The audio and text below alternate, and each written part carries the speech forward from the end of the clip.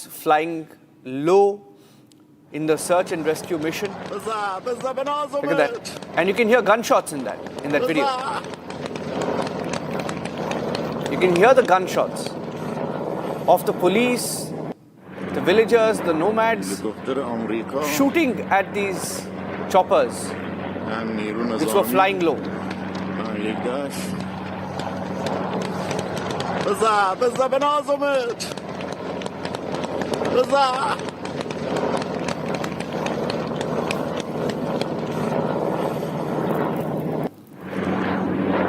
هلیکوپتر آمریکا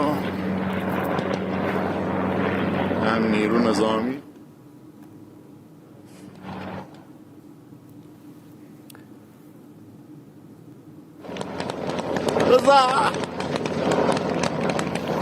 Let's stay on these full-frame pictures. I want to go across to Air Vice Marshal Tiwari on this video. Air Vice Marshal, how difficult does such a rescue mission become for pilots when one, you know that you're already inside enemy territory, your pilot is down. We are being told that one was rescued, search continues for a second one. How difficult is it for, we saw Hercules, we saw some choppers go in, fly low and try and look for them. What are the challenges, sir? Listen, it's a very difficult and precise operation has to be conducted. What happens when the pilot ejects, there is a particular frequencies get transmitted. So even the bigger aircrafts which are looking out for the signal, if they hear and they identify the signal, and then they have to direct chopper to that place. So that let's pick it up. And it has to be very credible and very reliable. As far as the airspace was concerned, probably that place they don't have any missiles on certain things for there. And there were, maybe Iran must be looking for somebody to come and then track them down.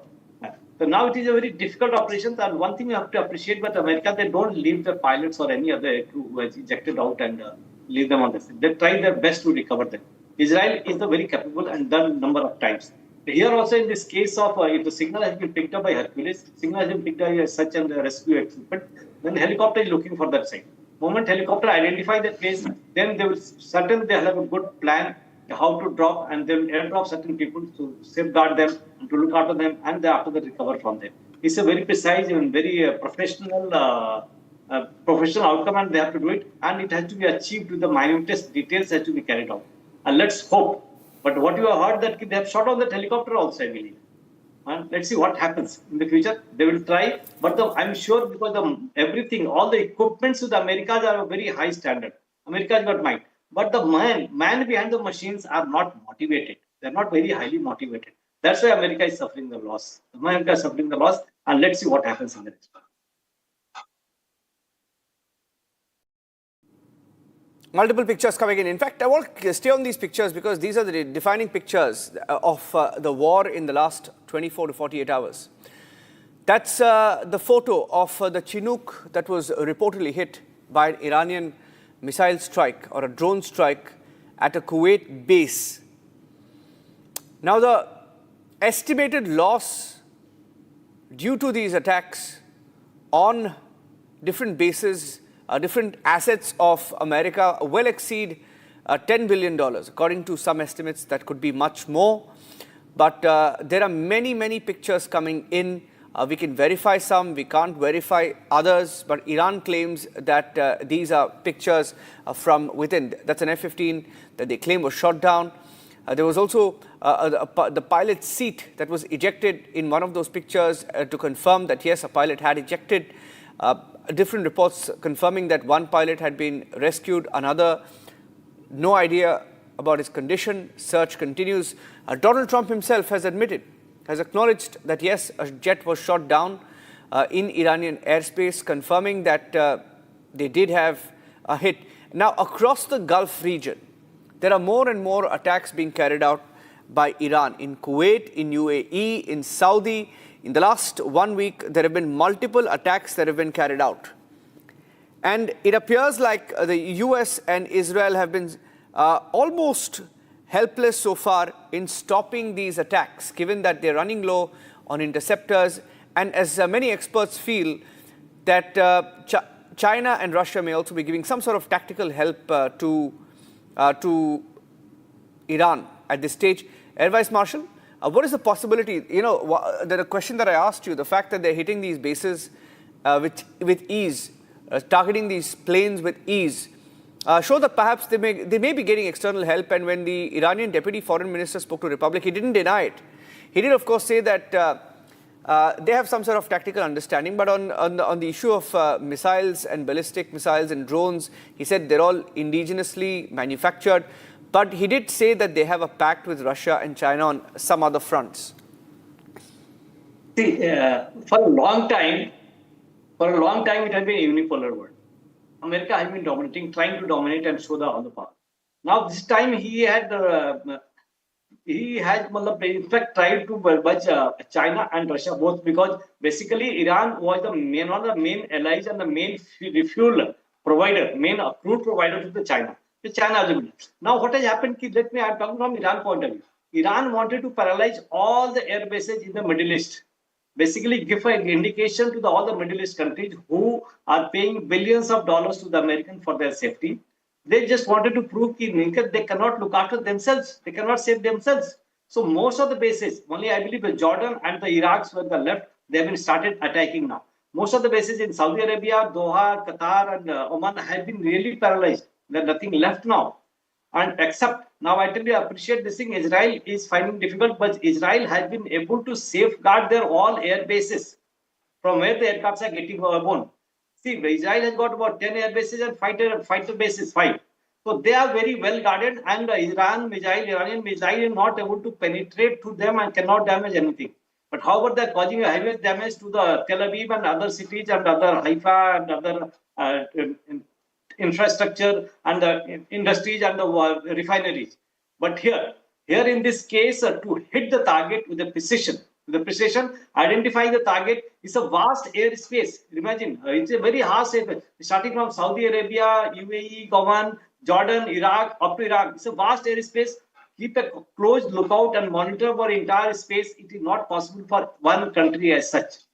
To identify the target, spot them, assess their speed, assess their direction, and shoot at him so that you lose them. Here, definitely, not understanding, definitely, I am very sure very credible intelligence information, right time information is being provided to the Iran and even the IRGC who are firing the missiles and the drones as such. Without this precise guidance, precise information, it is not so easy to get down an aircraft. You can get down an aircraft with the other aircraft. But Iranian Air Force is actually practically very non-existent, because they're not able to develop the Indian Air Force. They have developed the missiles first.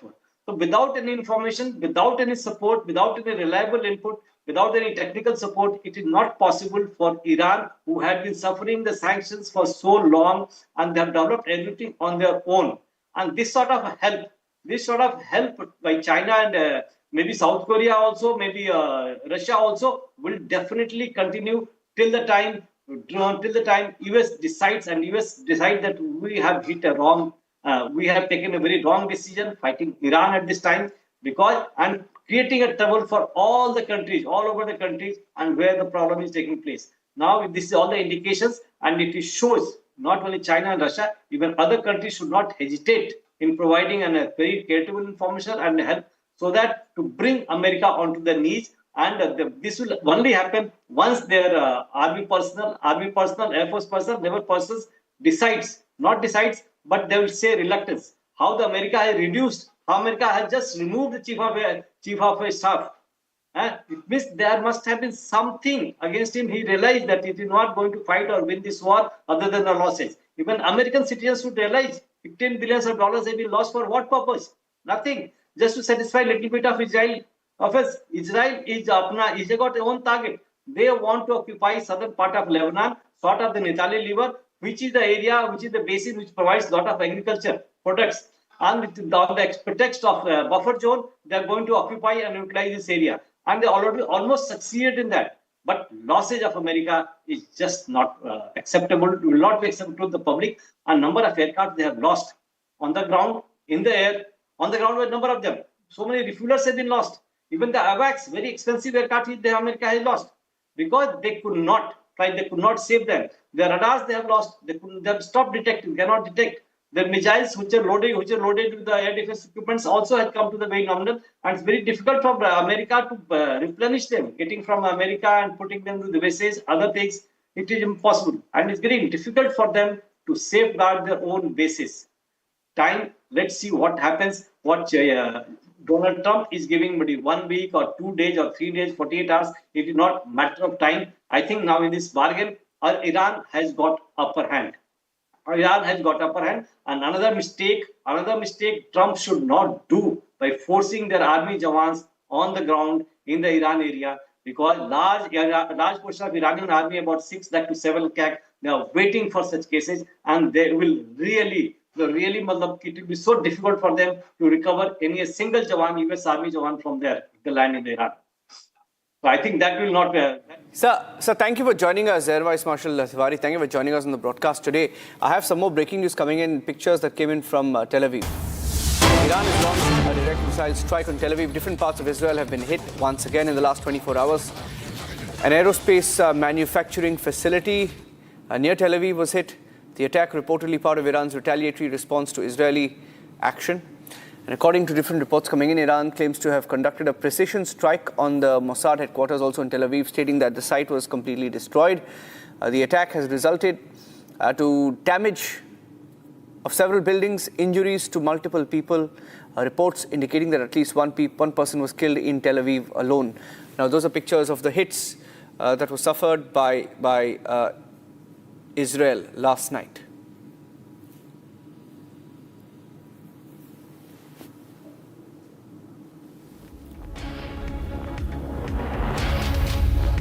Okay, so that's all the time we had on this edition of the Live Report. We'll take a break, getting you all the breaking news updates, videos from the war zone all through the day. Stay tuned.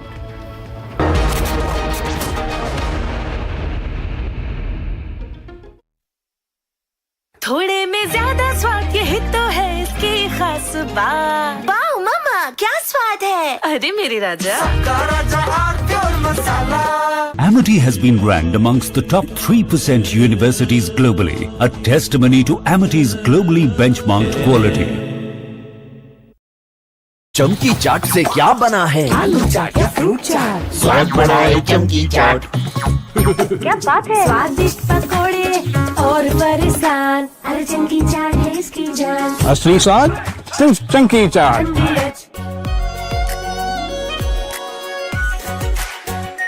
Are pure shahi paneer masala, delicious, healthy every day.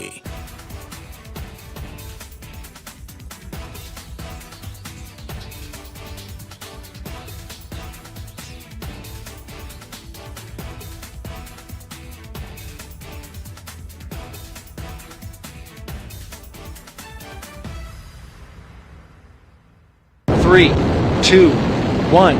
Booster ignition. Artemis 2 now bound for the moon. Humanity's next great voyage begins.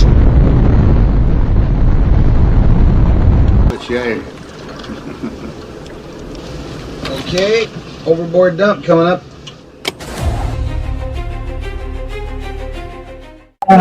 Actually, there is always a redundant chain of excretion systems available on the Artemis. Okay.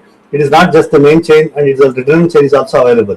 And there is no way that the astronauts will be stuck because of the the excretion issues. And what they have reported now, even we were going through and seeing, it is something to do with the valve which is to operate for section of the excretion, which looks to be needing attention. But the crew in Artemis, they are well trained to handle such type of situation. And also, in case if the main chain of the excretion system doesn't respond, there is always a way of redundant chain and the methodology for excretion. And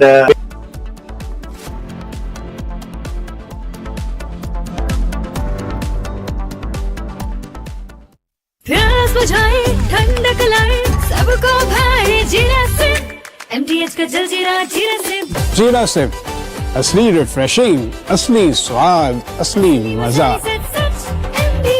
MTH केसरिया से मन जोगी हुआ रे, दिल झूमे देखो मतवारा हुआ रे। केसरिया से मन जोगी हुआ। हर पल बनाओ केसरी त्योहार विमल बोलो जुबान केसरी। आर प्योर सूजी पास्ता उबालो मिलाओ और खाओ 8 मिनट में तैयार। क्या टेस्ट है सबका राजा R pure masala. 3, 2, 1. Booster ignition. Artemis 2 now bound for the moon. Humanity's next great voyage begins.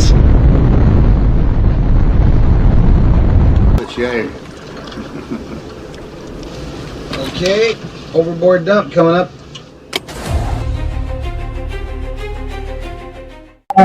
Actually, there is always a redundant chain of excretion systems available on the Artemis. Okay, it is not just the main chain, and it's a redundant chain is also available. And there is no way that the astronauts will be stuck because of the the excretion issues. And what they have reported now, even we were going through and seeing, it is something to do with the valve which is to operate for section of the excretion, which looks to be needing attention. But the crew in Artemis, they are well trained to handle such type of situation. And also, in case if the main chain of the excretion system doesn't respond, there is always a way of redundant chain and the methodology for excretion. And I don't think it is a major issue, but I'm sure it will get sorted out. And of course, there is a redundant chain which can be conveniently operated. Good luck. Godspeed, Artemis 2. Let's go. And here we go. 10, 9, 8, 7. RS-25 engines. 4, 3, 2, 1. Booster ignition. And liftoff. The crew of Artemis 2 now bound for the moon. Humanity's next great voyage begins. From Asia's largest news headquarters, setting the agenda for Bharat.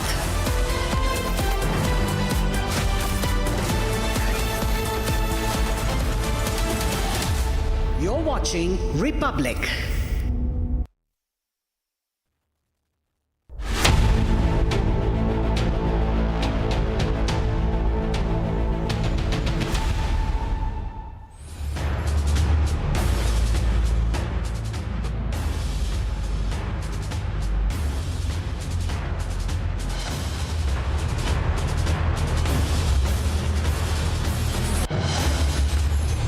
A very warm welcome, viewers. You're watching the latest edition of Republic Defense, and I am Rakshita Mishra with you, getting you the top stories. We have 3 stories lined up for you in this edition. The story number 1 is Pakistan's old pattern is back. The false flag operation propaganda of Pakistan. The moment they develop cold feet, the moment they want to distract from their own crisis, they resort to this this rhetoric, this narrative. Now, viewers, it happens after Defence Minister of India, Rajnath Singh, warns Pakistan against any misadventure, saying that India will take unprecedented and decisive action if provoked. Now, this warning comes after Pakistan alleged, or rather say ran a propaganda that Indian forces will use Pakistani prisoners in India to attempt a false flag operation. A planned narrative that was taken ahead by the Pakistani media, the bots, and it was, of course, masterminded by the ISI. What is crucial here is the timing, viewers. It comes just a few days ahead of 1 year of the cowardly Pahalgam terror attack, and what followed was, of course, total destruction of Pakistani terror bases, that is Operation Sindoor. Security forces are on alert across India, as speculations are high that Pakistan could be planning another terror attacks in guise of propaganda. But Defence Minister Rajnath Singh has made it clear, and so have our service chiefs as well. दोबारा कोई हरकत किया तो उसका परिणाम क्या होगा, यह पाकिस्तान को भी अच्छी तरह से पता है।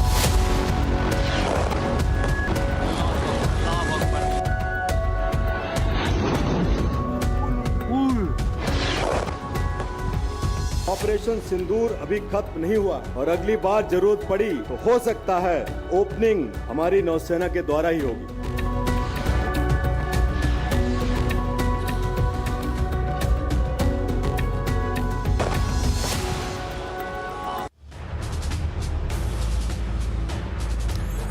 Now, viewers, we'll just tell you actually what is being peddled, who is behind this nefarious design of the Pakistanis. This is not the first time that Pakistan have tried to sell this false flag theory. So these are the three officers of the Pakistani army, the cowardly Pakistani army, that the Lieutenant General Amir Ehsan Nawaz, Major General Muhammad Mushtaq Ali and Major General Zulfikar Ali Bhatti, they have peddled this idea that there is a potential attack that could take place in India, preemptively labeling it as a false flag operation, which India, they say, would use to attack Pakistan. Now, they are, of course, developing cold feet because there are warnings after warnings that are being issued, and not to forget that Operation Sindoor is on. Pakistani nationals lodged in Indian prison will be used in this operation, say the Pakistanis.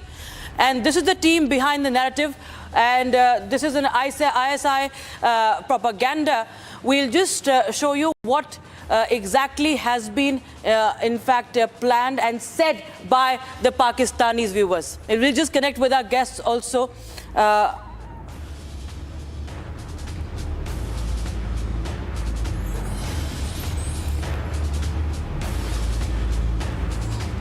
Viewers, this is what Rajnath Singh has said. Rajnath Singh has said that any misadventure by Pakistan would invite unprecedented and decisive action. Now, the important part is what Khaja Asif says. Of course, he is not important at all anyway. He does more damage to his own government than to anybody. But this is what he has said. The illusion of space for war between two nuclear states is inconceivable and has drastic consequences. And this is what the Defence Minister Khaja Asif has said. He also goes on to say that if India does something, we will target, that Pakistan will target RSS headquarters. It will attack RSS offices. This is what Khaja Asif has said, that the attack this time from Pakistan will be unprecedented, says Khaja Asif. Okay. Defence expert Major Samar Pathur joins us on the broadcast for more. A very good afternoon, sir. How do you see this narrative? Not the first time, we've seen so many times. Pakistan has even tried to sell this theory to the UN as well. It happened during Pulwama also, it happened during Pahalgam also. Time and again we've seen there's a pattern. And what's troubling is that it has coincided with attacks from Pakistan also. What do you think is the intention this time?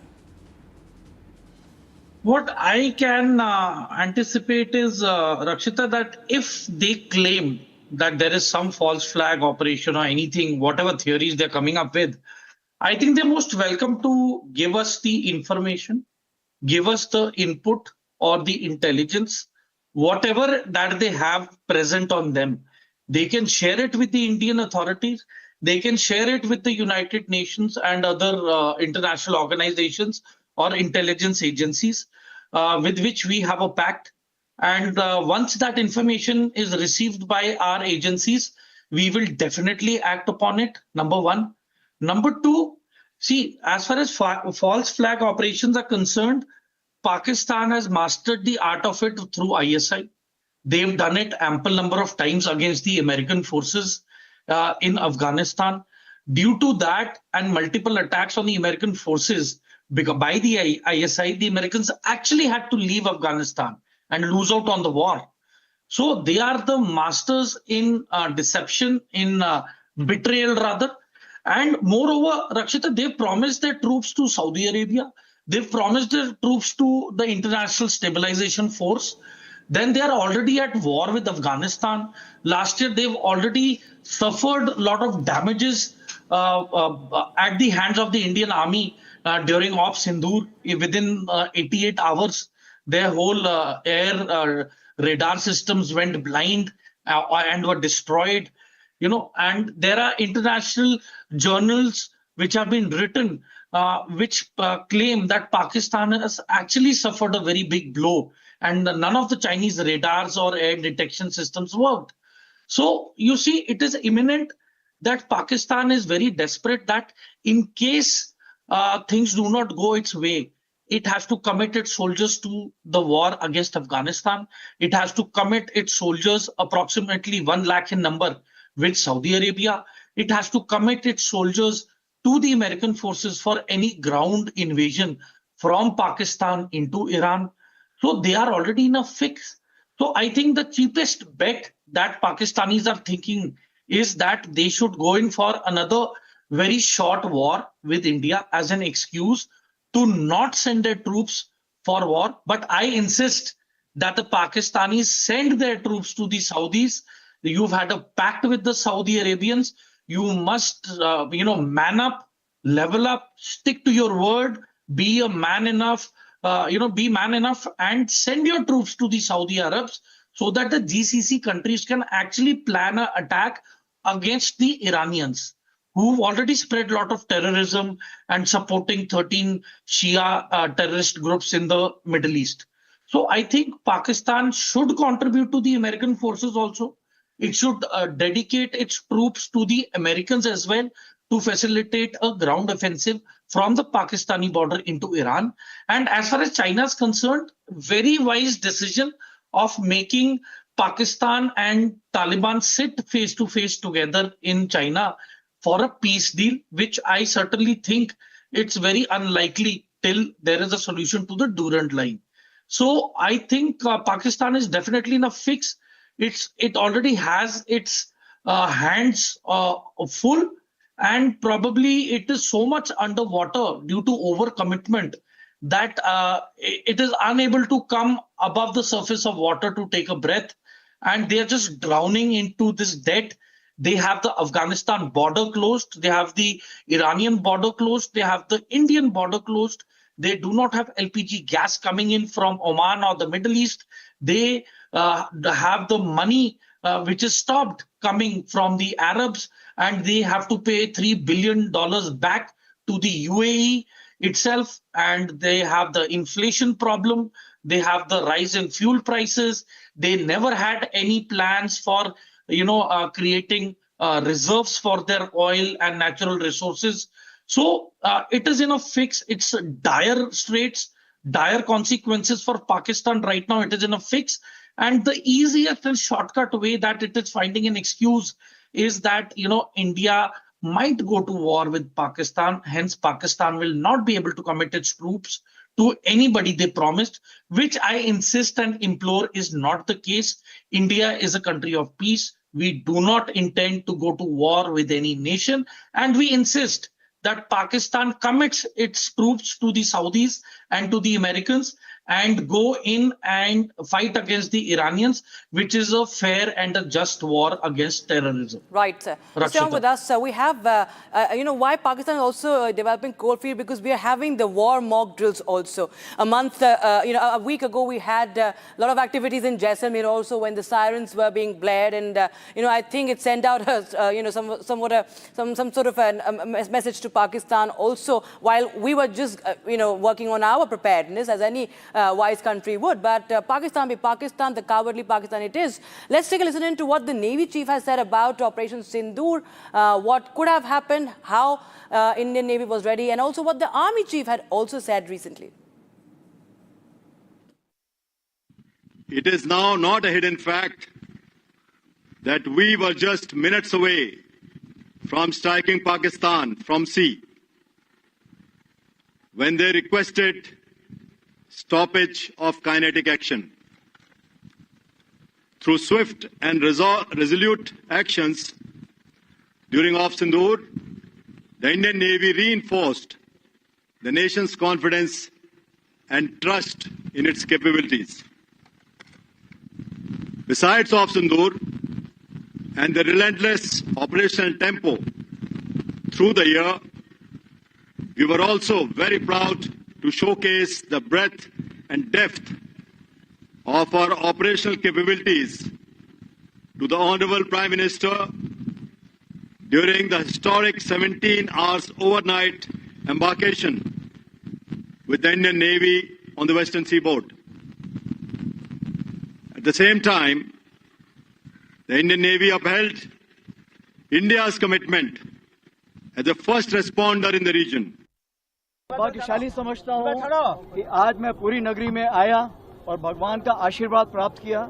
मेरा मुख्य उद्देश्य था कि मैं भारतीय सेना की तरफ से आशीर्वाद मांगूं भगवान से, ताकि आगे आने वाले दिनों में भगवान का आशीर्वाद भारतीय सेना और उनके सगे संबंधियों के साथ बना रहे और आज उसी की मैंने एक प्रार्थना की और मुझे यकीन है कि आगे आने वाले दिनों में भगवान के आशीर्वाद से भारतीय सेना बहुत अच्छा करेगी, आगे आने वाले दिनों में और ऊंचा उठेगी और अच्छी कार्रवाई करेगी। मैं दोबारा पूरी नगरी को इसके लिए बहुत बहुत धन्यवाद देना चाहता हूं और सबकी कृपा इस नगरी पर बनी रहे और भगवान को जो उन्होंने संभाल के यहाँ पर रखा हुआ है, ये पूरे भारत देश के लिए बहुत गौरव की बात है और हमें आकर यहाँ पर बहुत ही शांति और पवित्र महसूस होता है। और मेरा कोशिश यही रहेगी कि हर साल यहाँ पर आऊँ और भगवान का आशीर्वाद और उनके चरणों में अपना शीश नवाऊं। Major Thur, how do you read this? The recent activities in the past 10 to 12 days have really, stirred a lot of speculations about what's going to happen when you see the chiefs, visiting temples and then, making very, very strong statements, which they always do, of course. But you feel that is it in wake of what's happening across the globe that is happening, or do you feel that it is something that is necessary and Pakistan could be, we should be ready for any misadventure? I mean, if people are able to read between the lines, it is probably going to benefit them itself. But as far as my analysis are concerned, we are a secular military. So visiting various holy places for taking blessings of the God is a routine activity that we all practice and follow. So I think that, moreover, looking at the present global scenario, as you mentioned, I think it is imperative for everyone to, take the blessings of the gods and, to keep the military well-trained and ready for any consequences or eventualities. So that is what the military is for, that the more you bleed the more you sweat and bleed during peace, the less fatalities you will face during war. So basically, we are always ready for operations. We are buckled up to go to war. But yes, we have to even be more cautious to understand the enemy's sinister designs. And keeping in mind the pressure that Pakistan is facing from all around, and it is failing to comply in its diplomacy and other peaceful measures, right. I think it is imperative for India to be ready.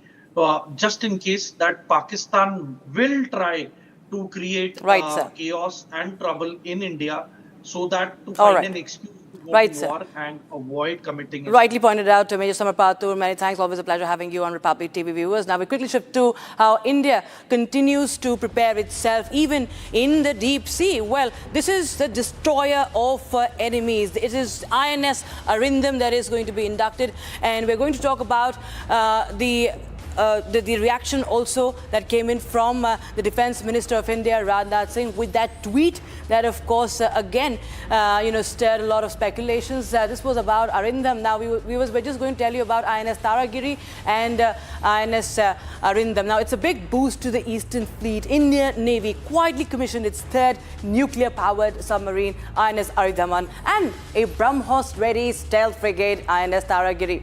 A commissioning that was overseen by Defence Minister Rajnath Singh and Navy Chief Admiral Dinesh K. Tripathi. It marked a significant addition to India's deterrence capability. INS Taragiri is the fourth Nilgiri-class stealth-guided frigate equipped with the BrahMos and capable of lethal anti-submarine warfare. We'll just tell you about that, the information about both the vessels. Now, it's a push for self-reliance as well. Submarine 75% indigenously built. We have the graphics for that. We can play that out. I can read from those graphics. It's the third nuclear power submarine that we're talking about, INS Arindam as well. This destroyer of the enemy, as it is translated to, is also said to join the Strategic Forces Command. So this is indigenously built nuclear powered submarine, and this is the third nuclear submarine to boost deterrence, nuclear powered ballistic missile submarine. And it's a big boost, of course, for India's deep sea operations as well. Big boost to Navy's strike capability. So this is the third nuke submarine. We can go on to now talk about the Taragiri as well. because it's a strong message that is being sent out. In the past 1 year, we've seen that there have been multiple warships that have been commissioned. So this is the third new submarine that's set to join the Strategic Forces Command. We can quickly move to other graphics as well. So this is the BrahMos ready frigate, the Taragiri. This is commissioned on the 3rd of April. And it enters the naval fleet, the Eastern Navy Fleet. So a boost to the Eastern waters. 4th Nilgiri class stealth-guided missile frigate, INS Taragiri. It's built over 75% of indigenous content and is equipped with the lethal anti-submarine warfare and loaded with the BrahMos missiles for assault, and everybody knows the power of BrahMos. Indigenous rocket launchers on board as well. So it's come fully loaded, and we understand why then our neighbors are having developing cold feet. They are completely getting the nerves. So this is the naval boost for India, viewers. Now we are going to just show you a lowdown of the lineup. INS Aridaman, INS Taragiri, and of course we have they are all being commissioned just this week, and India, of course, boosting its naval fleet. Now we shift our focus quickly to the final story of the show on our defense, viewers. This is the war that is continuing and it's escalating.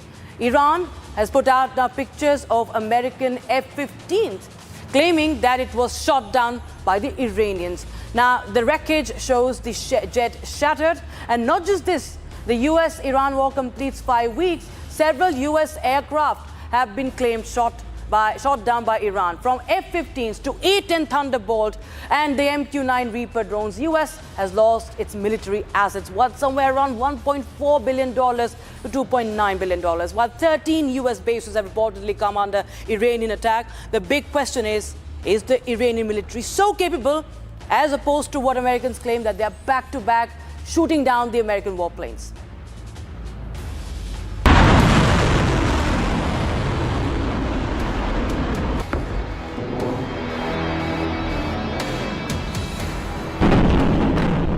Are systematically dismantling the regime's ability to threaten America or hurting their air force and their missile program at levels never seen before, and annihilating their defense industrial base. We've done all of it. Their Navy is gone, their Air Force is gone, their missiles are just about used up or beaten. The two most powerful air forces in the world will have complete control of Iranian skies, uncontested airspace.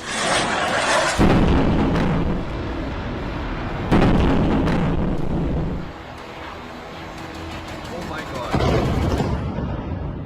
As we speak, the Iranians have claimed that first an F-15 fighter jet has been shot down over Iran, and the pilot could have been also captured. One pilot has been rescued, as claimed by America. A-10 Thunderbolt, that is the Warthog, has also been shot down. This is what Iranian media is citing the government to be claiming.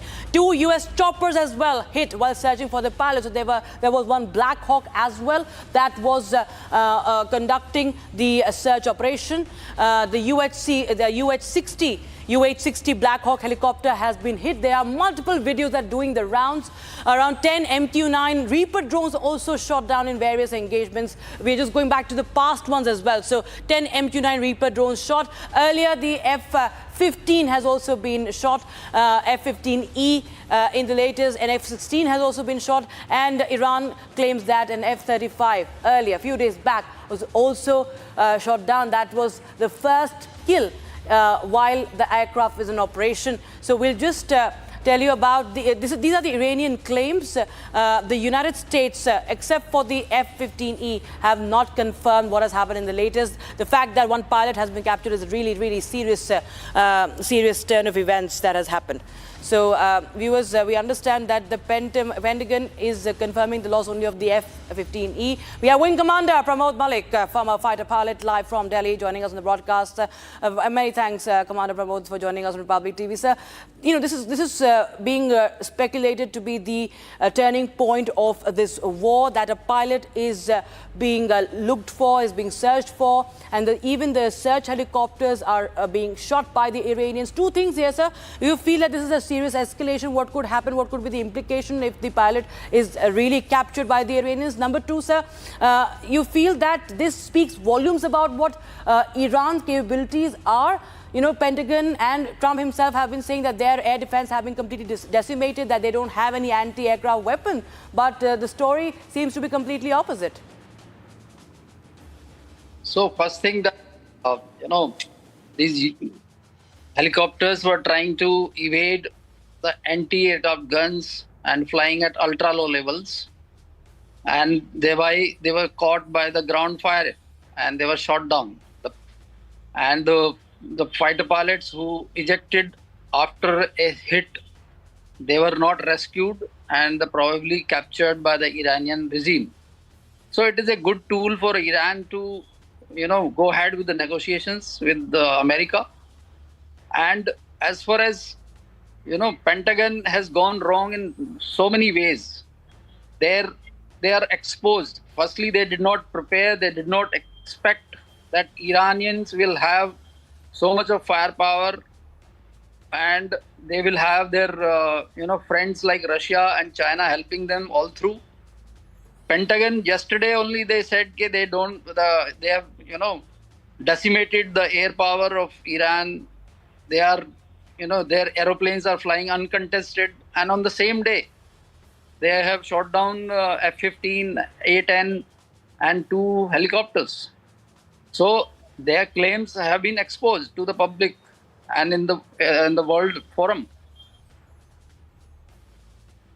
Sir, do you feel that this actually, you know, goes on to now show that the United States is really, you know, bearing losses? It might have still an edge. It would be having an edge. US is a mightier force, no doubt in that, sir. But do you feel that, you know, all these statements that are being made that the air defense system have been completely decimated shows that Iran has, you know, a good amount of supplies and aid also as far as their air defense system or even anti-aircraft is concerned, and that this war could even go on for long, and that's why we see that there is no ceasefire also that or any negotiation that has happened till now. Yes, ma'am. It shows that Iranians have a lot of firepower available. That is why they are not moving forward for the negotiation, and they are making America to compromise on that, because America is the one who started it. So it is whatever, their calculations have gone wrong of Pentagon, but it is a good, in terms of Iran, they will be able to negotiate because they still have a lot of firepower available. And the shooting down of F-35 indicates that it is a, you know, Russian radar, probably Nevo M, which was used, because Iranians don't have any other radar on their inventory. So with this kind of firepower available in the Iranian space, and they are still able to put a lot of targets, neutralize a lot of targets, you know, airborne targets or ground targets, it shows that they are continuing to fight, and which is exposing the Pentagon. People are talking about the Gulf War or, you know, the Desert Storm, you know, that America should learn from the past. You know, you know, this analysis is also doing the rounds, but of course we have to wait and watch what happens. Many thanks. Appreciate you joining here, Wing Commander Pramod Malik on Republic Defense. Thank you so much. All right, viewers, that's all we could pack in this edition of Republic Defense, but we continue to bring you all the stories that matter as far as India's security, Indian forces are concerned. We always keep forces first on Republic TV. Thank you so much for watching. Jai Hind.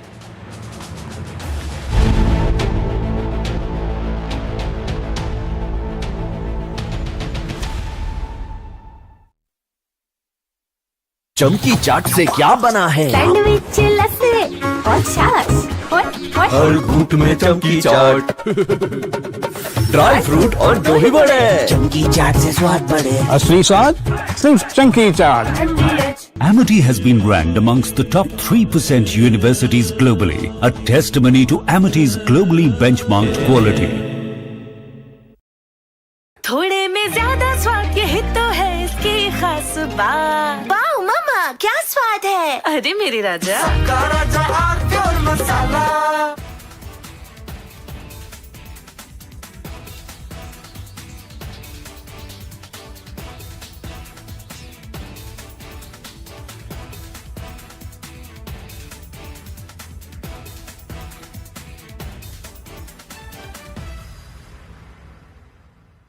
Three, 2, 1. Booster ignition. Artemis II now bound for the moon. Humanity's next great voyage begins.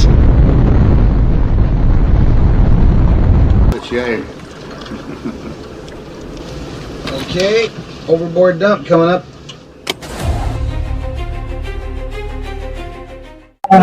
Actually, there is always a redundant chain of excretion systems available on the Artemis. Okay, it is not just the main chain, and it is a redundant chain is also available.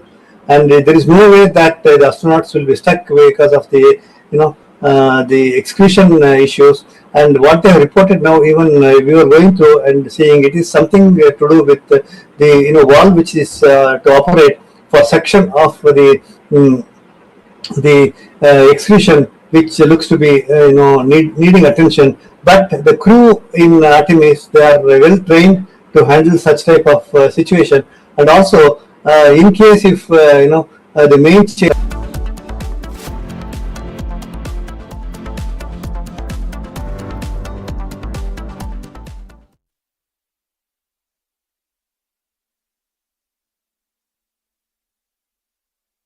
From Asia's largest news headquarters,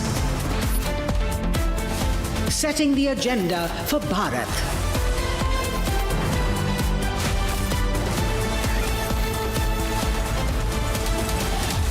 You're watching Republic.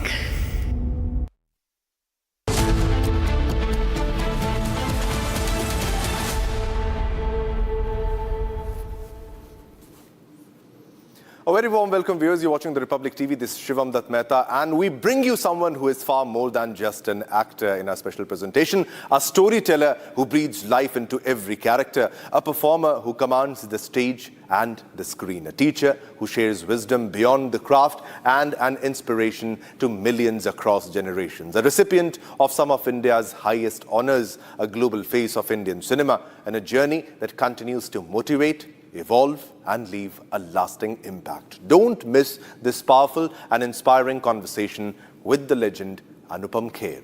Now let's bring to you the top headlines of the hour.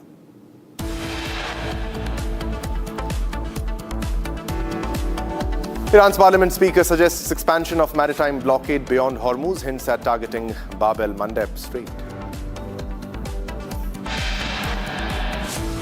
Iran rejects US proposal for 48-hour ceasefire as tensions escalate. Iran shoots down US F-15 fighter jet. Israel says one pilot rescued. Search is underway for the second crew member. Iranian media claims US Black Hawk was hit during search mission over Iranian-Iraqi overlapping airspace. Trump says downing of US military jet will not affect Iran talks, says we are in war.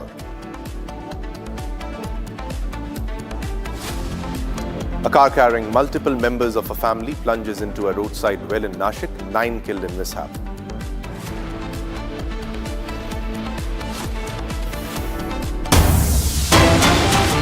All right, viewers, we're getting a big breaking news development. EMS Jaishankar highlighted the current global turbulence as structural in his speech, driven by shifts in power dynamics and technological advancements. He noted that some societies struggle to adapt to these changes, leading to increased competition and risk-taking. Now, new developments in technology, energy and connectivity are being leveraged often for strategic gains, making global security more challenging. Dr. Jaishankar emphasized the need for adaptability and cooperation in this volatile moment. So this is the reaction that is coming in from External Affairs Minister S. Jaishankar. EM credits optimism to India's economic rise. India emerges stronger amid the turbulent times. Now, this was the speech by External Affairs Minister S. Jaishankar, and this is the latest that we are fetching. His credits optimism to India's economic rise. This is the latest that we are getting. Let's listen into what External Affairs Minister S. Jaishankar has said. We are, after all, now among the top 5 economies. No one can dispute that the multiple global shocks that have recently tested our resilience, and that India has come through that solidly.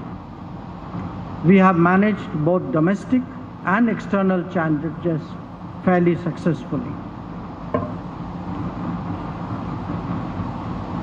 In fact, more inclusive growth, representative politics, and decisive leadership have created a new foundation from which we can all now harbor higher aspirations. We are, after all, now among the top 5 economies. No one can dispute that the multiple global shocks that have recently tested our resilience, and that India has come through that solidly. We have managed both domestic and external challenges fairly successfully. In fact, more inclusive growth, representative politics, and decisive leadership have created a new foundation from which we can all now harbor higher aspirations. All right, viewers, now let's move on to another big breaking news development that we're getting from the West Asian conflict. A projectile struck Kiryat Shimona, a northern city in Israel, causing damage to a road and nearby homes and cars. But fortunately, no injuries have been reported, with previous attacks targeting Israeli cities like Arad and Dimona. In a similar incident, an Iranian missile or debris hit an Adama chemicals plant in southern Israel, causing a fire, but no casualties were reported. Now, these are the visuals from Kiryat Shimona, Israel. As you can see, the visuals of the blast. It's the landing of an Iranian missile in Israel. Now, Israel has been severely impacted by the strikes which are being conducted. The strikes which are being conducted by Iran. There were earlier strikes in the cities of Arad and Dimona. And this time, this is a fresh strike, similar incident, an Iranian missile, or you can say a debris, hit a chemicals plant in southern Israel, causing fire. But fortunately, no casualties were reported. Visuals, exclusive visuals, first on Republic, on your television screen, ladies and gentlemen. Visuals from the West Asian conflict, from Kiryat Shimona, Israel. You can see there is a projectile which struck, which hit Kiryat Shimona, which is a northern city in Israel, on your television screen, causing damage to a road and nearby homes and cars. The projectile, the missile, fell on the road and it caused severe damage to the road. But fortunately, not many people were around that region. It fell on the road, and so there has been no casualty that has been reported, no injury that has been reported. There were, as you remember, there were previous attacks also targeting Israeli cities like Arad and Dimona. Similar incident. In a similar incident, Iranian missile or debris hit a chemicals plant in southern Israel, causing fire, but no casualties reported.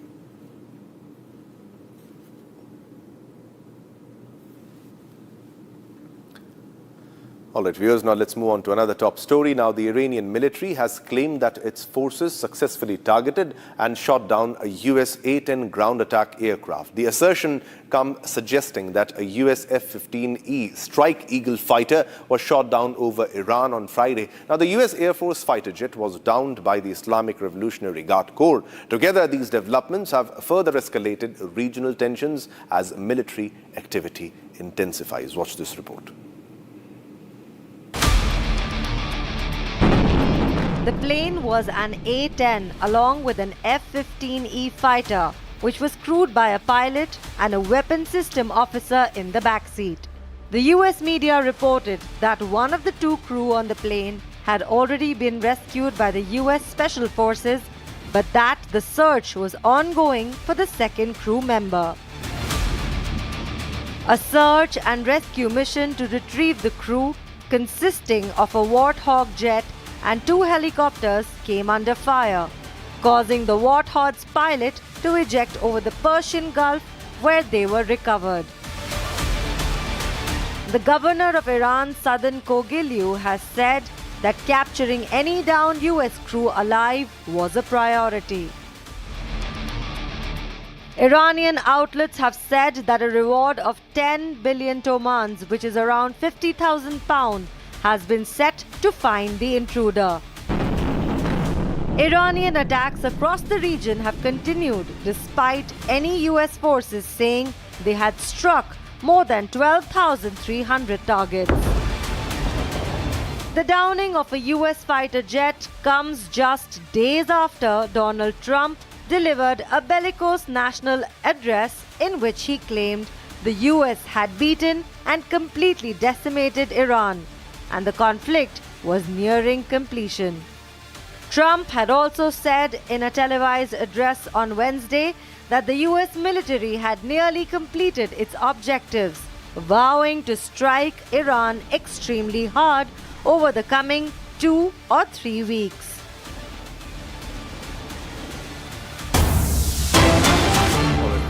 We are getting a big breaking news development. As we speak, the Israeli Defense Forces launched a series of strikes on Iranian infrastructure sites across Tehran, now targeting key military and research facilities. They always show the map also of their latest strikes. Now the attacks hit IRGC aerial defense sites, a military site responsible for safeguarding the weapons research and development, and a site storing ballistic missiles. Now the IDF also struck additional weapons production, research and development sites, aiming to degrade Iran's core systems and foundations. Now the IDF struck key infrastructure sites across Tehran. The Israeli Air Force, acting on the intelligence, the intel, completed a wave of strikes against Iranian regime infrastructure sites across Tehran. Now in the strikes, the IDF struck regime aerial defense sites, including an IRGC aerial defense site where missiles intended to target aircraft were stored. And this is the video. This is the video which has been released. And as you can see, this is the video by Israel. This is the video. In the strikes, the IDF struck regime aerial defense sites, including an IRGC aerial defense site where missiles intended to target aircraft were stored. In addition, the IDF struck a military site responsible for safeguarding the regime's weapons research and development facilities. Now, simultaneously, the IDF struck a site where ballistic missiles were stored, along with additional weapons stored, weapon production, research and development sites which were struck. These completed strikes are part of the ongoing phase of increasing damage to the Iranian regime's core systems and foundation. Now, this is the video which has been released by IDF. IDF releases video of its operations and the success it achieves.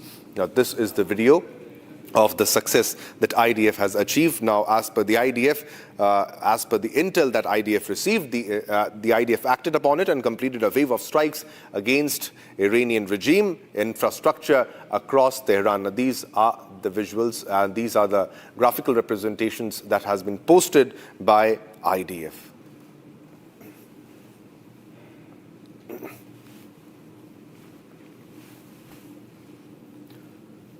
All right, viewers, now let's move on to another top story. Now, is Trump in absolute panic mode 5 weeks into the US strikes on Iran? Republic TV's editor-in-chief Arnab Goswami breaks down 10 explosive reasons why the White House is spiraling from American fighter jets reportedly being shot down, major military sackings, to growing international isolation, and Trump's own base turning against him, from F-15, F-35 losses and endless Iranian missiles to JD Vance distancing himself and plummeting approval ratings. Is America losing control of the war? Watch till the end for the full list. Donald Trump is in panic, and I'm going to give you 10 reasons why Trump is in an absolute state of panic. Ladies and gentlemen, it has now been well over a month. It's 5 weeks since America launched its strikes on Iran. And he's grappling with a war that he cannot handle anymore. And he's now in a state of panic. And here are 10 reasons why he is in panic. The first reason is the big story. American fighter jets are being brought down. The air defenses of Iran are seeing a substantial upgrade. It is being speculated that they're getting help from somewhere. Latest visuals, F-35 reportedly downed, targeted the IRGC air defense system in the southern part of Keshem Island. We saw those visuals earlier. We saw American planes losing altitude, going down, falling from the sky. Ladies and gentlemen, then we saw the F-15 reportedly shot down. We saw some time back, that's a visual of a C-130 in a search mission for a missing American pilot, but we also saw a mangled heap of metal which was released by the IRGC some time back as proof that they had brought down an American fighter jet which shattered into pieces. More looked like a crumpled paper plane that has fallen through the sky. A KC-135 shot down in Saudi. You saw visuals of a refueling fuel tanker which was stationed at the Prince Sultan Air Base. And you saw minutes before the strike, the air tanker stood intact, but then its fuselage was broken. The plane was destroyed. So American military hardware is getting badly damaged, and that's reason number one for why the mercurial Trump is in big panic. And how is that panic being reflected? Reason number two, he sacked people. He just sacked a 60-year-old lady called Pam Bondi. She was seen to be a complete loyalist of Donald Trump. It was believed she would totally be with the administration. He sacked her because he thought she did not handle the Epstein issue well. Remember, all of this has to do with Jeffrey Epstein.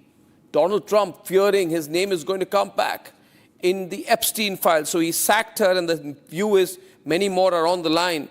And that's a sign of nerves. He's also sacking military people who are in his close circle. Ladies and gentlemen, you're seeing some pictures up there, but don't forget Joe Kent. Joe Kent, ladies and gentlemen, the director of his National Counterterrorism Center, top intelligence official who resigned. And then you have Randy George. Randy George, ladies and gentlemen, was fired. America's army chief fired in the middle of a war. This is no ordinary shakeup. And Pete Hegseth, Trump's man, does not know what to do. He's losing it. Ladies and gentlemen, the National Security Advisor, of course, Mike Waltz, ousted by Trump from his role as National Security Advisor last May. And then you had Major General William Green Jr. and you had General David Honde. And it's believed that in his firing line next, there is the completely incompetent, boorish Kash Patel, Director of National Intelligence, but big loyalist, Tulsi Gabbard, Labour Secretary Lori Chavez. All signs that with all these sackings, White House is in panic, anxiety. The question now is not whether all of these people will be fired. The question is who's going to be next? Where is all this headed? That's a sign of panic. And the reason number four why he's panicking is because of this man on the screen, J.D. Vance, 41 years old, incredibly young, refusing to follow the nearly 80-year-old Donald Trump. He says, I've got my entire career in front of me. Don't make me ruin my career. I just began it 4 years back, and that's why he's distanced himself and has made it very public through calculated plans in the American media that he has strong disagreements with his own president. The Vice President of America disagrees with the President of America. Just realize how badly this is going. Reason number five, all major countries are now against Donald Trump, and they are speaking openly. You had French President Macron, who responded to Trump's mockery by saying, this is not a sham. We are talking about a war. Let's be serious. You had Keir Starmer, who gave it back, saying this is not our war. You had Spanish Prime Minister Sanchez, who says remaining silent in the face of an unjust and illegal war is not prudence or loyalty. It's an act of cowardice. You have Erdogan of Turkey, who says that this is an unlawful war. So all these countries, major countries, big countries, are all pulling back their support from the United States, leaving it isolated. Ladies and gentlemen, that makes Iran stronger. But the most dangerous military fact, which is reason number six, why Trump is in a state of panic, is because he has realized somewhere that Iran has an endless supply of missiles. Its missile stockpile was estimated to be between 2,500 to 6,000, but this is a country that's already fired about 1,500, and it shows no signs of slowing down, which means they have a supply chain, they have a very, very diverse missile arsenal. They have much more missiles with them than they had in June 25 during the 12-day war, which means they built up a fair amount of manufacturing capacity besides industrial capacity of building up for at least 10,000 drones per month, which means despite sustained attacks, Tehran has the ability, considerable operational missile inventory, ensuring a strong threat potential. This is not including all the help they are getting from the Russians and possibly the Chinese, at least in terms of software. Ladies and gentlemen, you saw the pictures of the F-35 jet, which has been brought down. The US then sent in the C-130. You saw pictures of the C-130 search operation accompanied by 2 other planes. I think there are choppers out there that are flying along with the C-130 to try and protect it in case the C-130 also gets attacked. So America is going and looking for its fighter jets. And then you see these visuals of the C-135 Hercules, which is coming in search of the stranded pilot after the US F-35 was shot down. How is Trump going to explain all this? How is he going to say we are winning this war? How is he going to say we are far superior? How is he going to say we have air dominance? The only thing the Americans had was air dominance, and that's also going away. Which brings me to reason number 7. Trump is in panic because the Americans had constantly repeating offers for a ceasefire, but the Iranians are not even responding. They're saying all of this is April Fool's Day. I had Iranian ministers come on my program and they never spoke about a ceasefire. It is only America and American proxies like Pakistan who are talking about a ceasefire, trying to somehow get an exit strategy, somehow claim regime change, somehow say we've done enough and get out of there, somehow saying, and Trump was saying, I'll make a deal with them, I'll make a deal with them. But who's making the deal with you, Donald Trump? And that becomes the limitation. You see, Trump says ceasefire, but the Iranians, Pezeshkian, Mojtaba Khomeini, Araghchi, they are not yielding despite all the pressure. Pakistan is going with an offer on behalf of America every day, but there's not a single comment from Iran on a ceasefire. In fact, and that's point number 8 where America is in panic, the Iranian leadership itself is growing stronger. You have their President Masoud Pezeshkian, you have the parliamentary speaker Ghalibaf, you have the Iranian minister Abbas Araghchi. They are very much alive, they are very much operating, and they are very much united. All the propaganda attempts by all these outlets in America claiming there are fissures in the leadership and one of them has broken away and is speaking to the Americans has proved to be counterproductive and meaningless. But the biggest reason why Trump is in panic right now is reason number 9, his unfavorable rating. 60% of Americans say he's doing a terrible job, he needs to go. And all of these people, Reuters puts it at 62%, Economist at 57%, Fox News, which is supposed to be supporting him, says that 59% of Americans think he's wrong. He is at his most unpopular. Even Fox News is saying he's unpopular. And that number is a nightmare for Trump. A nightmare for Trump, who just realizes he's in a complete and absolute logjam. The problem is American anchors try to do the satirical thing, try to do the subtle thing. They need to tell the American people that they are in a damn mess. They need to be serious about it. And finally, reason number 10, ladies and gentlemen. The people who made Trump president are now saying he has failed. Tucker Carlson says this is terrible. This is Israel's war that we are fighting, not our war. Joe Rogan says, and his supporters say, that we have felt betrayed. This seems insane. This is not what he ran on. Matthew Bartlett, Alex Jones out there, Megyn Kelly, all of these people who are former Fox News hosts, all of these were supporters of Trump. But Matt Walsh says, I can't take the gaslighting, guys. I just can't take it. So Trump's biggest supporters are saying he's a liar, he's insane, he's fighting Israel's war, and he's gaslighting. Ladies and gentlemen, if there's a closed circle, if he has a closed circle anymore, because I don't think this man has a closed circle at all, besides Pete Hegseth, who's going to go down with him, or maybe he's also going to jump off the falling ship. The fact is there is massive panic in the Donald Trump circle. There is massive panic in the United States. They have lost control. They've lost the war. They've lost the war, ladies and gentlemen. They can claim what they want to. They're in panic because they know they have lost this war.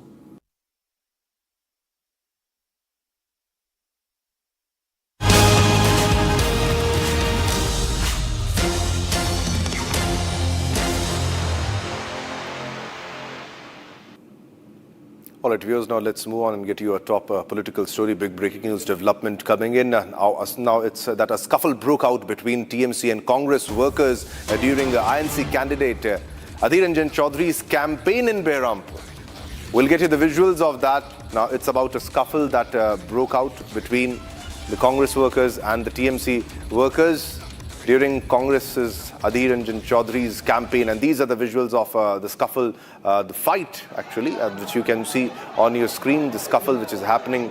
And you can see even Adhir Ranjan Chaudhary, it's getting difficult for him to move forward, and he's also getting pushed. Such was the scenario.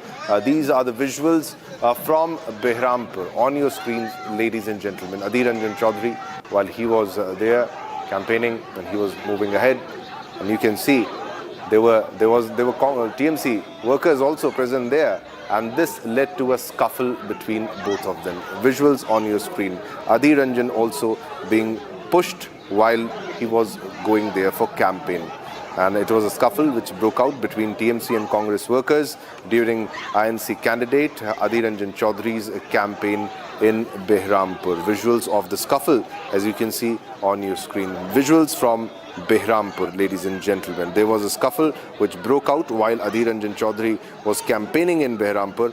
Now, this also relates to the pre-poll violence, which is now seems to be common in West Bengal after many incidents of violence being reported, and now there is a scuffle between TMC workers and now Adhir Ranjan Chaudhary, the Congress workers also. All right, we have Kishle with us for more information on this story. Kishle, if you can share the details on what exactly led to the scuffle, the fight between the Congress workers and the TMC workers.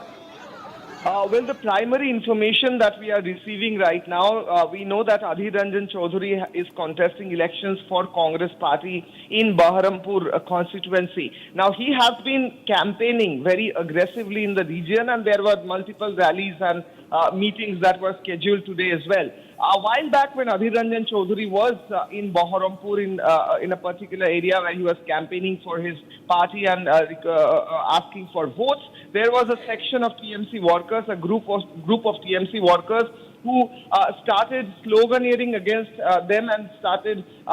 There was a scuffle that started between that was ensured between the Congress workers and the TMC workers, which led to the situation that we see on air right now. Adhir Ranjan Chaudhary is a very senior Congress leader. He has been fighting elections in this constituency for a long time, for decades now. And there is a high chance, according to locals and Congress leaders, that Adhir Ranjan Chaudhary will be winning this seat. That is what the Congress leaders say in this region. Therefore, the Congress leaders are saying that the TMC is scared that they'll be losing this constituency, and that is why they're trying to stop Adhir Ranjan Chaudhary from campaigning in this particular seat, and hence they're trying to create scuffles, chaos and disorder in order to try to stop the rallies and campaigns by Adhir Ranjan Chaudhary. The visuals are very clear. There is a scuffle between the TMC and the Congress workers, and Adhir Ranjan Chaudhary, while being present, is escorted away from this scuffle. He is also present, very senior Congress leader. He is also present there when the scuffle broke out. Right now, we are getting to know that additional forces are being sent to the area. All right. Thanks a lot, Kishle, for the details. But these are the visuals which are coming from Bengal, from Behrampur. And you can see clearly there is a scuffle which is happening, and a very senior leader, that is Adhir Ranjan Chaudhary, got caught in that scuffle. He was also pushed while there was a scuffle between the Congress workers and the TMC workers in Behrampur. This happened while Adhir Ranjan Chaudhary was campaigning in Behrampur. And the visuals of the scuffle on your screen, ladies and gentlemen, a scuffle which broke out between the Trinamool Congress workers and Congress workers in Behrampur. Now, it's difficult to analyze how once both the parties seem to be together in the India Alliance, they were together, and now the situation has come down to this, where there is a scuffle which is happening between the Congress party workers and the Trinamool Congress workers.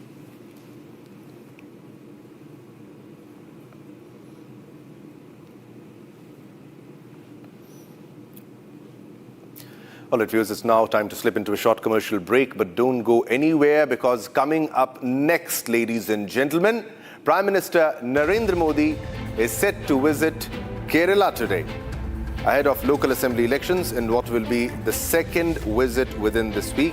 PM Modi is all set to boost the NDA campaign. And also coming up, West Bengal police arrested TMC leader Hafizul Maula, accused of openly threatening his opponents in Jibantala, South 24 Parganas district.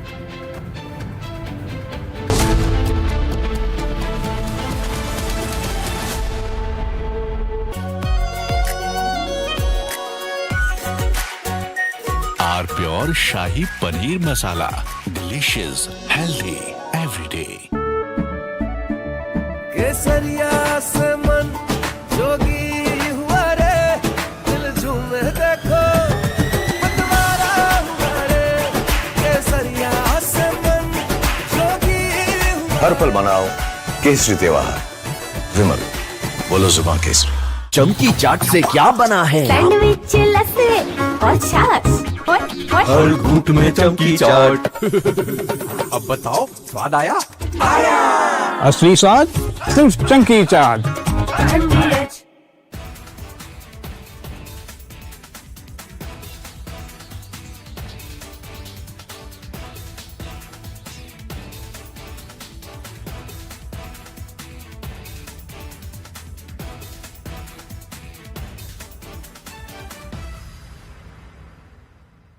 Three, two, one.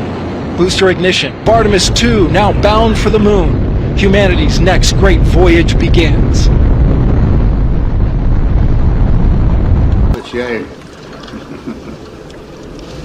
Okay, overboard dump coming up.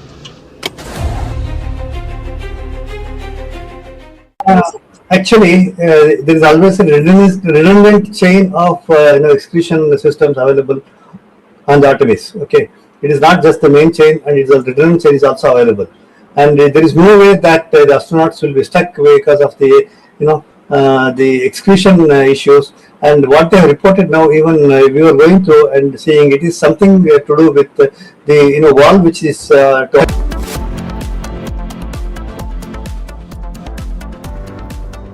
प्यास बुझाए ठंडक लाए सबको भाए जीरा से MTH का जल जीरा जीरा से जीरा सिप, असली रिफ्रेशिंग, असली स्वाद, असली मजा।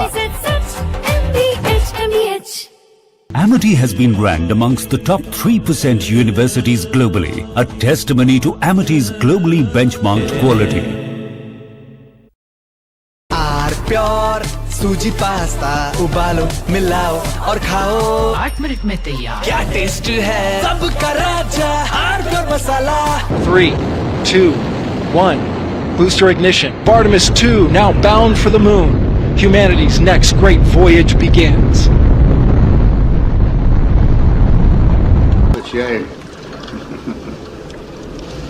Okay, overboard dump coming up.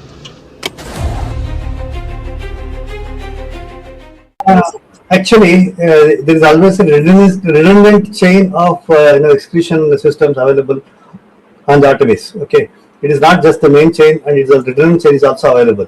And there is no way that the astronauts will be stuck because of the the excretion issues. And what they have reported now, even we were going through and seeing, it is something to do with the wall which is to operate for section of the excretion, which looks to be needing attention. But the crew in Artemis, they are well trained to handle such type of situation. And also, in case if the main chain of the excretion system doesn't respond, there is always a way of redundant chain and the methodology for excretion. And I don't think it is a major issue, but I'm sure it will get sorted out. And of course, there is a redundant chain which can be conveniently operated. Good luck. Godspeed, Artemis 2.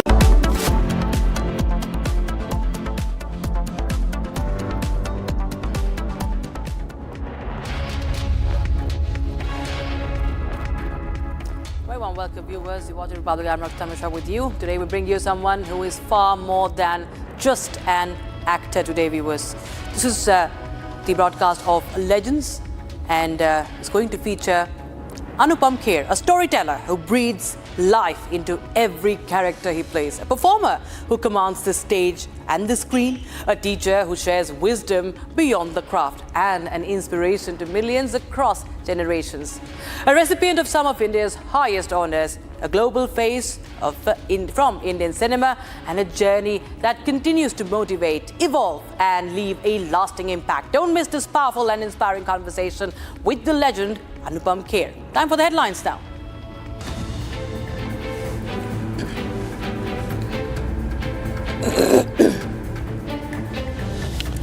Prime Minister Modi to lead campaign rally in Kerala, set to visit Kerala ahead of the local assembly elections. Second visit within this week. Jamaat-e-Islami has officially declared its support for the Congress-led UDF, citing the left's soft Hindutva approach as the primary catalyst. West Bengal police arrests TMC leader Hafizul Molla, accused of openly threatening his opponents in Jibontala, South 24 Parganas district ECI officials. TVK leader Vijay goes solo in Puducherry, fielding heavyweights for all 30 seats to challenge the NDA and SP in a high-stakes electoral battle for 9th of April polls.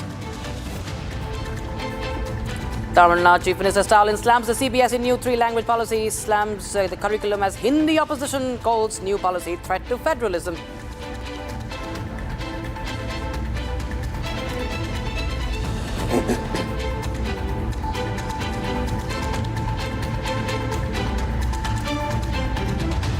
All right, viewers, we have started with breaking news coming in.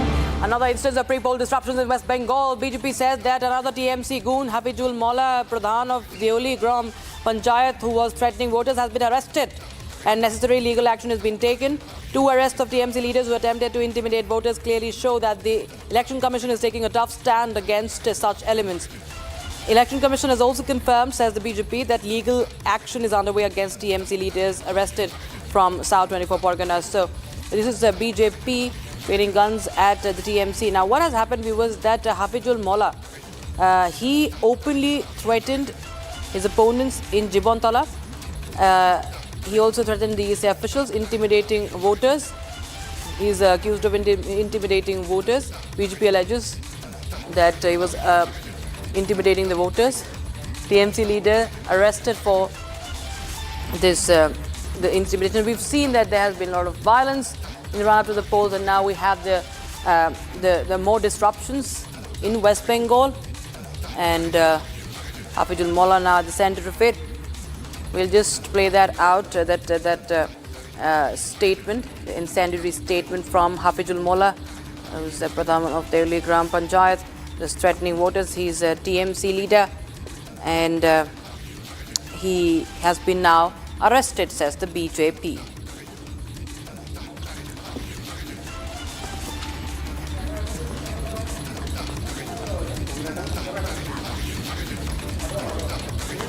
All right, viewers, we'll just play that out. In just a bit from now. Okay, the next story is coming in from Tamil Nadu. Now, Tamil Nadu is gearing up for crucial assembly elections, and political parties are gearing up. Now we have the Bharatiya Janata Party releasing the first list of candidates. This is a list of 27 candidates for the high-stake elections in Kerala. State President Nayanar Nagendran will contest from Sattur. Tamilisai Soundarajan has been fielded from Mylapore. However, what has drawn significant attention is the absence of former state BJP President Annamalai from the list. Meanwhile, Congress has also announced its candidates. This is about Tamil Nadu. State Congress Chief will again contest from Sriperumbudur. Rajesh Kumar will contest from Killur, while Youth Congress President Surya Prakash will contest from Kavudampalayam. More in this report.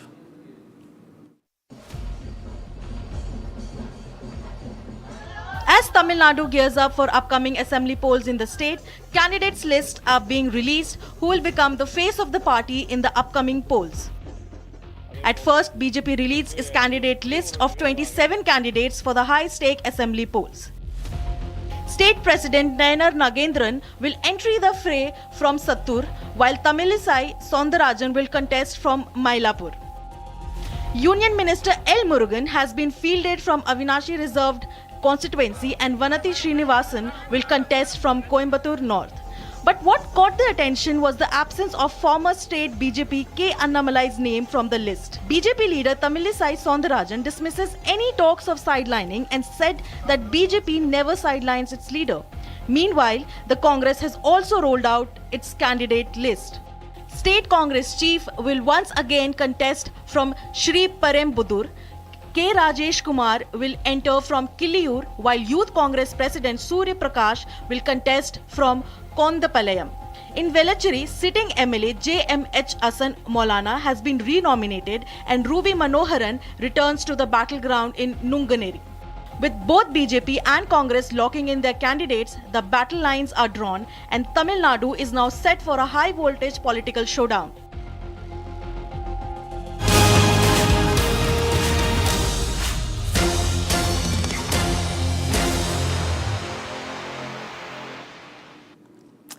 All right, viewers, we shift our focus back to the war zone now. We have updates coming in from Israel. Now, in the latest, there's a visual that has come in. Israeli military continues attacks on the Lebanese capital city of Beirut. Explosions heard in Beirut early this morning as Israeli military continues attacks on the Lebanese capital. It's been a month since Hezbollah fired rockets into Israel after the US-Israeli attacks on its patron Iran, triggering Israeli bombardment of Lebanon and a ground invasion. We just will play out those dramatic visuals coming in. More than 1 million people from southern and eastern Lebanon and Beirut's southern suburbs have fled. More than 1,300 people have been killed in Lebanon. 10 Israeli soldiers have also died. So the ground operations continue and so do the airstrikes, of course, in southern Lebanon. In Beirut specifically, we see the visuals that have come in. This is Tel Aviv. We can play the Beirut visuals. Let's move out of this visual. Let's play Beirut visuals. Israeli military continues attacks on the Lebanese capital. And we'll just play those videos from Lebanon.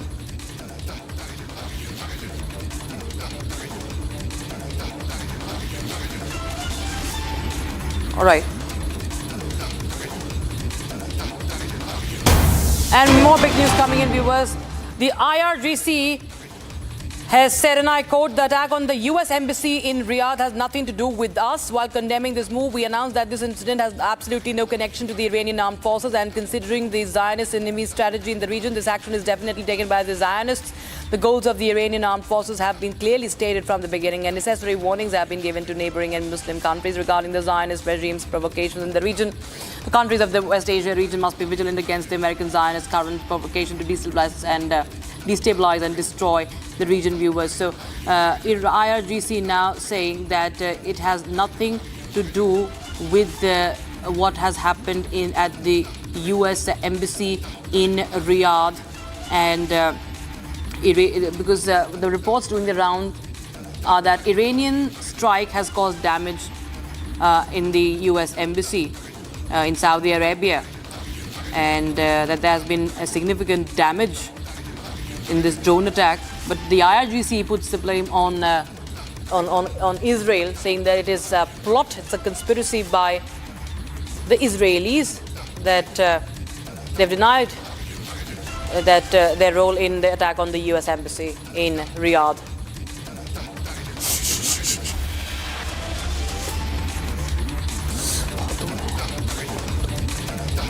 All right, viewers. Meanwhile, the Iranian military has claimed that its forces have successfully targeted and shot down a US A-10 ground attack aircraft. The assertion comes suggesting that a US F-15E Strike Eagle fighter was shot down over Iran yesterday. US Air Force fighter jet was down by the IRGC, Islamic Revolutionary Guard Corps. And together, these developments have further escalated the regional tensions as military activity intensifies, and of course talks volumes about the air defense capabilities of Iran that US claims to have completely obliterated. The plane was an A-10 along with an F-15E fighter, which was crewed by a pilot and a weapons system officer in the backseat. The US media reported that one of the two crew on the plane had already been rescued by the US Special Forces, but that the search was ongoing for the second crew member. A search and rescue mission to retrieve the crew, consisting of a Warthog jet and 2 helicopters, came under fire, causing the Warthog's pilot to eject over the Persian Gulf, where they were recovered. The governor of Iran, Southern Kogilyu, has said that capturing any downed US crew alive was a priority. Iranian outlets have said that a reward of 10 billion tomans, which is around 50,000 pounds, has been set to find the intruder. Iranian attacks across the region have continued despite any US forces saying they had struck more than 12,300 targets. The downing of a US fighter jet comes just days after Donald Trump delivered a bellicose national address in which he claimed the US had beaten and completely decimated Iran, and the conflict was nearing completion. Trump had also said in a televised address on Wednesday that the US military had nearly completed its objectives, vowing to strike Iran extremely hard over the coming 2 or 3 weeks.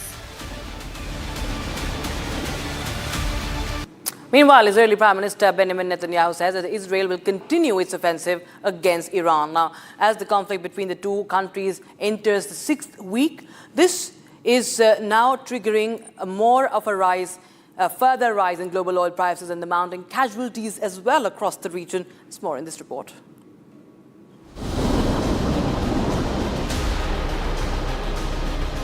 Israeli Prime Minister Benjamin Netanyahu says Israel will continue to crush Iran as the conflict between the two countries enters its 6th week. Netanyahu said Israel is working in coordination with the United States, including Trump, to intensify strikes against Iranian targets. The Israeli leader claimed the Israeli Air Force has destroyed 70% of Iran's steel production capacity, calling it a major blow to Iran's finances and weapons production. יחד עם ידידינו האמריקנים, אנחנו ממשיכים לקטוש את משטר הטרור באיראן. אנחנו מחסלים מפקדים, מפציצים גשרים, מפציצים תשתיות. בימים האחרונים חיל האוויר השמיד 70% מיכולת ייצור הפלדה של איראן. זה הישג אדיר ששולל ממשמרות המהפכה גם מקורות כספיים וגם את היכולת לייצר הרבה כלי נשק. בתיאום מלא ביני לבין הנשיא טראמפ, בין צבא ההגנה לישראל וצבא ארצות הברית, אנחנו נמשיך לקטוש את איראן. המשטר הזה חלש מאי פעם, ישראל חזקה מאי פעם. US President Trump has also warned that American forces will keep hitting Iran very hard in the coming weeks. The ongoing war has taken a heavy toll across the region, with more than 1,900 people killed in Iran and at least 19 deaths reported in Israel. More than 24 people have also died in Gulf states and the occupied West Bank, while 13 US service members have been killed. The Israeli PM Netanyahu also said that they continue to strike Hezbollah hip and thigh. In Lebanon, the conflict has killed more than 1,300 people, displaced over 1 million, while 10 Israeli soldiers have also died there. The escalating war has also sent global oil prices soaring, raising fears of wider economic fallout. All right, now we have breaking news coming in. 7th India-flagged LPG carrier has crossed the Strait of Hormuz amid supply concerns. Now, 7th India-flagged LPG carrier, the Green Sunway, has crossed the Strait of Hormuz and amid the continuing West Asia crisis. Now, this vessel is transporting over 46,000 metric tons of LPG and is en route to India. Expected to arrive in Mumbai within few days now. So this is the 7th Indian-flagged tanker that has crossed the strait. And we've seen that it reflects India's diplomacy and the ties with Iran and the diplomatic impact of India's diplomacy, rather, which has, in fact, helped in the release of those blocked Indian flagged tankers across the Strait of Hormuz. As the country grapples the LPG crisis, the Green Sunvi vessel will be now crossing the Strait of Hormuz, and it has crossed, in fact, already, and it's the 7th one.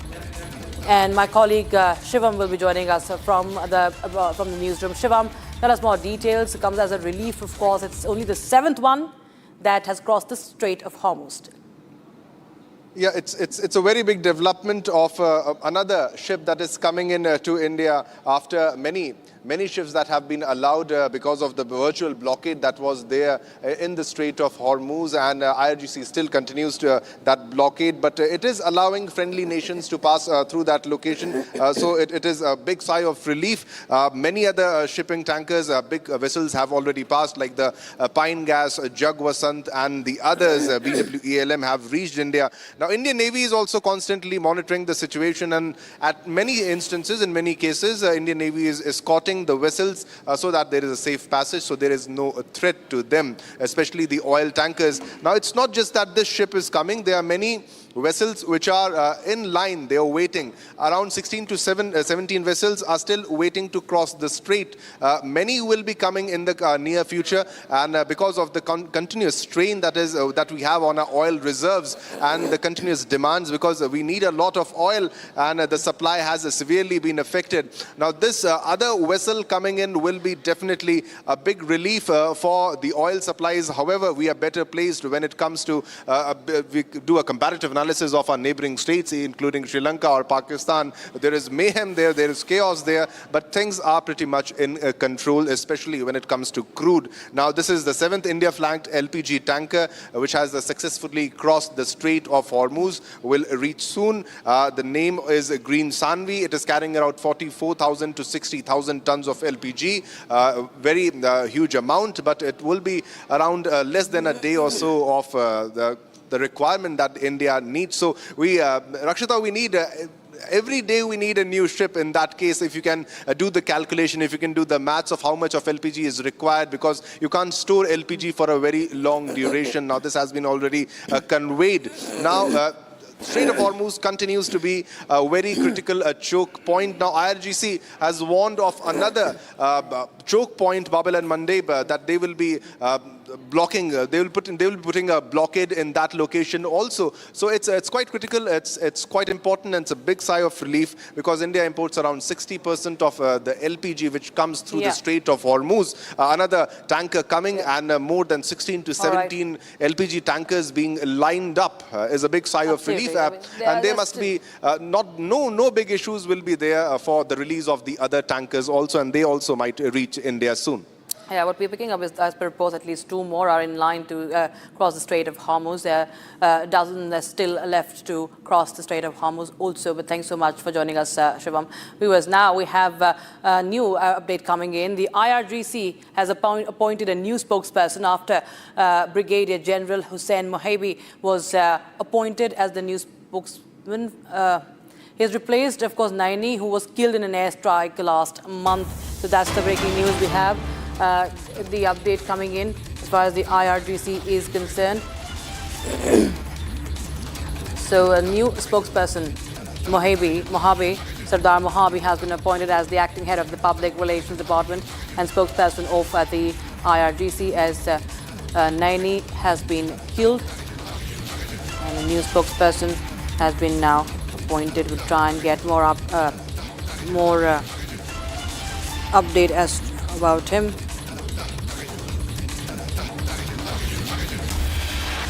So, viewers, we've seen that the Israel and US forces have continued to strike the leaders. In the face of the IRGC, we have seen now Sardar Mohabi has been appointed as the acting head of Public Relations Department and spokesperson, and there have been multiple strikes on the leaders, and now there is an update coming in on the new spokesperson, Brigadier General Hussain Wahab, appointed as the new spokesperson.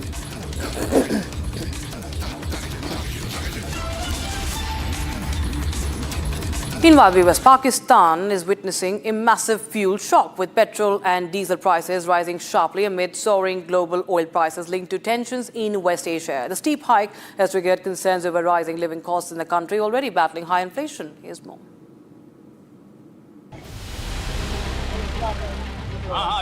Pakistanis woke up to record fuel price hikes, with petrol and diesel prices jumping by 54%.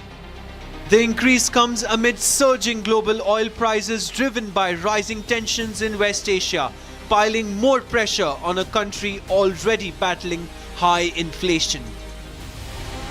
Pakistani Petroleum Minister Pervez Malik said the move was unavoidable as global oil prices climbed amid tensions linked to the conflict involving Iran. Petrol prices were increased by 137 Pakistani rupees per litre after a 20% hike last month. Diesel prices rose even higher by 184.49 Pakistani rupees per litre. ये आवाम तो बर्दाश्त नहीं कर सकती। हुकूमत को चाहिए था कि रिलीफ दे। हुकूमत यहाँ से तो जहाज़ पहले से निकल रहे हैं, इनका कोई जहाज़ रुका नहीं है। पाकिस्तान का तो हर जहाज़ वहाँ से आ रहा है, लेकिन प्राइसेस बढ़ी क्यों है? Economists warn the sharp rise in fuel prices could ripple through the wider economy, pushing up the cost of food and other daily necessities. 9 persons were killed in a tragic car accident that took place in Dindori village of Nasik late Friday night when a family car fell into a well after a private class reunion. Now, the deceased included 6 students and their parents. It's more.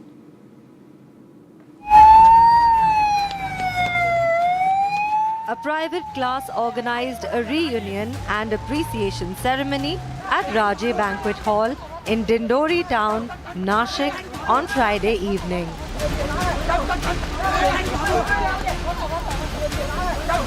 Students from Dindori town and surrounding villages and their parents were present in large numbers for this program. The reunion ended around 10 p.m. and the members of the Dargode family from Indore left for home in their family car. The four-wheeler car running at a high speed suddenly went out of control and fell directly into a well. In this unfortunate incident, 9 people in the car died on the spot.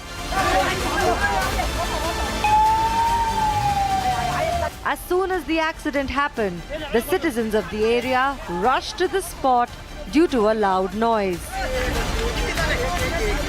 The fire brigade, disaster management and police rushed to the scene.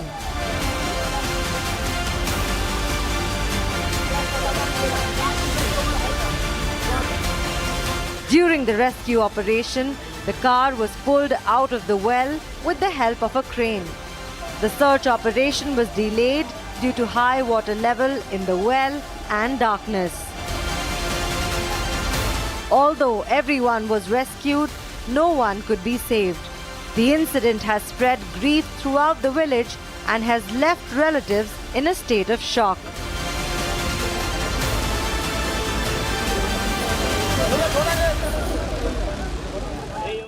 Myanmar's military leader Min Aung Hlaing has been elected president by the country's parliament, marking what authorities describe as a return to an elected government. Now, critics say that this move is largely symbolic and designed to maintain the military's grip, the junta's grip on power following elections widely criticized as neither free or fair.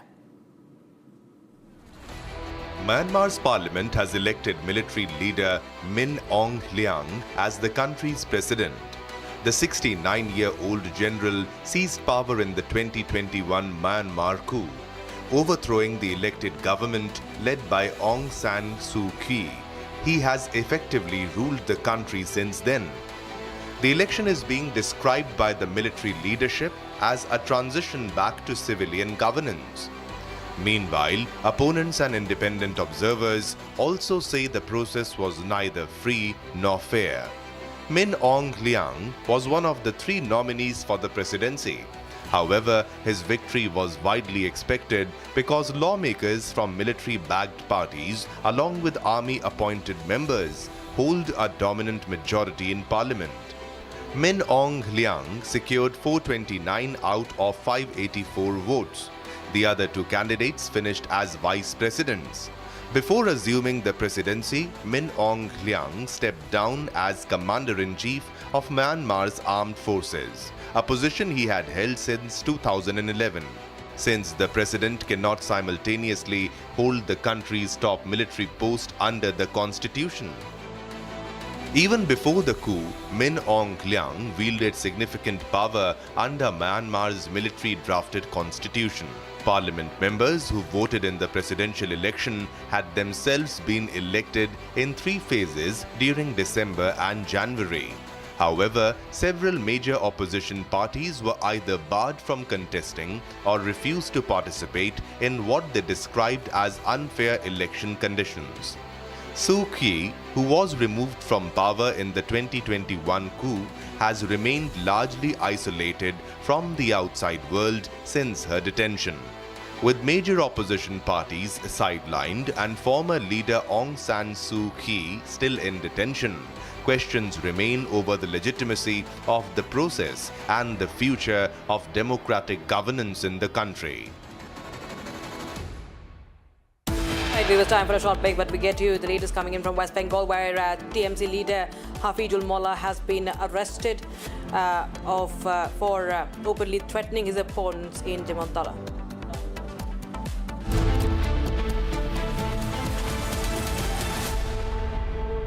चमकी चाट से क्या बना है? आलू चाट या fruit चाट, स्वाद बनाए चमकी चाट।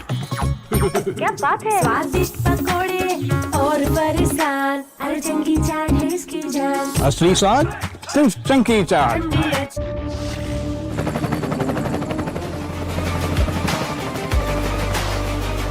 Director, the taste of success. थोड़े में ज्यादा स्वाद, यही तो है इसकी खास बात। वाओ मामा, क्या स्वाद है? अरे मेरे राजा, सबका राजा और मसाला।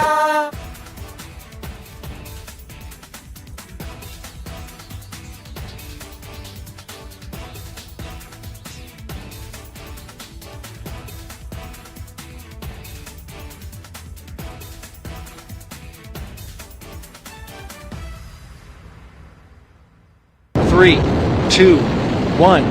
Booster ignition. Artemis II now bound for the moon. Humanity's next great voyage begins.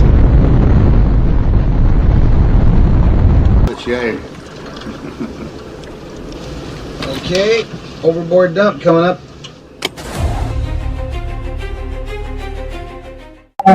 Actually, there is always a redundant chain of excretion systems available on the Artemis. Okay, it is not just the main chain, and it is a redundant chain is also available. And there is no way that the astronauts will be stuck because of the the excretion issues. And what they have reported now, even we were going through and seeing, it is something to do with the valve which is to operate for section of the excretion, which looks to be needing attention. But the चमकी चाट से क्या बना है? Sandwich, लस्सी और छाछ। हर घूंट में चमकी चाट। ड्राई फ्रूट और दही बड़े। चमकी चाट से स्वाद बढ़े। असली स्वाद सिर्फ चमकी चाट। केसरिया से मन जोगी हुआ रे, दिल झूमे देखो मतवारा हुआ रे। केसरिया से मन जोगी हुआ। हर पल मनाओ केसरी त्योहार। विमल, बोलो जुबान Kesari.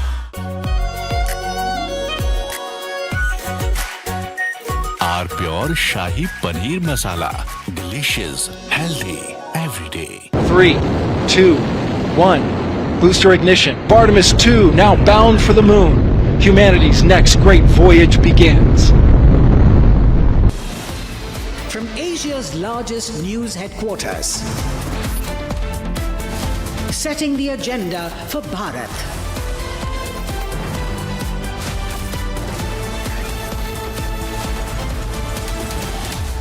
You're watching Republic.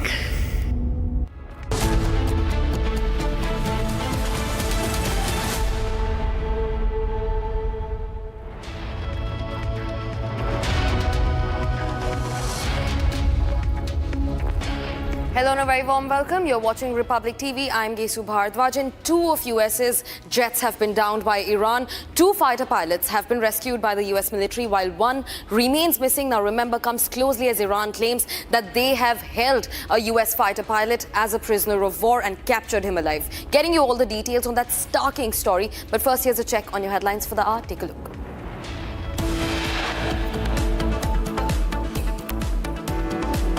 Iran's parliament speaker suggests expansion of maritime blockade beyond Hormuz, hints at targeting Bab el-Mandab Strait. Iran rejects US's proposal for 48-hour ceasefire as tensions escalate in Gulf.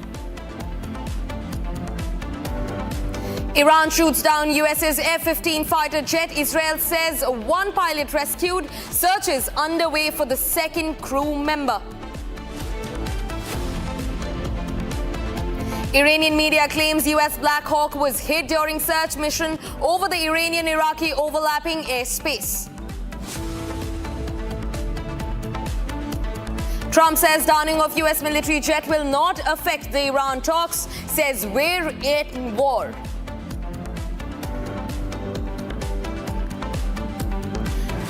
7th India-flagged LPG carrier transporting over 46,000 metric tons of LPG crosses the Strait of Hormuz and is expected to arrive in Mumbai within days. A car carrying multiple members of a family plunges into a roadside well in Nasik. 9 killed in the accident.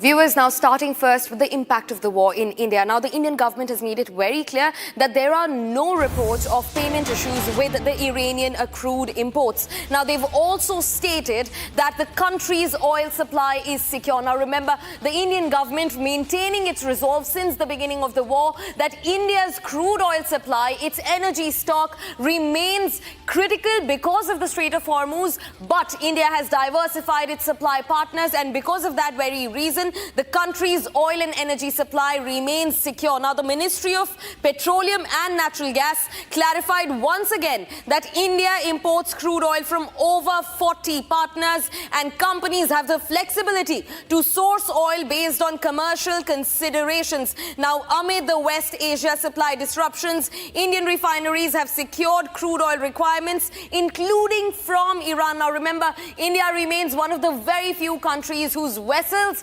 carrying crude, carrying energy, oil, LPG have been allowed to pass through the contentious Strait of Hormuz. They've been allowed free navigation. One more example of India's diplomatic win as the Indian government reiterates that India's oil supply remains secure and that there is no shortage as such. Now, also remember, petroleum prices, diesel prices did not shoot up in India. Meanwhile, that hit the rest of the global south heavily, with prices crossing over 300 per litre for Pakistan, and even Bangladesh and Sri Lanka eyeing a similar situation. In fact, in India, the government managed to cut down the excise duties on both petrol and diesel, and now the government once again reiterates that there is no oil shortage and that India's diversification of oil supply has put it in a position where country's oil supply remains completely secure. Now, the Ministry of Petroleum and Natural Gas continues to clarify that there is no shortage of oil supply in India. In fact, India has also made it clear that they are buying oil from whoever necessary, including Russia and even Iran, the country that continues to be at war.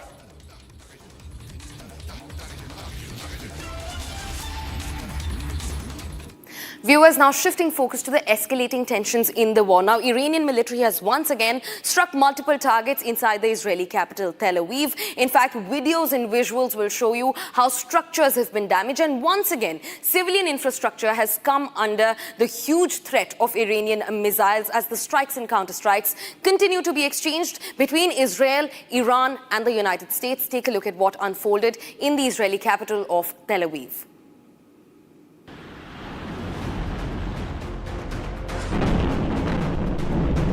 Iranian missile strikes continue to target central Israel, with Tel Aviv once again in the line of fire. In the latest attack, 9 impact sites were reported across Greater Tel Aviv area, causing damage to a train station, buildings and vehicles. Republic brings you this exclusive report from Ground Zero, tracking the impact and aftermath. I'm standing at the center of Tel Aviv, and here behind me, this is one of the buildings that was hit by Iranian ballistic missile with a cluster munition, illegal munition, which is spreading all around and hitting civilian areas, residential buildings, office buildings like here behind me, roads, train stations, cars. And tonight, the Iranian rocket with the cluster munition killed one person that didn't run on time to the shelter, and another few people were injured. Sirens blared through the night as multiple barrages, including cluster munitions, triggered interceptions and explosions across the skyline. I'm standing at the center of Tel Aviv, and here behind me you can see one of the buildings that was hit by a part of Iranian ballistic missile with illegal cluster munition. You can see how extensive is the damage, but there were no casualties here because this is an office building and it was closed on the night of Friday, and this is the reason that no one was hurt here. But in other locations in Tel Aviv, one person was killed by this Iranian ballistic rocket with cluster munition, and several people were injured. All of them didn't run on time to the shelters, and that's why they found their death or were injured. In Petah Tikva and Bnei Brak near Tel Aviv, impact of missiles damaged homes and injured several civilians, including children. This office building in the center of Tel Aviv was hit by a part of Iranian ballistic missile with a cluster munition, and you can see how extensive is the damage just from one part of the Iranian rocket. And it shows again how important it is to find on time a protected area, a shelter, a place to hide from all the parts of the illegal Iranian ballistic missiles with a cluster munition that are spreading all around, and they hit from one rocket in sometimes 10 different locations. And in each location you have a lot of destruction like here, or even much worse. This time, tonight, one person was killed and several were injured because they didn't run on time to safe areas, and the rocket of Iran spread it in 10 different locations in the center of Israel. Here's just one of them. Iran claimed its latest wave targeted military sites and airports, even as most projectiles were intercepted.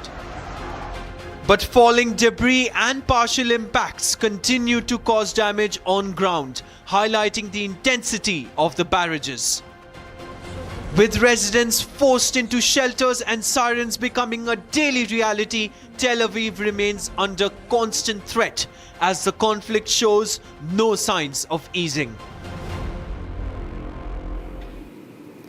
Viewers, now energy remains at the center of the escalating tensions in West Asia, and in the latest development, 3 explosions have hit the Sheher petrochemical economic zone inside Iran. Now 3 Israeli explosions hit Iran's petrochemical special economic zone. Now, the Sheher petrochemical zone is in southwestern Iran and was reportedly struck by Israeli strikes. Now, the attack targeted several facilities within the industrial hub, which is based in the Khuzestan province inside Iran. Now, remember, the local media, including Fars news agency, the Tasneem news agency, has reported multiple powerful explosions within the premises of the petrochemical complex. In fact, at least 3 companies within the zone were hit. Now, preliminary reports also indicate that 5 people have been wounded so far. In fact, the Iranian media claims that further casualties are highly likely in the strikes.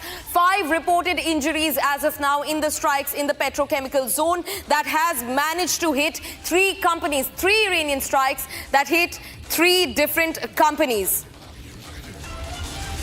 Viewers, in fact, quickly shifting focus to another breaking development that we're getting at this hour. The Iranian police have managed to shoot down 2 US H-60W Jolly Green 2 helicopters while searching for the crew of an F-15E plane that was downed earlier today. Now remember, US choppers hovering over the Iranian airspace. We saw the visuals yesterday of the Black Hawk, the Hercules 130, and today in the latest, after Iran claimed to have shot down US's F-15E plane, another US helicopter, the H-60W Jolly Green 2 helicopter, was shot down by the Iranian police. That's the latest that we're learning in. Now, US is yet to release any statement regarding their search and rescue copter being shot down, but these are the visuals of their copter that reached the Iranian and Iraqi overlapping airspace just this morning after their F-15E was shot down by the Iranian police. And now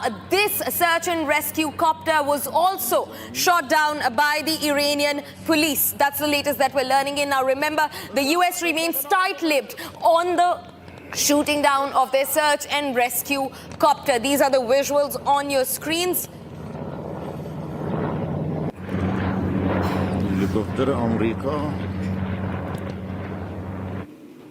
Viewers, now in fact the Iranian military also claims that its forces successfully even shot down a US A-10 ground attack aircraft. The assertion comes suggesting that a US F-15E Strike Eagle fighter was shot down on Iran on Friday as well. The US Air Force fighter jet was downed by the IRGC. Now together these developments have further escalated the regional tensions as military activity intensifies. Take a look at what's unfolding. The plane was an A-10 along with an F-15E fighter, which was crewed by a pilot and a weapon system officer in the backseat. The US media reported that one of the 2 crew on the plane had already been rescued by the US Special Forces, but that the search was ongoing for the 2nd crew member. A search and rescue mission to retrieve the crew, consisting of a Warthog jet and 2 helicopters, came under fire, causing the Warthog's pilot to eject over the Persian Gulf, where they were recovered. The governor of Iran's southern Kogilyu has said that capturing any downed US crew alive was a priority. Iranian outlets have said that a reward of 10 billion tomans, which is around 50,000 pounds, has been set to find the intruder. Iranian attacks across the region have continued despite any US forces saying they had struck more than 12,300 targets. The downing of a US fighter jet comes just days after Donald Trump delivered a bellicose national address in which he claimed the US had beaten and completely decimated Iran, and the conflict was nearing completion. Trump had also said in a televised address on Wednesday that the US military had nearly completed its objectives, vowing to strike Iran extremely hard over the coming 2 or 3 weeks.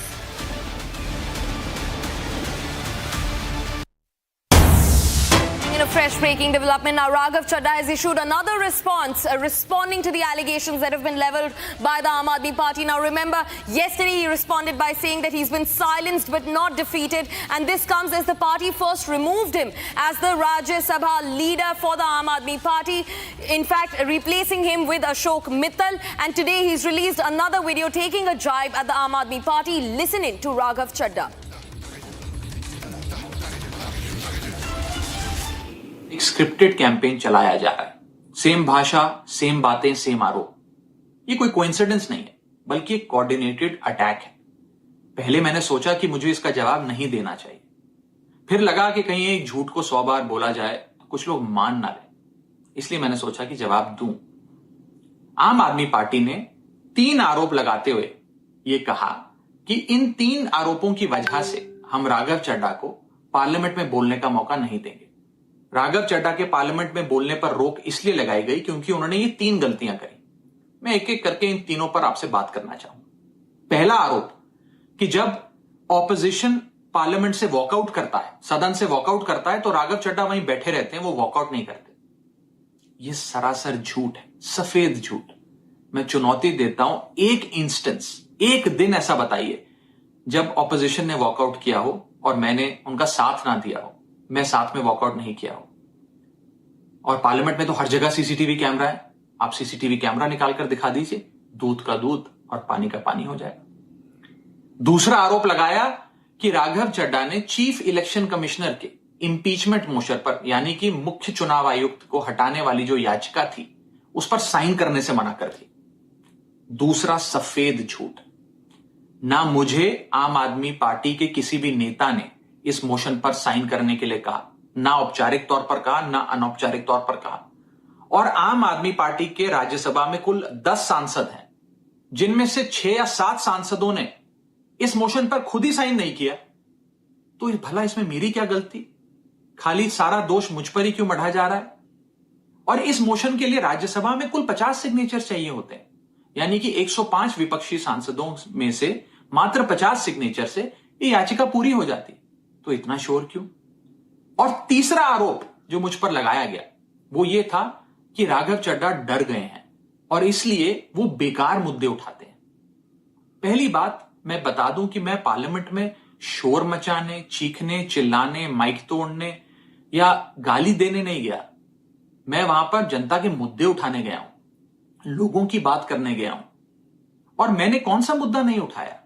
मैंने GST से लेकर income tax की बात करी, पंजाब के पानी से लेकर दिल्ली की हवा का मुद्दा उठाया, हमारे सरकारी स्कूलों की हालत से लेकर कैसे पब्लिक हेल्थ केयर इंस्टीट्यूशंस को मजबूत किया जाए, इंडियन रेलवेज में जो पैसेंजर्स ट्रैवल करते हैं उनकी समस्याएं रखी, यहां तक कि मेंस्ट्रुअल हेल्थ, एक ऐसा मुद्दा जिसके बारे में लोग बात करने से कतराते हैं, वो बातें तक रखी। बेरोजगारी से लेकर महंगाई तक तमाम मुद्दे उठाए। आप मेरे 4 साल का पार्लियामेंट का ट्रैक रिकॉर्ड उठाकर देख लीजिए। और मैं पार्लियामेंट में इंपैक्ट क्रिएट करने गया हूं, मैं पार्लियामेंट में रकस क्रिएट करने नहीं गया। ये टैक्स पेयर के पैसे से जो पार्लियामेंट चलती है, उस टैक्स पेयर के मुद्दे उठाने में पार्लियामेंट में गया हूं। अंत में मैं बस इतना कहना चाहता हूं कि जो लोग आज मुझ पर आरोप लगा रहे हैं, झूठे आरोप लगा रहे हैं, कि हर झूठ को बेनकाब किया जाएगा और हर सवाल का जवाब दिया जाएगा, क्योंकि मैं घायल हूं, इसीलिए घातक हूं। Now also joining me live on the broadcast is my colleague Rakshita to get us more updates on the matter. Rakshita, now Raghav Chadda's intensified attack on the Aam Aadmi Party. He says that this is not the truth at all. In fact, it is what he calls a coordinated attack against him. And then he goes on to justify and remind the public of all the issues that he has brought up to the parliament's floor. Rakshita. Absolutely. So, Aam Aadmi Party's Saurabh Bharadwaj had accused Raghav Chadha of not participating in the walkout. He says that whenever the opposition was staging a walkout, he keeps sitting in the house in front of the desk, on the desk, and he does not participate. He says that issues like Manrega, issues related to farmers in Punjab have not been raised by Raghav Chadha, as he was sent by the party to raise certain issues. He was not sent by the people. He's a member of the Rajya Sabha. He was chosen by the party to raise issues which the party has been, targeting the government on. And lakhs of voters are being deleted. He talks about the SIR, talks about the impeachment motion. He was giving an example where the impeachment motion against the Chief Election Commissioner was being signed by several opposition MPs, but Raghav Chadha did not sign that.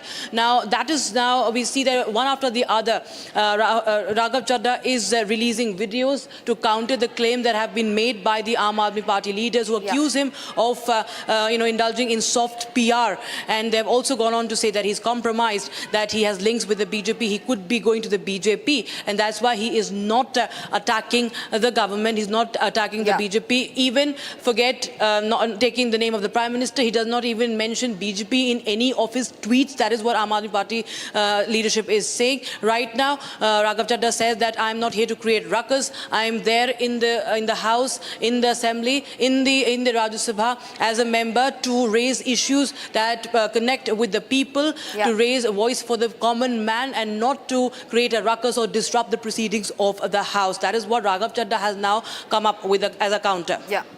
Rakshita, that was one detail lowdown, in fact, that you've gotten for us here. But also, you know, we can't ignore the fact that Atishi yesterday took to the media and, in fact, she said that there is a possibility that Raghav Chadha may join the BJP. Now, she had her own way of saying it, you know. She said that he's gone and straight up sat in the BJP's lap.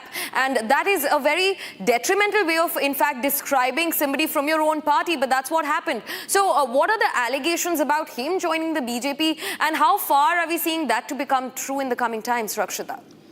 Well, there is no indication as such coming in from the BJP right now. Of course, these things remain behind closed doors until there will be an event, if at all, if it is in the works, that only time can tell. But yes, the fact that Aam Aadmi Party leaders like Atishi and Saurabh Bhardwaj are citing several instances, several issues wherein the opposition has gherawed out the government, has questioned the government, be it the ceasefire with Pakistan or even the LPG gas crisis, LPG crisis. He said that the petty issues, I don't know why he used the word petty. I mean, there are issues that he has raised which pertain to the common man. It affects daily life, which Raghav Chadha has raised, which has not gone down well, it seems, with the Aam Aadmi Party members, Aam Aadmi Party leaders like Atishi and Saurabh Bhardwaj, and they say that he has refused to participate in the opposition's pitch against the BJP, against Narendra Modi government, and this has raised doubts in their mind that why is he does he have any future plans? They are insinuating that does he want to stay away from the party lines because in future he is looking to join the ruling party. That is what is being insinuated by the Aam Aadmi Party leaders. There has been no word on that from BJP or even Raghav Chadha himself on joining the party. So of course we have to wait and watch. But yes, the war of words continue, and Raghav Chadha still remains in the Aam Aadmi Party. Definitely, Rakshita. That's a detailed lowdown, in fact. Thanks for getting us all those information and the latest that's coming in on the matter. For now, viewers, this was Raghav Chadha's second statement that has come out, hitting out at the Aam Aadmi Party over the comments that the party has been making against him. For now, it's time to slip into a short commercial break, but don't go anywhere. On the other side, the Iranian parliament speaker has suggested the expansion of maritime blockade beyond Hormuz, in fact, hinted at targeting another strait, the Bab al-Mandab. Also bringing to you, Iran has now rejected the US's proposal for a 48-hour ceasefire as tensions escalate, maintaining their resolve that they're not the ones looking for a premature ceasefire. This and a lot more on the other side. Stay tuned. This week on Get Me Right, as the nation marked the end of left-wing extremism with a debate in Parliament, a deep dive into the history of this violent extremist ideology that has claimed thousands of lives in the country over 5 decades and multiple takeovers of the Congress party. And is it the end of the mirage of strategic depth that Pakistan always sought against India with its machinations and maneuvers in Afghanistan? As Taliban refuses to bend over the Durand line, is it game over on the Western Front? This weekend, Saturday and Sunday, only on Republic TV. Amity has been ranked amongst the top 3% universities globally, a testimony to Amity's globally benchmarked quality. Pure सूजी pasta उबालो मिलाओ और खाओ 8 minute में तैयार क्या taste है सबका राजा are masala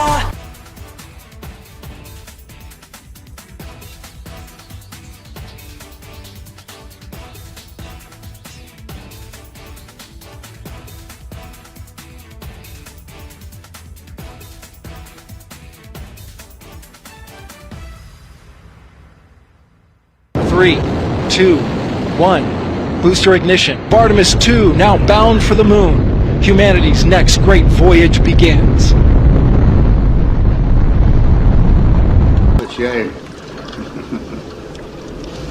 Okay, overboard dump coming up.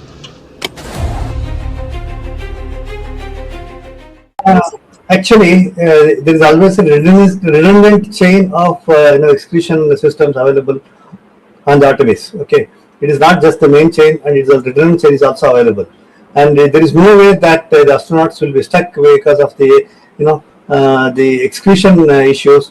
And what they have reported now, even we were going through and seeing, it is something to do with the valve which is to operate for section of the excretion, which looks to be needing attention. But the crew in Artemis, they are well trained to handle such type of situation. And also, in case if the main chain of the excretion system doesn't respond, there is always a way of redundant chain and the methodology for excretion. And I don't think it is a major issue, but I'm sure it will get sorted out. And of course, there is a redundant chain which can be conveniently operated. Good luck. Godspeed, Artemis II. Let's go. This week on Get Me Right, as the nation marked the end of left-wing extremism with a debate in Parliament, a deep dive into the history of this violent extremist ideology that has claimed thousands of lives in the country over 5 decades and multiple takeovers of the Congress party. And is it the end of the mirage of strategic depth that Pakistan always sought against India with its machinations and maneuvers in Afghanistan? As Taliban refuses to bend over the Duran line, is it game over on the Western Front? This weekend, Saturday and Sunday, only on Republic TV. प्यास बुझाए ठंडक लाए सबको भाए जीरा से MTH का जलजीरा जीरा से जीरा से असली रिफ्रेशिंग, असली स्वाद, असली मजा. MTH केसरिया से मन जोगी हुआ रे, दिल झूमे देखो पतवारा हुआ रे. केसरिया से मन जोगी हुआ. हर पल मनाओ केसरी त्योहार. विमल, बोलो जुबान केसरी. थोड़े में ज्यादा स्वाद, ये हित तो है इसकी खास बात. वाओ मामा, क्या स्वाद है. अरे मेरी राजा. सबका राजा आर्थिक मसाला. 3, 2, 1. Booster ignition. Artemis II now bound for the moon. Humanity's next great voyage begins.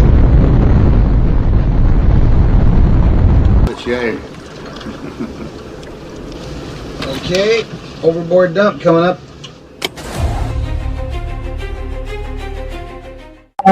Actually, there is always a redundant chain of excretion systems available on the Artemis. Okay, it is not just the main chain, and it's a redundant chain is also available.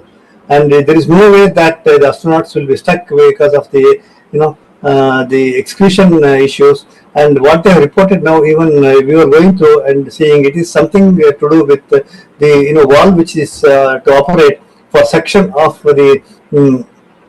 the excretion, which looks to be needing attention. But the crew in Artemis, they are well trained to handle such type of situation. And also, in case if the main chain of the excretion system doesn't respond, there is always a way of redundant chain and the methodology for excretion. And I don't think it is a major issue, but I'm sure it will get sorted out. And of course, there is a redundant chain which can be conveniently operated. Good luck. Godspeed, Artemis II. Let's go. And here we go. 10, 9, 8, 7. RS-25 engines ready. 4, 3, 2, 1. Booster ignition. And liftoff. The crew of Artemis II now bound for the moon. Humanity's next great voyage begins.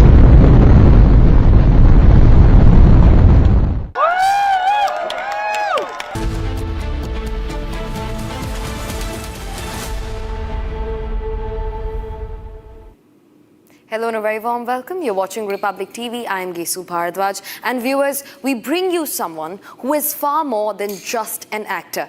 a storyteller who breathes life into every character, a performer who commands the stage and the screen, a teacher who shares wisdom beyond the craft, and an inspiration to millions across generations. A recipient of some of India's highest honors, a global face of the Indian cinema, and a journey that continues to motivate, evolve, and leave a lasting impact. Don't miss this powerful and inspiring conversation with the legend Anupam Kher.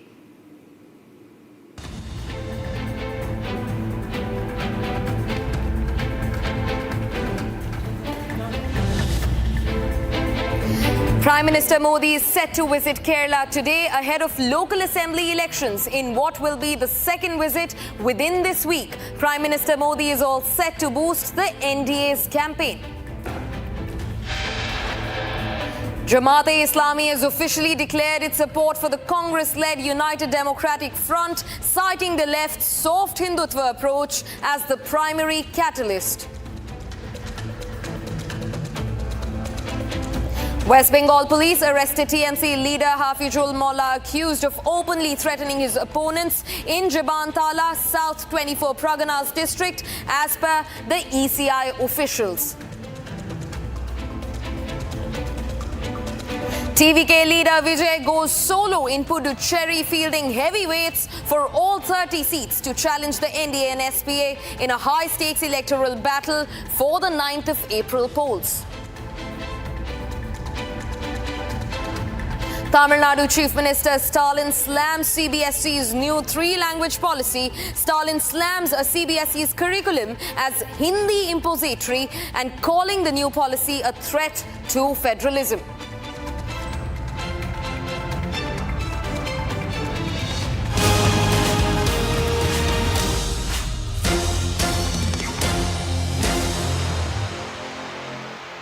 Viewers, now rift within the Aam Aadmi Party and their MP Raghav Chadha is only widening. Today, in fact, Raghav Chadha has issued another statement, a new social media post calling out the Aam Aadmi Party over the things that they've been saying about him. Now, remember, this comes closely after the Aam Aadmi Party removed him as the deputy leader on the floor of Rajya Sabha for the Aam Aadmi Party, replacing him with Ashok Mittal. Yesterday, he said that he's been silenced, not defeated, as Atishi, Saurabh Bharadwaj and the top brass of the party go on to attack him. Today, he's now given out another statement lashing out at the Aam Aadmi Party, calling their narrative a coordinated attack against him. Take a listen.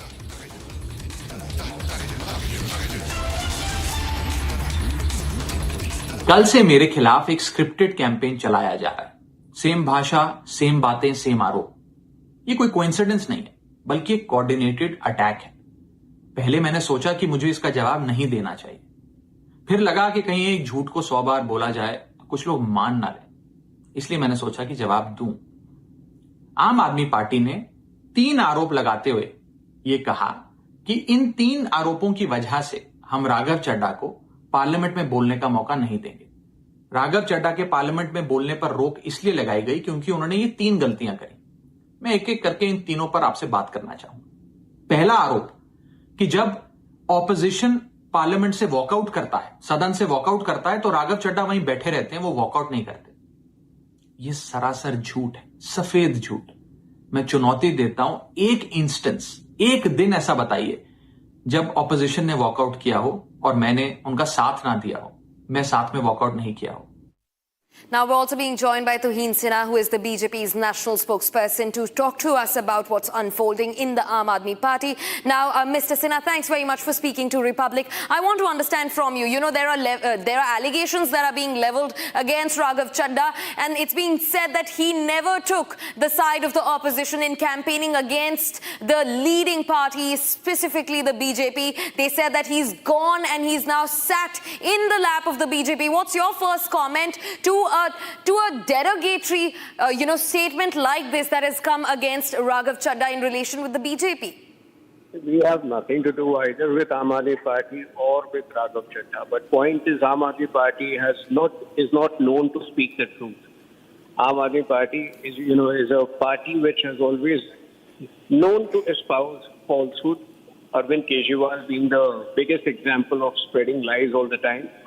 But the larger question is, why does every Rajya Sabha member, why does every senior member leave the Aam Aadmi Party? Barring Manish Sisodia, if you go back into the history of Aam Aadmi Party, whether it is Prashant Bhushan, whether it is Ashutosh, whether it is Swati Maliwal, whether it is Harbhajan Singh, everybody gets fed up of the dictatorial working style of Arvind Kejriwal. Will Arvind Kejriwal dictate to Rajya Sabha members of parliament how to behave themselves? Will they treat them like children? I think that is the larger question, and it's about the dictatorial traits of Arvind Kejriwal and his ability to lie ad nauseum, and that is, I think, what is getting exposed all over again this time.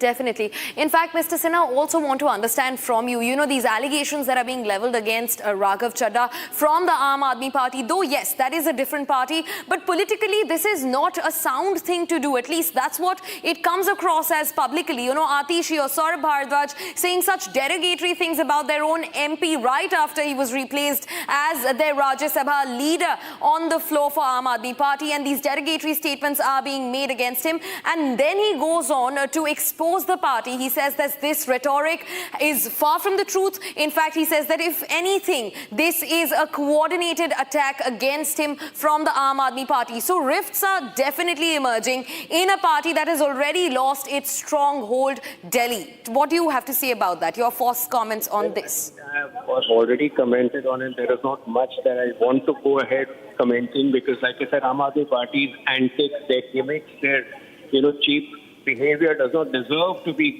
dignified with my comments. Aam Aadmi Party has been known to, have anarchist tendencies against its own members who have quit the party. So, this is not a party. This is a conglomeration of people serving their self-interest, people who lie all the time. And I think that's what is getting exposed again. Right? Thank you. Right, Mr. Sinha. In fact, just one last question before I let you go. There are also allegations that Raghav Chadha may be slated to, in fact, join hands with the BJP. Now, we do not know how true that is. I think we've lost the line with Tuhin Sinha, the BJP national spokesperson. But viewers, Raghav Chadha has, in fact, once again initiated an attack against the Aam Aadmi Party. He says that the party is not saying the truth at all. They are participating in a narrative propaganda warfare against him. Listen in. कल से मेरे खिलाफ एक scripted campaign चलाया जा रहा है. Same भाषा, सेम बातें, सेम आरोप. ये कोई कोइंसिडेंस नहीं है, बल्कि एक कोऑर्डिनेटेड अटैक है. पहले मैंने सोचा कि मुझे इसका जवाब नहीं देना चाहिए. फिर लगा कि कहीं एक झूठ को 100 बार बोला जाए, कुछ लोग मान ना लें. इसलिए मैंने सोचा कि जवाब दूं. आम आदमी पार्टी ने 3 आरोप लगाते हुए ये कहा कि इन 3 आरोपों की वजह से हम राघव चड्ढा को पार्लियामेंट में बोलने का मौका नहीं देंगे. राघव चड्ढा के पार्लियामेंट में बोलने पर रोक इसलिए लगाई गई क्योंकि उन्होंने ये 3 गलतियां करी. मैं एक एक करके इन तीनों पर आपसे बात करना चाहूंगा. पहला आरोप कि जब ऑपोजिशन पार्लियामेंट से वॉकआउट करता है, सदन से वॉकआउट करता है, तो राघव चड्ढा वहीं बैठे रहते हैं, वो वॉकआउट नहीं करते. ये सरासर झूठ है, सफेद झूठ. मैं चुनौती देता हूं, एक इंस्टेंस, एक दिन ऐसा बताइए जब ऑपोजिशन ने वॉकआउट किया हो और मैंने उनका साथ ना दिया हो, मैं साथ में वॉकआउट नहीं किया हो. और पार्लियामेंट में तो हर जगह सीसीटीवी कैमरा है. आप सीसीटीवी कैमरा निकाल कर दिखा दीजिए, दूध का दूध और पानी का पानी हो जाएगा. दूसरा आरोप लगाया कि राघव चड्ढा ने चीफ इलेक्शन कमिश्नर के इंपीचमेंट मोशन पर, यानी कि मुख्य चुनाव आयुक्त को हटाने वाली जो याचिका थी, उस पर साइन करने से मना कर दी. दूसरा सफेद झूठ. ना मुझे आम आदमी पार्टी के किसी भी नेता ने इस मोशन पर साइन करने के लिए कहा, ना औपचारिक तौर पर कहा, ना अनौपचारिक तौर पर कहा. और आम आदमी पार्टी के राज्यसभा में कुल 10 सांसद हैं, जिनमें से 6 या 7 सांसदों ने इस मोशन पर खुद ही साइन नहीं किया. तो भला इसमें मेरी क्या गलती? खाली सारा दोष मुझ पर ही क्यों मढ़ा जा रहा है? और इस मोशन के लिए राज्यसभा में कुल 50 सिग्नेचर चाहिए होते हैं, यानी कि 105 विपक्षी सांसदों में से मात्र 50 सिग्नेचर से ये याचिका पूरी हो जाती.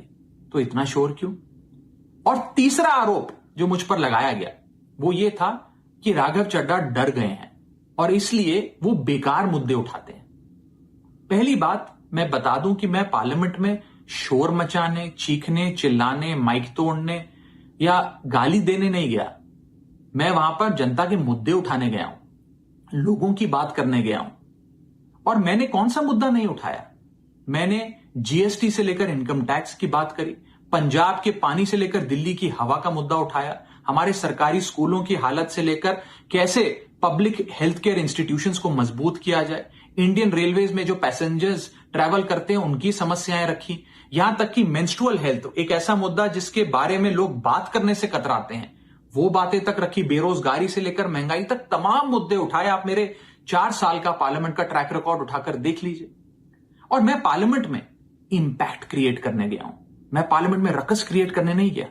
ये टैक्स पेयर के पैसे से जो पार्लियामेंट चलती है, उस टैक्स पेयर के मुद्दे उठाने में पार्लियामेंट में गया हूं। अंत में मैं बस इतना कहना चाहता हूं कि जो लोग आज मुझ पर आरोप लगा रहे हैं, झूठे आरोप लगा रहे हैं, कि हर झूठ को बेनकाब किया जाएगा और हर सवाल का जवाब दिया जाएगा, क्योंकि मैं घायल हूं, इसीलिए घातक हूं। Viewers, now getting in a tragic news from Nasik, where 9 people were killed in a car accident that took place in the Dindori village in Nasik. And now the car fell into a well, a gorge, after a class reunion, a function that was held. Now the deceased include at least 6 students and their parents. Take a look at what unfolded.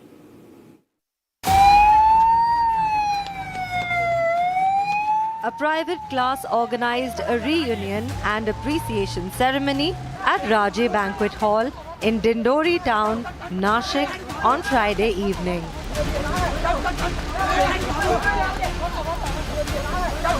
Students from Dindori town and surrounding villages and their parents were present in large numbers for this program. The reunion ended around 10 p.m. and the members of the Dargode family from Indore left for home in their family car. The four-wheeler car, running at a high speed, suddenly went out of control and fell directly into a well. In this unfortunate incident, 9 people in the car died on the spot. As soon as the accident happened, the citizens of the area rushed to the spot due to a loud noise. The fire brigade, disaster management and police rushed to the scene.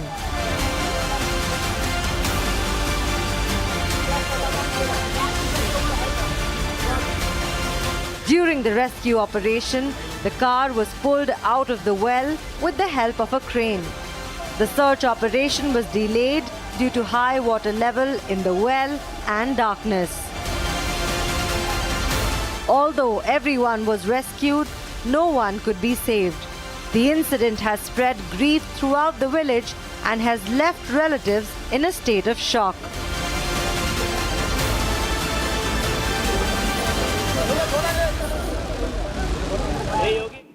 Viewers, now in the last 2 days, US military assets have been under heavy strike from the Iranian military. In the latest, the Iranian army claims that they have managed to shoot down a US A-10 ground attack aircraft. Now, this assertion follows shortly after the Iranian military also claimed that they shot down an F-15E aircraft of the US just yesterday. And today, another one of their aircraft has been downed. That's what the Iranian military says. Now, this plunges the region into an escalating war that has now surpassed the 1 month mark. Take a look at this. The plane was an A-10 along with an F-15E fighter, which was crewed by a pilot and a weapon system officer in the backseat. The US media reported that one of the 2 crew on the plane had already been rescued by the US Special Forces, but that the search was ongoing for the second crew member. A search and rescue mission to retrieve the crew, consisting of a Warthog jet and 2 helicopters, came under fire, causing the Warthog's pilot to eject over the Persian Gulf, where they were recovered. The governor of Iran's southern Kogilyu has said that capturing any downed US crew alive was a priority. Iranian outlets have said that a reward of 10 billion tomans, which is around 50,000 pounds, has been set to find the intruder. Iranian attacks across the region have continued despite any US forces saying they had struck more than 12,300 targets. The downing of a US fighter jet comes just days after Donald Trump delivered a bellicose national address in which he claimed the US had beaten and completely decimated Iran, and the conflict was nearing completion. Trump had also said in a televised address on Wednesday that the US military had nearly completed its objectives, vowing to strike Iran extremely hard over the coming 2 or 3 weeks. Viewers, now getting in a fresh breaking development. The Bushehr nuclear power plant inside Iran has been struck for a 4th time by Israeli airstrikes. Now, it was struck in its premises. In fact, the auxiliary building of the atomic plant has been destroyed by the strikes. However, the main area remains out of damage. No radioactive leakage has been reported by the International Atomic Energy Agency that has taken full cognizance of this 4th strike on the Bushehr nuclear power plant. Now, one guard of this nuclear power plant was killed as part of the strikes. However, no more casualties have been reported. We're yet to get a confirmation on the operational status of the Bushehr nuclear power plant. But in the latest, a 4th strike by Israel has struck the Bushehr nuclear power plant. Now remember, energy infrastructure, in fact Iranian nuclear infrastructure, their uranium enrichment plants remain at the center of the escalation, with Iran being targeted again and again on its key strategic nuclear and uranium assets by Israeli and US strikes. One more guard has been killed in the premises of the Bushehr nuclear power plant. Meanwhile, an auxiliary building has received damage. However, the main building remains cleared of any damage. The International Atomic Agency says that no radioactive leakage has been reported so far, but they have raised another alarm back to back over the escalating tensions, and they've asked for restraint over nuclear safety risks.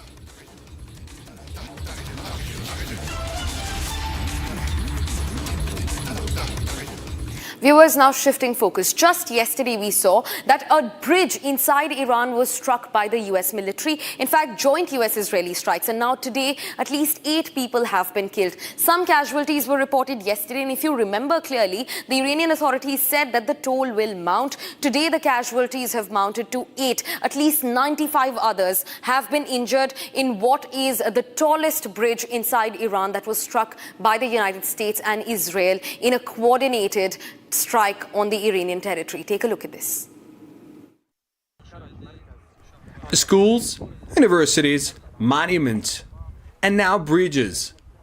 Airstrikes are hitting civilian infrastructure across Iran. President Trump warns that power plants could be next as the attacks escalate. Standing near B1 Bridge in Nablus province, the scale of tragedy is clear. At least 8 people were killed and dozens were injured. Residents in both Tehran and Alborz are shocked to see a strike on such an important civilian structure. Officials here have told me this bridge was not even operational, let alone being used for military purposes.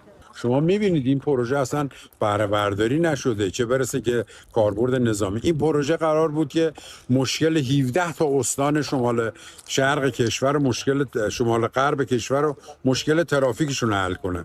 این پل در راستای رفاه مردم بود و اومدن اینا اون سازه‌ای که برای مردم رفاه ایجاد می‌کرد، اومدن اونو بمبارون. The strike happened on Nature Day when many Iranians head outdoors. The timing made the tragedy even worse. متاسفانه 10-12 تا بمب سنگرشکن بسیار سنگین اینجا اصابت کرده. تعداد زیادی از مردم عادی که داشتن از روز 13 به در برمیگشتن دیروز در زیر این پل شهید شدن. تعدادی از همکاران ما اینجا متاسفانه به شهادت رسیدن. Strikes like this will make life harder for civilians in Iran, even if the war ends today. Families mourn loved ones, and rebuilding critical infrastructure will take years.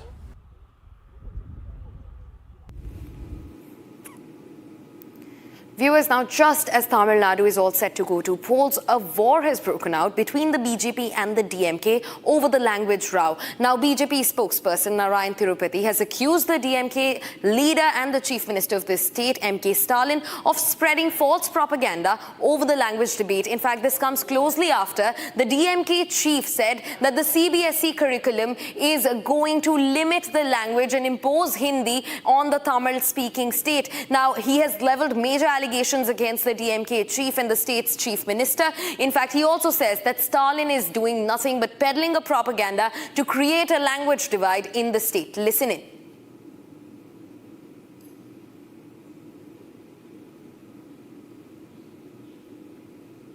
Once again, Mr. Stalin is trying to create a language problem. That is what he is trying to. There is absolutely no Hindi imposition, as told by the union government as well as the CBSE. Very clearly it mentions that there is no imposition on any language.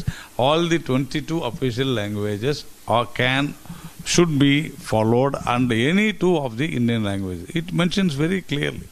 So I think it is Mr. Stalin's mindset that creates a problem. Why not you promote Tamil and some other language? Why don't you go in for a Gujarati language? Or why don't you go in for a Kannada language? You can always teach Kannada in Tamil Nadu, and you have exchange of, he says that there is no provisions for exchange, but there is an exchange provision, very clearly mentioned.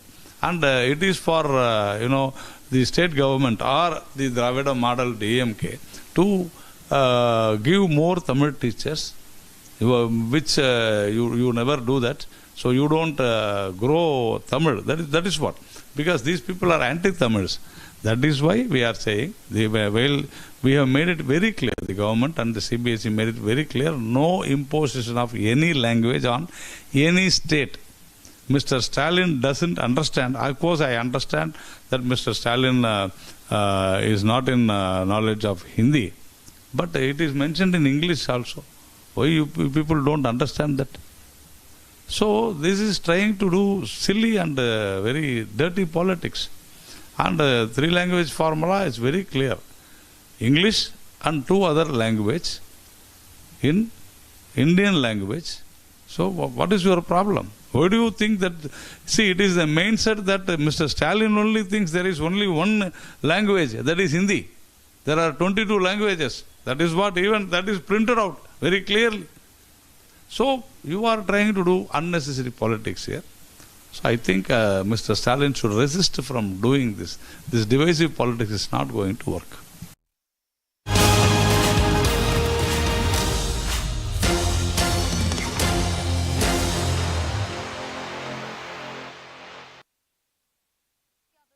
Prime Minister Modi is all set to visit Kerala today ahead of the local assembly elections. Now, this will be the BJP's strongest pitch in Kerala before the state goes to polls. We're closely tracking the rally, but before that, it's time to slip into a short commercial break. And on the other side, we also bring you how the West Bengal police has now arrested TMC leader Hafizul Mollah, who's been accused of openly threatening his opponents in Jibantala. This and a lot more on the other side. Stay tuned to Republic TV.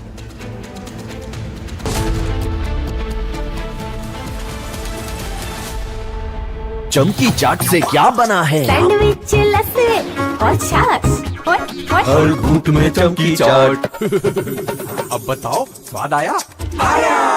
असली स्वाद सिर्फ चमकी चाट।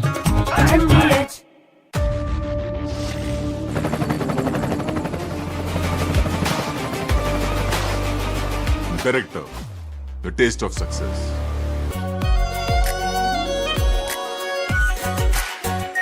R Pure Shahi Paneer Masala. Delicious, healthy, every day.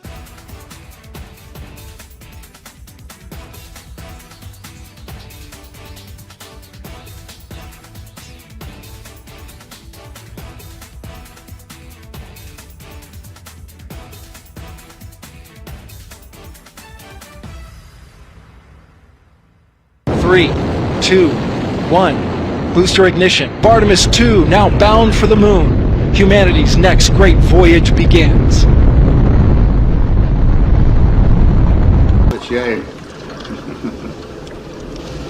Okay, overboard dump coming up.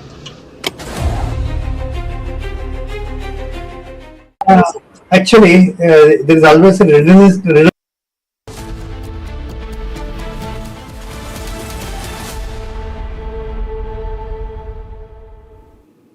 Viewers, are now for the final pitch of the BJP in the state that goes to polls for assembly elections in Kerala.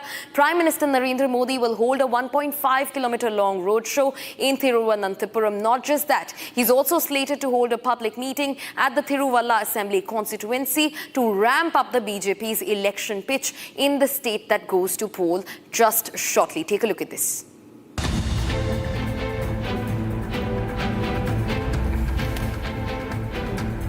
Landscape in Kerala is witnessing heightened activity as Bharatiya Janata Party intensifies its efforts ahead of the 2026 assembly elections. In a span of just 1 week, Prime Minister Narendra Modi has held his second meeting in the state, signaling a strong and focused push by the central leadership to expand the party's footprint in a region where it has historically struggled to gain power. This renewed momentum has further reinforced by visits by several senior BJP leaders, reflecting what many observers describe as a coordinated and strategic campaign to position the National Democratic Alliance as a viable alternative in Kerala politics. Among its standout promises is the introduction of the Bhakshya Suraksha card, aimed at supporting below poverty line families, where women in BPL households would receive 2,500 rupees per month.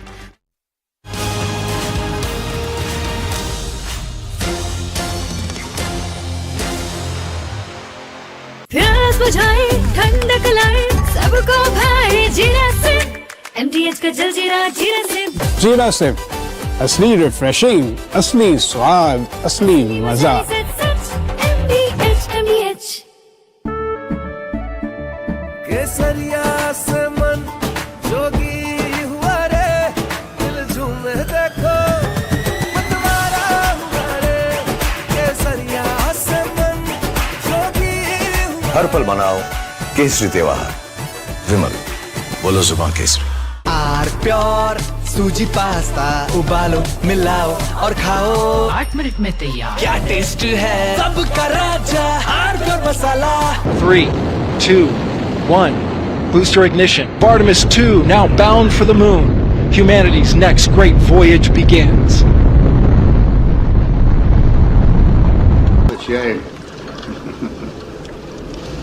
Okay, overboard dump coming up.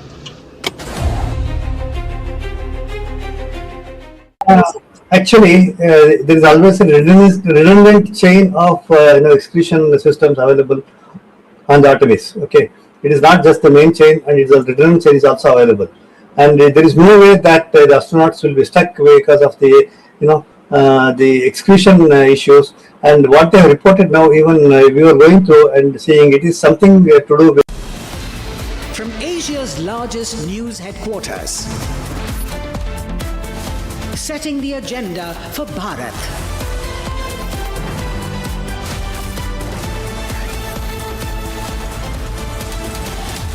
You're watching Republic.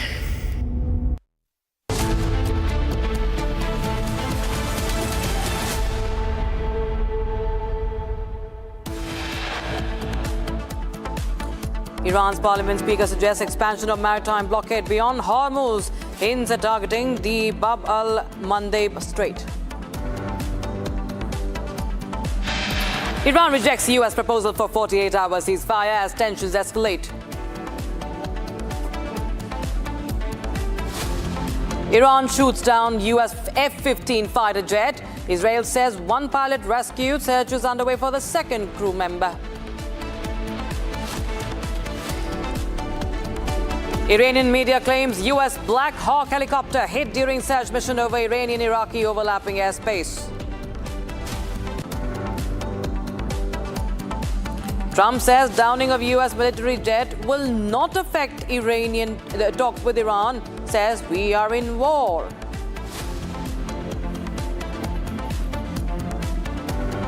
Seventh India-flagged LPG carrier transporting over 46,000 metric tons of LPG crosses Strait of Hormuz, expected to arrive in Mumbai within a few days.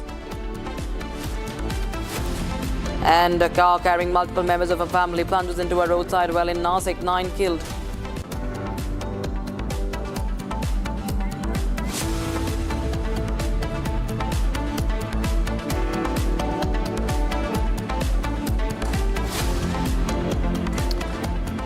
Viewers, very good evening, very good afternoon. You're watching Live and Breaking. I'm Rakshita Mishra with you. Getting in breaking news from the war zone. US-Israel have attacked a major petrochemical zone in Iran. And in fact, Iran has also confirmed series of US-Israel airstrikes targeting major petrochemical facilities in Mashhad and Bandar-e-Imam, including Fajr 1 and 2, Raja and Amir Kabir plants, as well as the Abu Ali complex and the Sharm Sheikh border terminal in Khorramshahr.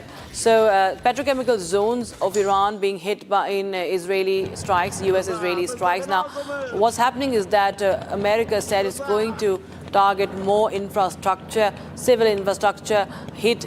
The bridge was hit, and now we have a petrochemical zone of Iran that has been now hit by Israeli and American defense forces. So even the Iranian officials have confirmed there have been some hits, and Israeli strikes on the Iranian petrochemicals hub have reportedly even wounded some, as per Israeli media reports. And the petrochemical facilities in southwest Iran have been hit in Israeli airstrikes. Israeli security forces have confirmed the strikes were carried out by its air force. And the Fars news agency reports that several facilities at the Mashhad petrochemical special zone in Khuzestan province were hit by the strikes.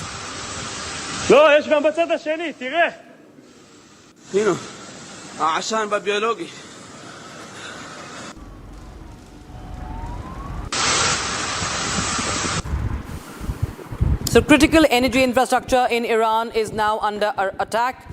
And we do not know the full extent of the damage yet, but we understand that the energy infrastructure in Iran is under attack. At least 5 people wounded. Iranian media warning of a possible rise in casualties. And now we have some more breaking news coming in right now.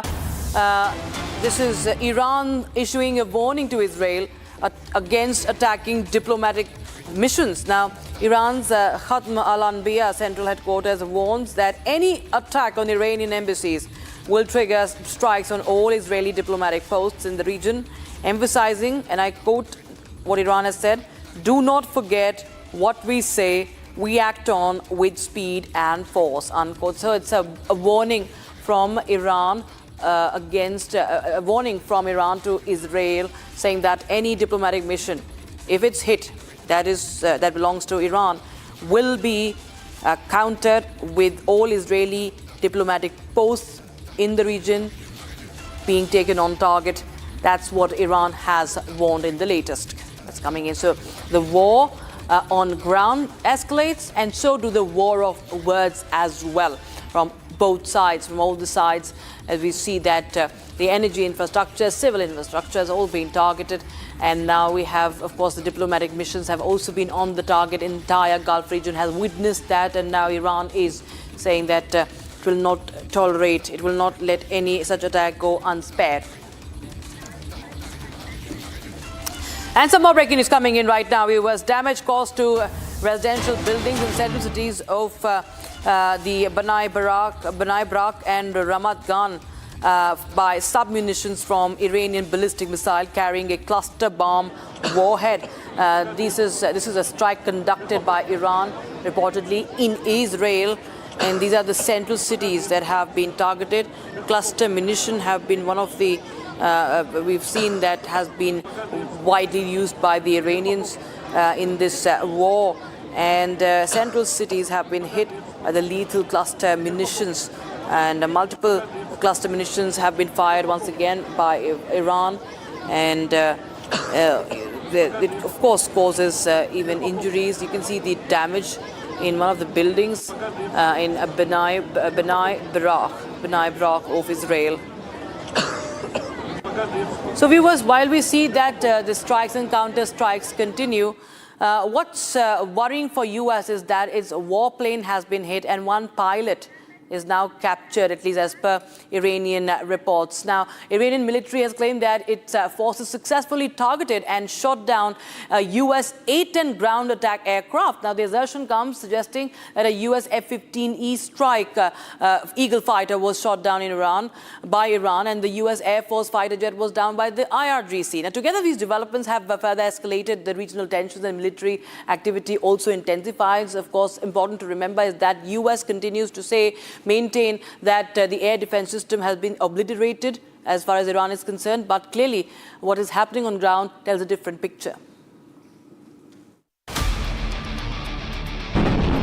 The plane was an A-10 along with an F-15E fighter, which was crewed by a pilot and a weapon system officer in the backseat. The US media reported that one of the two crew on the plane had already been rescued by the US Special Forces, but that the search was ongoing for the second crew member. A search and rescue mission to retrieve the crew, consisting of a Warthog jet and 2 helicopters, came under fire, causing the Warthog's pilot to eject over the Persian Gulf, where they were recovered. The governor of Iran's southern Kogilyu has said that capturing any downed US crew alive was a priority. Iranian outlets have said that a reward of 10 billion tomans, which is around 50,000 pounds, has been set to find the intruder. Iranian attacks across the region have continued despite any US forces saying they had struck more than 12,300 targets. The downing of a US fighter jet comes just days after Donald Trump delivered a bellicose national address in which he claimed the US had beaten and completely decimated Iran, and the conflict was nearing completion. Trump had also said in a televised address on Wednesday that the US military had nearly completed its objectives, vowing to strike Iran extremely hard over the coming 2 or 3 weeks. Now, Donald Trump is on a firing spree because he's completely out of control. In the latest, after the army chief was sacked, now Pam Bondi has also been sacked from the position of U.S. Attorney General, and she's being replaced by Deputy Attorney General Todd Blanche. Now, the video that we're going to bring you now explains why, despite being a close aide of Trump, Pam Bondi was fired. She was a Trump loyalist. So what really happened? More in this video. Former US Attorney General Pam Bondi, who was overseeing the Epstein files, has been fired by Donald Trump. We love Pam, and she will be transitioning to a much-needed and important new job in the private sector. She was once Trump's close ally and used to fiercely defend his name in the Epstein files case. General of the United States, we have rules here. You're obsessed with him. You're the Attorney General of the United States. You're obsessed with Donald Trump. You have Trump derangement syndrome. Pam Bondi even endured many insults while protecting Trump in the Epstein case. And you have not held a single man accountable. Shame on you. If you had any decency, you would resign right after this hearing concludes. However, Trump still did not hesitate before axing Bondi from her Attorney General role. You know, Pam Bondi's handling of the Epstein files has been problematic for Trump. Did Bondi come to know too much about the inner depths of the Epstein files? Deeply sorry for what any victim has been through, especially as a result of that monster. Okay, firstly, Trump campaigned on this promise that they would release everything about Epstein. His base was demanding, they were thinking that, you know, there'll be stories of pedophilia by the Clintons and the Democrats and such, right, whom they wanted to snare in. So when Trump came to power, obviously that was to be his top agenda. Pam Bondi was appointed. In one of her first interviews, I think in February or March, she said, yes, I have a list of Epstein clients lying on my table. Now that turned out to be something which troubled her, because apparently when the DOJ, after a month or so, released the document, they received a paltry I think 120,000 pages or so, which were bland, which did not have any new information, far less a list of quote-unquote clients. Then public demands further grew, including the MAGA base of Trump. She released some more, but then they said, yeah, there is nothing more in it to be released. It's all closed now. Then it's the US Congress which passed a bipartisan bill. Okay, Massey, a Republican, and I think Ro Khanna, yes, a Democrat together. That is what passage in November opened up the spigot, and in December they released some files, and then in January of this year it's around 3 million files. So in this entire process, and she had a hearing also at the US Congress where, amongst other things, Pramila Jayapal, a Democrat, she asked Bondi to turn around and look at some of the victims who were standing there in the gallery and apologize to them for what they had gone through due to Epstein. Pam Bondi refused to turn around and look those victims in the eyes and say, I'm sorry, or we are doing our best, to bring the various perpetrators to justice. Meanwhile, we see that there are fresh escalations, Iranian missile strikes targeting Tel Aviv, and multiple impacts have been also reported across the city of Tel Aviv, damaging key infrastructure, even as the air defense systems have worked overtime. Republic TV gets you a ground report from the impact zones inside Israel.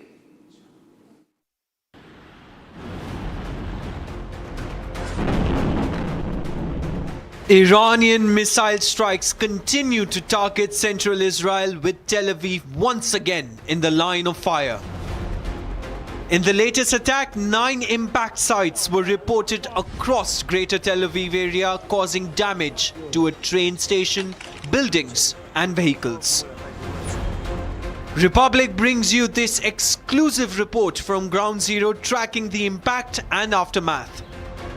I'm standing at the center of Tel Aviv, and here behind me, this is one of the buildings that was hit by Iranian ballistic missile with a cluster munition, illegal munition, which is spreading all around and hitting civilian areas, residential buildings, office buildings like here behind me, roads, train stations, cars. And tonight, the Iranian rocket with the cluster munition killed one person that didn't run on time to the shelter, and another few people were injured.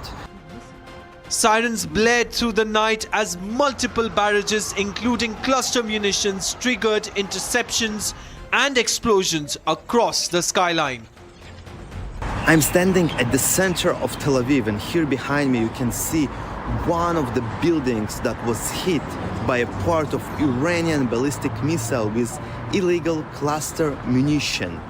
You can see how extensive is the damage, but there were no casualties here because this is an office building and it was closed on the night of Friday, and this is the reason that no one was hurt here. But in other locations in Tel Aviv, one person was killed by this Iranian ballistic rocket with cluster munition, and several people were injured. All of them didn't run on time to the shelters, and that's why they found their death or were injured.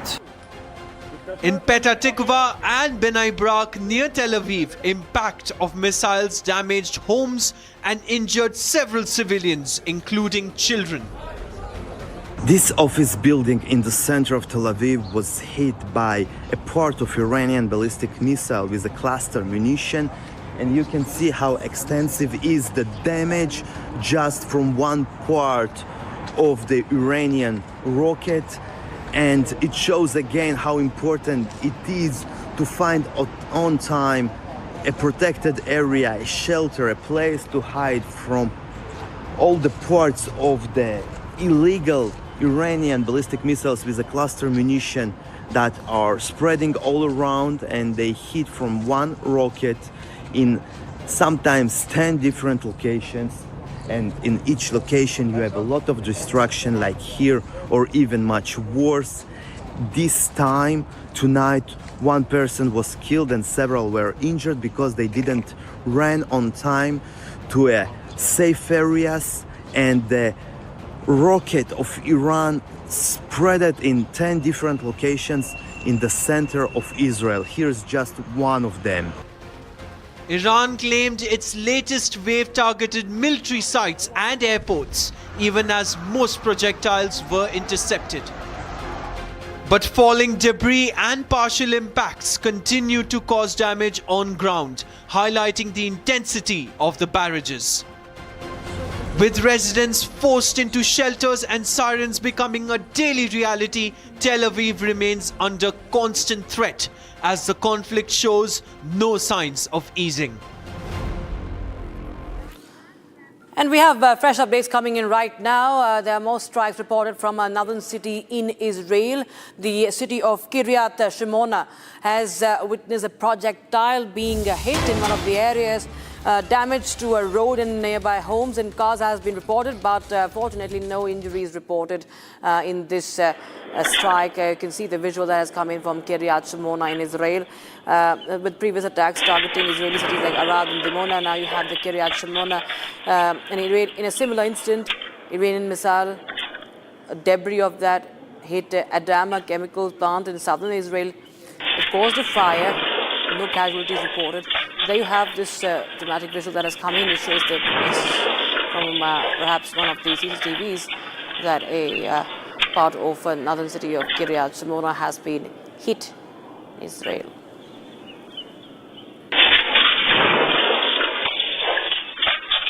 And in fact, we have more breaking news coming in as back-to-back developments being reported from West Asia. This is a US chopper that's being widely reported as being hit by Iranian defense systems. This is a video that has been doing the rounds for the longest time of how the US chopper that was doing the rounds for, that was in fact flying very low for rescue operation, search and rescue operation, was hit by Iran. And this is one of the videos that have come in today. It's been doing the rounds since last evening. This is a video that we are showing you right now that's being widely circulated. So an F-15E already crashed. One pilot has been rescued. The other one, the crew, is still being searched for. And this is one of the visuals. One of the Black Hawk has been hit, and army chopper that has been hit is being reported.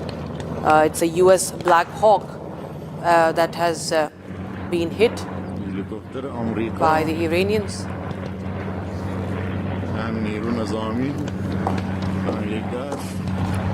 So viewers, while we see that there are US fighter jets, US aircraft, helicopters are being hit reportedly by Iran, we have Benjamin Netanyahu, the Prime Minister of Israel, saying that Israel continues its offensive against Iran as the conflict enters its 6th week. The war has triggered rising global oil prices and mounted the casualties across the region. It's more in this report.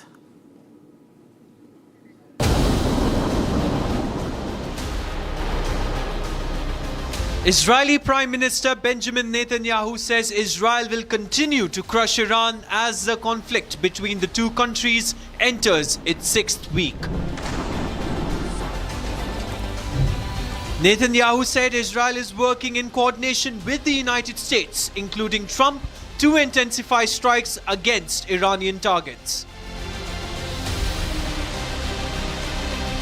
The Israeli leader claimed the Israeli Air Force has destroyed 70% of Iran's steel production capacity, calling it a major blow to Iran's finances and weapons production.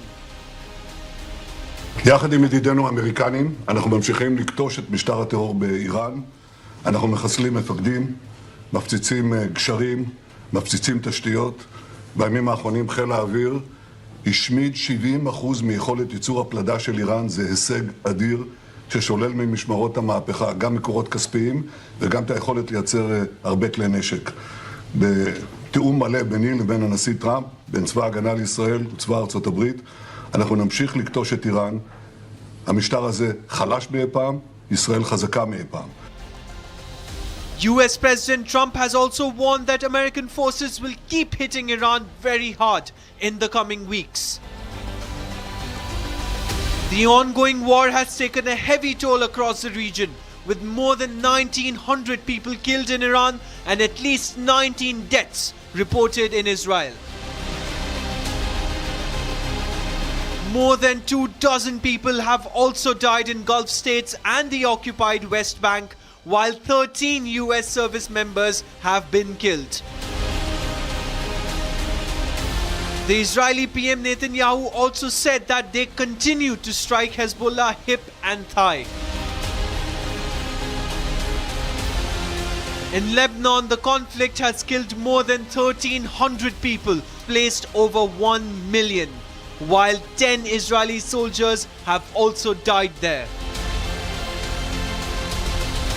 The escalating war has also sent global oil prices soaring, raising fears of wider economic fallout.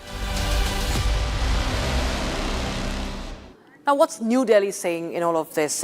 External Affairs Minister Dr. S. Jaishankar has highlighted that the current global turbulence is structural, driven by shifts in power dynamics and technological advancements. In fact, he noted that some societies struggle to adapt to these changes, leading to increased competition and risk-taking. And new developments in technology, energy and connectivity are being leveraged, often for strategic gains, making global security more challenging. So, Dr. Jaishankar emphasizes the need for adaptability and cooperation in the volatile environment. We are, after all, now among the top 5 economies.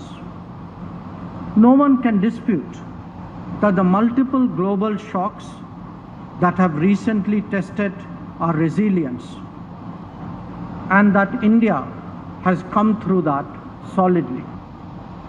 We have managed both domestic and external challenges fairly successfully. In fact, more inclusive growth, representative politics, and decisive leadership have created a new foundation from which we can all now harbor higher aspirations. We are, after all, now among the top 5 economies.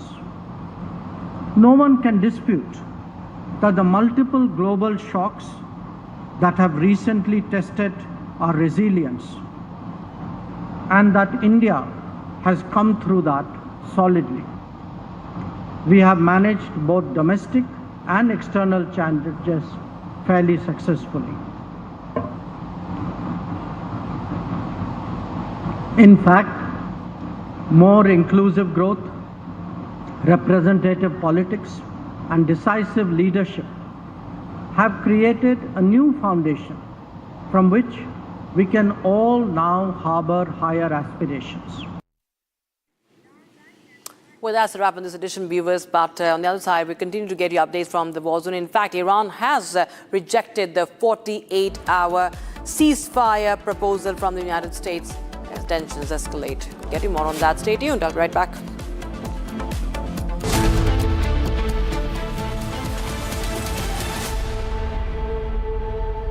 थोड़े में ज्यादा स्वाद ये ही तो है इसकी खास बात। वाओ मामा, क्या स्वाद है? अरे मेरे राजा, राजा और मसाला,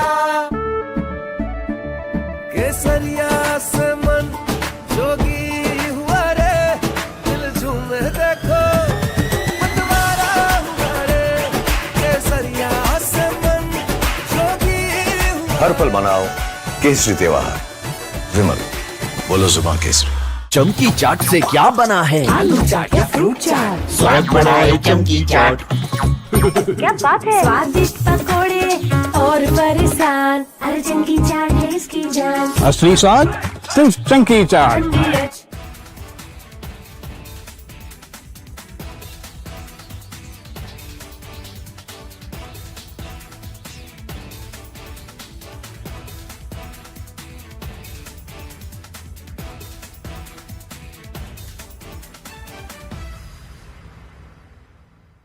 3, 2, 1. Booster ignition. Artemis 2 now bound for the moon. Humanity's next great voyage begins.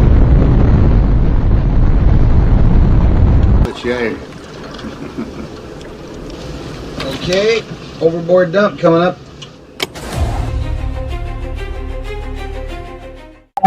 Actually, there is always a redundant chain of excretion systems available on the Artemis. Okay, it is not just the main chain, and it's a redundant chain is also available. And there is no way that the astronauts will be stuck because of the the excretion issues. And what they have reported now, even we were going through and seeing, it is something to do with the valve which is to operate for section of the excretion, which looks to be needing attention. But the crew in Artemis, they are well trained to handle such type of situation. And also, in case if the main chain of the excretion system doesn't. This week on Get Me Right, as the nation marked the end of left-wing extremism with a debate in Parliament, a deep dive into the history of this violent extremist ideology that has claimed thousands of lives in the country over 5 decades and multiple takeovers of the Congress party. And is it the end of the mirage of strategic depth that Pakistan always sought against India with its machinations and maneuvers in Afghanistan? As Taliban refuses to bend over the Duran line, is it game over on the Western Front? This weekend, Saturday and Sunday, only on Republic TV. Amity has been ranked amongst the top 3% universities globally, a testimony to Amity's globally benchmarked quality.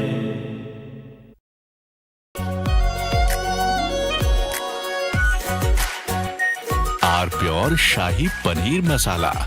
Delicious, healthy, every day. 3, 2, 1. Booster ignition. Artemis 2 now bound for the moon. Humanity's next great voyage begins.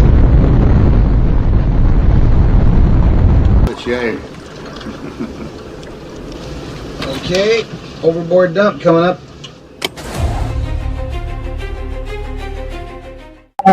Actually, there is always a redundant chain of excretion systems available on the Artemis. Okay, it is not just the main chain, and it's a redundant chain is also available. And there is no way that the astronauts will be stuck because of the the excretion issues. And what they have reported now, even we were going through and seeing, it is something to do with the valve which is to operate for section of the excretion, which looks to be needing attention. But the crew in Artemis, they are well trained to handle such type of situation. And also, in case if the main chain of the excretion system doesn't respond, there is always a way of redundant chain and the methodology for excretion. And I don't think it is a major issue, but I'm sure it will get sorted out. And of course, there is a redundant chain which can be conveniently operated. Good luck. Godspeed, Artemis 2. Let's go. And here we go. 10, 9, 8, 7. RS-25 engines ready. 4, 3, 2, 1. Booster ignition. And liftoff. The crew of Artemis 2 now bound for the moon. Humanity's next great voyage begins.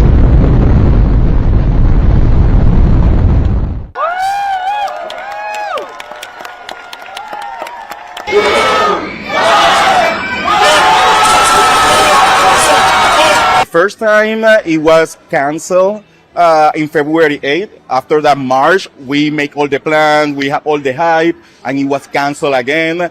And finally it's happening today.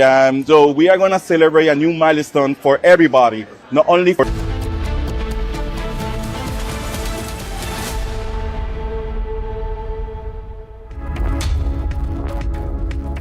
A very good afternoon, viewers. You're watching Live and Breaking. I'm Rakshita Mishra with you, getting you all the latest updates coming in from the war that's escalating and the impact as far as the energy crisis is concerned. The latest update coming in from the Strait of Hormuz about the India-flagged vessel that has just crossed the Strait of Hormuz. We'll tell you all and much more first. The headlines.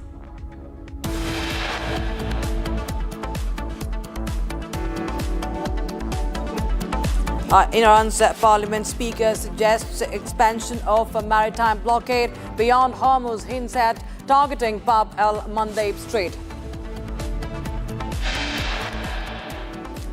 Iran rejects US proposal for 48-hour ceasefire as tensions escalate.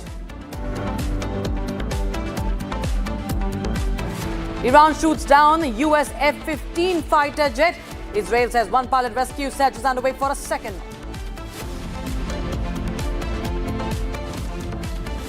Iranian media claims US Black Hawk chopper hit during search mission over Iranian-Iraqi overlapping airspace.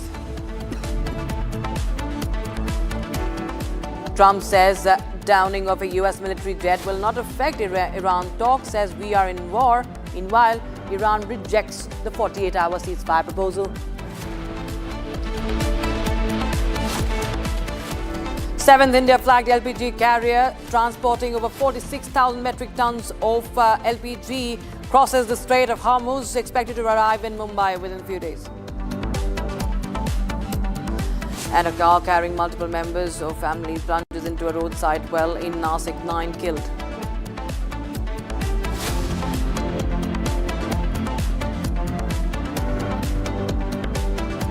And viewers, Iran is unrelenting. It has launched another wave of Operation True Promise. For now, it's the 94th wave of the Operation True Promise 4, targeting Israeli industrial military centers and locations of commanders and army units across Israeli sites in south, center and north, including Tel Aviv. IRGC striking key industrial and military centers. They're also targeting the military commanders, army units that are present in Israeli sites and all across Israel, south, center and north, including Tel Aviv. So IRGC is striking the Israeli industrial military centers, as we've seen that both sides are targeting. Apart from the energy infrastructure, the military infrastructure has been on target, but industrial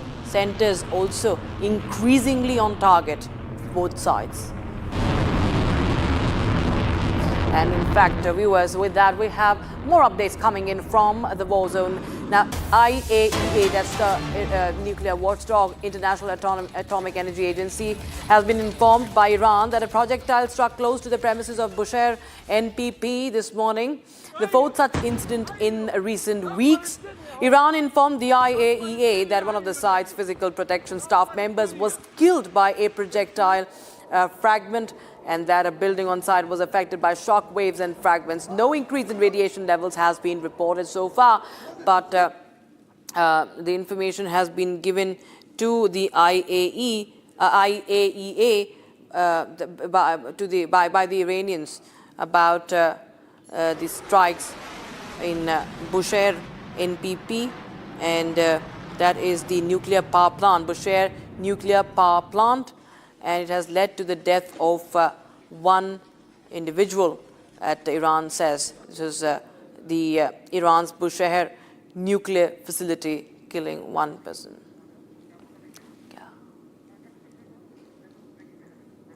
All right, viewers, we have some more breaking news coming in, and now a former Prime Minister of United Kingdom is reacting. Boris Johnson says that we cannot say that, or we cannot pretend that Iran war is not our war. Now, this is a counter to what the current Prime Minister of United Kingdom, his successor, has said. Not directly successor, but yes, the current Labour Party leader and Prime Minister Keir Starmer. Keir Starmer just recently said that the war in Iran is not our war. We are not going to be dragged into that. And now Boris Johnson, the former Prime Minister, says that we cannot pretend that Iran war is not our war. And he's issued his statement on the West Asia war, so opposing what the current Prime Minister has said as far as participation in this war is concerned of other NATO allies. Meanwhile, viewers, Donald Trump, viewers, has is in a fix, and we've seen that he's on a firing spree. Whenever he doesn't understand anything, he goes on a firing spree and plays blame game. After the army chief was sacked, now Pam Bondi was also sacked, who's the Attorney General. She's been replaced by the Deputy, Todd Blanche. But what really has happened that Pam Bondi, who was supposed to be a loyalist of Donald Trump, was suddenly sacked? Former US Attorney General Pam Bondi, who was overseeing the Epstein files, has been fired by Donald Trump. We love Pam, and she will be transitioning to a much-needed and important new job in the private sector. She was once Trump's close ally and used to fiercely defend his name in the Epstein files case. Attorney General of the United States, we have rules here. With him. You're the Attorney General of the United States. We're obsessed with Donald Trump. You have Trump derangement syndrome. Pam Bondi even endured many insults while protecting Trump in the Epstein case. And you have not held a single man accountable. Shame on you. If you had any decency, you would resign right after this hearing concludes. However, Trump still did not hesitate before axing Bondi from her Attorney General role. You know, Pam Bondi's handling of the Epstein files has been problematic for Trump. Did Bondi come to know too much about the inner depths of the Epstein files? Deeply sorry for what any victim has been through, especially as a result of that monster. Okay, firstly, Trump campaigned on this promise that they would release everything about Epstein. His base was demanding, they were thinking that, you know, there'll be stories of pedophilia by the Clintons and the Democrats and such, right, whom they wanted to snare in. So when Trump came to power, obviously that was to be his top agenda. Pam Bondi was appointed. In one of her first interviews, I think in February or March, she said, yes, I have a list of Epstein clients lying on my table. Now that turned out to be something which troubled her, because apparently when the DOJ, after a month or so, released the document, they received a paltry, I think 120,000 pages or so, which were bland, which did not have any new information, far less a list of quote-unquote clients. You know, then public demands further grew, including the MAGA base of Trump. She released some more, but then they said, yeah, there is nothing more in it to be released. It's all closed now. Then it's the US Congress which passed a bipartisan bill. Okay, Massey, a Republican, and I think Ro Khanna, yes, a Democrat together. That is what passage in November opened up the spigot, and in December they released some files, and then in January of this year, it's around 3 million files. So in this entire process, and she had a hearing also at the US Congress where, amongst other things, you know, Pramila Jayapal, a Democrat, she asked Bondi to turn around and look at some of the victims who were standing there in the gallery and apologize to them for what they had gone through due to Epstein. Pam Bondi refused to turn around and look those victims in the eyes and say, I'm sorry, or we are doing our best, you know, to bring the various perpetrators to justice.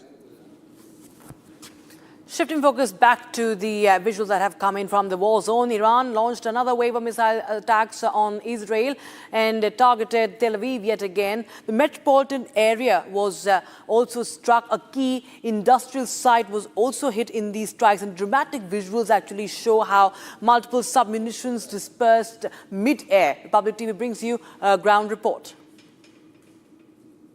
Here behind me you can see how extensive is the damage just from one part fragment of Iranian ballistic missile, this illegal cluster munition. You can see how many holes there are in the windows, in the doors, in the walls of those stores and the apartments above, and it shows you how dangerous those rockets with the cluster munition. Here, fortunately, people ran to shelters on time, and that's why there are no casualties. Usually it is a very busy area. Many people are coming to these stores and to the restaurant. Also, some people live here.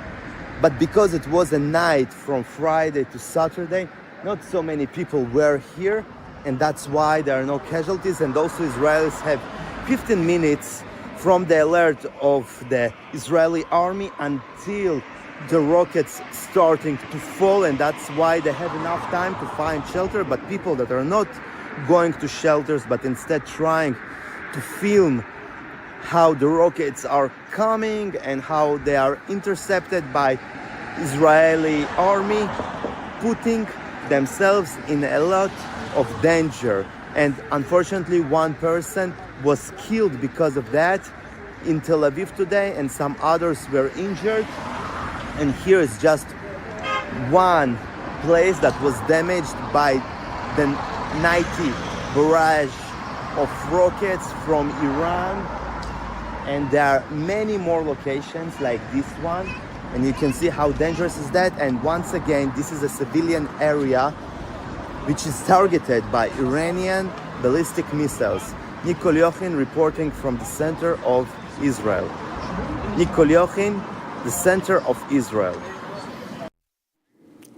All right, we have now breaking news coming in right now. Iraq has closed the Shalamcheh crossing with Iran after airstrikes killed Iraqi civilians. Iraq closed its southern Shalamcheh border crossing with Iran after airstrikes on the Iranian side killed an Iraqi citizen, and security sources are reporting this. Sources have no further details on the incident, but yes, the Iraq has closed the Shalamcheh crossing with the Iran, and that's the update we have right now. An Iraqi civilian is killed in the strikes in the Iraq-Iran border, and Baghdad shuts the Shalamcheh crossing after the airstrike death. Tensions erupting, and in fact, what we understand that at least 5 Iraqis are also seriously injured in the strikes. The Iraqi police recovered the body of a man wounded, taken to hospital meanwhile, and border authorities have ordered the crossing closed to trade and travels.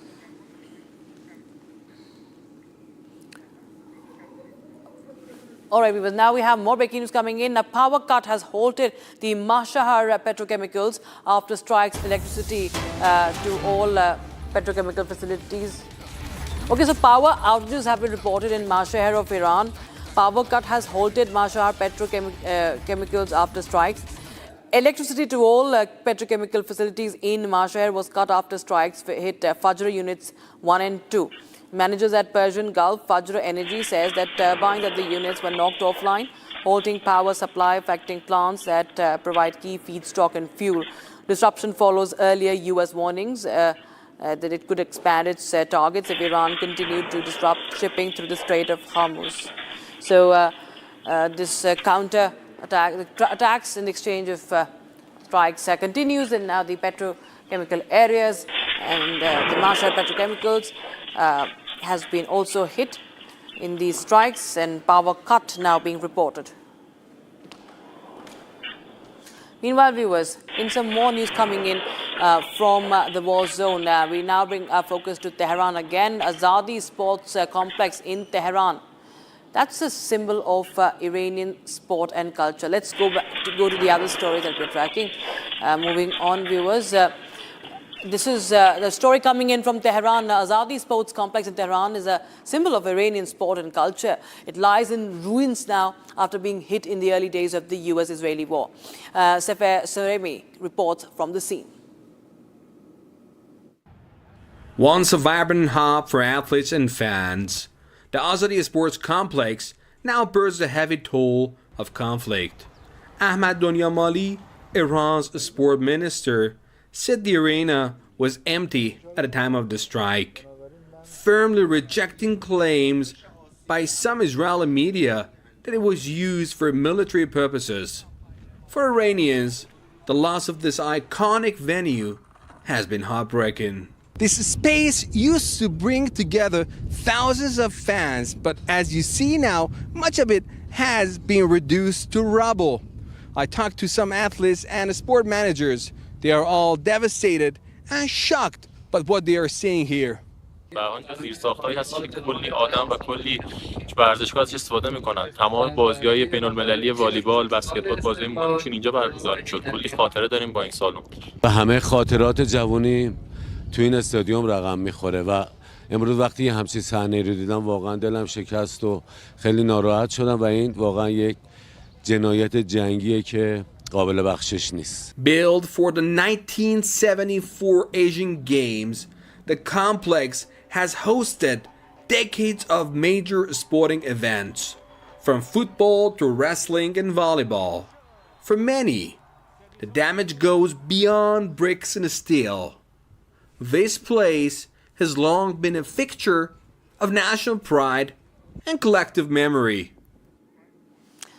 Meanwhile, authorities have dismantled an LPG smuggling syndicate in Maharashtra's Chhatrapati Sambhajinagar that stole gas from tankers and seized the assets worth over 1 crore 26 lakh rupees. This is as per the official sources that we're learning. It's more in this report.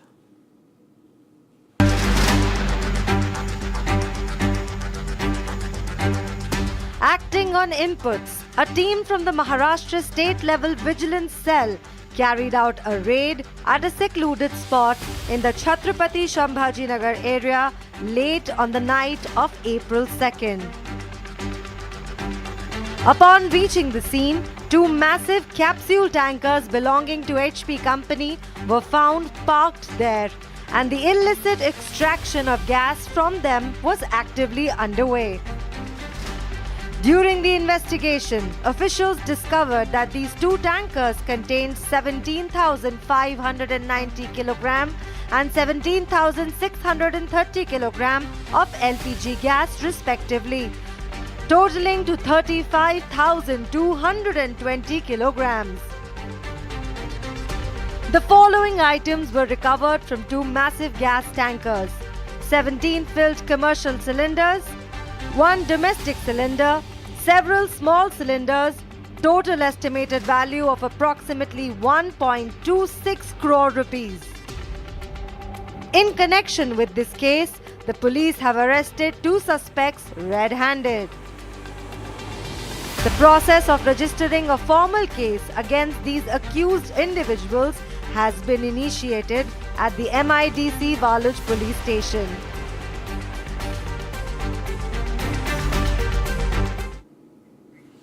All right, we have breaking news coming in right now. Iranian military has claimed that its forces have successfully targeted and shot down a U.S. A-10 ground attack aircraft. That's the Warthog. Assertion comes suggesting that a U.S. F-15E Strike Eagle fighter was shot down on over Iran. U.S. Air Force fighter jet downed by the IRGC. And in fact, it comes as a blow to the United States, at least a strategic blow to the United States, and also counters their claim somewhere when they say that that Iranian air defense systems have been decimated, have been obliterated. Here's more. The plane was an A-10 along with an F-15E fighter, which was crewed by a pilot and a weapon system officer in the backseat. The US media reported that one of the 2 crew on the plane had already been rescued by the US Special Forces, but that the search was ongoing for the 2nd crew member. A search and rescue mission to retrieve the crew, consisting of a Warthog jet and 2 helicopters, came under fire, causing the Warthog's pilot to eject over the Persian Gulf, where they were recovered. The governor of Iran's southern Kogilyu has said that capturing any downed US crew alive was a priority. Iranian outlets have said that a reward of 10 billion tomans, which is around 50,000 pounds, has been set to find the intruder. Iranian attacks across the region have continued despite any US forces saying they had struck more than 12,300 targets. The downing of a US fighter jet comes just days after Donald Trump delivered a bellicose national address in which he claimed the US had beaten and completely decimated Iran, and the conflict was nearing completion. Trump had also said in a televised address on Wednesday that the US military had nearly completed its objectives, vowing to strike Iran extremely hard over the coming 2 or 3 weeks. So viewers, we see how West Asia continues to be on the edge. It continues to escalate the war, and fresh Iranian strikes were reported from Tel Aviv, by Iran in Tel Aviv. Multiple impact areas have also been hit, damaging key infrastructure. Air defense systems are also being overwhelmed, as you see. Republic TV now reports from Ground Zero, Israel, from the impact zones.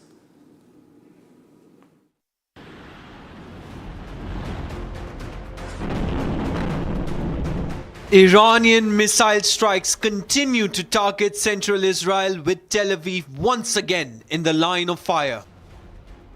In the latest attack, 9 impact sites were reported across Greater Tel Aviv area, causing damage to a train station, buildings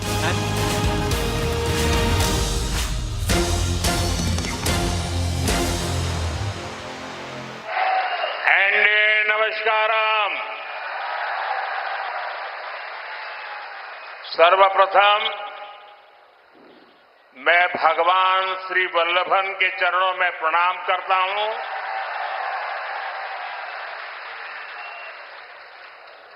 Thiruvalla की इस पवित्र धरती से मैं सबरीमला तीर्थ को और स्वामी अयप्पा को भी प्रणाम करता हूं। ഏറ്റവും ആദ്യമായി ഞാൻ ഭഗവാൻ ശ്രീവല്ലഭന്റെ ചരണങ്ങളിൽ നമസ്കരിക്കുകയാണ്. തിരുവല്ലയിലെ ഈ പവിത്ര ഭൂമി എന്നുള്ളത് ശബരിമലയിലെ പുണ്യതീർത്ഥത്തിന്റെ ഭൂമി കൂടിയാണ്. അതോടൊപ്പം തന്നെ സ്വാമി അയ്യപ്പനെയും ഞാൻ പ്രണമിക്കുന്നു. मैं सबसे पहले तो उस छोटी सी बिटिया को आशीर्वाद देता हूं जो एक बढ़िया चित्र बना करके मुझे भेंट किया है। उधर भी एक नौजवान ने बहुत अच्छा मेरी मां का चित्र मुझे दिया है। मैं इन सबका हृदय से आभार व्यक्त करता हूं। इस बेटी को आशीर्वाद देता हूं। ഞാൻ ആദ്യമായി തന്നെ ഇവിടെ ഒരു കൊച്ചു പെൺകുട്ടി ഒരു ചിത്രം നൽകിയതിന് വലിയ ഒരു ചിത്രം ഉയർത്തിക്കാണിച്ച് എനിക്ക് തന്നതിന് ഞാൻ നന്ദി പറയുന്നു. അതോടൊപ്പം തന്നെ മറ്റൊരാൾ എന്റെ അമ്മയുടെ ചിത്രം എനിക്ക് നൽകി. രണ്ടുപേരെയും ഞാൻ അഭിനന്ദിക്കുകയാണ്. मैं अपना भाषण शुरू करूं उससे पहले इस चुनाव में जो कैंडिडेट है उनसे आग्रह करता हूं कि कैंडिडेट सारे आगे आ जाएं। कैंडिडेट वहां खड़े हो जाए जरा। हाँ, मैं 1-2 मिनट जाकर के आता हूं आपके पास।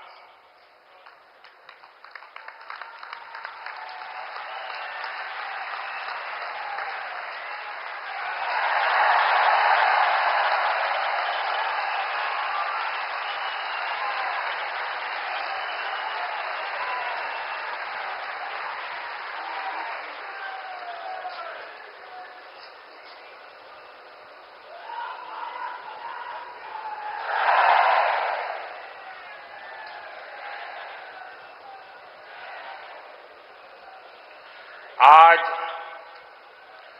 तिरुवल्ला में इतनी बड़ी संख्या में आप सबकी उपस्थिति एनडीए पर आप लोगों का ये भरोसा, मेरी माताओं बहनों का ये स्नेह और ये विश्वास पूरे केरल में आज ऐसा ही माहौल दिख रहा है। मुझे निकट से केरल के चुनाव को देखने का अवसर मिला है। मैं पहले भी आया हूं, लेकिन इस बार हवा का रुख कुछ और है, लोगों का मिजाज कुछ और है। केरल में अब सबसे बड़ा परिवर्तन होने जा रहा है। 9 अप्रैल को वोटिंग और 4 मई को दशकों के कुशासन का अंत की घोषणा अब ये पक्का हो चुका है। एलडीए सरकार के जाने का काउंटडाउन शुरू हो चुका है। केरलम में पहली बार बीजेपी और एनडीए की सरकार आने वाली है।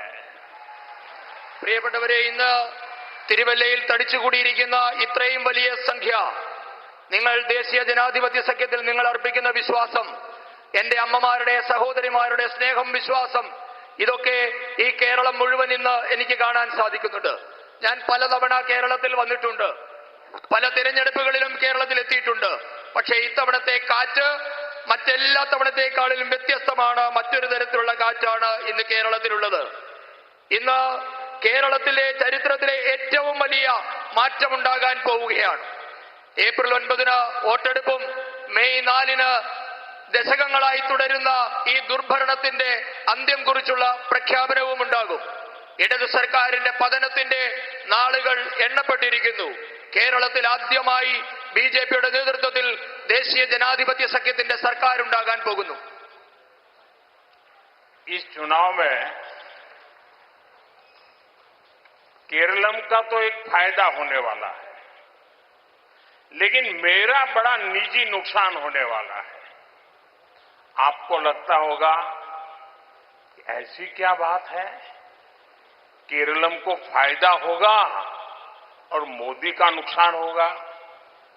जी, मेरा व्यक्तिगत नुकसान होने वाला है। आपको मन में होता होगा क्या है, मैं बताऊं आपको? ऐसा है, ये जो अनूप लड़ रहा है ना चुनाव आपके यहां,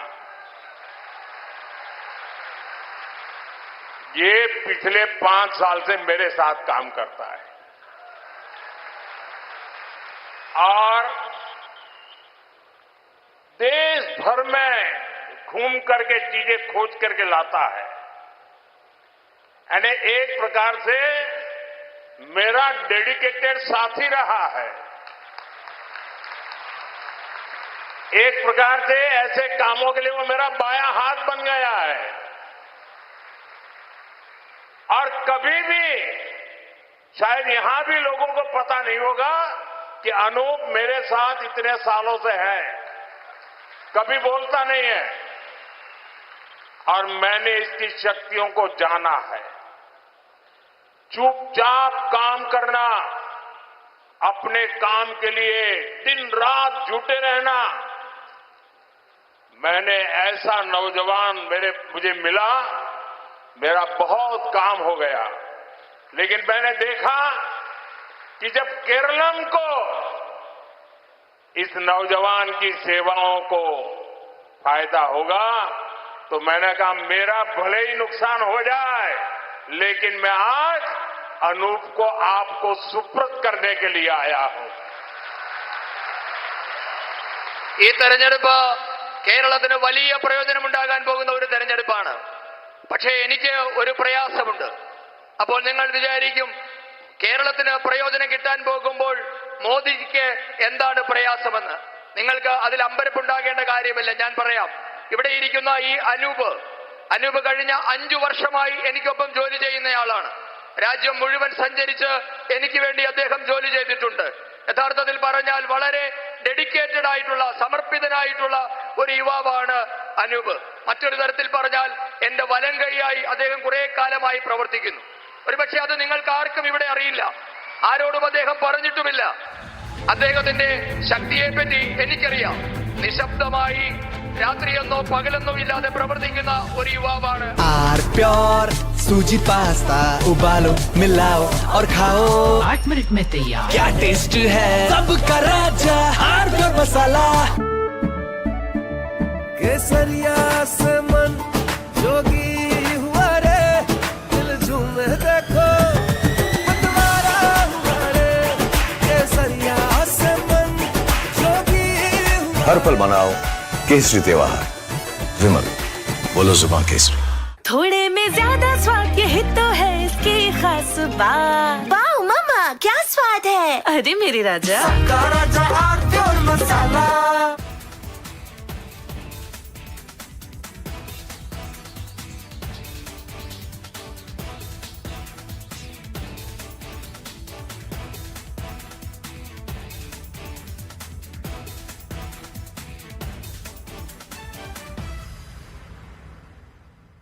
3, 2, 1. Booster ignition. Artemis II now bound for the moon. Humanity's next great voyage begins.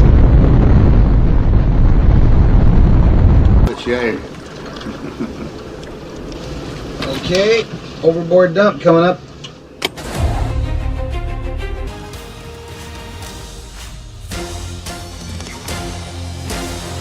दो तीन दिन पहले जब मैं दिल्ली में था, मेरी केरलम के बीजेपी कार्यकर्ताओं से फोन पर लंबी चर्चा हुई।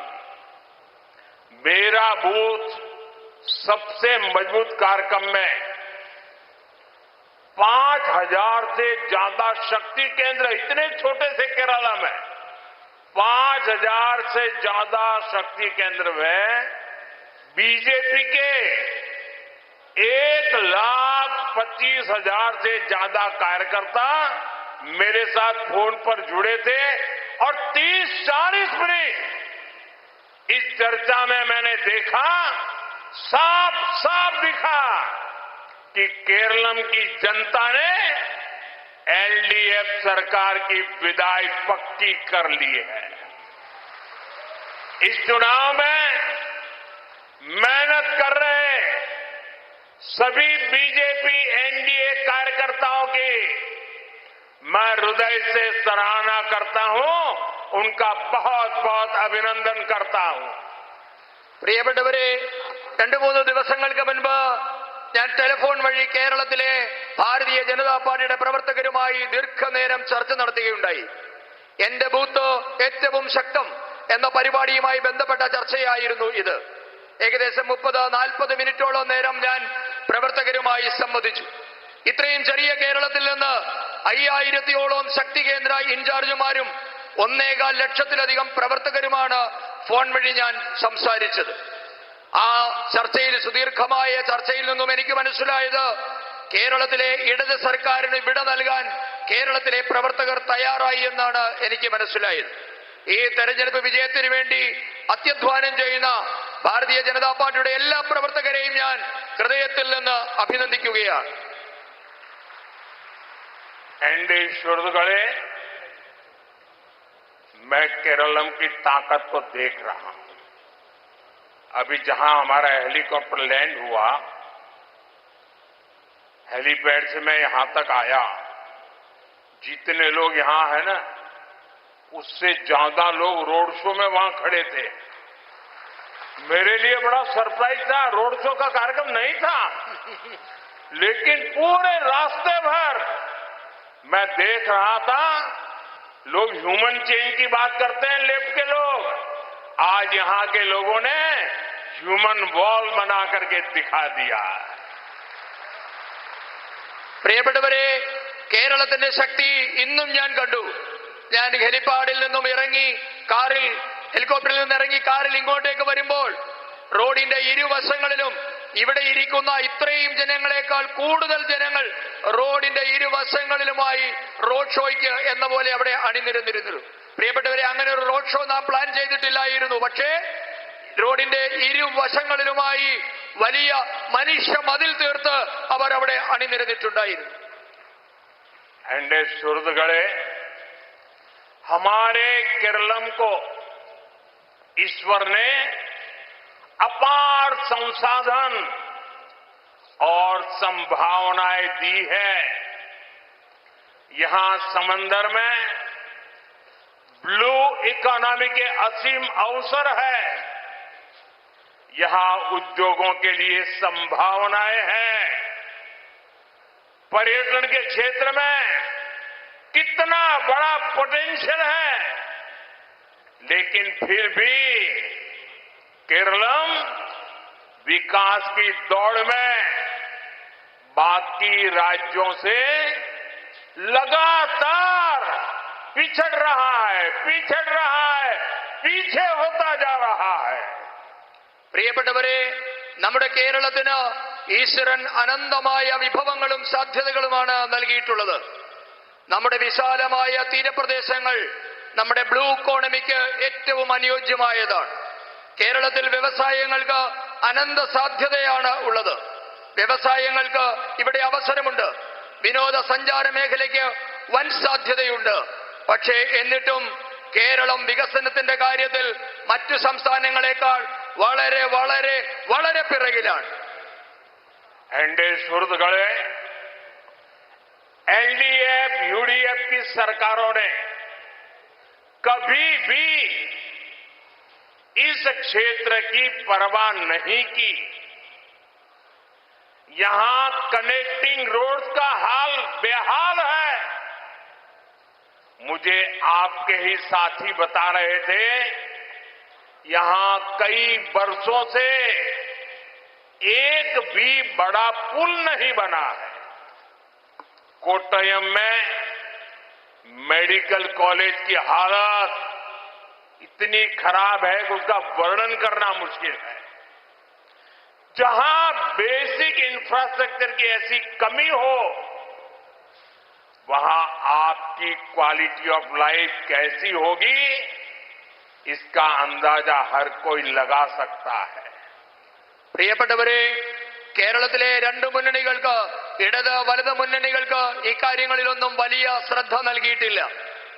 നമ്മളുടെ വിവിധ പ്രദേശങ്ങളെ തമ്മിൽ ബന്ധിപ്പിക്കുന്ന നമ്മുടെ ഗ്രാമീണ ഇടറോഡുകളുടെയൊക്കെ അവസ്ഥ വളരെ പരിതാപകരമാണ്. വർഷങ്ങളായി ഇവിടെ ഒരു പുതിയ പാലം പണിയാൻ പോലും, ഒരു വൻകിട പാലം നിർമ്മിക്കാൻ പോലും ഇവർക്ക് സാധിച്ചിട്ടില്ല. നമ്മുടെ തൊട്ടടുത്തുള്ള കോട്ടയം മെഡിക്കൽ കോളേജിന്റെ അവസ്ഥ വർണ്ണിക്കാൻ പോലും ആകാത്ത തരത്തിൽ വളരെ പരിതാപകരമാണ്. അടിസ്ഥാന സൗകര്യ വികസനങ്ങൾക്ക് ഇത്രയും അപര്യാപ്തത ഉള്ളയിടത്ത് എങ്ങനെ നമ്മുടെ ജീവിത നിലവാരം ഉയരും എന്നതിനെപ്പറ്റി എല്ലാവർക്കും ചിന്തയുണ്ടാകണം. एनडीए सुहृदगणे, केरलम में कभी बीजेपी सरकार नहीं रही, लेकिन आप सबके आशीर्वाद से, देश की जनता जनार्दन के आशीर्वाद से हम केंद्र सरकार के जरिए केरलम के विकास में कोई कोर कसर नहीं छोड़ रहे. जब कांग्रेस दिल्ली में सत्ता में थी और एलडीएफ यूडीएफ दोनों मिलकर के दिल्ली में सरकार चलाते थे, उस समय केरलम को जो मदद मिली, उसकी तुलना में एनडीए सरकार ने, मोदी सरकार ने 5 गुना ज्यादा पैसा केरलम को भेजा है. പ്രിയപ്പെട്ടവരെ, കേരളത്തിൽ നാളിതുവരെ ഭാരതീയ ജനതാ പാർട്ടിയുടെ സർക്കാർ ഉണ്ടായിട്ടില്ല. എന്നിട്ടും കേരളത്തിന്റെ വികസനത്തിനായി ചെയ്യാൻ സാധിക്കുന്ന എല്ലാ കാര്യങ്ങളും ജനദേവന്മാരുടെ, നിങ്ങളുടെ ഓരോരുത്തരുടെയും അനുഗ്രഹ ആശിസ്സോടുകൂടി ചെയ്യാൻ ഞങ്ങൾക്ക് സാധിച്ചിട്ടുണ്ട്. കേരളത്തിന്റെ വികസനത്തിനായി കിട്ടിയ ഒരവസരവും ഞങ്ങൾ പാഴാക്കിയിട്ടില്ല. കോൺഗ്രസ് കേന്ദ്രം ഭരിച്ചിരുന്ന സമയത്തേക്കാൾ 5 മടങ്ങ് അധികം തുകയാണ് മോദി സർക്കാർ, എൻഡിഎ സർക്കാർ കേരളത്തിനായി നൽകിയത്. एनडीए सुहृदगणे, बीजेपी एनडीए को आपकी ईज ऑफ लिविंग और क्वालिटी ऑफ लाइफ दोनों की चिंता है. हमने पीएम आवास योजना के तहत गरीबों को पक्के घर दिए हैं. जल जीवन मिशन के तहत गांव-गांव पाइप से पानी पहुंचाने का काम हो रहा है. यहां रबर के किसान बड़ी संख्या में रहते हैं. केरलम के किसानों को हमने पीएम किसान सम्मान निधि के जरिए अराउंड 13,000 करोड़ रुपए की सहायता सीधी उनके बैंक खाते में पहुंचाई है. इससे रबर के किसानों को भी बहुत मदद मिली है. പ്രിയപ്പെട്ടവരെ, നിങ്ങൾക്ക് ആയാസരഹിതമായതും നിലവാരമുള്ളതുമായ ഒരു ജീവിതം നൽകലാണ് ബിജെപിയുടെ ലക്ഷ്യം. പ്രധാനമന്ത്രി ആവാസ് യോജന പ്രകാരം നിരവധി പാവപ്പെട്ടവർക്കാണ് കേരളത്തിൽ സൗജന്യമായി വീട് നൽകിയത്. ജൽ ജീവൻ മിഷൻ അനുസരിച്ച് ഗ്രാമഗ്രാമാന്തരങ്ങളിൽ പൈപ്പ് വഴി ശുദ്ധജലം എത്തിക്കാനുള്ള പ്രവർത്തനവും നടന്നു വരുന്നുണ്ട്. കേരളത്തിൽ നമുക്കറിയാം ധാരാളം റബ്ബർ കർഷകരുള്ള ഒരു നാടാണ് ഇവിടം. പ്രധാനമന്ത്രി കിസാൻ സമ്മാൻ നിധി വഴി കേരളത്തിലെ കർഷകർക്ക് 13,000 കോടി രൂപയാണ് ബാങ്ക് അക്കൗണ്ടുകൾ വഴി സൗജന്യമായി നൽകിയത്. കേരളത്തിലെ റബ്ബർ കർഷകർക്കും ഇതിന്റെ പ്രയോജനം കിട്ടിയിട്ടുണ്ട്. साथियों, नॉर्थ ईस्ट में ईसाई समाज की संख्या बहुत है. एक राज्य को छोड़ करके नॉर्थ ईस्ट के 7 राज्यों में एनडीए की सरकार है और वहां पिछले 50-60 साल में जो काम नहीं हुआ है वो हमने करके दिखाया है. गोवा में ईसाई समाज निर्णायक है. गोवा के अंदर लगातार बीजेपी की सरकार, एनडीए की सरकार है. गोवा विकास की नई ऊंचाइयों को छू रहा है. केरल में भी एनडीए सरकार बनेगी तो विकास की नई ऊंचाइयों को पाएंगे. स्थानीय किसानों और फिशरमैन की हर समस्या का हम समाधान करेंगे. പ്രിയപ്പെട്ടവരെ, നമ്മുടെ വടക്ക് കിഴക്കൻ സംസ്ഥാനങ്ങളിൽ ക്രിസ്തീയ സമുദായം, ക്രിസ്തീയ മതവിശ്വാസികൾ ഏറ്റവും കൂടുതലുള്ള സംസ്ഥാനങ്ങളാണ്. അതിലെ ഒരു സംസ്ഥാനം ഒഴികെ 7 സംസ്ഥാനങ്ങളിലും ഭാരതീയ ജനതാ പാർട്ടി നേതൃത്വത്തിലുള്ള ദേശീയ ജനാധിപത്യത്തിന്റെ സർക്കാരാണ് ഉള്ളത്.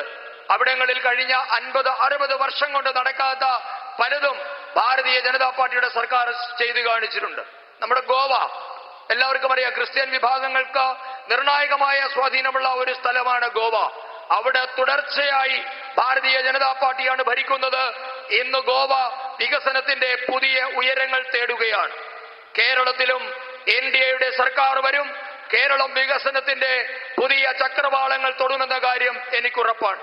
അന്ന് കേരളത്തിലെ കർഷകരുടെയും മത്സ്യത്തൊഴിലാളികളുടെയും എല്ലാം പ്രശ്നങ്ങളും പരിഹരിക്കപ്പെടും. एनडीए सुहृदगणे, केंद्र की एनडीए सरकार ही केरलम में आधुनिक इंफ्रास्ट्रक्चर और सुविधाओं पर जोर दे रही है. हम यहां नेशनल हाईवेज बनाने को गति दे रहे हैं. रेलवे इंफ्रास्ट्रक्चर का विकास किया गया है.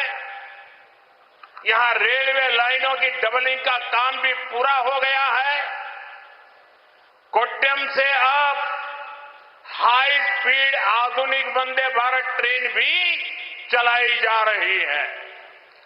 പ്രിയപ്പെട്ടവരെ, കേരളത്തിന്റെ അടിസ്ഥാന സൗകര്യ മേഖലയെ ആധുനീകരിക്കാനുള്ള ശ്രമങ്ങൾ കേന്ദ്രത്തിലെ എൻഡിഎ സർക്കാർ നടത്തിക്കൊണ്ടിരിക്കുകയാണ്. കേരളത്തിൽ വഴിമുട്ടി നിന്ന ദേശീയപാതയുടെ വികസനം നരേന്ദ്രമോദി സർക്കാരാണ് സാധ്യമാക്കിയത്. നമ്മുടെ റെയിൽവേയുടെ അടിസ്ഥാന സൗകര്യ വികസനം ഇവിടെ നടന്നുകൊണ്ടിരിക്കുകയാണ്. പാത ഇരട്ടിപ്പിക്കലിന്റെ ജോലി അന്തിമഘട്ടത്തിലെത്തി ഏതാണ്ട് പൂർണ്ണമായ അവസ്ഥയിലാണ്. ഇന്ന് കോട്ടയം വഴി അതിവേഗത്തിൽ വന്ദേ ഭാരത് ട്രെയിൻ ഓടുന്നുണ്ട്. एनडीए सुहृदगणे, यहां सबरीमला रेलवे प्रोजेक्ट इस क्षेत्र में नई संभावनाओं को खोल सकता है.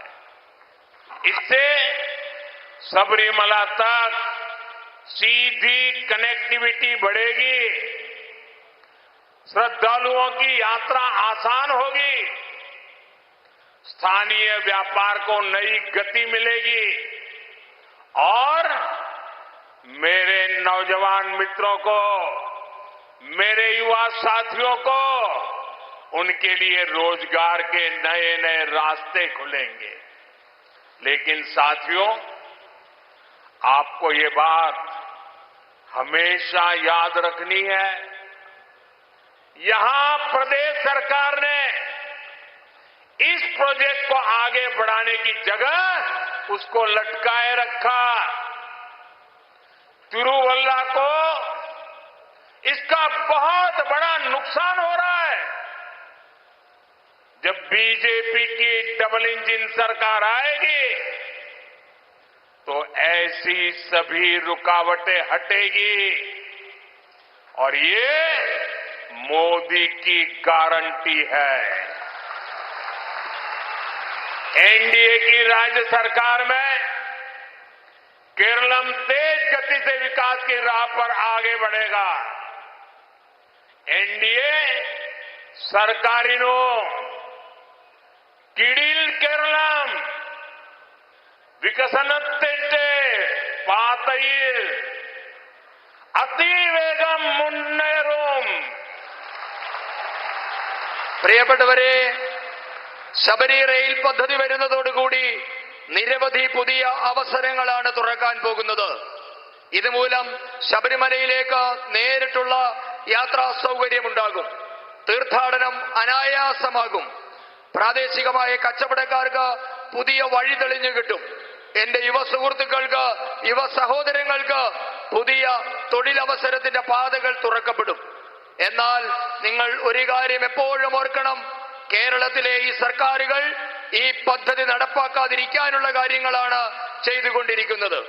ഇതിന്റെ ഏറ്റവും വലിയ നഷ്ടം തിരുവല്ലയ്ക്കാണ് സംഭവിക്കുന്നത്. ഭാരതീയ ജനതാ പാർട്ടിയുടെ നേതൃത്വത്തിലുള്ള ഡബിൾ എഞ്ചിൻ സർക്കാർ വരുന്നതോടുകൂടി ഈ തടസ്സങ്ങളെല്ലാം മാറും. ഇത് മോദിയുടെ ഗ്യാരണ്ടിയാണ്.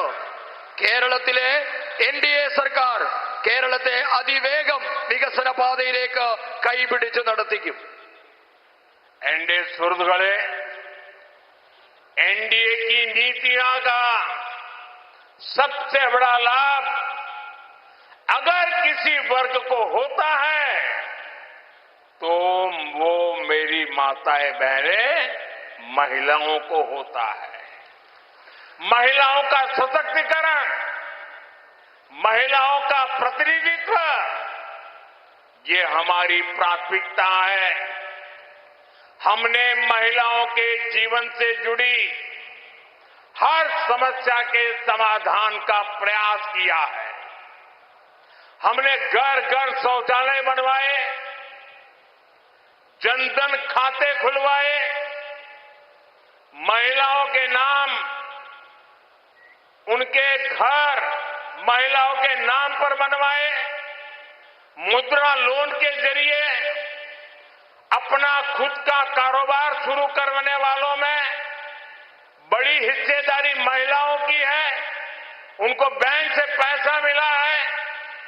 हम विमेन सेल्फ हेल्प ग्रुप को भी लाखों करोड़ रुपए की मदद दे रहे हैं. लखपति दीदी का अभियान सफलतापूर्वक आगे बढ़ा है. पहले मैंने 3 करोड़ लखपति दीदी बनाने का लक्ष्य रखा था. देश में 3 करोड़ लखपति दीदी बन चुकी. अब मैंने और नई 3 करोड़ महिलाओं को लखपति दीदी बनाने का लक्ष्य रखा है. केरल में बीजेपी सरकार आएगी तो यहां भी डबल इंजन सरकार का सबसे बड़ा लाभ मेरी माताओं, बहनों को, बेटियों को, महिलाओं को मिलने वाला है. आपने देखा होगा, अभी हमने एक बड़ा कार्यक्रम शुरू किया है. भविष्य में माताओं बहनों को कैंसर न हो, इसलिए 13-14 साल की बच्चियों को उनकी जांच करके एक वैक्सीन लेने की योजना है. ये भविष्य में हमारी माताओं बहनों को, ये बेटियां जब बड़ी हो जाएगी वो कैंसर से बच पाएगी. इतना बड़ा काम आज देश की बेटियों के लिए, महिलाओं के लिए, माताओं के लिए एनडीए भाजपा सरकार कर रही है. പ്രിയപ്പെട്ടവരെ, ദേശീയ ജനാധിപത്യ സർക്കാരിന്റെ നയങ്ങൾ കൊണ്ട് ഏതെങ്കിലും ഒരു പ്രത്യേക വിഭാഗത്തിന് മാത്രമായി പ്രയോജനം കിട്ടിയിട്ടുണ്ടെങ്കിൽ അത് നമ്മളുടെ സ്ത്രീകൾക്കാണ്, അമ്മമാർക്കാണ്, നമ്മുടെ പെൺമക്കൾക്കാണ്. സ്ത്രീ ശാക്തീകരണവും സ്ത്രീകൾക്ക് അർഹമായ പ്രാതിനിധ്യവും ഒക്കെ നമ്മളുടെ പ്രാഥമികമായ ദൗത്യമാണ്. സ്ത്രീകളുടെ ജീവിതത്തിലെ നിരവധി പ്രശ്നങ്ങൾക്ക് നമ്മുടെ സർക്കാർ പരിഹാരം കണ്ടിട്ടുണ്ട്. നമ്മുടെ എല്ലാ വീടുകളിലും ശൗചാലയം എത്തിച്ചു, ജൻധൻ അക്കൗണ്ടുകൾ തുറന്നു, സ്ത്രീകളുടെ പേരിൽ വീടുകൾ നിർമ്മിച്ചു നൽകി. അതോടൊപ്പം തന്നെ പുതിയ പുതിയ സംരംഭങ്ങൾ തുടങ്ങുന്നതിനായി വായ്പ നൽകുന്ന മുദ്രാ യോജനയുടെ ഗുണഭോക്താക്കളിൽ കൂടുതലും ഇന്ന് സ്ത്രീകളാണ്. വനിതാ സ്വയം സഹായ സംഘങ്ങൾക്ക് ലക്ഷക്കണക്കിന് കോടി രൂപയാണ് സഹായമായി നൽകിയത്. പ്രിയപ്പെട്ടവരെ, ഈ അടുത്ത് കേന്ദ്ര സർക്കാർ നടപ്പാക്കിയ ഒരു പദ്ധതിയാണ് ലാഖ്പതി ദീദി എന്നുള്ളത്. നമ്മളുടെ സ്ത്രീകളെ ലക്ഷാധിപതികളാക്കുക എന്ന ലക്ഷ്യത്തോടു കൂടി തുടങ്ങിയ ഈ പദ്ധതി 3 കോടി ആൾക്കാർക്ക് നൽകാനാണ് ലക്ഷ്യം വെച്ചിരുന്നത്. അത് പൂർത്തിയാക്കിയിട്ട് അടുത്ത 3 കോടി സ്ത്രീകൾക്ക് നൽകുന്നതിന് വേണ്ടിയിട്ടാണ് കേന്ദ്ര സർക്കാർ ഇപ്പോൾ ലക്ഷ്യം വെക്കുന്നത്. അതോടൊപ്പം തന്നെ ഇന്ന് നമ്മുടെ പെൺകുഞ്ഞുങ്ങൾക്ക് ഭാവിയിൽ ക്യാൻസർ രോഗം വരാതിരിക്കാൻ, ഗർഭാശയ ക്യാൻസർ അടക്കമുള്ളതിന്റെ പ്രതിരോധത്തിന് വേണ്ടി 13-14 വയസ്സുള്ള പെൺകുഞ്ഞുങ്ങൾക്ക് സൗജന്യമായി ക്യാൻസർ വാക്സിൻ നൽകാനും കേന്ദ്ര സർക്കാർ തീരുമാനിച്ചിട്ടുണ്ട്. ഇത്രയും വലിയ സ്ത്രീ സൗഹൃദമായ ഒരു പദ്ധതിയും രാജ്യത്ത് നാളിതുവരെ നടന്നിട്ടില്ല. കേരളത്തിലും ബിജെപിയുടെ നേതൃത്വത്തിൽ ഇരട്ട എഞ്ചിൻ സർക്കാർ വരുന്നതോടുകൂടി ഏറ്റവും കൂടുതൽ പ്രയോജനം കിട്ടാൻ പോകുന്നത് നമ്മുടെ അമ്മമാർക്കാണ്, പെൺകുഞ്ഞുങ്ങൾക്കാണ്, സഹോദരിമാർക്കാണ്. एनडीए सुहृदगणे, ये हमारी ही सरकार है जिसने लोकसभा और विधानसभा में महिलाओं को 33% रिजर्वेशन दिया है। और आप सभी की जानकारी में है कि बजट सत्र का हमने पूर्णाहुति करने के बजाय उसका विस्तार किया है। 3 दिन के लिए 16, 17, 18 अप्रैल को संसद फिर से मिलने वाली है। आपको पता है क्यों मिलने वाली है? जो कानून हमने पारित किया है 33% महिलाओं के लिए 2029 में लोकसभा के चुनाव से इसका लाभ मिलना शुरू हो जाए। 33% बहनें पार्लियामेंट में आकर के बैठे, इसके लिए कानून बनाने की जरूरत है। जैसे पार्लियामेंट ने सर्वसम्मति से महिला आरक्षण का बिल पास किया था, वैसे ही 16, 17, 18 को 2 काम करने हैं। केरल हो, तमिलनाडु हो, बाकी राज्य हो, जिन्होंने जनसंख्या नियंत्रण में अच्छा काम किया है। लोग झूठ फैला रहे हैं कि जनसंख्या कम हो रही है तो सीटें कम हो जाएगी।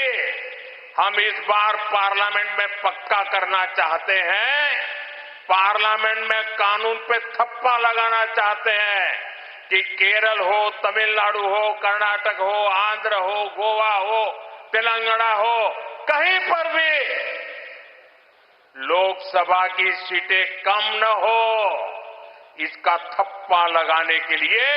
और दूसरा, महिलाओं के लिए जो सीटें होगी वो अतिरिक्त सीटें बढ़ जाए, इतना बड़ा फायदा हमारे दक्षिण भारत के राज्यों को मिले, इसके लिए हम कानून संशोधन के लिए सत्र बुला रहे हैं। हमने कांग्रेस के लोगों को मीटिंग के लिए बुलाया। हम आशा करते हैं कि वो हमारी बात मान करके आएंगे। हमने इंडिया अलायंस के मित्रों से बात की है। आप भी लोगों को बताइए, कांग्रेस के लोगों को बताइए, एलडीएफ के लोगों को बताएं कि महिलाओं के अधिकार का एक कानून निर्विरोध पास होना चाहिए। ये उनसे वादा लीजिए आप लोग। और मैं उनसे भी प्रार्थना करता हूं कि मेरी माताओं बहनों का ये हक 40 साल से लटका हुआ है, अब 2029 के चुनाव में फिर से लटकना नहीं चाहिए। इसलिए मैं सभी राजनीतिक दलों पर, देश की माताएं बहनें दबाव डालें, सब संसद में आए और इस कानून को पारित करें। महिला जनप्रतिनिधियों की संख्या, इस विषय को देखते हुए नारी शक्ति बंधन कानून में संशोधन किया जाएगा। यह आवश्यक है कि ये संशोधन सर्वसम्मति से पास हो, ताकि साल 2029 में होने वाले चुनाव में ही इसका लाभ हमारी माताओं बहनों को मिलना शुरू हो जाए। मैं सभी दलों से आग्रह करूंगा कि नारी शक्ति से हित से जुड़ा काम है, इसलिए खुले मन से कोई भी राजनीतिक हिसाब किताब किए बिना पूर्ण समर्थन करके माताओं बहनों का विश्वास जीतने में आप भी भागीदार बनिए।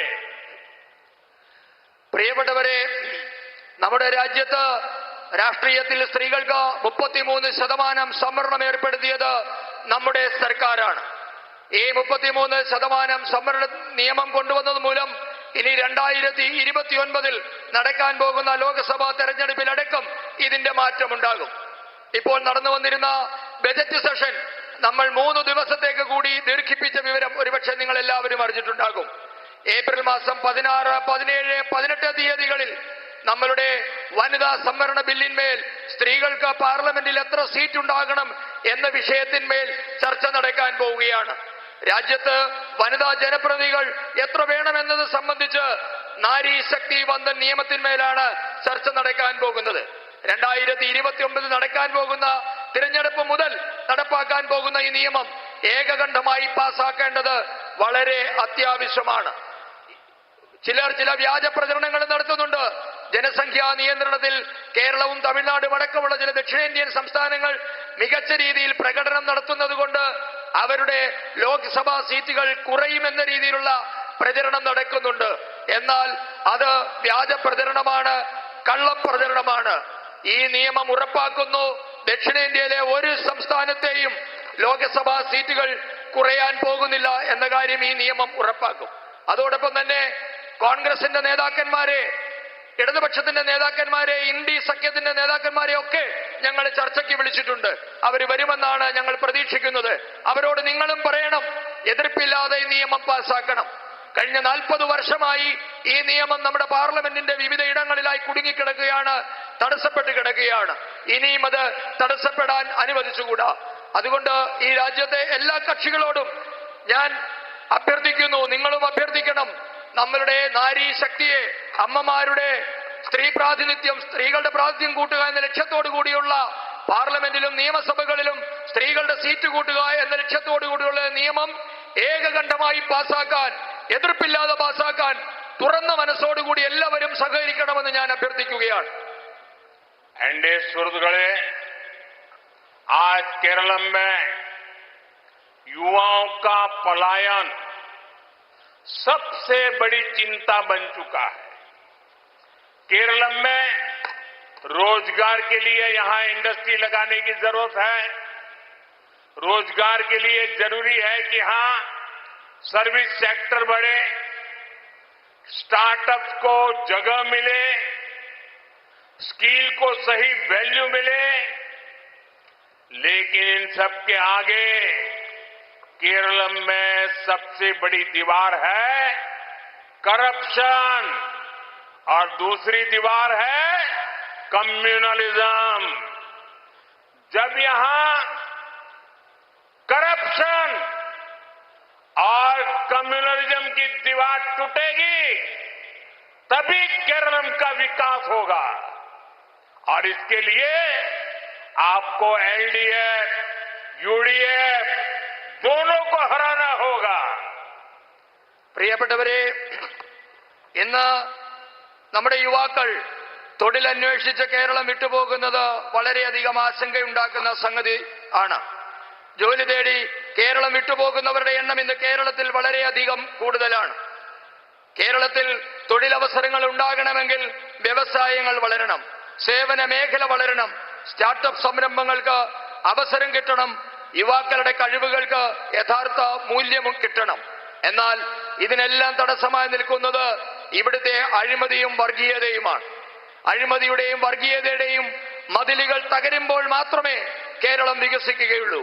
അതിനാൽ ഞാൻ നിങ്ങളോട് അഭ്യർത്ഥിക്കുകയാണ്, അഴിമതിയുടെയും വർഗീയതയുടെയും മതിലുകൾ തകർക്കാൻ നിങ്ങൾ ഇടതുമുന്നണിയെയും വലതുമുന്നണിയെയും തോൽപ്പിക്കണം. एनडीए सुहृदगणे, रोजगार की तलाश में यहां से लाखों युवा विदेशों में भी गए हैं. एनआरआई के तौर पर भी वो केरलम की सेवा करते हैं.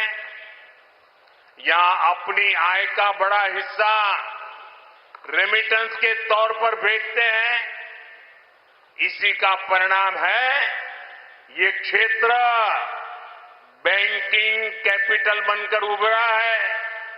लेकिन कांग्रेस ने आपके और आपके संबंधियों के खिलाफ एक बहुत खतरनाक काम किया है।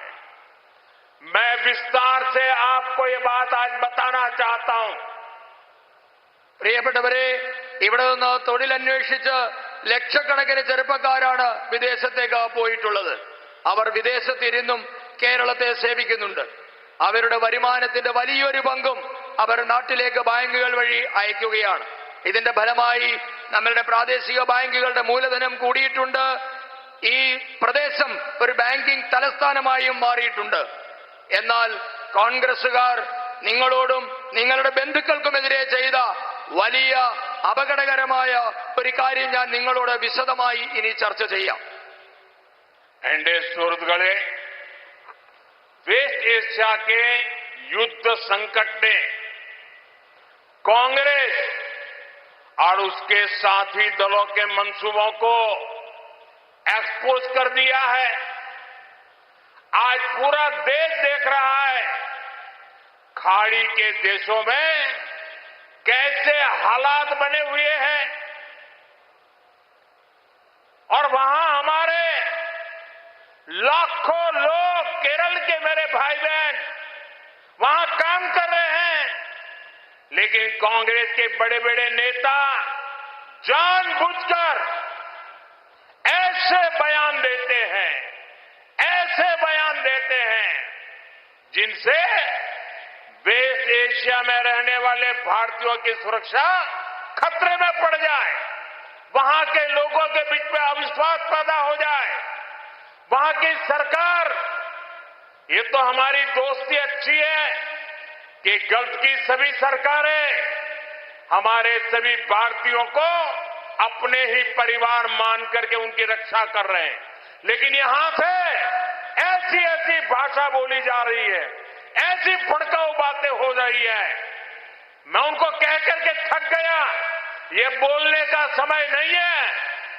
ये हमारे लाखों भाई बहन वहां है ना, उनकी सुरक्षा ये हमारी सबसे पहला दायित्व है, सबसे बड़ी प्रायोरिटी है।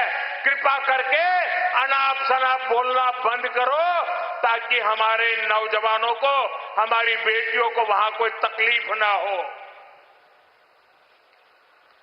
പ്രിയപ്പെട്ടവരെ, നമ്മുടെ ഗൾഫ് രാജ്യങ്ങളിൽ മധ്യപൂർവേഷ്യയിൽ ഇപ്പോൾ നടന്നുകൊണ്ടിരിക്കുന്ന യുദ്ധം കോൺഗ്രസിന്റെയും അവരുടെ സഖ്യകക്ഷികളുടെയും പദ്ധതികൾ പുറത്തു കൊണ്ടുവന്നിരിക്കുകയാണ്. ഗൾഫ് രാജ്യങ്ങളിലെ അവസ്ഥ എന്താണ് എന്ന് ഇന്ന് ലോകം മുഴുവൻ കണ്ടുകൊണ്ടിരിക്കുകയാണ്. ഗൾഫ് രാജ്യങ്ങളിൽ താമസിക്കുന്ന ഇന്ത്യക്കാരുടെ സുരക്ഷയെ അപകടത്തിലാക്കുന്ന തരത്തിലുള്ള അപകടകരമായ പ്രസ്താവനകളാണ് കോൺഗ്രസിന്റെ വലിയ വലിയ നേതാക്കൾ മനഃപൂർവ്വം നടത്തിക്കൊണ്ടിരിക്കുന്നത്. നമുക്കറിയാം, ഗൾഫ് രാജ്യങ്ങളും നമ്മളുമായുള്ള സൗഹൃദം വളരെ ശക്തമാണ്. അവർ ഭാരതീയരെ സ്വന്തം കുടുംബാംഗങ്ങളെ പോലെ കണ്ട് സുരക്ഷിതത്വം ഒരുക്കാനും അവർ തയ്യാറാണ്. എന്നാൽ ഇന്ന് കോൺഗ്രസിന്റെ വലിയ വലിയ നേതാക്കന്മാർ അവരെ പ്രകോപിപ്പിക്കുന്ന തരത്തിലുള്ള അപകടകരമായ പ്രസ്താവനകൾ മനഃപൂർവ്വം ചെയ്യുകയാണ്. ഞാൻ അവരോട് പറഞ്ഞു മടുത്തു. ഇത് പ്രസ്താവനയ്ക്കുള്ള സമയമല്ല.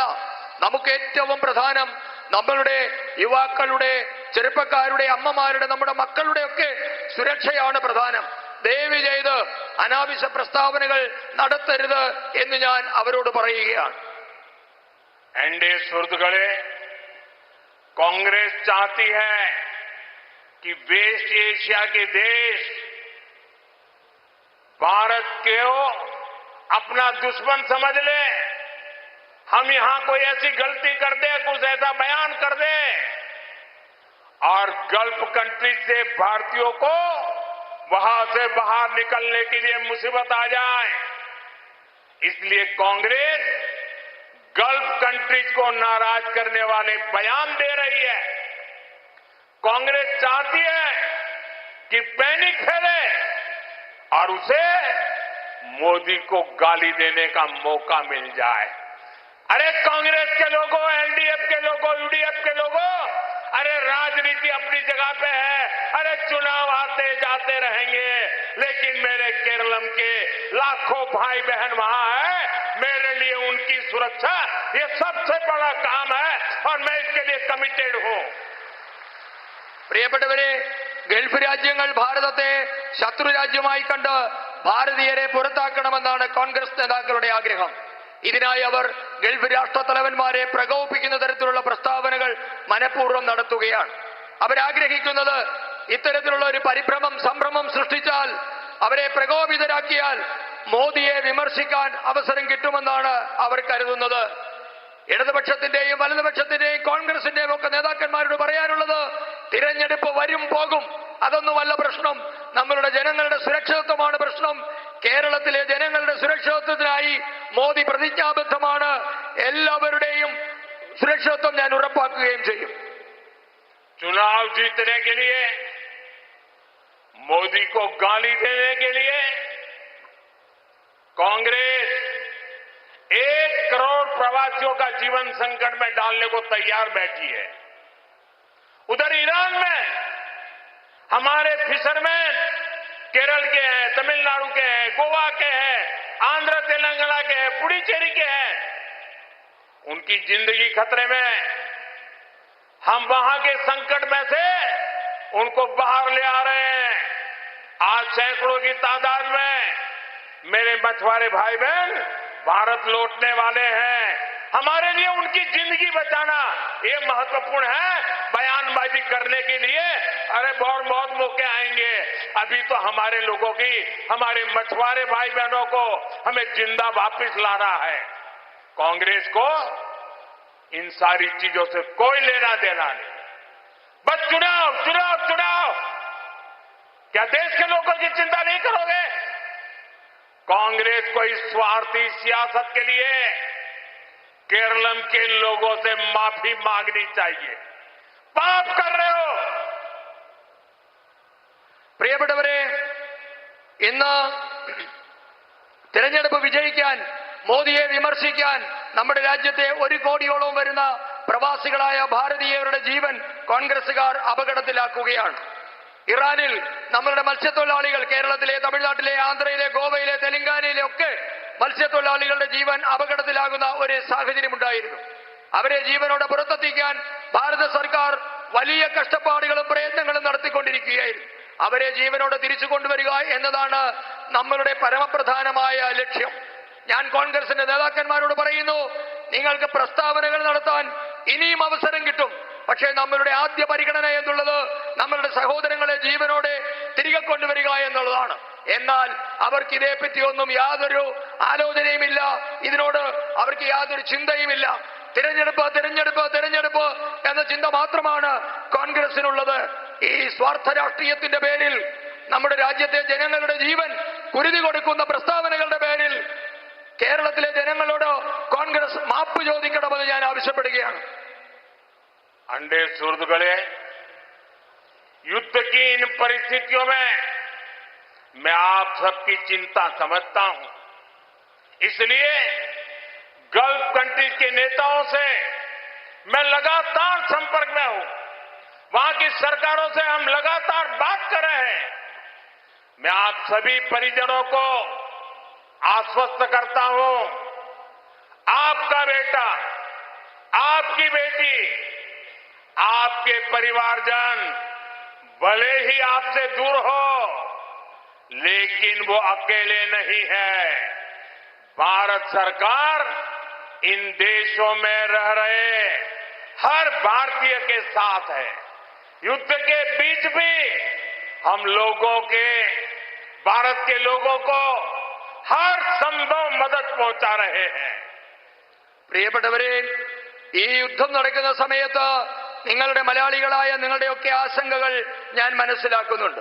അതുകൊണ്ട് ഗൾഫിലെ രാഷ്ട്രത്തലവന്മാരുമായി, ഗൾഫ് രാജ്യങ്ങളുമായി നിരന്തരമായി നാം സമ്പർക്കത്തിൽ ഏർപ്പെട്ടുകൊണ്ടിരിക്കുകയാണ്. ഞാൻ ഈ എല്ലാ കുടുംബങ്ങളോടും, മലയാളികൾ ഗൾഫിൽ ബന്ധുക്കളുള്ള എല്ലാ കുടുംബാംഗങ്ങളോടും ഞാൻ പറയാൻ ആഗ്രഹിക്കുന്നു, നിങ്ങളുടെ മകൻ, നിങ്ങളുടെ മകൾ, ബന്ധുക്കൾ ഒക്കെ ഫലത്തിൽ നിങ്ങളിൽ നിന്ന് അകലെയായിരിക്കാം. എന്നാൽ അവർ ഒറ്റയ്ക്കല്ല, എല്ലാ രാജ്യങ്ങളിൽ കഴിയുന്ന അവരോടൊപ്പം ഭാരതത്തിന്റെ സർക്കാരുണ്ട്. ഈ യുദ്ധത്തിനിടയിലും ഓരോ ഭാരതീയനും ആവശ്യമായ സഹായം ഭാരത സർക്കാർ എത്തിച്ചു നൽകുന്നുണ്ട്. इस चुनाव में एलडीएफ यूडीएफ वालों ने मिलकर एक और प्रोपेगेंडा शुरू किया है. लेफ्ट वाले कहते हैं कि कांग्रेस बीजेपी की बी टीम है और कांग्रेस कहती है कि लेफ्ट बीजेपी की बी टीम है. इन्हें इसलिए कहना पड़ रहा है क्योंकि ये दोनों भी जानते हैं कि इस चुनाव में केरल में अगर कोई पार्टी ए टीम है तो ए टीम बीजेपी ही है. പ്രിയപ്പെട്ടവരെ, ഈ തെരഞ്ഞെടുപ്പ് കാലത്ത് ഇടത് വലത് മുന്നണികൾ കേരളത്തിൽ മറ്റൊരു വലിയ പ്രചരണം അഴിച്ചുവിട്ടിട്ടുണ്ട്. ഇടത് കക്ഷികൾ പറയുകയാണ് കോൺഗ്രസ് എന്നുള്ളത് ബി ജെ പിയുടെ ബി ടീമാണ്. കോൺഗ്രസുകാർ പറയുന്നു ഇടതു പാർട്ടികൾ ബി ജെ പിയുടെ ബി ടീമാണ്. ഇവർ രണ്ടുപേരും ഇങ്ങനെ ഒരുപോലെ പറയുന്നതിന് ഒരു കാരണമുണ്ട്. കാരണം ഇവർ രണ്ട് കൂട്ടർക്കും അറിയാം കേരളത്തിൽ ഇന്ന് ഏതെങ്കിലും ഒരു ടീം എ ടീമായിട്ടുണ്ട് എങ്കിൽ അത് ഭാരതീയ ജനതാ പാർട്ടിയാണെന്ന കാര്യത്തിൽ ഇവർ രണ്ടുപേർക്കും ഒരു സംശയവുമില്ല. एनडीए सुहृदगणे, साथियों, आपने ये भी देखा है कि इस चुनाव में एलडीएफ और यूडीएफ दोनों मिलकर सिर्फ बीजेपी को गालियां दे रही है. उनके निशाने पर सिर्फ बीजेपी है. इसकी एक वजह और भी है जो आपको जरूर जानना चाहिए, नोट करना चाहिए. दरअसल एलडीएफ और यूडीएफ की सीक्रेट पार्टनरशिप इतनी पक्की है कि एक दूसरे पर आरोप लगाने से बच रहे हैं. और इसलिए और असल में ये दोनों एक ही सिक्के की दो साइड है. इनकी ये दुश्मनी है ना, वो नकली है, WWF है. एलडीएफ और यूडीएफ की दोस्ती एवरग्रीन है. जब भी दिल्ली में सरकार बनती है साथ होते हैं, बगल में तमिलनाडु में साथ में चुनाव लड़ रहे हैं. പ്രിയപ്പെട്ടവരെ, ഇന്ന് ഇടത് വലത് മുന്നണികൾ നിങ്ങൾ ശ്രദ്ധിച്ചിട്ടുണ്ടോ ഒരു കാര്യം? രണ്ട് മുന്നണികളും ഒന്നു ചേർന്ന് ബി ജെ പിയെ മാത്രമാണ് വിമർശിക്കുന്നത്. അവരുടെ ചിന്തയിൽ നിന്ന് ബി ജെ പി മാത്രമേ ഉള്ളൂ. നിങ്ങൾ ഒരു കാര്യം ഉറപ്പായും ശ്രദ്ധിക്കണം, ഇവരുടെ രഹസ്യ കൂട്ടുകെട്ട് വളരെ ശക്തമായതിനാലാണ് ഇവർ പരസ്പരം വിമർശിക്കാൻ പോലും തയ്യാറാകാത്തത്. ഇവരുടെ ശത്രുത എന്നുള്ളത് ഇവരുടെ തട്ടിപ്പാണ്, ഇവരുടെ ശത്രുത എന്നുള്ളത് വ്യാജമാണ്, ഇവരുടെ സൗഹൃദം എന്നുള്ളത് അനാദിയാണ്. ഇവർ നാണയത്തിന്റെ ഒരു വശങ്ങളാണ്. ഇവർ വ്യത്യാസം ഒന്നു മാത്രമേ ഉള്ളൂ. കേരളത്തിൽ ഇവരുടെ സൗഹൃദം കർട്ടന് പിന്നിലാണെങ്കിൽ മറ്റിടങ്ങളിലെ ഇവർ പരസ്യമായി ഇന്ത്യ മുന്നണിയുടെ ഭാഗമാണ്. एनडीए सुहृदगणे, लेफ्ट और कांग्रेस दोनों वोट बैंक के लिए कट्टरपंथी लोगों को राजनीति में आगे बढ़ाते हैं. मुनम्बम जैसी घटनाएं केरलम में आम होती जा रही है. वहां सैकड़ों ईसाई और हिंदू परिवारों को डराया गया, लेकिन केरलम सरकार पीड़ितों को सहायता देने की जगह कट्टरपंथी ताकतों के साथ खड़ी नजर आती है. ये खतरनाक ट्रेन है. वोट बैंक के लिए केरलम और देश की सुरक्षा से खिलवाड़. केरलम के देशभक्त लोग इसे कभी भी कामयाब नहीं होने देंगे. പ്രിയപ്പെട്ടവരെ, കേരളത്തിലെ രണ്ട് മുന്നണികളും വിഘടനവാദികളെ പ്രോത്സാഹിപ്പിക്കുകയാണ്. നിങ്ങൾ കണ്ടിട്ടുണ്ട്, മുനമ്പം പോലെയുള്ള സംഭവങ്ങൾ ഇന്നിവിടെ സാധാരണമാവുകയാണ്. മുനമ്പത്ത് നിരവധി ക്രിസ്ത്യൻ ഹിന്ദു കുടുംബങ്ങൾ ഈ വിഘടനവാദികളുടെ പ്രവൃത്തി മൂലം വളരെ ഭീതിയിലായിരുന്നു. എന്നാൽ ഇരകൾക്ക് സഹായം നൽകേണ്ട സർക്കാർ വിഘടനവാദികൾക്കൊപ്പം ചേരുന്ന കാഴ്ചയാണ് നാം കണ്ടത്. ഇത് അപകടകരമായ പ്രവണതയാണ്. വോട്ട് ബാങ്ക് രാഷ്ട്രീയത്തിന് വേണ്ടി ഇവർ കേരളത്തിന്റെ സുരക്ഷയെ അപകടത്തിലാക്കുകയാണ്. ദേശഭക്തരായ മലയാളികൾ, കേരളത്തിലെ ജനങ്ങൾ ഇത് അനുവദിക്കില്ല. अंडे सुर्द गले लेफ्ट और कांग्रेस का भ्रष्टाचार हो या उनका तुष्टीकरण, इसका सीधा हमला केरलम की संस्कृति और आस्था पर हो रहा है. पहले इन लोगों ने सबरीमला तीर्थ को बदनाम करने के लिए कैसे कैसे षड्यंत्र रचे थे और अब. All right, that is the Prime Minister in Keralam's Tiruvalla saying that the Congress wants to create panic in the country, and talking about, he also mentioned about the Indian diaspora, many of them from Kerala who are right now in West Asia, assuring their security in West Asia and saying that the opposition is only creating a situation of panic, assuring the people of Kerala that the citizens of the country in the Gulf nations are safe. We'll be right back with more.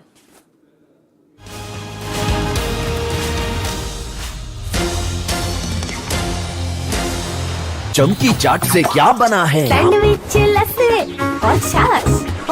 हर घूंट में चमकी चाट, dry fruit और दही बड़े।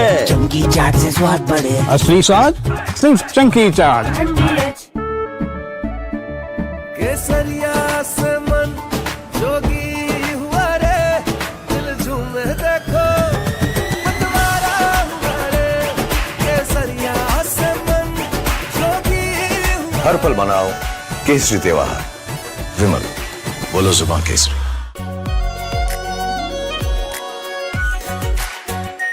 Are pure shahi paneer masala, delicious, healthy every day. 3, 2, 1. Booster ignition. Artemis II now bound for the moon. Humanity's next great voyage begins.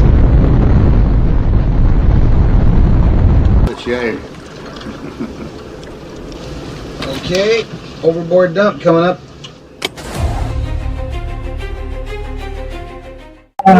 Actually, there is always a readiness.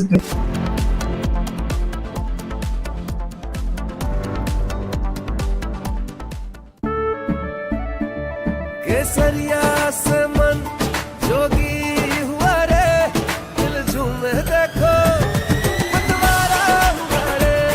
केसरिया से मन जोगी हुआ। हर पल मनाओ केसरी त्योहार। विमल, बोलो जुबान केसरी। आर प्योर सूजी पास्ता, उबालो, मिलाओ और खाओ। 8 मिनट में तैयार। क्या टेस्ट है, सबका राजा आर प्योर मसाला।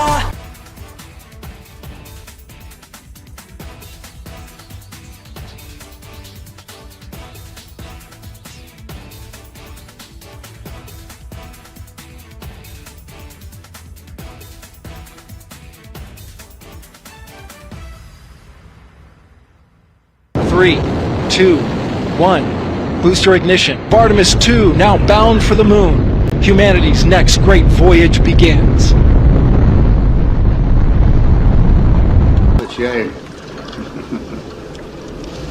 Okay, overboard dump coming up.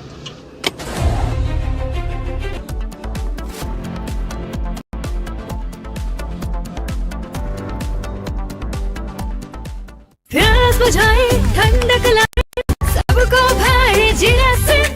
MTH का जलजीरा जीरा से। जीरा सिर्फ असली रिफ्रेशिंग, असली स्वाद, असली मजा। MTH।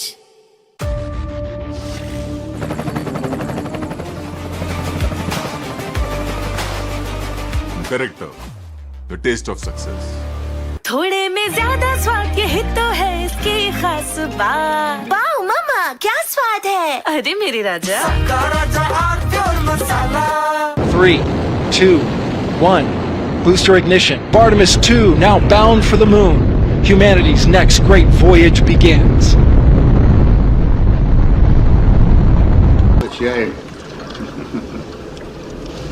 Okay, overboard dump coming up.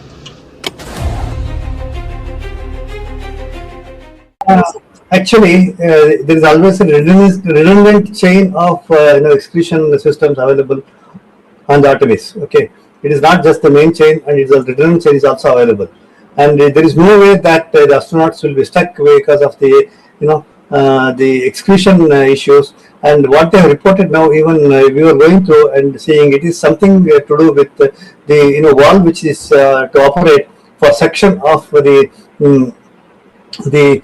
excretion, which looks to be needing attention. But the crew in Artemis, they are well trained to handle such type of situation. And also, in case if the main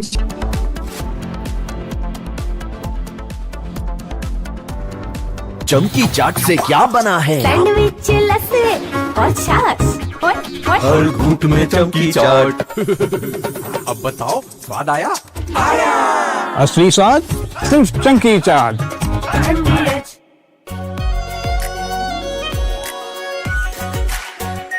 are pure shahi paneer masala, delicious, healthy every day.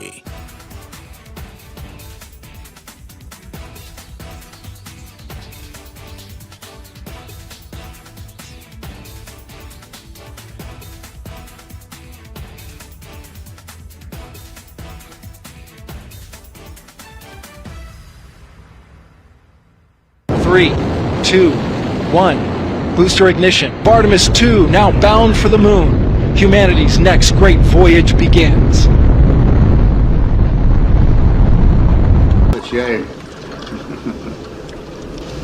Okay, overboard dump coming up.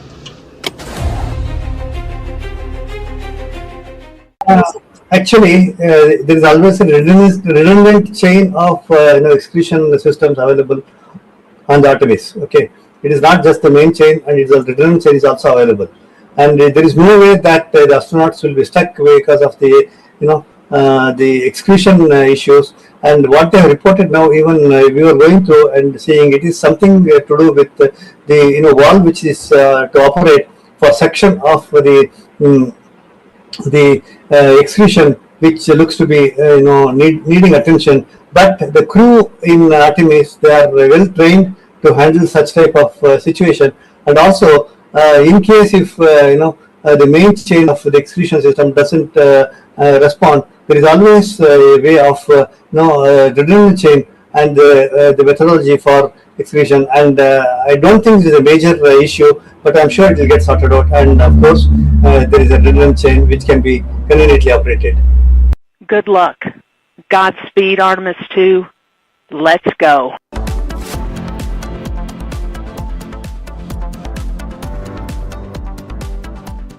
चमकी चाट से क्या बना है? आलू चाट या fruit चाट, स्वाद बनाए चमकी चाट।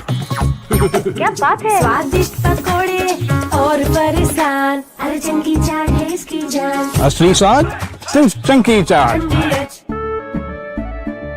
केसरिया से मन जोगी हुआ रे, दिल झूमे देखो मतवारा हुआ रे। केसरिया से मन जोगी हुआ। हर पल मनाओ केसरी त्योहार। विमल, बोलो जुबान Kesari.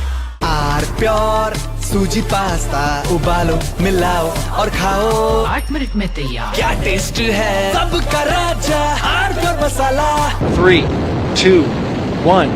Booster ignition. Artemis II now bound for the moon. Humanity's next great voyage begins.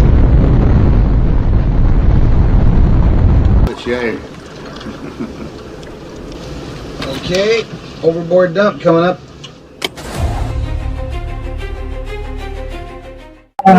Actually, there is always a redundant chain of excretion systems available on the Artemis. Okay, it is not just the main chain, and it's a redundant chain is also available. And there is no way that the astronauts will be stuck because of the the excretion issues. And what they have reported now, even we were going through and seeing, it is something to do with the valve which is to operate for section of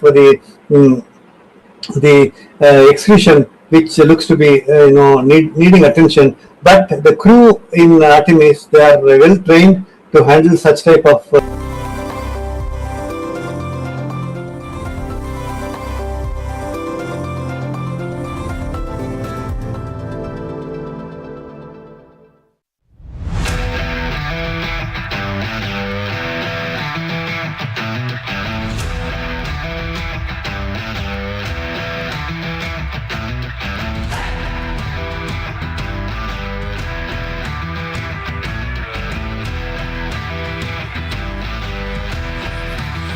kitchens being so brutal then. Now they are not. They taught me something. No matter what is going on in your life, no matter what your mood is, what your situation is, no matter how tired you are, you have to show up to work every day on time. Kitchen does not care what your problem is, what your problems are. It only asks, please come on time and deliver perfection like every time. I swear. There is no... This is a lesson of life also. You can have a good day, bad day, you're upset, this, that. I relate so much to whatever you're saying. You cannot have a bad day. So I always tell people, when you get into the newsroom, get into the frame of mind. Leave your problems behind, enjoy your work at this point of time, deal with life later. And I believe in Indian food, more important than the curry is the bread. Curry can be 19 piece, bread cannot be. It's a very thorough disagreement. Why is that? Okay, so the dal makhni can be had without bread. Do you agree with it? Yes. But you would need a carb. Why would you need a carb? Because the carrier is the carb. But I can have any amount of dal makhni without rice or bread. But again, I apparently have to cook it over a long period of time. Long period of time. Slow heat always works wonders. With everything? With Indian food. With Indian food. Slow heat. Slow heat. Always. Does work. What is the dish that can take the longest time to cook to deliver the ultimate perfection? Khali pulao. Sorry. Khali pulao.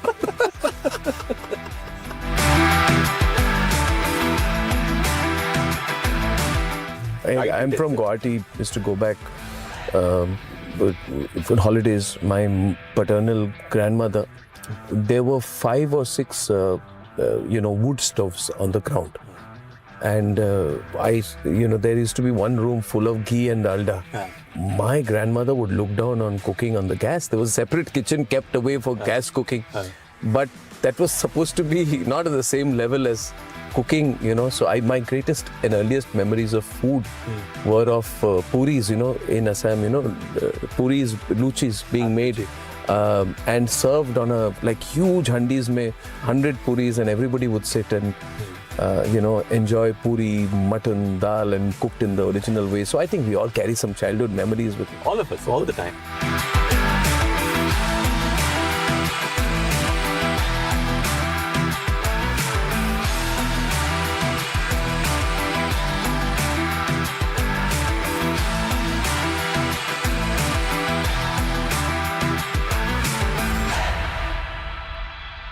Hello and welcome to yet another fresh and brand new, crisp episode of Mercedes-Benz Presents The New Business of Life.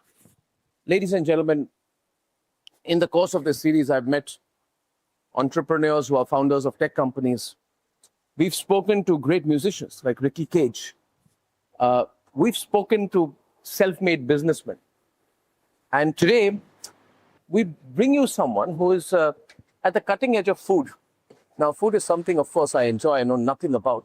How does one transform food into a subject of storytelling? How does one transform food into what I would say entrepreneurship? Can you be authentic to food as an entrepreneur? To what extent is the relationship between business and food? How does a person, after he's become a celebrity, remain true to the essence of the food that he started here?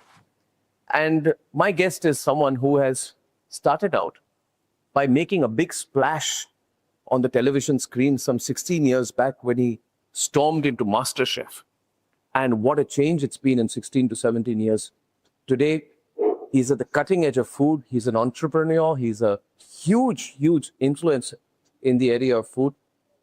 He's not just someone happy sitting on the chef's table. He has set up a whole chain of restaurants. He's taking Indian food across the country, experimenting with it.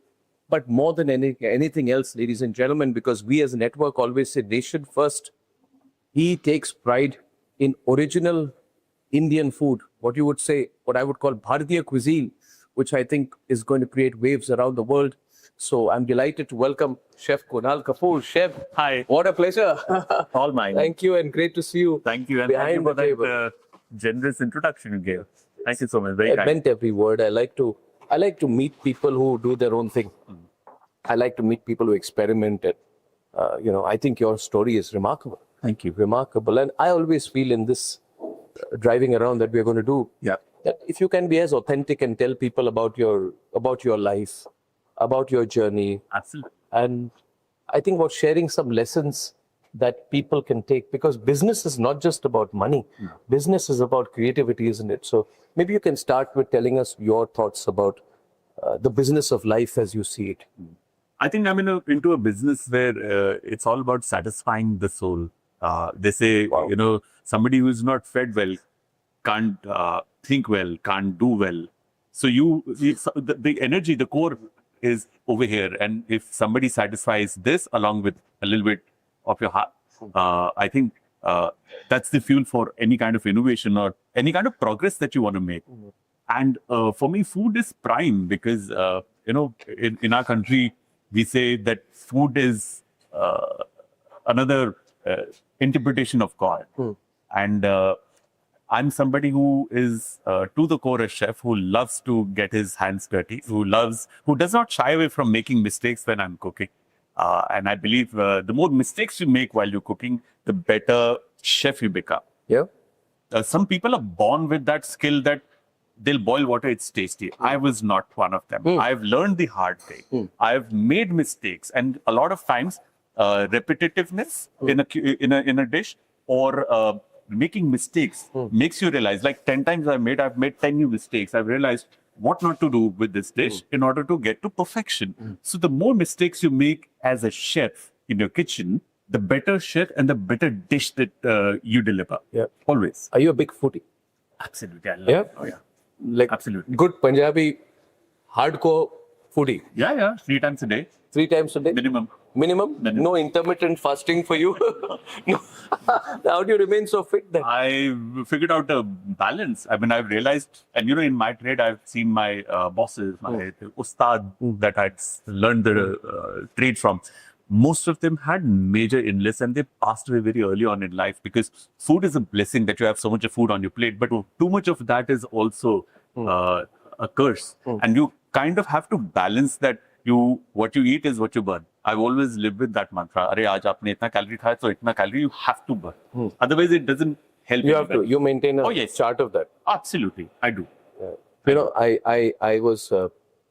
I got friendly with Rishi Kapoor when I was in Bombay. We used to both go to the Gold's gym. I don't know why we went, because we were talking more than anything. We became friends. So I'd ask him. I said, "Sir, aap har din subah itna huffing and puffing karte hain." He used to say कि मेरी party 6 बजे शुरू हो जाती है. So I said, and he was such a great guy, Every quite diligent. I think he would be there every 4 or 5 times a week. So and he was a true blue, solid foodie Punjabi. I used to love him. So I think Punjabis and food is a relationship which is sacrosanct, sacred, right? Yeah, it's sacred. And you would observe that that's there with every community. Bengalis and food, for example. Oh, amazing. And I personally feel, I'm a Punjabi, so I have my fascination with Punjabi food, but I feel Bengali food is at par. I love the Bengali flavors. Yeah. Ever since I've had proper Bengali meal in Kolkata, I've become a huge fan. Like my go-to food is so many typical simple Bengali dishes. Even if it's a machor ghonto, the simple wo jo apna banana ka jo filaments ko chop karke banate hain, fantastic. Or it's mochar chop. That's fantastic. Fantastic. Or obviously the ones that have become kind of the face of Bengali food, ke bhai aapka wo chingri malai curry hai, jhol hai, kosha mangsho hai. All of these things are also interesting, but every city or every state you travel, every community you meet, everything is about food. No matter कौन बंदा है, वो बहुत बड़ा व्यापारी है, banker है, industrialist है, आईटी के, everything boils down on food, and all the nicer conversations are on food. अच्छा खाने में क्या है? What are you going to teach? Superb. So we're going to have a lovely conversation today. बहुत कुछ सीखेंगे. चले drive. चलिए. Let's have a drive around Noida. Yeah. Okay. I enjoy long drives. Let's go.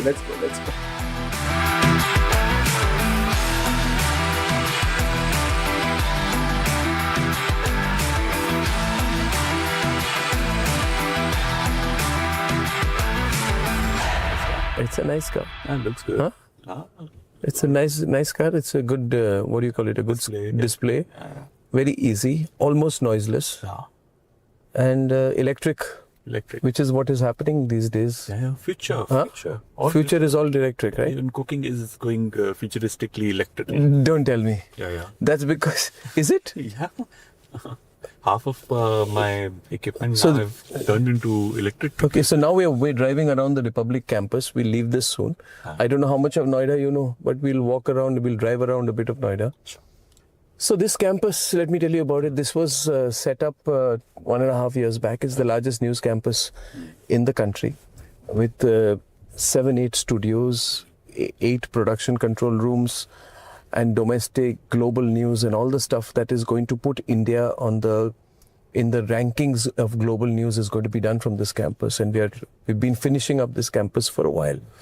So Noida is where we live, where we work out of. Right. So we are not in Lutyens, we're just outside of Lutyens. Yeah. But it's a nice and emerging part of the national capital region now, with the Jewar airport also coming up. It's quite hot and happening. The roads are wide. I see a lot of. There is amazing. It's very well planned compared to Gurgaon. It's extremely well planned and extremely well thought out. And now we're all reaping the advantages of that urban planning. Yeah, and it has a sense of peace and calm. This entire. Hana? Yeah, it does. You feel, no? Yeah. It's not overcrowded. No. This and that. No. It's not like easy. And somebody who's staying in Noida has to go to work in Noida. Yeah, brilliant. It's brilliant. Burn your, entire day and energy. Yeah. Just sitting in the car. It makes a difference. Oh yeah. Though I feel that moment you get to your place of work, you have to be in a different zone. So I don't know how it works for you. So my first question to you is this, Kunal. Tell me, how much time are you spending in the kitchen? Like, how much time does a celebrity chef like you, a super celebrity chef like you, how much time do you spend actually cooking? Because on the counter. Can you tell me about it? So I think because I've also transitioned from just being a chef who would cook into somebody who is also constantly researching, getting into other business opportunities, opening restaurants, consulting on flavors, getting out there on social media and digital, expressing my philosophy on food, training people. So the actual the core of my trade, which is cooking, obviously it has reduced a little, but that still does not mean that I don't cook at all or I don't cook enough. Every now and then, when everything gives me a lot of tension, I find my peace into that one tiny corner of my kitchen where I'm just putting out orders quietly, like the rest of my staff. What do you mean putting out orders? Like means there are a bunch of KOTs, which is your orders from the guests. Rather than standing there and seeing everything overlooking, I grab those and start cooking the dishes myself. In like an evening peak? Yeah, peak time when it's super busy. But when you are cooking in your restaurant, do you get special treatment? Obviously you must be the master chef. Isn't it like all the chefs come to you and try to help you, or are you doing it? How does it work? How does it? It does not work. I shouted them. You shouted them? Off. Please back off. They try to help you? Yeah. And what happens is that as part of the kitchen, when you cook, you also clean. That's ingrained in you. When you cook, you clean? Yeah. So you clean as you go. If you've cooked something, there are spots or whatever, you got to clean it as well. That's the unsaid rule. The moment I finish, there are 4 people who are trying to clean behind me. I said, please don't. I will do that, even if it is about the garbage drum. If it's full, you have to take it out. It doesn't matter who you are. So they say, no, we'll do it. I was like, it does not matter. Just do your job. The order should go out on time. The food has to be good. Get me some good reviews and some good capacity. How do you look for the reviews? So online, usually social media people are super generous. They just go online. Do they know you're cooking? If I go to your restaurant and you happen to be there on one of those nights when you are de-stressing, do they get to know that Chef Kunal Kapoor cooked our dish? Then I won't be in the kitchen. I'll be clicking pictures outside. So I'd rather not tell them and give them a surprise and try and meet everybody. How is that? I always meet everybody when I'm in the restaurant. Once I put out orders and it's dialed down a little bit and people can handle, I go out, I meet on every table. I like to talk to everybody, take a feedback, just generally get to know them. Because I believe food is not about ke you ordered something, you paid for it, aapne khaya, very good taste. No. Food is also an extension of your individualistic personality, and people need to connect to you to believe what you're saying and what you are doing actually means something.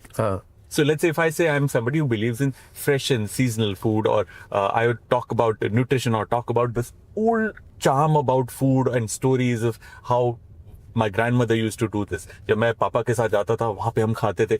So all of that has to, that narrative and story around food is super important, because at the end of the day, you may forget the taste as a customer. कि क्या खाया था, dish भूल जाओगे. But that experience of talking to the chef, not just me, my team. If I'm not there, my chef will be talking to the team, the story he said, the experience, bada maza aaya tha. So that experience has to be built around your food, because otherwise, if you want to have good tasty food, you can go to maybe a street food vendor, kahin pe khaya aur khatam.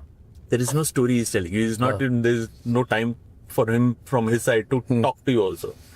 But that's where a good experiential dining comes into play, when you put yourself out there. And when you talk to people, they give you feedback, unfiltered, unadulterated. If they don't enjoy something, they will tell you. So you have to take it in your stride. You have to understand. Who is like, how did you become a celebrity? It may seem a daft question, but see, how does one become a super celebrity chef? Question one, okay? Question two, is it important to be a celebrity chef? Tell me about your early life, your influences and stuff like that, So for me, I think celebrity chef, basically sometimes I get very intimidated by that word, but over a period of time I've realized that a celebrity, any celebrity, is somebody whose art is celebrated. So if somebody tells me I'm a celebrity chef, I take pride now. Earlier I used to be like, don't put me on this spot, I don't understand this. I used to come across people say, "Arey, aap bade modest ho rahe ho, aap to ho rahe ho, nahi aap to ho." Then I realized, look, people are celebrating when, I'll give you an example. I've met so many women, because there are a lot of women who follow me because of the cooking part. So they said that the first dish that they cooked after they got married was one of my recipes, because they are always simple. So we just went onto YouTube and wo halwa banaya, humne kheer banai, basic, simple. And I was such an instant hit with my new family that I was with. And that really makes me happy. And sometimes there are people who have come to me and started crying. I was like, why are you crying? So like that khichdi recipe that you did with that bajra, that reminded me of my mom. It's the same taste, and she's gone, and I just thought I'll cook this, and it just reminded me of my mother who had daily missed. So I figured out that if my art is being celebrated and people call me a celebrity chef, I will take it in my stride. So I enjoy that. I enjoy that space. I won't shy away from saying that. And so were you cooking when you were young at home? My entire family, in fact, my grandfather, father and my chacha, they were all Sunday chefs. They were all Sunday cooks. Sunday chefs? Cooks. Achha. Sunday chefs. Every Sunday, because chutti hai, they'll be cooking at home. And I was born and brought up in a... all the men in the house would cook? Oh, lovely. And they were better chefs than my mom. Like, people ask me, who is your inspiration? Like my dad. Is that so? Yeah. Mummy के हाथ का खाना नहीं हमारे घर पे था, पापा के हाथ का. क्या बनाते थे? So basically he was the one who would cook non-veg. So mom was a vegetarian, still is. So meat. So going to the meat shop with him, and then he would explain, beta, this cut, this cut, this cut, and mom used to like, "Arey, he's too young as a kid. Why are you taking him to a meat shop?" That, no, he needs to learn. Typical dad. Very, he has to be तगड़ा होना चाहिए. To explaining everything, the cooking process, and then the entire buzz around, अरे आज meat बनता है, because छोटे होते थे तो thing was that non-veg was only a weekend affair. It wasn't a daily affair. Meat मतलब mutton or chicken? Mutton. Chicken was not considered meat. No, not by my father and grandfather's standards. No. No. And fish only in winters. Typical Punjabi, fried or tikka. The only two fishes that Punjab used to. So I think I grew up in a house which was surrounded by people where they were okay with men in the kitchen. Usually it's a taboo, was a taboo. Now I'm very happy that no more. But it was a big taboo that bhai ye zanana kaam humse nahi honge, hum ये कौन कहता था?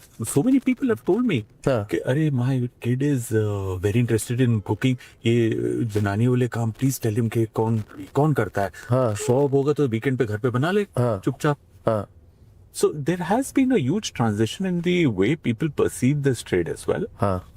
Luckily for me, I had people like my family who supported men in cooking. In fact, my dadi and dada used to say, लड़का है तेरे को cooking आनी चाहिए, लड़कियां हैं तुम cooking करो ना करो, पढ़ाई जरूर करो, नौकरियां करो. ये बड़ा अच्छा है. तो ये था हमारे वहाँ पे. And for me, my journey was kind of, my father wanted me to become a CA or a banker because he was a banker. My grandfather was a banker. So they wanted me to become a banker, and I was very bad with maths. Really bad. Same here, man. So I said, वो तो force करके करना पड़ता था. Seriously, I had such problems with it. I got an inferiority complex because of maths. सच्ची में. Same. सच्ची में, I'm telling you. It's terrible, you know. You know, I failed in maths in class 12. No. Yeah, but we were best of 4. तो निकल गए. You see, because our batch was the last ones which were best of 4. Yeah. So you could flunk one subject and top the other and balance it out. But it's not like that now. Can I run that banner right now? Breaking news. You can run it. I used to be ashamed of it at one time. अभी मैं खुलकर कहता हूँ. Because you know this, you are good at some things, you're not good at some things. You just need to know enough maths to get on in life. Oh, absolutely, absolutely. I mean, मैं पिछले साल ही ना मैं बोला था कि कोई पूछा सर कैसा लग रहा है फर्स्ट ईयर, you know, जनवरी का. मतलब एक साल और गुजर गया, टेक्नोमेट्री सीखी थी, आज तक यूज करूँगा पता नहीं. सच्ची में नहीं. I always think of things which you study which have no application in life, but चलो ठीक है. But go back to your thing, you know, you were telling me about your cooking. What is the first good dish you cooked?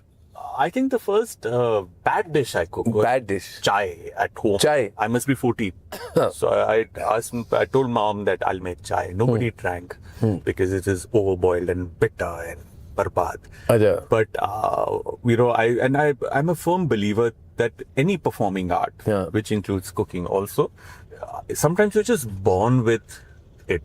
Bhagwan puts that chip and sends you down कि भाई आप ये trade में इस चीज में इस art में करोगे अच्छा करोगे. मेरी वो चिप नहीं थी. So I had to do. You had to work on it. Work on it. I had to learn the hard way. I would make a lot of mistakes. नहीं पर मजा आता था to cook. Why did you stay on with it? One, it was very rewarding. You had food at the end of the day after you worked. घर में बनाते थे? घर पे बनाते थे. घर के लोगों के लिए कि अपने लिए? वो घर के लोग कोई खाता नहीं था मेरा तो अपने लिए बनाते थे? खुद ही बनाना पड़ता था. And there came a point that mom would say, "Beta ration." This is now the breaking news land. घर में मेरा खाना कोई खाता नहीं था. Chef कुणाल कपूर. हाँ सही है. It is like this. So कोई appreciation नहीं मिला आपको घर में? बिल्कुल भी नहीं. They were like, अच्छा दोपहर में जब लंच हो जाएगा, डिनर नहीं बन रहा होगा, जो टाइम सिएस्ता टाइम होता है, you could cook then. Okay. So I would do my little bit of experiments, but I was serious that I want to become a chef. It just so happened that once I got my admission in DU for commerce, I mustered some courage and went to my dad and said, "Dad, मुझसे ना हो पाएगा." He's like, "क्यों?" मतलब आप तो मत पूछो क्यों, नंबर आपने देखे, ट्यूशन आपने लगाई है, so you can't say क्यों. I have no interest here. What do you want to do? Decide. अच्छा. So a friend of mine, he said, "I'm doing hotel management." I had no clue what it was. What do? You get a job in a 5-star hotel. And up till then, I had only passed, never been to a 5-star hotel then, couldn't afford one. So I had always passed कि ये ताज palace है, अच्छा ये Hyatt hotel है, ये ITC है, बड़े-बड़े hotel हैं. But I joined hotel management and my father said, "Take a year, understand. If you like this, great. If you don't, come back." Shift. And do your commerce again, get exams. I was like, fair. Where did you join? So I got into Institute of Hotel Management in Chandigarh. Achha. And that college, that college was funny in many ways, and I have huge regard for that place because I am what I am because of that place. The college was being constructed. They just shifted and they couldn't complete the building. So we were in the basement while the first floor was being done in the first year. Then by the time we finished our first year, we were in the ground floor because now the ground floor was ready. The next floor was being built. By the time we cleared the third year, the second plinth dal ke wo taiyar ho gaya while we were checking out of that place. Okay. So I had always seen a drumster and a mistri and the labor and cement and everything, constant noise. in and around that college. Obviously, it has changed completely now. But once I went to my college and I started studying food, I realized that, oh my God, there is so much to learn. I would genuinely be excited when it came to food. And at that point of time, joining kitchens meant that you're shooting yourself in the foot. Why when is it that? comes to Why is that? There was no career options. Jobs, anything. For chefs? People couldn't pronounce the word chef. How? What are you saying? Chef. Chief. No, but what? There must be options in all these five-star hotels. Halwai is the word. We would say chef because I learned that, okay, chef, it's a terminology where you call a person who cooks your food professionally is called a chef. For people, halwai. My grandmother used to say, बच्चे को हलवाई बना दिया, number आए थे, college में करना था. She used to pull my father's leg, मतलब गुस्से में, that Deepak, you are such a intelligent person. What did you do? You guide everybody's kids and your own kid. What is he? Halwai banega hamara bachcha. Halwai. I never realized that. I joined Taj. The first thing in my induction, the chef told me, welcome to Taj Group of Hotels. You'll all be chefs. Which year? Like 2000? Early 2000s? 2000. 2000. Yeah. And they said, none of you is straight out of college. Yeah. None of you is going to get married. None of you is going to get married. So we're like, हम लोग शादी कर रहे थे. पूरी ragging हो रही थी आपकी. फिर? Why none of you is going to get married? Somebody asked me why. His literal जवाब, बाबरची को कौन अपनी बेटी देगा? Oh God. Oh God. It was a taboo to become कि भी खाना बनाने वाला हलवाई, क्या कहते हैं, मसालची, खानसामा, and all and what not. And I'll tell you my real time struggle. When I passed out of, while we were doing our campus recruitments, we were interviewing for different hotels. Taj approached our college and we 5 colleges. We were 250 candidates for 5 positions that Taj had to hire for chefs.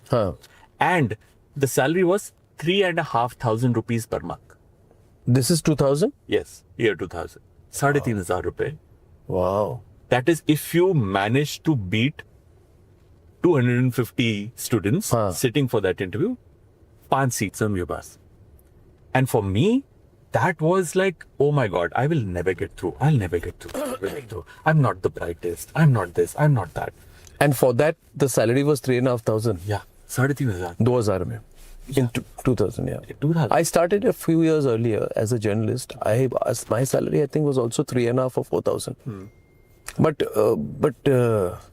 yeah, it was not like this big, high-profile job or something. It was just like somehow you got into a Taj at that time in 2000. So you joined Taj? Yeah, I joined Taj, and I was very lucky. And the brilliance of the entire experience is the interview part. कौन सा interview ऐसा चलता है that you go there and 48 घंटे तक 48 hours you don't come out of that interview. 48 hours? Yes. They make you cook? Beyond that, it's my stupidity also. It's very interesting. So they called me at 11 in the morning for interview. So there are 6 rounds.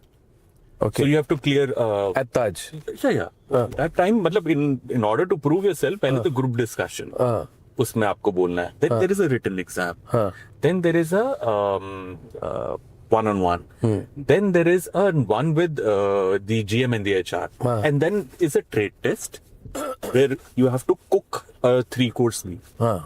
So I cleared all and then came to the trade test and I said, okay, tomorrow I will cook these 3 things, out of which I remember I said I will do a croissant.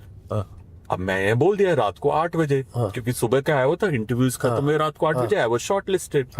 So now in order to do a good croissant, you have to make the dough needs to rest. Now in order to do that, सुबह मुझे कहा कि 11 o'clock you have to present. That means technically मुझे 10-12 घंटे अगर उसको बनाकर rest देना है, I have to cook now. So I asked them, what do I do? कर ले cook. I like, ठीक है जी, I will cook. So I went, अपना change किया, and I went to the kitchen. And at that point of time, 8:39, kitchen is busy, bakery is busy. They are having banquets and Taj ke banquets are massive. Like 1,000, 2,000 ke. They said, hello, for you, we will not leave our oven or the table. We are busy. Come later. Oh God. What is later? मेरा तो कल interview है. Then one chef grabbed me and said, trainee? No, I'm here for the job. क्या job? Well, I have to do this straight test. You will not do this straight. I will not make you do the straight test. Well, why? We need a guy on the pasta counter. You have to do that. Oh God. So I was like, this is the night before. Yeah. So I was, and I came at 11 in the morning. So at 9:30, I'm in somebody's wedding. I have no clue. I'm standing there, and at that point of time, I don't know how to do pasta. So I was like, अरे ये red sauce होती है, white sauce होती है. इसको कुछ को red में चाहिए, ये spring वाला pasta है, ये pipe वाला pasta है. I was like, okay, ये ऐसे mix करना है, ये ऐसे करना है और देना है. Till 11:30, quarter to 12, I'm doing pasta in some begane आदमी शादी. I have no clue what I'm doing there. I was like, Kunal, तेरा interview तो कल गया, तेरा trade test तो कल गया, you're gone. Anyway, 12 o'clock, the shift changes, night shift, and that's where morning bakeries are done. And that's where you get the right temperature for oven and all. But abhi mujhe dough lagana hai. So I started with my dough, and once at about 6 when my entire menu is done and dough is resting, that's when I went to the staff lockers, and I slept on the floor. Because I've never, you must ever be exhausted. I was completely, I'd never spent that kind of time working. I was a kid, like you're in college, right? How serious can it be? So I just slept there for 2 hours. On the floor, मैंने अपना apron बिछाया और उस पे सो गया. 2 घंटे बाद उठ के नींद खुल के वहीं पे फ्रेशन अप होके ऊपर पहुंच गए. Then I had to start baking things. So I baked my croissant. I did everything and I received it. And lucky I got through. I couldn't believe. And it isn't that simple. मैं पहुंचा 11 बजे. पता चला the executive chef who had to taste. There's something important that has come. She will now come at 2. I was like, okay. So we were waiting. Then it happened, no. Now she will come at 6 in the evening. Oh God. I like, brilliant. By the time she came, she tasted. Then 8 o'clock, we said, okay, you are selected. You got a job. 3,500 पे. मैंने brilliant. तो मेरे को job मिल गई. मैंने पापा का ना स्कूटर होता था बजाज चेतक को बोरो किया था के लिए. मैंने उस बेचारे की जान निकाल दी. वो मैक्सिमम स्पीड 40 होती थी. कहाँ थे घर का? ताज पैलेस से लेकर वजोरी गार्डन तक जाना. तो वो स्ट्रेच उस वक्त बिल्कुल खाली होता था. फुल स्पीड पे पूरा धुआं निकालता हुआ 40 की 45 पहुंचा होगा मैक्सिमम उसकी स्पीड बेचारे की थी. मैं पहुंचा. I told dad, Mom, I got the job and I fainted. Fainted? I fainted because excitement, tiredness. Excitement and tiredness, and I had not slept 11 in the morning. It's a big deal to get that job. Like, कितने लोगों ने apply किया होगा? What percentage must be getting through? 250 people applied, I'm told. 250. And how many get through? 5. Oh. Only 5. So the probability of like what? I can't do the math. 1.5%. But you know, this could be lesson hai na? I mean, the thing is that everybody looks at you and they only see maybe the first time they saw you on MasterChef, or now they're seeing you on all these celebrity shows, or they're seeing you on your channels. They're seeing you here. They don't see what happened, no, between 2000 and 2010, like the first 10 years of your career. That's what I want you to talk about. Like, there must be a struggle before being recognized, 1. 2, you told me about it. I want you to talk about it. It's about a magic, no? Things happen unexpectedly, like when you got the call for MasterChef. Magar interim period mein jo hard work karna padta hai not to give up. Right? To stay on course. Right. Whether you're recognized or not, whether somebody puts you on a MasterChef or not, whether you have your own restaurant or not, I guess nobody quite thinks about that struggle, do they? No. I mean, that's not really factored in, is it? No, that's not. No? That's not. But I want you to tell maybe 1 or 2 stories of that.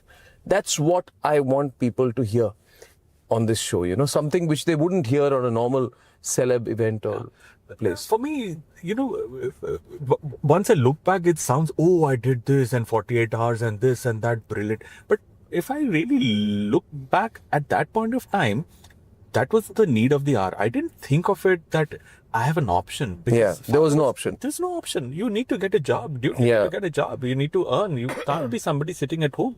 And I was, for me, the fear of losing a job was also a big deal. You know? Big deal. It was a big deal. I remember once when I got told off for editing a story late.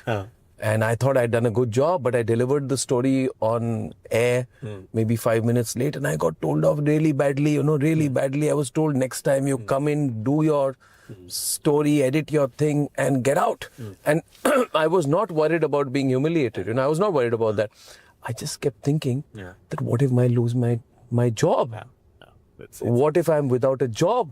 because the job was so important. It paid the bills, it paid the rent. It gave you it gave you a sense of identity. Absolutely. It gave you a sense of identity, and things were different. So not everybody is privileged that you were born with a silver platter or a gold spoon in your mouth. Yeah. My father said clearly, "Beta, you have to make your own life. We could only give you good education and good traits. Uske aage you are on your own." My father is very practical that way, and that helped. That there is no looking back. Yeah. And for me, when I started, please understand, kitchens is now celebrated. At that time, it was brutal place, brutal place. How brutal? Very brutal. It was okay to hit somebody who's a junior. Like I have hit. Physically hit. It's perfectly for what? Messing up. Messing up. You messed up anything. You were पीछे गर्दन के पीछे थप्पड़ पड़ गया या एक लात पड़ गई was normal. कोई रोना धोना नहीं होता है. मतलब उस समय you take it. It's culprit. Come here and you have to control because if it's a boy, you're told guy you can't be crying, and if you cry then you are such a, like they say, if you can't stand the heat, why you get in the kitchen? Have you heard this before? Yes. All the time, huh? Yes. So I think kitchens, but you know what? One of the things that with even that kitchens being so brutal, now they are not that brutal.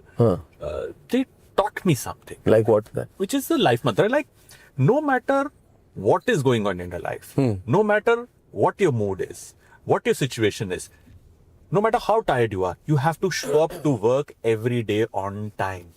Kitchen does not care what your problem is, what your problems are. It only asks, please come on time and deliver perfection like every time. I swear. There is no... This is a lesson of life also. You can have a good day, bad day, you're upset, this, that. I relate so much to whatever you're saying. You cannot have a bad day. So I always tell people, when you get into the newsroom, get into the frame of mind.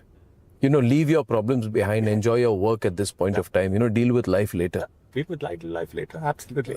So that's I think true. That part, I feel that's the force till date. That's ingrained in me. And when you become part of a system where you believe that particular work or system is much more above you, that your personal problems, you then copy paste that in all aspects of your life. For me as a hotelier, being on time and delivering things on time is very prime. So I copy paste that everywhere. I will never be late on a meeting. Even if I am late, I feel bad.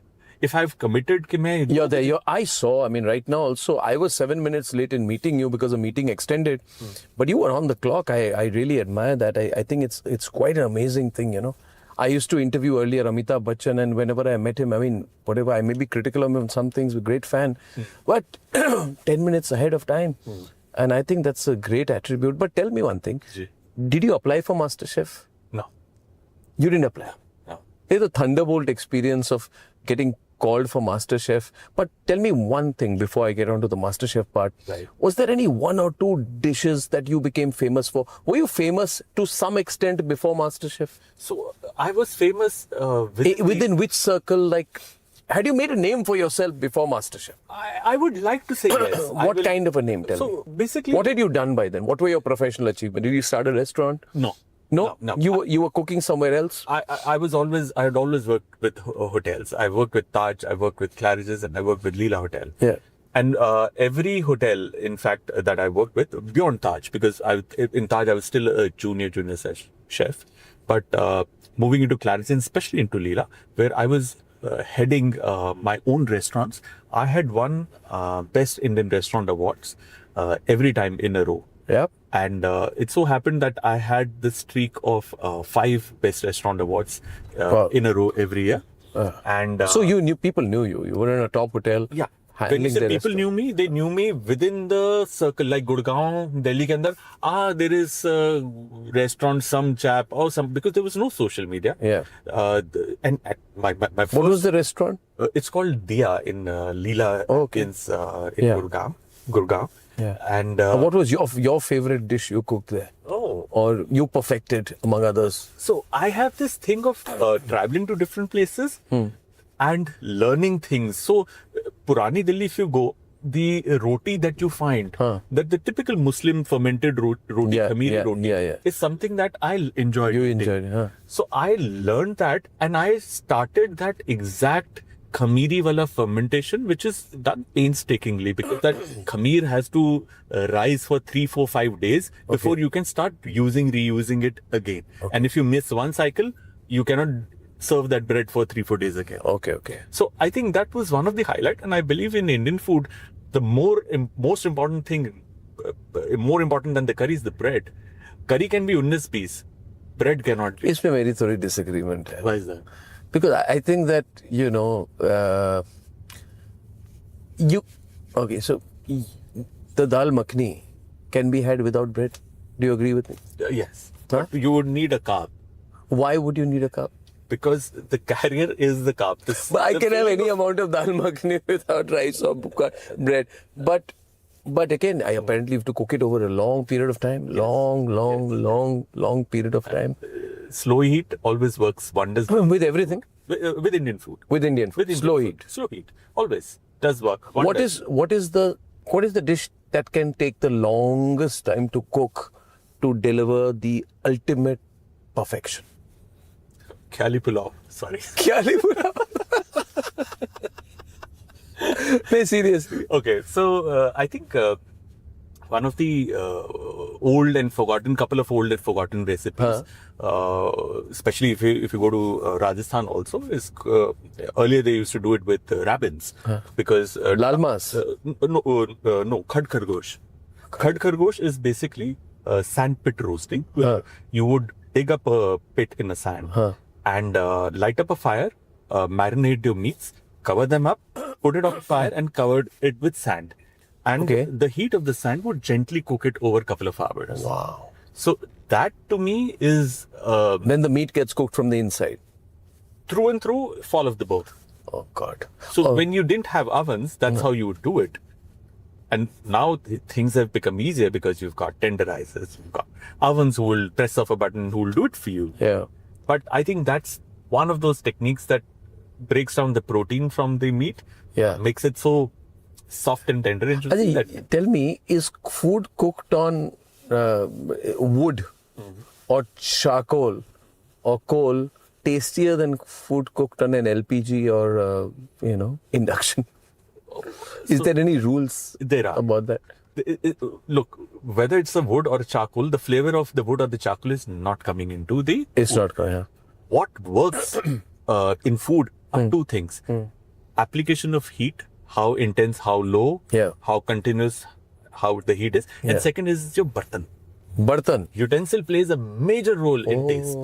So if you have a thick pot, preferably a copper or a bronze, versus you have a thin sheet of aluminum which is coated with, let's say, a non-stick layer, a dosa or let's say a curry or a biryani on both of these will taste very different. So that's why they say old utensils produce better food, right? Absolutely. Because they're thick and heavy, the transfer of heat is slow and gradual. So the denaturing of the protein or breaking down of the structure of the food to make it tender and softer happens over a period of time rather than giving it a quick flash. So that's more tastier. So the bartan plays a very, very important role in your cooking. I'm from Guwahati, used to go back for holidays. My paternal grandmother, there were 5 or 6, wood stoves on the ground. And there used to be one room full of ghee and dalda. There were 3 brands: Postman, Dalda, Rath, and ghee. Ghee was the local, Assamese jo bhi local hota hai. And my grandmother would look down on cooking on the gas. There was a separate kitchen kept away for gas cooking. But that was supposed to be not at the same level as cooking, So my greatest and earliest memories of food were of puris, in Assam, puris, luchis being made and served on a huge handis mein 100 puris, and everybody would sit and enjoy puri, mutton, dal, and cooked in the original way. So I think we all carry some childhood memories with all of us, all the time. But I think that's the happy place. Yeah, that's the and you'll go back. I'm sure you're going back to a lot of those recipes when you cook and experiment. You bring it back. Yeah, all the time.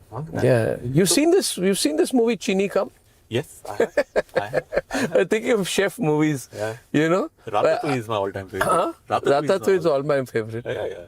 But Chinikam was interesting also Very because he takes so much pride in serving of the food and, Yes. you know. Yes. I think that pride at one point of time, being a chef was missing, which is now there. With that, I'm thinking Chinikam must have come out at the same time that you got into MasterChef. So, you know, I'm thinking of a time period, 2008 to 2010, when being a chef became cool. It was before MasterChef. And it was way ahead of its time. Achha, now tell everybody about who's watching about MasterChef. Tell me about how the magic happened, how it changed your life. Talk about that. I think for me, MasterChef has been that pivotal moment in my career because I was always worked in hotels.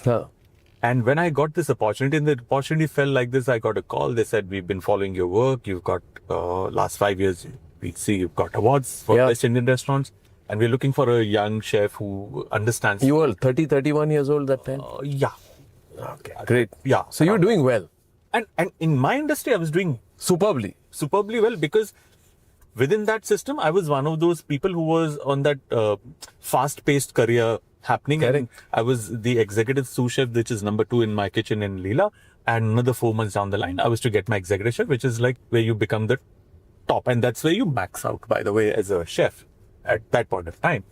And for me, it was a very interesting time because I was like, yaar, is system mein, hotel ke system mein to I know what to do.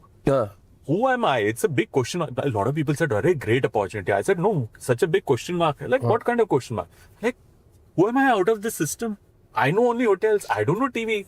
But that's because the MasterChef guys wanted you to quit your job and get into this full time. No, they said, please come. The hotel said, 4 months ki chhutti means please resign and go. So for me, it became like, yaar, itne gile shikwe sab mit jate jab wo credit ka aata ke salary credit on the 30th. That's the sweetest SMS I would get. And everything is forgotten that the place is, I would float. Oh, salary aa gayi. Because it's important. Yep. So all of a sudden, I'm told that 4 months down the line, if I will get my big jump in terms of my career with my promotion, I will have to resign. Yep. I felt like, oh God, it'll tear me up. So it took me great deal of time, effort, conditioning my brain. Mental conditioning. People, because I would ask people. I had nobody. Who do I ask? Nobody had done television before. This thing. So there's Chef Sanjeev. There are 1 or 2 other chefs who had done it. But that's about it. Then they were in Bombay. I'm in Delhi. I have no connect. How do I say, is it a good move? But didn't you look at Chef Sanjeev and then say that, you know, he's made such a big name of himself, I can be the next? I thought so. And that's what I took my boss, with the same kind of dalil, I took it to my boss and he said, he's little, अरे जा, एक संजीव कपूर बन गया तो तेरे को लगता है तू भी संजीव कपूर बन जाएगा? मतलब तो सही है। कपूर तो बड़ा लकी सरनेम में शेफ्स के लिए। I guess. तो मेरे मतलब बात तो सही बोल रहा है बहुत से यार। मतलब यार एक्चुअली मतलब तेरे को क्या लगता है एक शो करके तू संजीव कपूर बन जाएगा?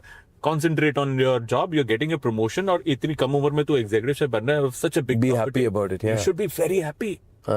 And my problem was that I was always, you know, when you're working in a hotel, your creative freedom is there only if you walk within those guardrails that they've put as standards and creativity guardrails. So for me, it was not about being on TV as much as, hey, this freedom also. Freedom. As an individual. As an individual, I have freedom. All of a sudden, I thought that I could do or say and run things the way I want to. Correct. So nothing wrong with those having those guardrails, but that वो उस institution के लिए काम करती हैं. सही बात. Individual के लिए beyond a point, it becomes restrictive. So for me, I took that heavy decision, consulted, told my father, my mother, they said, we believe in you, तू कर ले, नहीं होगा नौकरी फिर ढूंढ लियो, कोई बात नहीं, you know, मिल जाएगी तेरे को. That's wonderful of them. They are super supportive. They're super supportive, कर लेंगे. So that's how I got into it, and I didn't realize what I was stepping into. So I was there like standing and I had no clue what to do. And you were with Akshay Kumar. Akshay Kumar. On the set. Yeah. First time. What was it like? I thought I was watching TV only to realize that I'm part of the TV. And that was very crazy. It was intimidating because... What was Akshay Kumar's role in that? So he was one of the judges. It was the first season. He was a foodie, that's why. He was a foodie. Also, he has a backstory of he's worked in restaurants. Thailand, In South he's worked in restaurants. Yeah. But I think at that point of time in 2010, food as a show, when you put on a general entertainment channel like Star Plus, put it at the prime time, people were not ready for it. Yeah. They didn't know a Kunal or a Ajay were the two judges. They knew Akshay. So he had the right pull of people to pull them towards the show and say, hey, food is a serious business. And anybody and everybody who's cooking at home also can become, or in his own right, is the master chef, not the professional chef tag, but like a master chef. Okay. So what is the most brutal review you gave ever? That I've given? Tell me about it. I've been very... But you've been nasty. I've been nasty. People cried? Yeah, they did. People broke down? On the set? Yeah, they did. And I didn't enjoy that after that. Look, I also got matured with this show, television, because I've been conditioned. When I was 19, I entered the kitchen.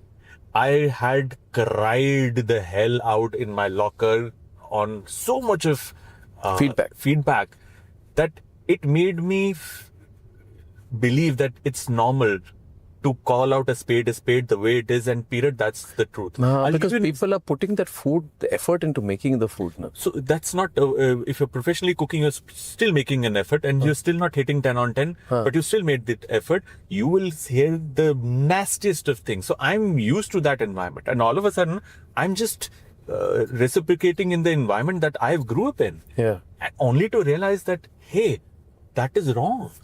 This is not the way to treat. It's like anybody who is performing an art, uska art aapko acha nahi laga, you put him down, you're killing his art. You're killing his instinct to get better at his art. It can happen, no? Yeah. It happens. So I realize it. I matured with the show. So you changed? So I think my entire communication when I'm on TV has changed, because I realize when I'm briefing my 20, 30 kitchen staff in a kitchen versus when I'm talking to millions of people through television, there's a world of difference. There is, no? Yeah, the clientele, the people who are listening to what I'm talking about, their understanding is very different. So I can't be the same guy in a kitchen and be Are the you same softer guy. now? Much more softer, much more appreciative. I will give feedback the way it is, but in a nicer way. I will never put down the person. I will say, this didn't meet the expectation for me. For you. This could have been better. This is what I feel is the shortcoming. Maybe you will work on it. You can do better. I will always. It's a productive way of giving people feedback. I'll give you an example. I'm in my kitchen. I'm still training, and this is my 6 months have done of my training. And after 6 months, you have to make a 5-course menu and give it to your top chef to taste. Okay. मैंने सबसे पहले बना लिया. मैं चीता हूँ ना, मतलब जल्दी सब करना, मेरे को impress करने के मैंने सबसे पहले बनाया. I take the dish to him, the first course, which is the soup. I put it in front of him, and he's looking at me like this, very, very angry. All of a sudden, his face went red with anger for no reason. I was like, oh God. And I'm in my head thinking, and I'm this tiny, thin, timid guy in the kitchen, and I'm like, मैंने garnish डाली है, temperature ठीक है, soup है तो soup bowl में, soup plate में है, मेरे पास वो क्या कहते हैं, फ्लेवर्स ठीक है, मैंने चेक किया था, सॉल्ट है, सब तो ठीक है, क्या गलत है. He takes the plate, flings it across, and मेरे narrowly misses my ear and my face and goes behind me, and that plate crashes and break होती है, and he abuses माँ बहन on the top of his voice. Oh God. Like मेरे को किसी ने माँ बहन की गाली कभी ऐसे दी नहीं थी, किसी ने नहीं दी थी, जिस तरीके से उन्हें दी, और उन्होंने कहा कि तेरे को क्या लगता है मैं जानवर हूँ? Oh God. कैसे खाऊं उसको? स्पून कहाँ है? Just for that. So I was like, and then he went, because उनके लिए insult थी ये. मुझे the presentation. नहीं, सब कुछ है. मैं dish लाके रख दी. Was that an overreaction? That I kept it in my heart for the next 4 years that it was an overreaction, and पूरी kitchen रुक गई. और जो गंदी गंदी गालियां उठ रही थी, मैं नीचे जाके मैं फूट के रोया कि मैंने ऐसा क्या कर दिया, और मेरा सूप भी टेस्ट नहीं किया, मेरा कोई कोर्स नहीं टेस्ट किया. अच्छा, he didn't. No, he is like, निकलो यहाँ से. तो मेरे को ना ग्रज सा रहा till the time I became the head chef, my first restaurant का जिसका head chef बना. मैंने 1 महीना निकाला और मेरे को याद आ गया जैसे भगवान याद आते प्रभु अब मुझे समझ आया कि 4 साल पहले जो आपने मेरी रख कर बेइज्जती करी थी वो क्यों करी थी. I realized he was trying to teach all the chefs that the times are changing. You are not supposed to be behind. You're not just, your job does not end at making the dish right. You are responsible for serving the dish right also. You have to make sure, not the waiter. There are Also harsh lesson, but necessary lesson. I will never forget. I will never forget. So that's how I was trained, and that is what I would emote. Yeah. So, but over a period of time, I realized, no, it's not blazing guns always does not do it. Yeah, we all have that kind of story in our careers. I don't know if it happens now. I think. I think it just. I don't think it happens now. Does it happen now? This kind of stuff. I don't think there are people who do that. I'm not appreciative anymore. Not appreciative, no? Not at all. Times have changed. Absolutely. Yeah. You can't go through this feeling that I was treated badly, so I need to make sure that someone training under me needs to be ready for that. That's just the opposite. That may not be true. Yeah. Just the opposite. Yeah. I love to handhold people who want to learn. I'm somebody who is always ready to tell this finer nuances जो हमको वो कहते हैं तरले निकालने पड़ते, happy करना पड़ता है, गिफ्ट्स लाने से बताओ ना बिरयानी में ऐसा क्या करते हो बता एक साल 1.5 साल उस्ताद जी बताओ ना. I give them in the first instance, बेटा ये करेगा तो ये होगा, ये गलती मत करिए, ये मत करिए, उससे क्या होगा सर, ऐसे से होगा. पक्का सर, मैंने बेटा 50,000 में गलती कर चुका, उसी से सीखा हूँ, तेरे को पहले बता रहा हूँ. सर टेल मी, ये बिजनेस सेंस कहाँ से आती है? Now you've turned yourself into a business. You've got your influencer business, as you told me, you got your restaurant business, your franchise business, and your endorsement business, right? And your branded content business. Right. So you've got a lot of 5 or 6 verticals going. Right. You have someone who manages you, or how do you do your business? One question. Second, does business take away from the art? Okay. Right. With your numerous commitments, I guess shooting itself, MasterChef, still going on. We just finished the season. So how do you manage your time, and how do you decide your priority, Kunal? You know. So I'm somebody who's always gets very excited with something new. What I'm doing exactly is with me. I've learned this. I need to add more layers of allied things that I can do with. And over the last 26 years, I've been a chef. So it was a gradual decision of now kind of we've done my part. I've given the due in the last 2 decades or so. And now I need to move more and also become or get into roles of what's currently prevailing, whether it's social media, whether it's the new trends, whether it's the new ingredient, if it's the new direction of flavors. So that you have to step out of what you're doing and still be part of it. You still need to stick your fingers into your where your bread and butter is, but you also need to move away in order to grow and diversify. And for me, I started with MasterChef. That became pivotal, where I lost that fear of losing the job, where I could see that a secure job gives you a lot of comfort, but wherever you get discomfort, you get an opportunity to expand. Yeah. Always.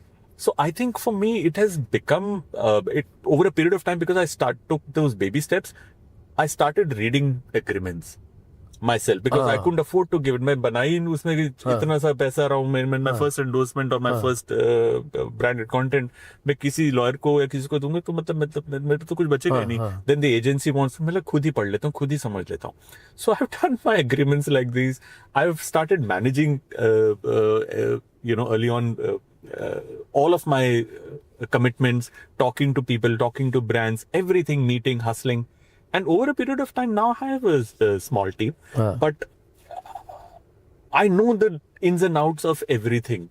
And for me, I think it's very important. People see chefs as chefs, but I think, when you see a chef, you see a business head, you see a CEO, you see a marketing head, you see a strategy guy, you see a brand guy, and you see the operations team all in one. Yeah. That's who we are as chefs. And for me, because I'm old school in many ways, that flinging of that plate still reminds me. Fixes you, no? Yeah, it sorts you out. Yeah, end to end, you should know everything. Yeah. Maybe somebody will be doing it for you, but you got to know it. You need to know it. So I think that bit of madness you need to have, and you should enjoy what you're doing. Yeah. As long as you're enjoying, nothing seems like work. Yeah. And what's your dream? My dream is very simple. I need to be happy and content. I need to be happy. That's all. Whether that, so for me, happiness is not at 10 more restaurants? No. I need to be happy. I'm somebody who is personally, I'm very reserved. I am, I'm an out and out introvert. I'm not an extrovert. I will talk, I will say things, I'll express, and then I will go back to my own bubble. I like to be in my own zone, my own bubble. And for me, my family, my best of friends have stuck with me through thick and thin. They are my place. If I'm with them, if I'm having a good time, I'm provided for, I can maintain myself a certain standard that I built for myself. I'm very happy. Uske upar kuch aata hai, nahi aata nahi. I am very happy. That's very soul fulfilling, because I think that people think, money, institutions, buildings, revenue, top line, bottom line, these are things that make you happy only up to a point. But I think the best thing about you is that you're doing something sustainable. And you're enjoying it. I love it. I can visualize you 20 years down the line with a much bigger business, of course, but I see you in the kitchen. I think that's going to be professional satisfaction. That's why like for me, anyone says, what do you want to do? I said, 30 years from now, if I'm still anchoring, I say all these American anchors, they're like at the age of 80, they're still anchoring. I feel very happy about it. Age is not a limitation. And the reason they're able to do it at that age is because they love their job. So I think longevity, discipline, there's so many things I've learned from you. I must say, Kunal, you're a remarkable guy. You're not a chef alone. You're a thinking person who has carved out his career over a fairly long period of time. And I think that you're only getting ready for a long innings. I hope so. And I think that you will probably keep reinventing yourself. I like that. Yeah. So there's so many things which I learned through this drive with you. Maybe I'll recap it in the last part. Shall we do that? Yes. Did you enjoy the drive? Safe enough? Loved it. Very smooth, very comfortable. Thank you so much. Thank you. Let's step up.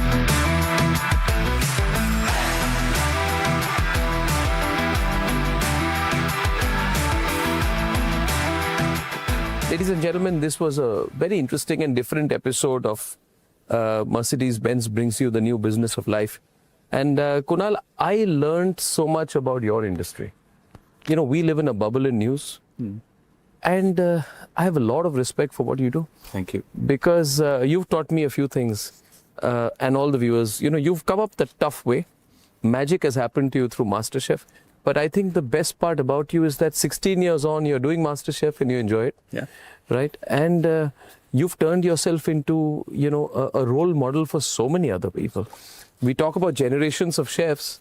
Someone 15 years younger than you will get into this industry and say, I'd like to be the next Kunal Kapoor. And I think that's the best achievement you have. I hope that you take your brand global. Thank you. I will. Yeah. I will. I hope you bring all the tastes of India into your food. Yeah. And I wish you so much luck. I hope you enjoyed this little chat around Noida. Yes. And you've been very kind. Yeah. And I think, I've watched you on TV and, meeting you in person, I find you very, very, very affable, very, very, very soft, very gentle.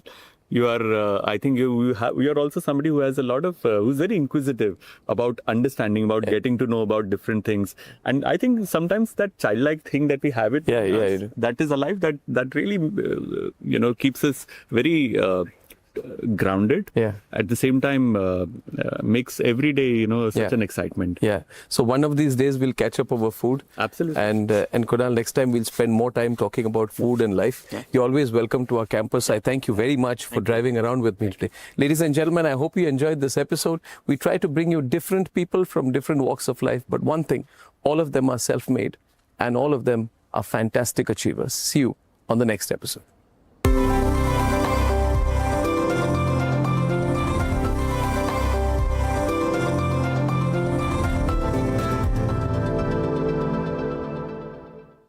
Join International Institute of Hotel Management. Call 983-10-50,000. थोड़े में ज़्यादा स्वाद ये तो है इसकी खास बात। वाओ मम्मा क्या स्वाद है? अरे मेरे राजा। सबका राजा और मसाला। केसरिया से मन जोगी हुआ रे, दिल झूमे देखो मतवारा हुआ रे। केसरिया से मन जोगी हर पल बनाओ केसरी त्योहार विमल बोलो जुबान केसरी। प्यास बुझाए ठंडक लाए सबको भाए जीरा से MTH का जल जीरा जीरा से जीरा से असली रिफ्रेशिंग, असली स्वाद, असली मजा। MTH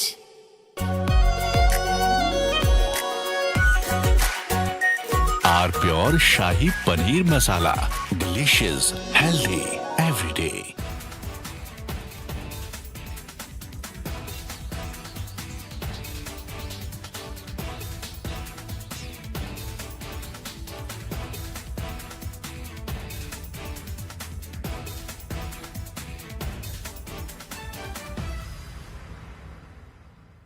Three, 2, 1. Booster ignition. Artemis 2 now bound for the moon. Humanity's next great voyage begins.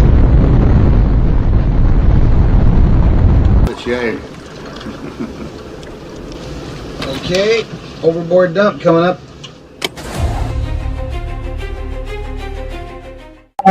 Actually, there is always a redundant chain of excretion systems available on the Artemis. Okay, it is not just the main chain, and it's a redundant chain is also available. And there is no way that the astronauts will be stuck because of the the excretion issues. And what they have reported now, even we were going through and seeing, it is something to do with the valve which is to operate for section of the excretion, which looks to be needing attention. But the crew in Artemis, they are well trained to handle such type of situation. And also, in case if the main chain. From Asia's largest news headquarters, setting the agenda for Bharat.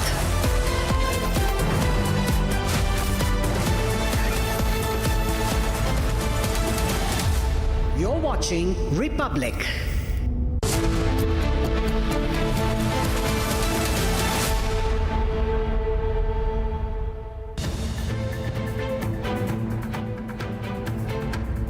Prime Minister Modi holds mega rally in Kerala. Prime Minister says countdown for LDF ouster from Kerala has begun.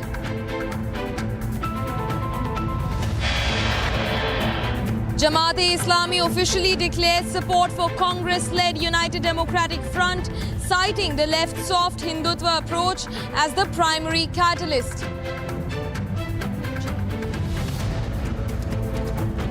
TMC leader accused of openly threatening opponents in the West Bengal South 24 Parganas arrested. Election Commission says legal action underway against TMC leader Hafizul Mollah.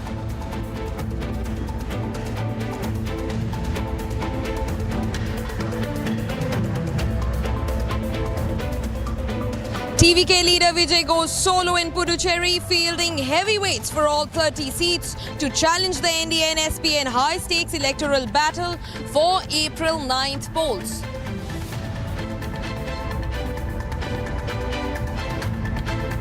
Tamil Nadu Chief Minister Stalin slammed CBSE's new three-language policy. Stalin called CBSE curriculum Hindi imposition, says new policy is a threat to federalism.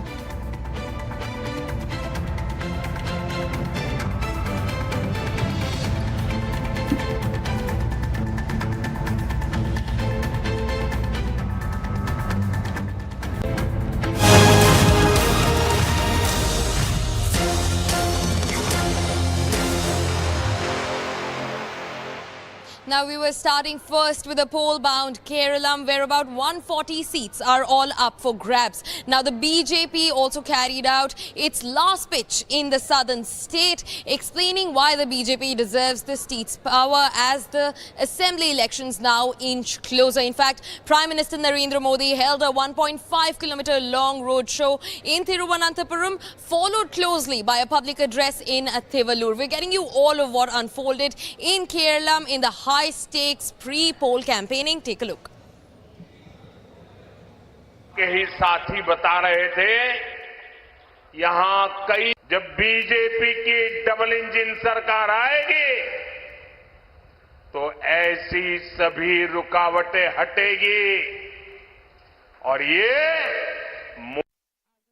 केंद्र की NDA सरकार ही केरलम में आधुनिक infrastructure और सुविधाओं पर जोर दे रही है। हम यहां नेशनल हाईवेज बनाने को गति दे रहे हैं। रेलवे इंफ्रास्ट्रक्चर का विकास किया गया है। एनडीए सुरतगढ़ एलडीएफ, यूडीएफ की सरकारों ने कभी भी इस क्षेत्र की परवाह नहीं की। यहां कनेक्टिंग रोड्स का हाल बेहाल है। मुझे आपके ही साथी बता रहे थे, यहां कई वर्षों से एक भी बड़ा पुल नहीं बना है। कोट्टयम में मेडिकल कॉलेज की हालत इतनी खराब है कि उसका वर्णन करना मुश्किल है। जहां बेसिक इंफ्रास्ट्रक्चर की ऐसी कमी हो, वहां आपकी क्वालिटी ऑफ लाइफ कैसी होगी, इसका अंदाजा हर कोई लगा सकता है। In fact, viewers, in the rally that was hot at Thivalur, the Prime Minister also launched scathing attacks at the left and the LDF. He accused them of stopping and getting in between the developmental projects in the state, in Kerala. In fact, he also said that the Sabrimala rail project was also stalled by the left and the LDF combined. Take a look at this. केंद्र की NDA सरकार ही केरलम में आधुनिक infrastructure और सुविधाओं पर जोर दे रही है। हम यहां नेशनल हाईवेज बनाने को गति दे रहे हैं। रेलवे इंफ्रास्ट्रक्चर का विकास किया गया है। यहां रेलवे लाइनों की डबलिंग का काम भी पूरा हो गया है। कोट्टयम से अब हाई स्पीड आधुनिक वंदे भारत ट्रेन भी चलाई जा रही है। Not just that, he in fact kept his multi-dimensional development projects in focus in his rally at Thivalur, where he highlighted how the BJP has worked and rallied for not just women empowerment, but also infrastructural changes, job providing in northeastern regions and other areas across North India. Now remember, Kerala remains a precarious yet extremely important seat for the BJP, and as the battle gets hot, the Prime Minister stood his ground, stood BJP's ground, highlighting each and every aspect of what the BJP has been doing in the states where the party has already held power. Listen in to his last pitch for Kerala. जब BJP की double engine सरकार आएगी तो ऐसी सभी रुकावटें हटेगी और ये मोदी की गारंटी है। एनडीए की राज्य सरकार में केरलम तेज गति से विकास की राह पर आगे बढ़ेगा। महिलाओं के लिए जो सीटें होगी वो अतिरिक्त सीटें बढ़ जाए, इतना बड़ा फायदा हमारे दक्षिण भारत के राज्यों को मिले, इसके लिए हम कानून संशोधन के लिए सत्र बुला रहे। हमने कांग्रेस के लोगों को मीटिंग के लिए बुलाया। हम आशा करते हैं कि वो हमारी बात मान करके आएंगे। हमने इंडिया अलायंस के मित्रों से बात की है। आप भी लोगों को बताइए, कांग्रेस के लोगों को बताइए, एलडीएफ के लोगों को बताएं कि महिलाओं के अधिकार का एक कानून निर्विरोध पास होना चाहिए। महिलाओं के लिए जो सीटें होगी वो अतिरिक्त सीटें बढ़ जाए, इतना बड़ा फायदा हमारे दक्षिण भारत के राज्यों को मिले, इसके लिए हम कानून संशोधन के लिए सत्र बुला रहे। हमने कांग्रेस के लोगों को मीटिंग के लिए बुलाया। हम आशा करते हैं कि वो हमारी बात मान करके आएंगे। हमने इंडिया अलायंस के मित्रों से बात की है। आप भी लोगों को बताइए, कांग्रेस के लोगों को बताइए, एलडीएफ के लोगों को बताएं कि महिलाओं के अधिकार का एक कानून निर्विरोध पास होना चाहिए। In fact, also joining me live on the broadcast is my colleague Shankar to get us more updates on the matter. Shankar, a high-stakes battle that's unfolding in Kerala. Not just that, the Prime Minister has in fact levelled major charges against the left and the LDF, including of accusing them of deterring development in the state. Talk to us about the details of his colourful rally that unfolded as the BJP's last pitch goes on Kerala.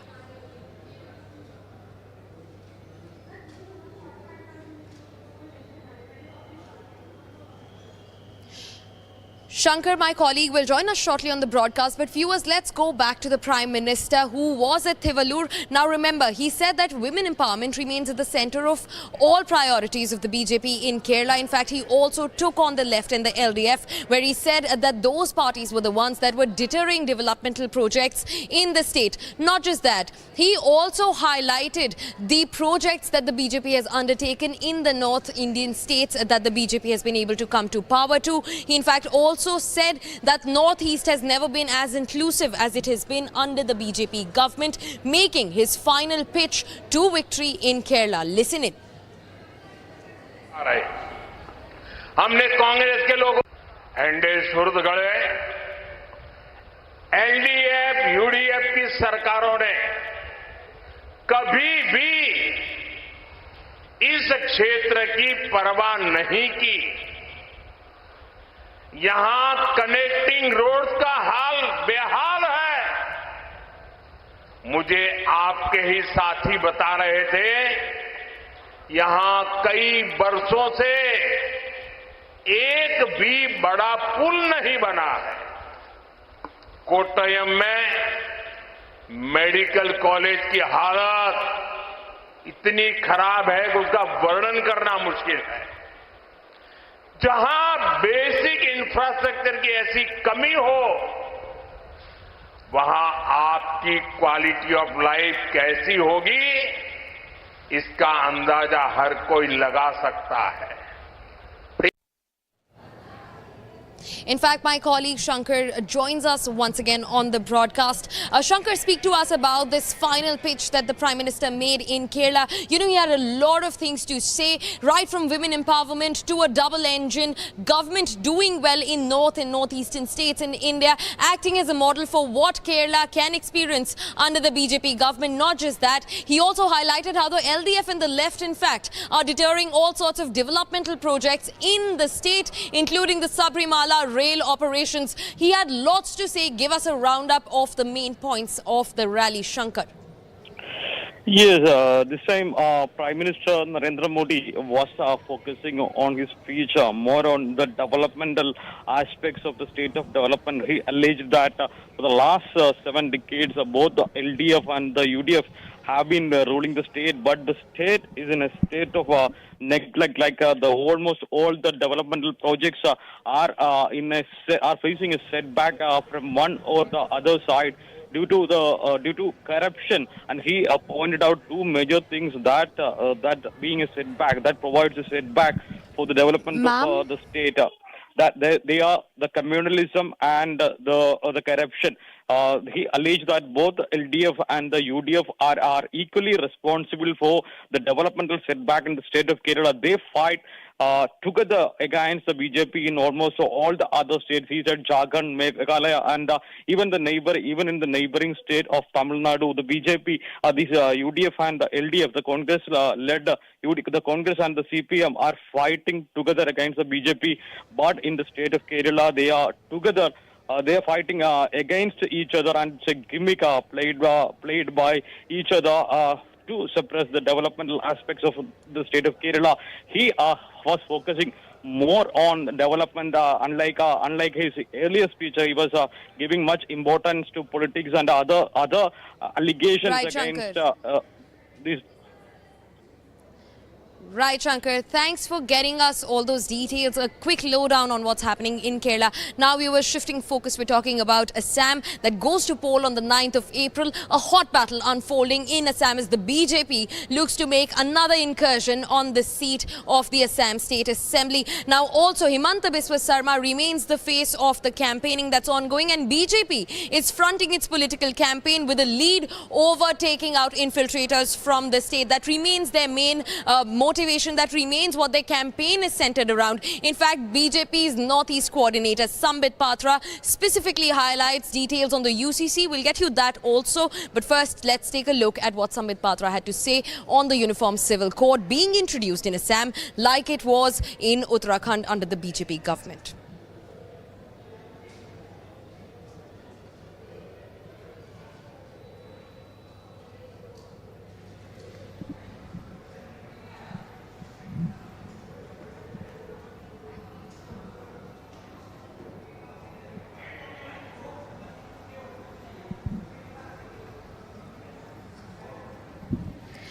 Viewers, and now Assam goes to poll on the 9th of April and the seat is hot for grabs. The BJP is holding on to the issue of immigration and has made a demographic change as per their claims. Listen in to BJP's Northeast coordinator Sambit Patra.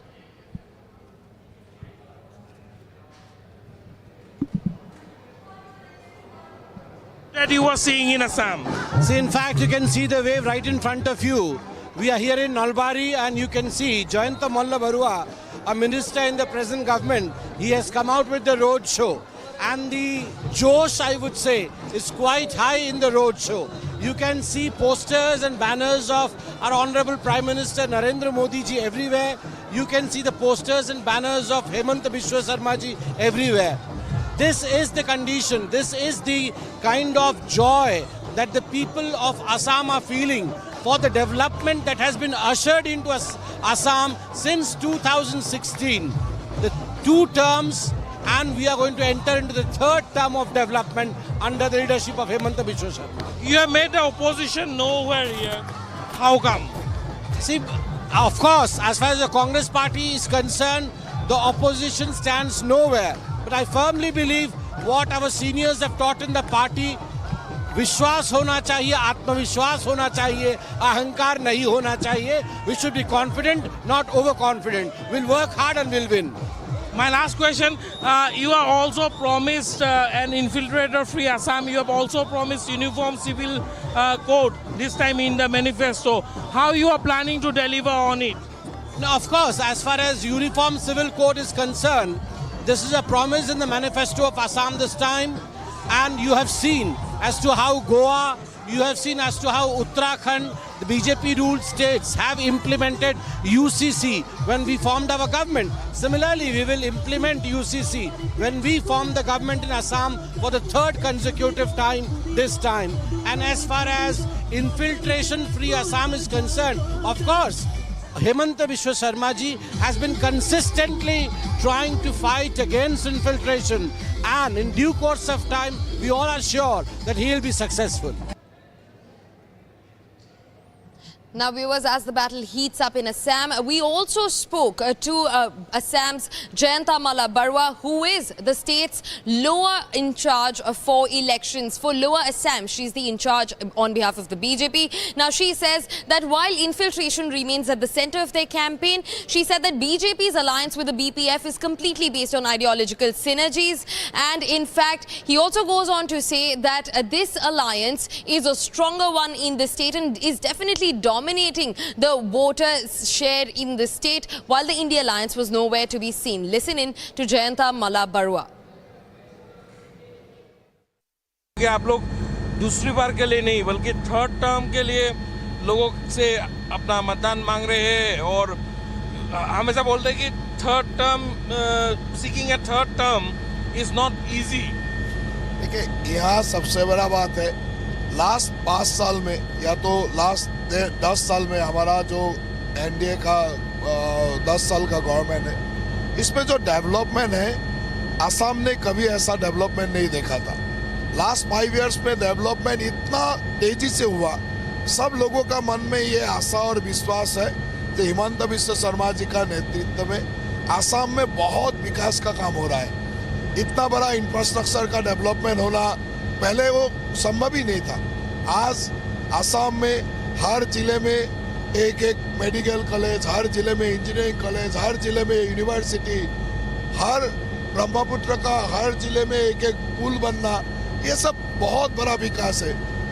Brahmaputra का नीचे से tunnel बनना, elevated corridor बनना, express highway बनना, ये सब आसाम ने last 5 साल में देखा है।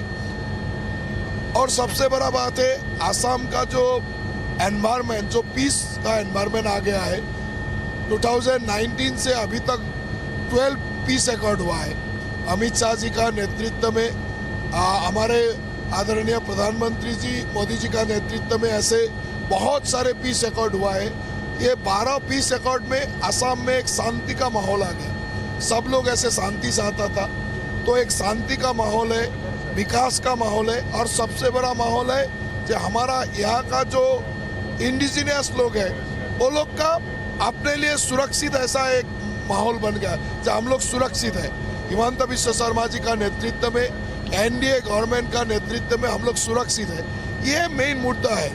ये मुद्दा में हर लोग वोट देना चाहते हैं, इसलिए एनडीए का पक्ष में वोट मिलेगा। युवाओं को खास तौर पे जो अनएम्प्लॉयड यूथ्स है, जो मतलब फर्स्ट टाइम वोटर्स रहेंगे, और बेसिकली जो जेनजी क्राउड है, उनको लेकर के अक्सर अलग अलग नैरेटिव्स लोग बोलते रहते हैं। हर कोई पॉलिटिकल पार्टी उनको अपनी तरफ खींचने के लिए कई सारे मुद्दों का इस्तेमाल कर रहे हैं। मैं सभी मुद्दों के नाम नहीं बताना चाहूँगा, लेकिन आप क्या देखिए, जो नया युवा है, जैसे जैन जी है, नया जो युवा है, वो लोग को हमारे गवर्नमेंट का टाइम में वो लोग का आशा का उदय हुआ है। क्योंकि यहाँ ऐसा था, एपीएससी का चेयरमैन भी जेल में था, ऐसा नौकरी का माहौल था।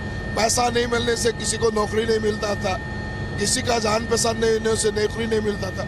लेकिन लास्ट 10 साल में इतना बड़ा रिफॉर्म हुआ जे एसीएस या तो एपीएससी का नौकरी से 3rd ग्रेड 4th ग्रेड नौकरी, टीआर का नौकरी, पुलिस का नौकरी, तो एक बहुत बड़ा ऐसा हो गया जो सब लोग विश्वास करते हैं ऑन मेरिट नौकरी मिल सकता है। यंग जनरेशन का ऊपर ये विश्वास आया है जो है हिमंत जी का नेतृत्व में सच और पूरा एकदम सच तरीके से नौकरी मिल सकता है। जिसको जिसको मेरिट है उसको मेरिट में नौकरी मिलेगा, ऐसा एक माहौल बना है। तो नया प्रजन्म में जो इसलिए बहुत ज़्यादा आकर्षित है एनडीए का ऊपर हिमंत बिश्व शर्मा जी को। इसलिए मैं पहले, मेरा भी पॉलिटिक्स में बहुत साल हो गया, पहले कभी भी इतना यंग जनरेशन निकलते आया हुआ नहीं देखा था। इस बार मुख्यमंत्री जी का जो जन आशीर्वाद रैली था, उसमें बहुत नया जनरेशन का लोग निकल के आया मुख्यमंत्री जी को आशीर्वाद देने के लिए। इसलिए मैं विश्वास रखता हूँ कि इस बार नया वोटर जैन जी 100% हमारे पक्ष में रहेगा और विकास का पक्ष में रहेगा। Viewers, now this is all that we could fit in this edition of Election Special at Republic. But don't go anywhere. News and updates continue on the other side. Meanwhile, there is a war of language row that has broken out in Tamil Nadu. Now, DMK Chief and State's Chief Minister Stalin has accused the CBSE's new curriculum of being impository and Hindi biased. We're getting you all the details on that and a lot more. Keep following Republic for more election coverage. Stay tuned.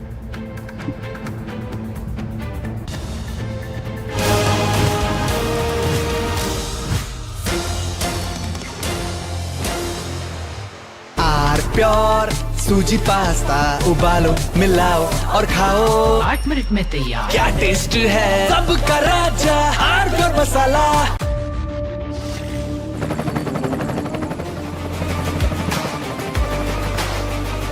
Corrector, the taste of success. चमकी चाट से क्या बना है? Sandwich, लस्सी और छाछ। हर घूंट में चमकी चाट, ड्राई फ्रूट और दही बड़े। चमकी चाट से स्वाद बढ़े। असली स्वाद सिर्फ चमकी चाट। थोड़े में ज्यादा स्वाद, यही तो है इसकी खास बात। वाओ मामा, क्या स्वाद है। अरे मेरे राजा, सबका राजा आर प्योर मसाला।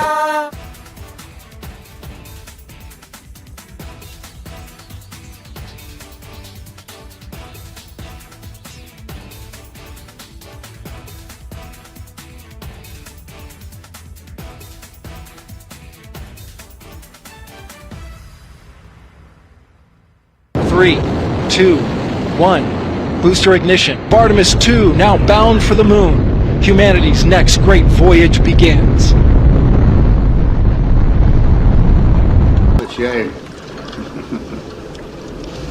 Okay, overboard dump coming up.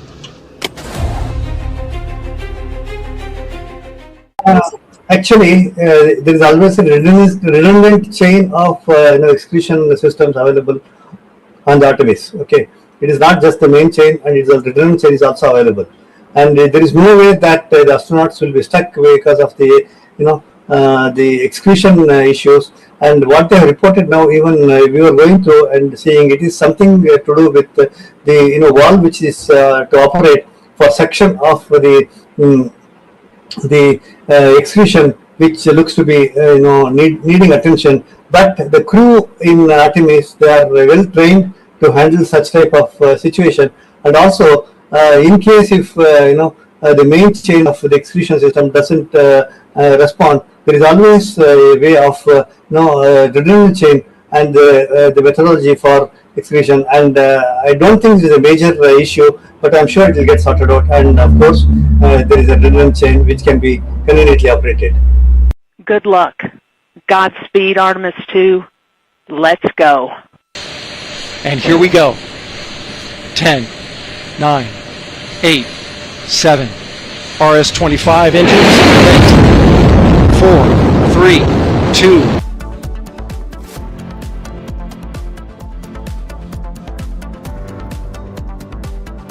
थोड़े में ज्यादा स्वाद ये तो है इसकी खास बात। वाओ मम्मा क्या स्वाद है? अरे मेरे राजा। Amity has been ranked amongst the top 3% universities globally, a testimony to Amity's globally benchmarked quality. चमकी चाट से क्या बना है? आलू चाट या फ्रूट चाट, स्वाद बढ़ाए चमकी चाट। क्या बात है? स्वादिष्ट पकोड़े और फरसान, अरे चमकी चाट है इसकी जान। असली स्वाद सिर्फ चमकी चाट। केसरिया से मन जोगी हुआ रे, दिल झूमे देखो मतवारा हुआ रे। केसरिया से मन जोगी हुआ। हर पल मनाओ केसरी त्योहार। विमल, बोलो जुबान केसरी।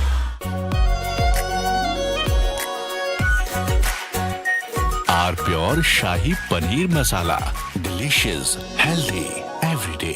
प्यास बुझाए, ठंडक लाए, सबको भाए जीरा से। MTH का जलजीरा जीरा से। जीरा से असली रिफ्रेशिंग, असली स्वाद, असली मजा।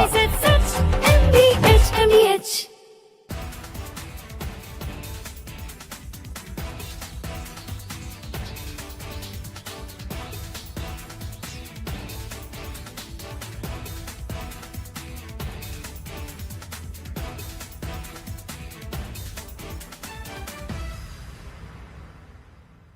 Three, 2, 1. Booster ignition. Artemis II now bound for the moon. Humanity's next great voyage begins.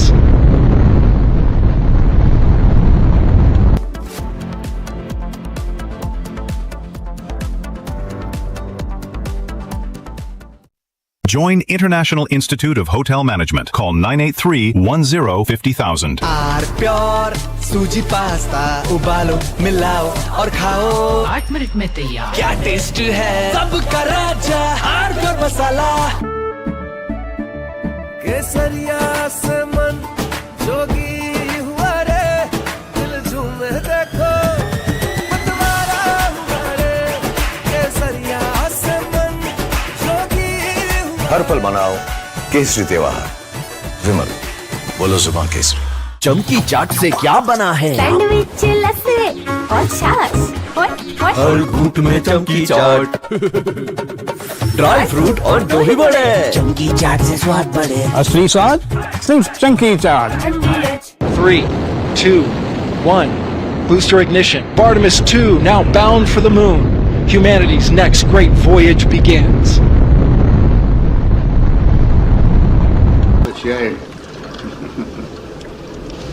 Okay, overboard dump coming up.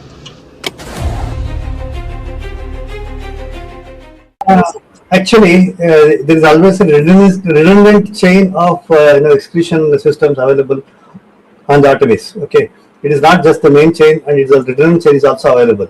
And there is no way that the astronauts will be stuck because of the the excretion issues. And what they have reported now, even we were going through and seeing, it is something to do with the valve which is to operate for suction of the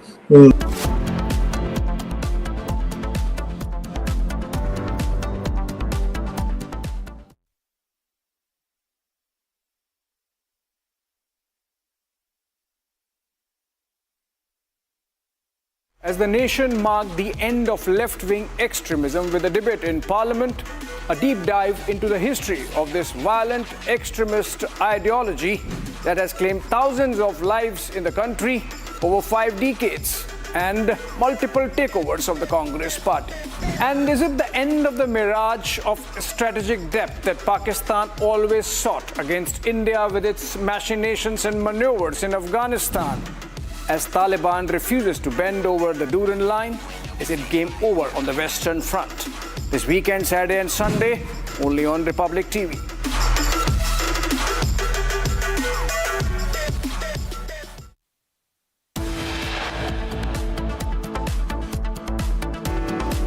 Mr. Modi holds a mega rally in Kerala, says the countdown for LDF's ouster has begun.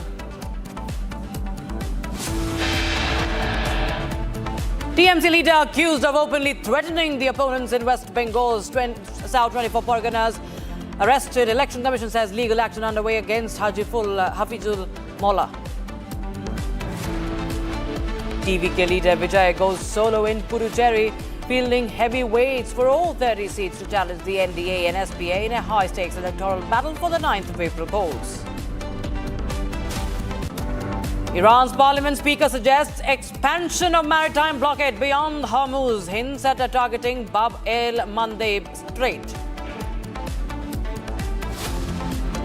Iran rejects US proposal for 48-hour ceasefire as tensions escalate.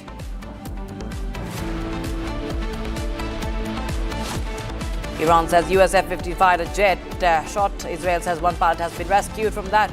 Search underway for the second pilot.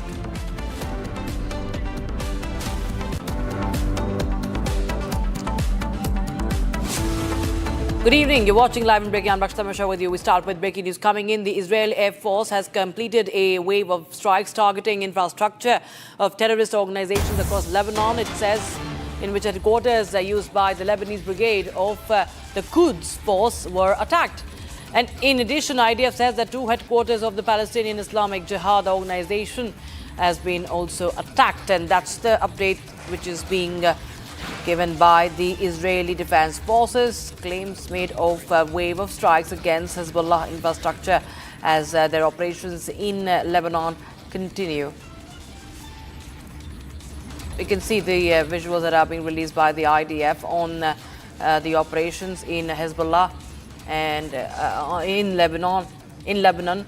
And Israel says it has completed the wave of strikes against Hezbollah infrastructure, and that the Quds force has been on the target. Headquarters used by the Lebanese brigade of the Quds force and 2 headquarters of the Palestinian Islamic Jihad terrorist organization has also been attacked. So we have ground operations, airstrikes, all carried out in Lebanon, specifically southern Lebanon.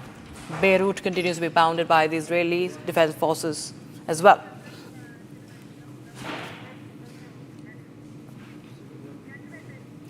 All right, we are cutting across to Prime Minister Modi's roadshow. Prime Minister Modi's roadshow in Thiruvananthapuram underway right now.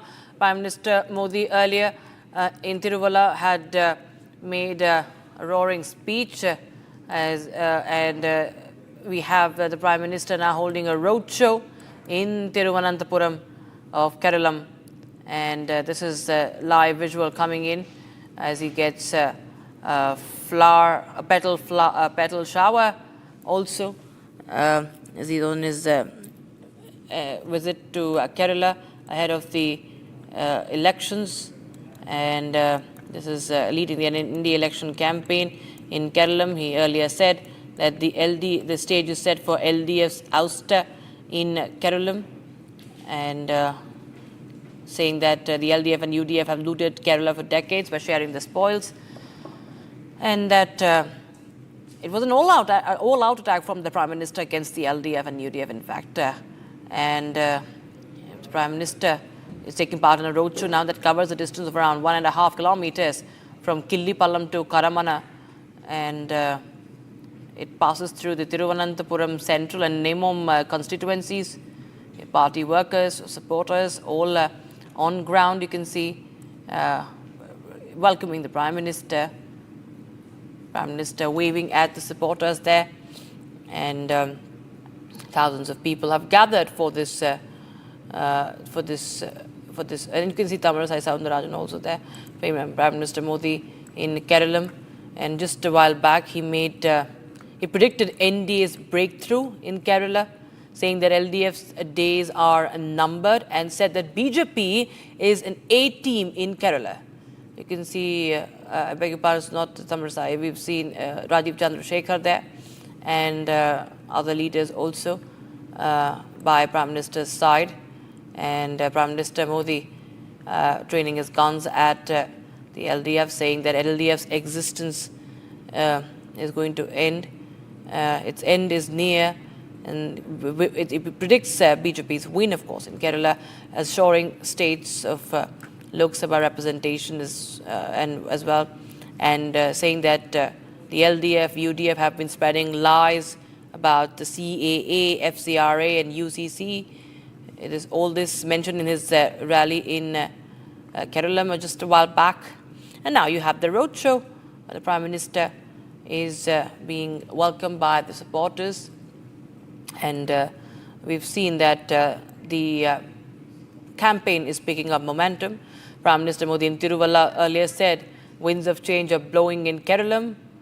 We have my colleague Shankar, who's on ground zero, joining us on the phone line. Shankar, tell us more about the Prime Minister's day-to-day here, his campaign rally, making some strong statements, saying that LDF's exit has begun and that BJP is the only A team.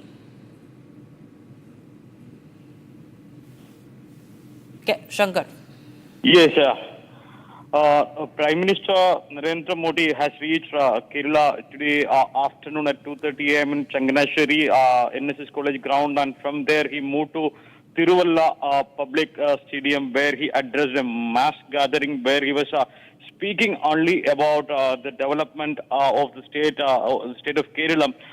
Throughout his speech, except in one or 2 points, he mentioned something political about the Sabrimala gold hiss and the other issues, other communal issues. That means the communal forces which are backing the Congress-led UDF and the CPM-led LDF in the state. Except in 2 points, he was speaking about these political issues, and throughout his speech, he was stressing his focus only on the development aspect of Kerala. Like he said, a number of projects. He mentioned one by one, like Kottayam Medical College, Hospital, Shabari Rail project, and so many other projects are lacking behind due to the lack of apathy from the side of the CPM-led LDF government and the Congress-led UDF government. They have been ruling the state for the last 70 years. For 7 decades, they have been ruling the state. But when it comes to development, the state is lagging behind in all aspects. The state lacks lack of infrastructure and all the other basic facilities which are needed for ensuring a quality life for the people in Kerala. He said, voting NDA, BJP-led NDA to power is the only option in front of the people, and the people have recognized it. And this time, the wind is in favor of BJP, and the BJP-led NDA will come to power without failure this time. That was the That was Absolutely. the final words of Modi concluding his speech at Tiruvalla, and he is in a roadshow in Thiruvananthapuram now, where the Nemam constituency is involved, where for the first time in Nemam constituency, a BJP person could win assembly polls in Kerala. All right, Shankar, many thanks for joining us with details on the Prime Minister's roadshow in Kerala. Kerala goes to polls on the 9th of April, results to be declared on the 4th of May.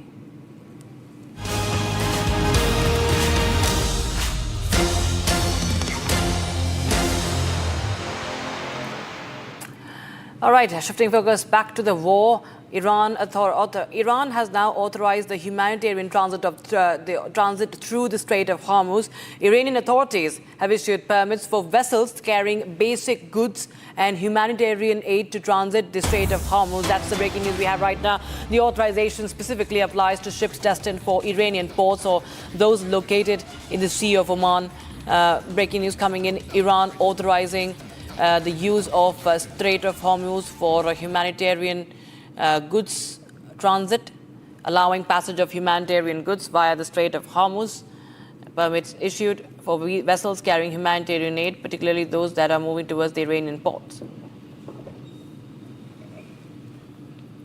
So, despite a blockade, this would come as a relief, but which vessels can, or is there any still, if there is any stoppage for the what Iran calls the enemy vessels, we do not know yet. And we are now getting in some visuals from Baghdad. We shift our focus there, getting across to those visuals coming in from Baghdad, where demonstrations are taking place in support of Iran amid the ongoing conflict in the Middle East. The protest was called by the Shia cleric Muqtada al-Sadr. So this is the visual. You can see a sea of supporters in Iraq. You come Baghdad, that's the capital city, where you can see there is massive support from the Shia community. Of course, there's a huge population. Of course, Shia being the majoritarian religion there. And you have the Shia cleric leading this demonstration, showing solidarity to the people of Iran. And you have Iraqi groups, and these are live visuals from Baghdad that is coming in from this is in Iraq, and Shia cleric is offering support to the Iranians. In fact, we've seen that there have been voices of support coming in from Iran, from Iraq. The Shia leaders, of course, a senior Iraqi cleric had today even said that Iran is undefeatable and that US and Israel war is destabilizing West Asia. I'm talking about the cleric and leader of Iraq's National Wisdom Movement, Ammar al-Hakim, also expressed his support for Iran today. And top Shiite cleric of Iraq hold support for Iran, a collective duty. The fatwa was issued just a month ago when this war broke out. The highest Shiite religious authority in Iraq had expressed support for Iran as well. And now we have this demonstration. You can see thousands of supporters for Iran have thronged to the streets, as you can see with those live visuals that have come in. Meanwhile, Iran has launched another wave of missile attacks on Israel, targeting the Tel Aviv metropolitan area and striking a key industrial site in the Negev region. Now, dramatic visuals show multiple submunitions dispersing mid-air. Father brings you a report from Ground Zero. Here behind me, you can see how extensive is the damage just from one part fragment of Iranian ballistic missile, this illegal cluster munition. You can see how many holes there are in the windows, in the doors, in the walls of those stores and the apartments above. And it shows you how dangerous those rockets with the cluster munition. here, fortunately, people ran to shelters on time, and that's why there are no casualties. Usually it is a very busy area. Many people are coming to these stores and to the restaurant. Also, some people live here. But because it was a night from Friday to Saturday, not so many people were here, and that's why there are no casualties. And also Israelis have 15 minutes from the alert of the Israeli army until the rockets starting to fall, and that's why they have enough time to find shelter. But people that are not going to shelters but instead trying to film how the rockets are coming and how they are intercepted by Israeli army, putting themselves in a lot of danger. And unfortunately, one person was killed because of that in Tel Aviv today, and some others were injured. And here is just one place that was damaged by the 90 barrage of rockets from Iran. And there are many more locations like this one. And you can see how dangerous is that. And once again, this is a civilian area which is targeted by Iranian ballistic missiles. Nicole Yochin reporting from the center of Israel. Nicole Yochin, the center of Israel. Breaking news coming in right now. We are getting in visuals from Israeli town of Ramat Gan, where you see a building has been severely damaged after cluster munition is fired by Iran. Visuals coming in from Ramat Gan in Israel. You can see many people gathered there, rescuers also gathered there as the building is, and we see similar scenes many times coming in from Israel, especially central Israel, where there has been heavy pounding from the Iranians. This is another such example, Ramat Gan. You can see those visuals coming in. And in fact, we have viewers, more videos also coming in. But before that, we step into a very, very short break. But don't go anywhere. We'll be right back with more updates.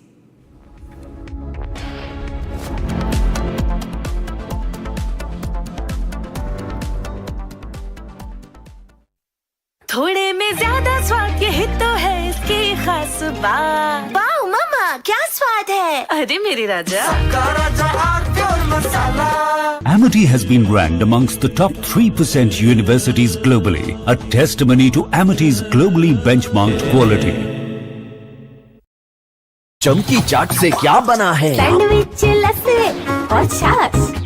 हर घूंट में चमकी चाट। अब बताओ, स्वाद आया? आया। असली स्वाद सिर्फ चमकी चाट।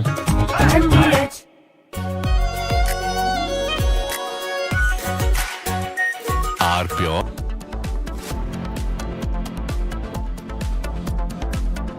Join International Institute of Hotel Management. Call 983-10-50,000. R pure सूजी पास्ता उबालो मिलाओ और खाओ 8 मिनट में तैयार। क्या टेस्ट है सबका राजा आर प्योर मसाला। केसरिया से मन जोगी हुआ रे दिल झूमे देखो मतवारा हुआ रे केसरिया से मन जोगी हर पल मनाओ केसरी त्योहार। विमल बोलो जुबान केसरी। चमकी चाट से क्या बना है? आलू चाट या फ्रूट चाट, स्वाद बनाए चमकी चाट। क्या बात है? स्वादिष्ट पकोड़े और परेशान, अरे चमकी चाट है इसकी जान। असली स्वाद सिर्फ चमकी चाट। थोड़े में ज्यादा स्वाद ये तो है इसकी खास बात। वाओ मम्मा, क्या स्वाद है? अरे मेरे राजा, सबका राजा आरती और मसाला। 3, 2, 1. Booster ignition. Artemis 2 now bound for the moon. Humanity's next great voyage begins.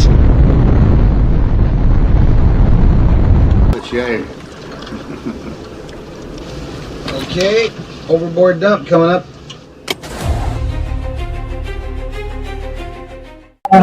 Actually, there is always a redundant chain of excretion systems available on the Artemis. Okay, it is not just the main chain, and it's a redundant chain is also available. And there is no way that the astronauts will be stuck because of the the excretion issues, and what they have reported now, even we were going through and seeing it is something to do.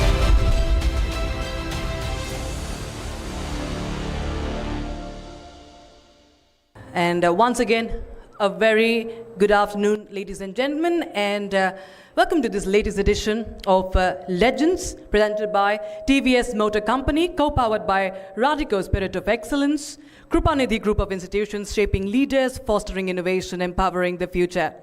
And this is Legends, that is a platform which pays tributes to the journeys that have left mark on our nation, have contributed to Bharat's story. Stories of passions, perseverance, and purpose. But most importantly, the patience that goes behind.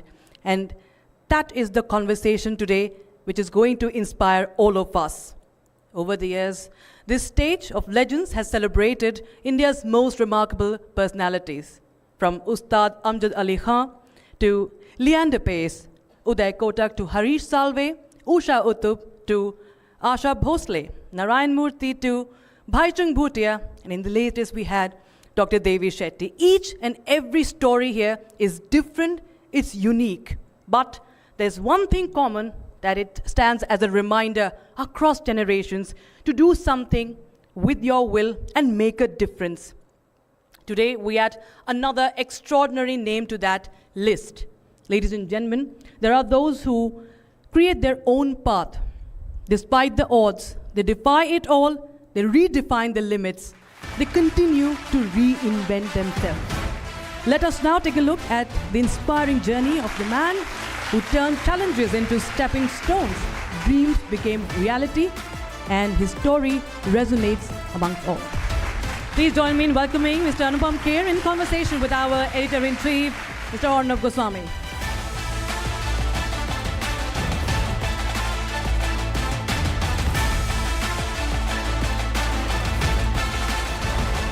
Anupam ji, it's a full house on a Wednesday afternoon. बहुत धन्यवाद.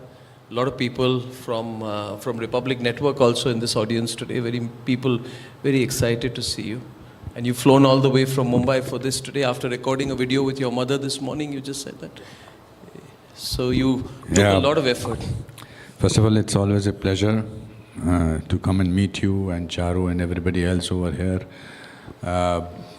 We've known each other for many years. I think what is common between you and me is we are self-made people and we believe in a certain philosophy of kuch bhi ho sakta hai. I see a lot of students here. I think I have attended a lot of functions where somebody else was speaking and I was a student over here. Most of the things that I have done is already shown in the AV, so I have nothing much to talk about. But it's so strange, but when I see my life and I say, इतना कुछ किया मैंने, मेरे को असली में इस बात का एहसास ही नहीं होता कि मैंने इतना कुछ किया है. ऐसा लगता है किसी और की फिल्म देख रहा हूँ. वो इसलिए ऐसा होता है कि क्योंकि I am not bogged down by what I have achieved. I am very proud of it. मुझे बहुत फ़ख्र है कि मैंने इतना सब कुछ किया है, मगर वो मेरे कंधे पर मेरा बोझा नहीं बना है. बिकॉज़ हर पल, हर रोज़, हर सुबह एक नया चमत्कार देखने को मिलता है. आप सुबह उठते हैं, आपको लगता है कि नया दिन शुरू हुआ, नई ज़िंदगी का नया पहलू शुरू हुआ है. मुझे यहाँ तक पहुँचने में बिकॉज़ मेरा बचपन का दोस्त वो प्ले में भी था, अभी उसका एक फ़ोटो भी दिखाया, वो मुझे एयरपोर्ट पे मिलने आया. मैं T2 पे उतरा, वो T3 पे मेरा वेट कर रहा था, तो उसको ढूंढने के चक्कर में बहुत वक्त लग गया. और while we are looking for him, I suddenly thought of my journey with him.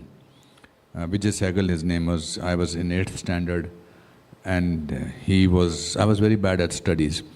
तो मेरे को वो आगे वाले बेंच पे बैठने नहीं दे रहा था. मेरा ये दोस्त कहता, नहीं तू पीछे बैठ, तेरे मार्क्स कम आते हैं. तो मैंने उसको 8th स्टैंडर्ड में बोला था कि अगर तू हिस्ट्री बनाना चाहता है अपनी ज़िंदगी की तो मुझे यहाँ बैठने दे, क्योंकि तू हिस्ट्री का पार्ट होगा. ऐसे ही बोल दिया था, और वो सच है कि अब मेरा वो बेस्ट फ्रेंड है. But I don't think, I think मेरे को ये लेजेंड तो आपने उपाधि दे दी है, मगर मुझे लगता है कि मैं लेजेंड शायद 20 साल बाद बनूंगा। जब मैं यहाँ पर आप ही के शो में आऊँगा, आप मुझसे बहुत कम उम्र के होंगे, आप फिर भी खूबसूरत हसीन जवान लग रहे होंगे, शायद मुझे उठाने के लिए 2 लोग यहाँ से लेकर यहाँ तक लेके आएंगे, तब मैं कहूँगा कि यार अब मुझे लगता है कि अब मुझे आप लेजेंड का अवार्ड दे दो। अभी तो मैं इंटरवल तक पहुँचा हूँ अपनी ज़िंदगी के, and it's a good interval. मैंने अभी भी पूछा इनको कि क्या आपको कभी लाइफ टाइम अचीवमेंट अवार्ड मिला है, तो इन्होंने कहा कि मैंने अभी तक लिया नहीं है। तो आजकल तो लोग 40-50 साल की उम्र में लाइफ टाइम अचीवमेंट अवार्ड ले लेते हैं, पर उनको लगता आपने है कि क्यों नहीं लिया है? नहीं, उनको लगता क्या गया आपको? उनको लगता है कि उनकी लाइफ वहीं तक है, शायद उन्होंने सपने देखने बंद कर दिए हैं। नहीं, अपना अपना नज़रिया। मैंने जैसा कि कहा कि मैं अनुपम खेर का बोझा अपने कंधे पर लेकर चलता नहीं हूँ, और चूंकि मैं बोझा लेकर नहीं चलता हूँ इसलिए मुझे लगता है कि मैं तो बहुत उड़ सकता हूँ, क्योंकि आपके कंधे पर बोझ ही नहीं है, आप हल्के हैं। इसमें एक कोट भी था मेरा। देखिए, आज जो भी आप सुनेंगे ऐसा नहीं कि मैं कुछ नया बोलने वाला हूँ। एक ही जीवन है, उसको मैं जी चुका हूँ, और उसी जीवन से बातें निकलेंगी।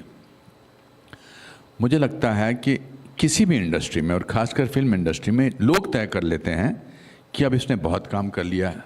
मेरी 550 फिल्में हो चुकी हैं, मैंने अभी सब कुछ कर लिया उनके हिसाब से, अब इसको एक लाइफ टाइम अचीवमेंट अवार्ड दो, इसको लेजेंड बुलाओ, वेटरन बुलाओ, थेस्पियन बुलाओ, और फिर ये सनसेट की तरफ जाएंगे।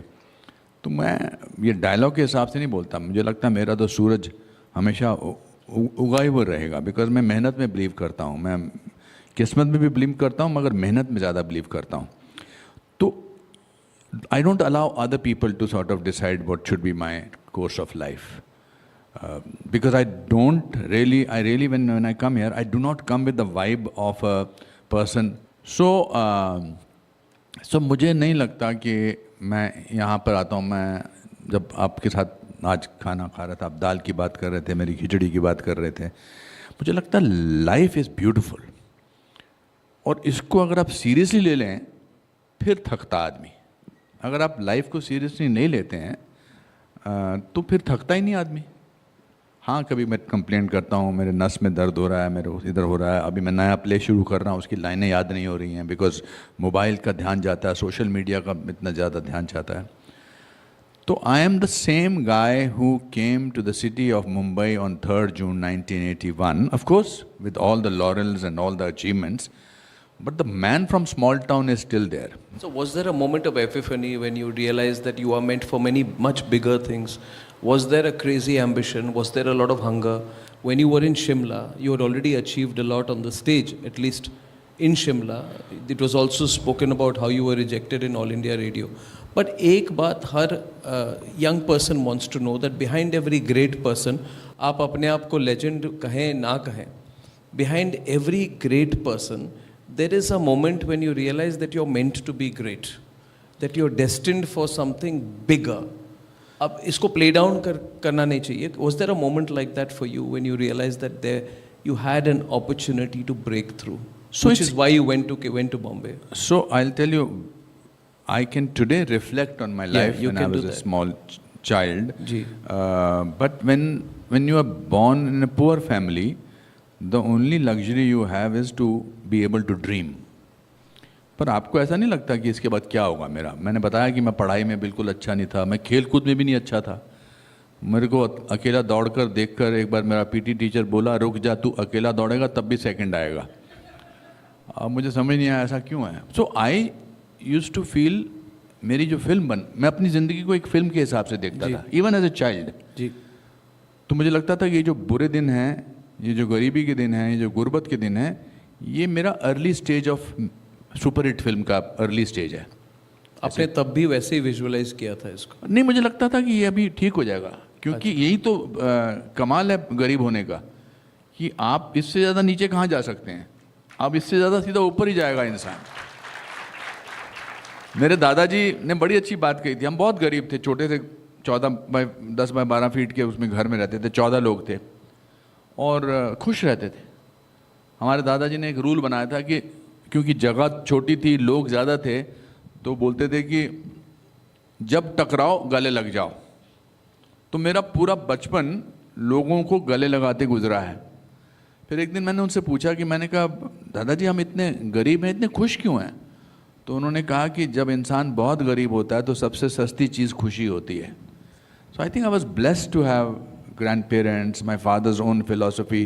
बट मुझे लगता था कि नेक्स्ट, जैसे मुझे अगर स्कूल के बेस्ट एक्टर का अवार्ड मिल जाता था तो मैं खुश होता था, फिर कॉलेज के बेस्ट एक्टर का मिल गया तो मुझे लगता था मैं खुश हो जाता था. बट तकलीफ़ का एहसास नहीं होता था. I did not indulge in self pity because पता नहीं था कि सेल्फ पिटी क्या होती है. यू सी, ये I think Hindi medium school जाने में ये इंटेलेक्चुअल होने ना, I was never in intellectual, मतलब जो हैं वो अच्छी बात है, पढ़े लिखे लोग हैं, मगर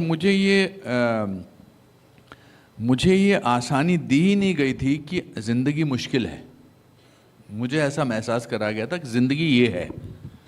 तो जब ज़िंदगी ये है तो उसको जीने के अलावा और कोई तरीका ही नहीं था.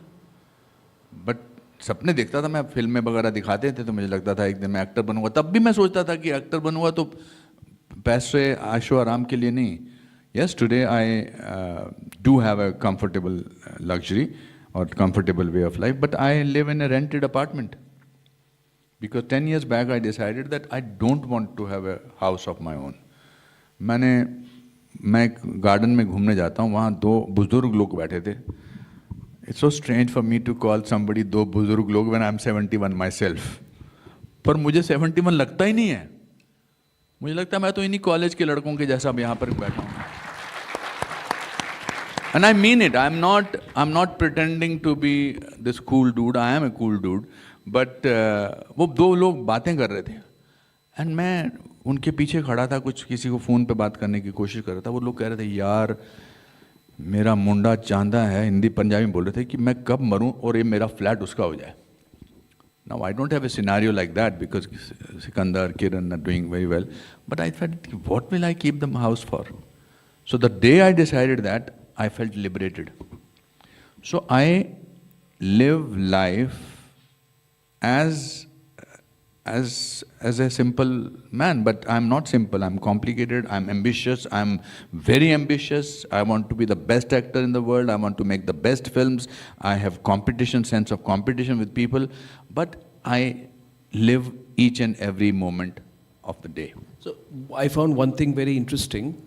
एंड जब मैंने आपका प्ले देखने गया था 3-4 महीने पहले, फुल हाउस था वहाँ पे और कुछ भी हो सकता है.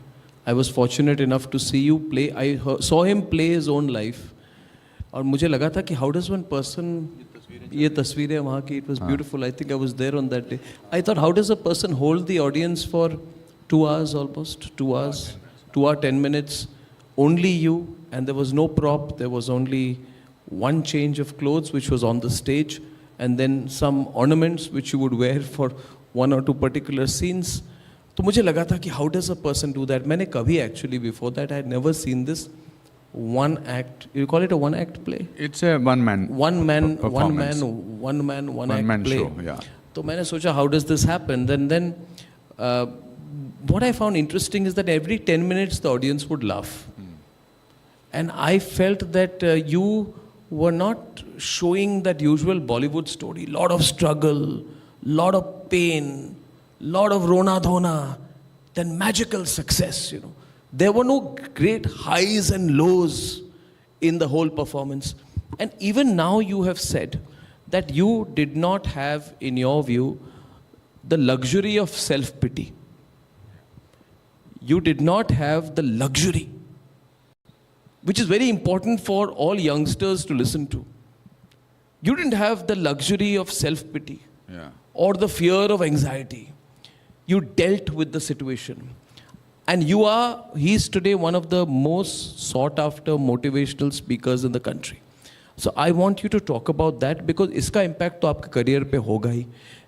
आप अपने career के initial years, जिसको struggle के years आप कहें, उसमें आपको did you have time to feel sorry for yourself? I'm sure you must have cried it out. Tell me your experiences through your films, your heartbreaks, your frustrations, and whether my assessment is correct about how you dealt with that time. So, पुरानी फिल्मों में, even जब मेरे से पहले की भी फिल्मों में, कभी कभी कैरेक्टर्स के सपने आते थे, तो उसका अपना एक प्रतिबिंब, अपना एक परफॉर्मेंस पॉइंट। एक काली साड़ी में औरत आती थी, एक वाइट साड़ी में आती थी। वाइट साड़ी जो है वो आपको तर्क देती थी, काली साड़ी आपको भड़काती थी। बहुत फिल्मों में ऐसा हुआ है कि तुम क्या कर रही हो शकुंतला, तुम अपने आप को पागल समझ रही हो, जाओ छोड़ दो ये घर, चली जाओ। तो दूसरी सफ़ेद साड़ी वाली बोलती थी मगर घर छोड़ दूंगी तो ना पति रहेगा ना कुछ और, नहीं जाना, नहीं तुम चले जाना चाहिए तुम्हें यहाँ से। मेरी लाइफ में कोई काली साड़ी या काले कपड़ों वाला है ही नहीं। सो सिमिलरली जब मैं छोटा था, बहुत छोटा था, तो मैंने कभी इंटेलेक्चुअलाइज किया ही नहीं लाइफ को। लाइफ जीने के लिए होती है। आप यहाँ आए हैं, अब हम में से बहुत सारे लोग बहुत देर से बैठे हैं कि अनुपम खेर कब आएगा, अब कब हम इसका लेक्चर सुनेंगे, क्या ज्ञान की बातें करेगा, और यार बोर करेगा, हमें सुनना पड़ रहा है, हम एक्टिंग के स्टूडेंट हैं। एक तो ये रवैया है क्योंकि आप भीड़ का हिस्सा हैं। आप में से अगर कोई ऐसा बैठा है या बैठी हैं कि यार इन बातों से मेरे को एक सीख मिलेगी और मैं उस सीख को अपनी ज़िंदगी में अप्लाई करूँगा, तो वो आगे जाकर अनुपम खेर बन सकता है, वरना आप केवल भीड़ का हिस्सा बने रहेंगे। आई was a very inquisitive, I was A mediocre boy, very bad at the studies, but मेरे को हर चीज़ में कुछ मुझे लगता था कि जैसे धुंध पड़ती थी शिमला में, मैं सोचता था कि देखो, मैं सोचता था कि जब मुझसे कोई पूछता था ना कहाँ के रहने वाले हो, तो मैं शिमला का ऐसा बोलता था जैसे शिमला ना हुआ स्विट्ज़रलैंड हो गया, बिकॉज मुझे स्पेशल लगता था। So I think first of all you have to feel that you have special. मैं स्कूल के बेंच पे अपना नाम गढ़ता था, प्रकार बोलते ना, क्या कहते हैं उसको अंग्रेजी में, कंपस, प्रकार, उससे मैं अपना नाम लिखता था। मतलब कब 9th 10th में अनुपम खेर सैट हेयर। मैं जिंदगी में नहीं कभी सोचा था। वो चीरियोज बुक ऑफ फेमस पीपल होती थी एस्ट्रोलॉजी की, उसमें 15 नाम होते थे, people born on 7th March. By the way 7th मार्च इनका बर्थडे है, 7th मार्च मेरा बर्थडे है। तो इनको तो तभी पता लग गया था कि अनुपम खेर 7 मार्च को पैदा हुआ, तो मेरा भी कुछ होने वाला है। तो मैं 15वें के बाद 16वां नंबर अपना लिखता था, 7th। जैसे माइकल केन हमारे उस मार्च में पैदा हुए और बहुत सारे मतलब साइंटिस्ट पैदा हुए, तो मैं लिखता था अनुपम खेर। तो आपको अपने जीवन को अलग से देखना है। मुझे लगता है कि हर इंसान में एक खूबी है, हर इंसान ओरिजिनल है, हर इंसान। I think everybody has a possibility of becoming somebody, but our own mediocre thinking makes us mediocre. इसका सिंपल साइकोलॉजिक है। भगवान ने आपको स्पेशल बनाया, जिसने भी बनाया, ऊपर वाले ने जो भी है, स्पेशल बनाया है, क्योंकि आपका फिंगरप्रिंट्स दुनिया में किसी से नहीं मिलता। ये लॉजिकल आंसर है इसका, किसी से नहीं मिलता। 7 बिलियन लोग रहते हैं यहाँ पर हमारे इस ब्रह्मांड में, 7 बिलियन में से आपका किसी से मिलता नहीं। इसका मतलब जिसने भी आपको बनाया है, तराशा है, संवारा है, एक नया दृष्टिकोण दिया है, उसने ये सोच के दिया है कि आप स्पेशल हो और आप कुछ बन सकते हो। पर हम क्या करते हैं, 90% लोग जो हैं वो हालात की वजह से, मुश्किलात की वजह से, no possibility of wanting to dream, we become from extraordinary to ordinary. All of us are extra, but the difference between ordinary and extraordinary is that little extra. So when I used to watch films of Dilip Kumar साहब, देवानंद साहब, हमारे घर के बाहर फिल्में दिखाते थे, मुझे लगता था कि one day I'll be there and I'll be famous, I'll be very famous. Dream था, पर मैं उसके लिए करता क्या?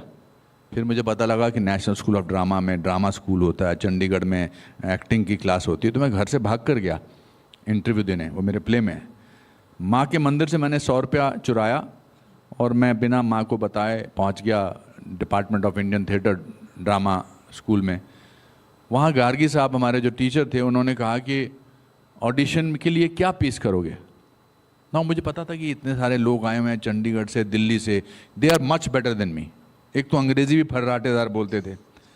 What I chose to do कि सब लोग लड़कों का ऑडिशन कर रहे थे, मैंने कहा मैं लड़की का ऑडिशन करता हूँ, at least I will be noticed. तो मैंने उनको कहा जी मैं ये सब लोग लड़कों का कर रहे हैं, मैं लड़कियों को करना चाहता हूँ, तो मैंने ऐसी वो ईयर रिंग्स पहने, ऐसे हार पहना, तो मैंने वसंत सेना का मृच कटिकम करके एक प्ले है. सो आई वॉज, मेरे गार्गी साहब ने मुझे कहा very bad but very dairying. So I was noticed. Even to do a film as my first film, which is Saransh, lot of people said, अरे तुम 28, 27 क्यों हो, तुम तो बर्बाद हो जाओगे, पहली फिल्म में बूढ़े का रोल कर रहे हो, इसके बाद डेथ सीन, कैरियर फिनिश. पर मैंने, चूंकि मैं अपनी ज़िंदगी को फिल्म के हिसाब से देखता था, मैं कहता था कि ये एक ऐसी फिल्म है, पहले तो इसमें ये तोड़ है कि 28 साल का लड़का 65 साल के बुजुर्ग का रोल कर रहा है, इसमें अपने आप में न्यूज़ है.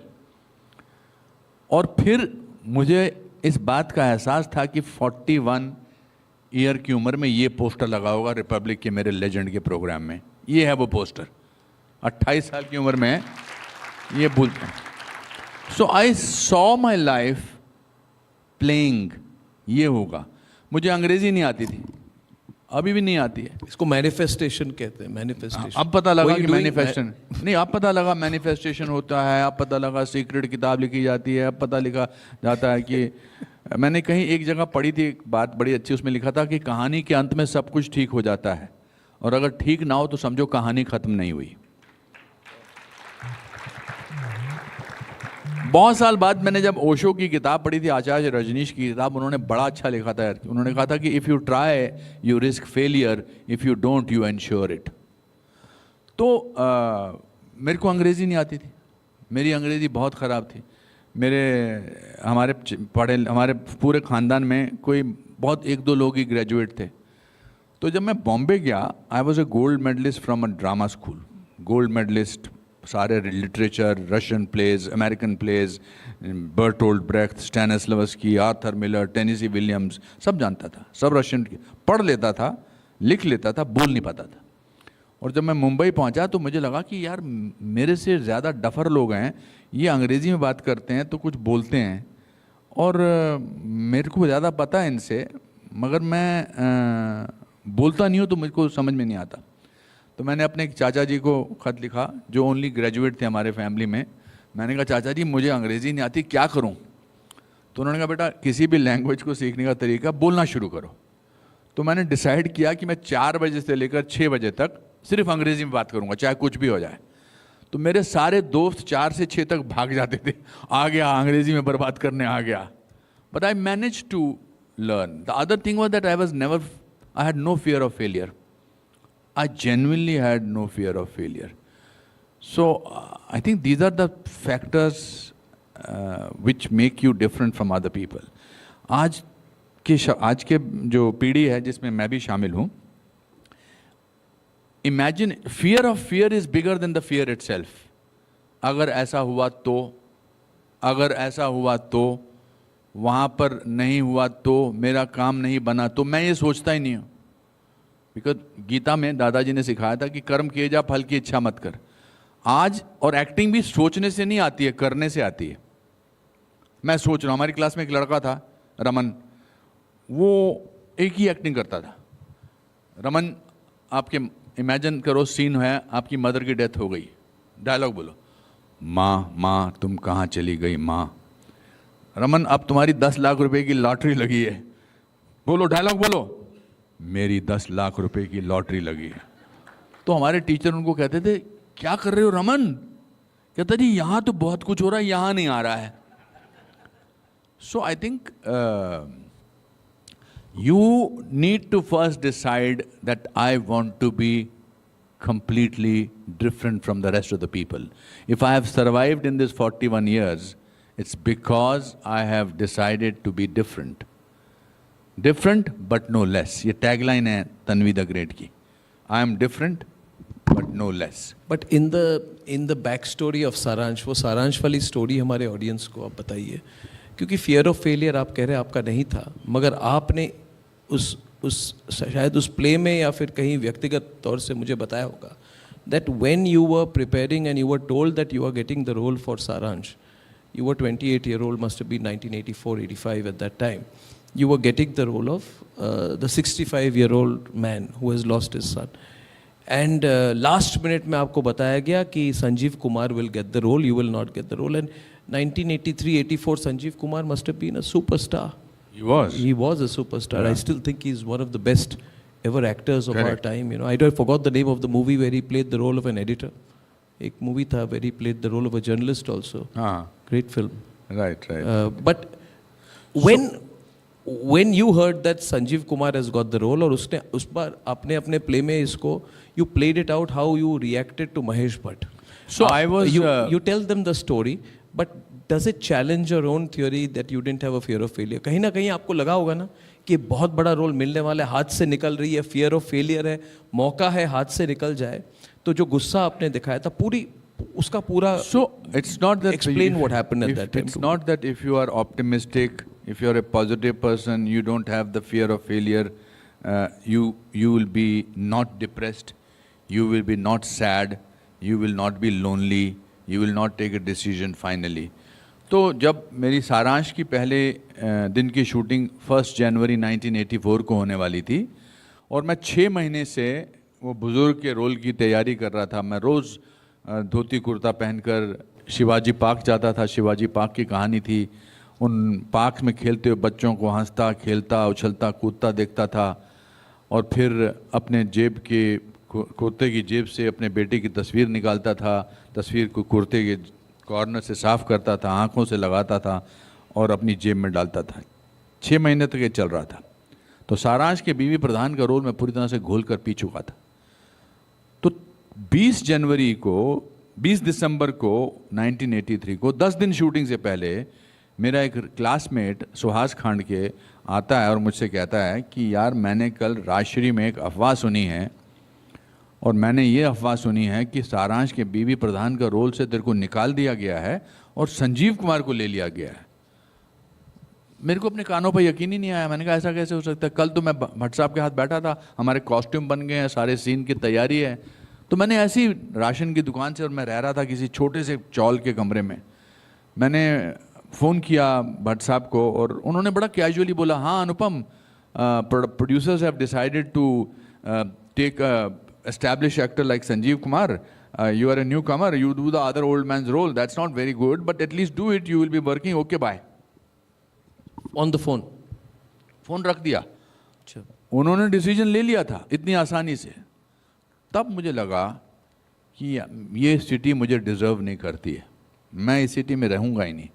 क्योंकि भट्ट साहब मुझे लगता था कि एक कमिटेड किस्म के फिल्म मेकर थे और 6 महीने से उन्होंने मुझे देखा था. मैं रोज़ ये रिहर्सल करता था, एक एक डायलॉग बोल के सुनाता था. और फिर मैंने कहा मैं इस शहर को छोड़ देता हूँ. ये तब ये काश काश काश फिल्म की कहानी है उस ज़माने. तो मैं पूरा सामान अपना पैक करके एक टैक्सी में लेकर मैंने छोड़ दिया. डिसाइड कर लिया कि मैं शहर छोड़ रहा हूँ. और मैं फिर मुझे लगा कि नहीं, अब मैं भट्ट साहब को बता सकता हूँ कि उनके बारे में क्या सोचता हूँ. क्योंकि मेरे दादा कहा करते थे, if you want to be equal with anybody don't expect anything from that person. It is your expectation from the other person which gets you manipulated.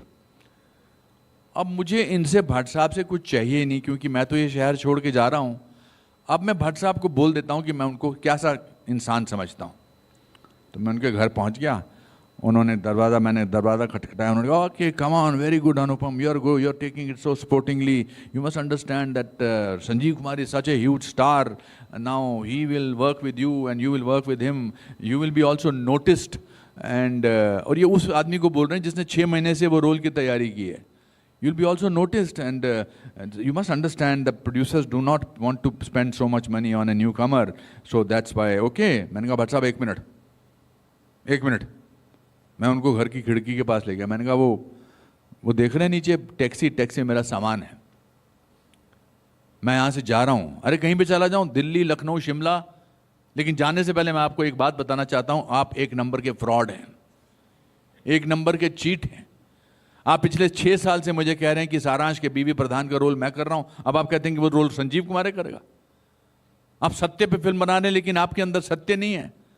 आप में इतनी हिम्मत नहीं कि आप राजश्री प्रोडक्शन को फ़ोन करके बोल दो कि ये रोल अनुपम खेर ही करेगा. और मैं आपको एक बात और बताना चाहता हूं भट्ट साहब कि संजीव कुमार मुझसे बेटर रोल नहीं कर सकते हैं.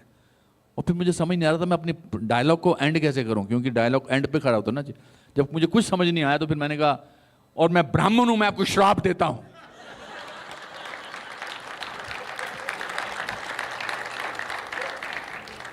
और मेरे को लगा कि हे भगवान, हाथ से कुछ चिंगारियां मिंगारियां निकल जाएं और ये भस्म हो जाए यहीं पे, इसकी याददाश्त चले जाए भट्ट साहब की।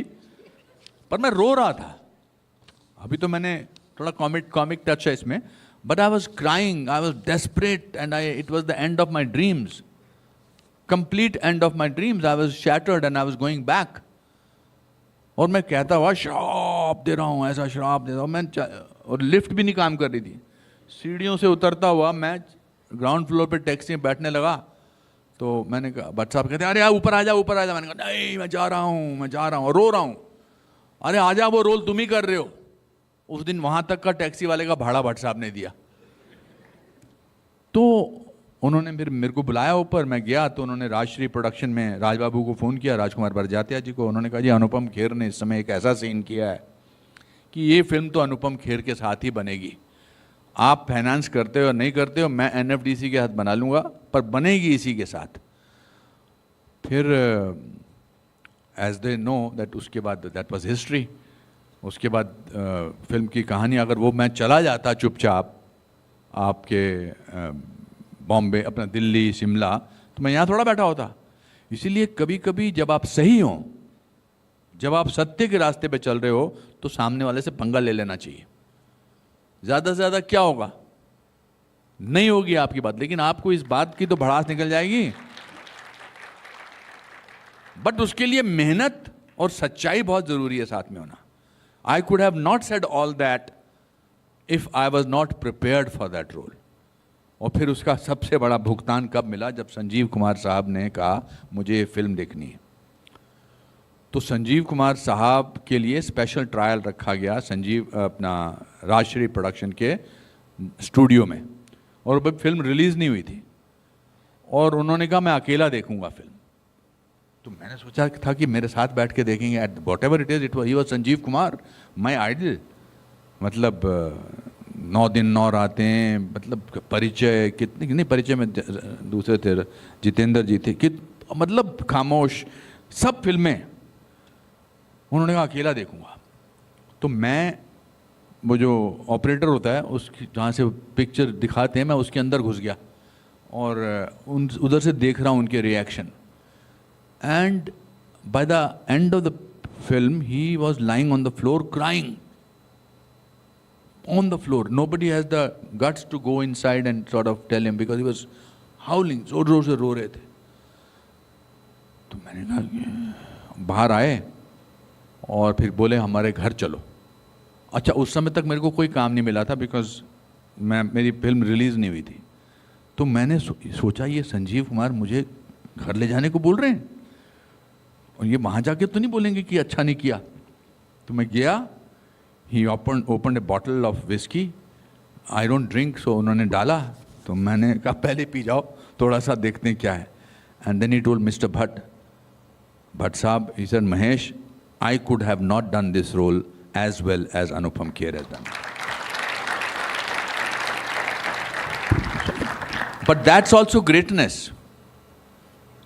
सच को भट्ट साहब की फिल्म डैडी में एक बड़ा अच्छा डायलॉग था कि सच को सच बनाने के लिए 2 लोगों की ज़रूरत होती है, एक जो सच बोल सके, दूसरा जो सच सुन सके। So it needed a person like Sanjeev Kumar to be able. फिर उन्होंने राजश्री वालों को फ़ोन किया कि सारांश का ट्रेलर मैं प्रेजेंट करूंगा।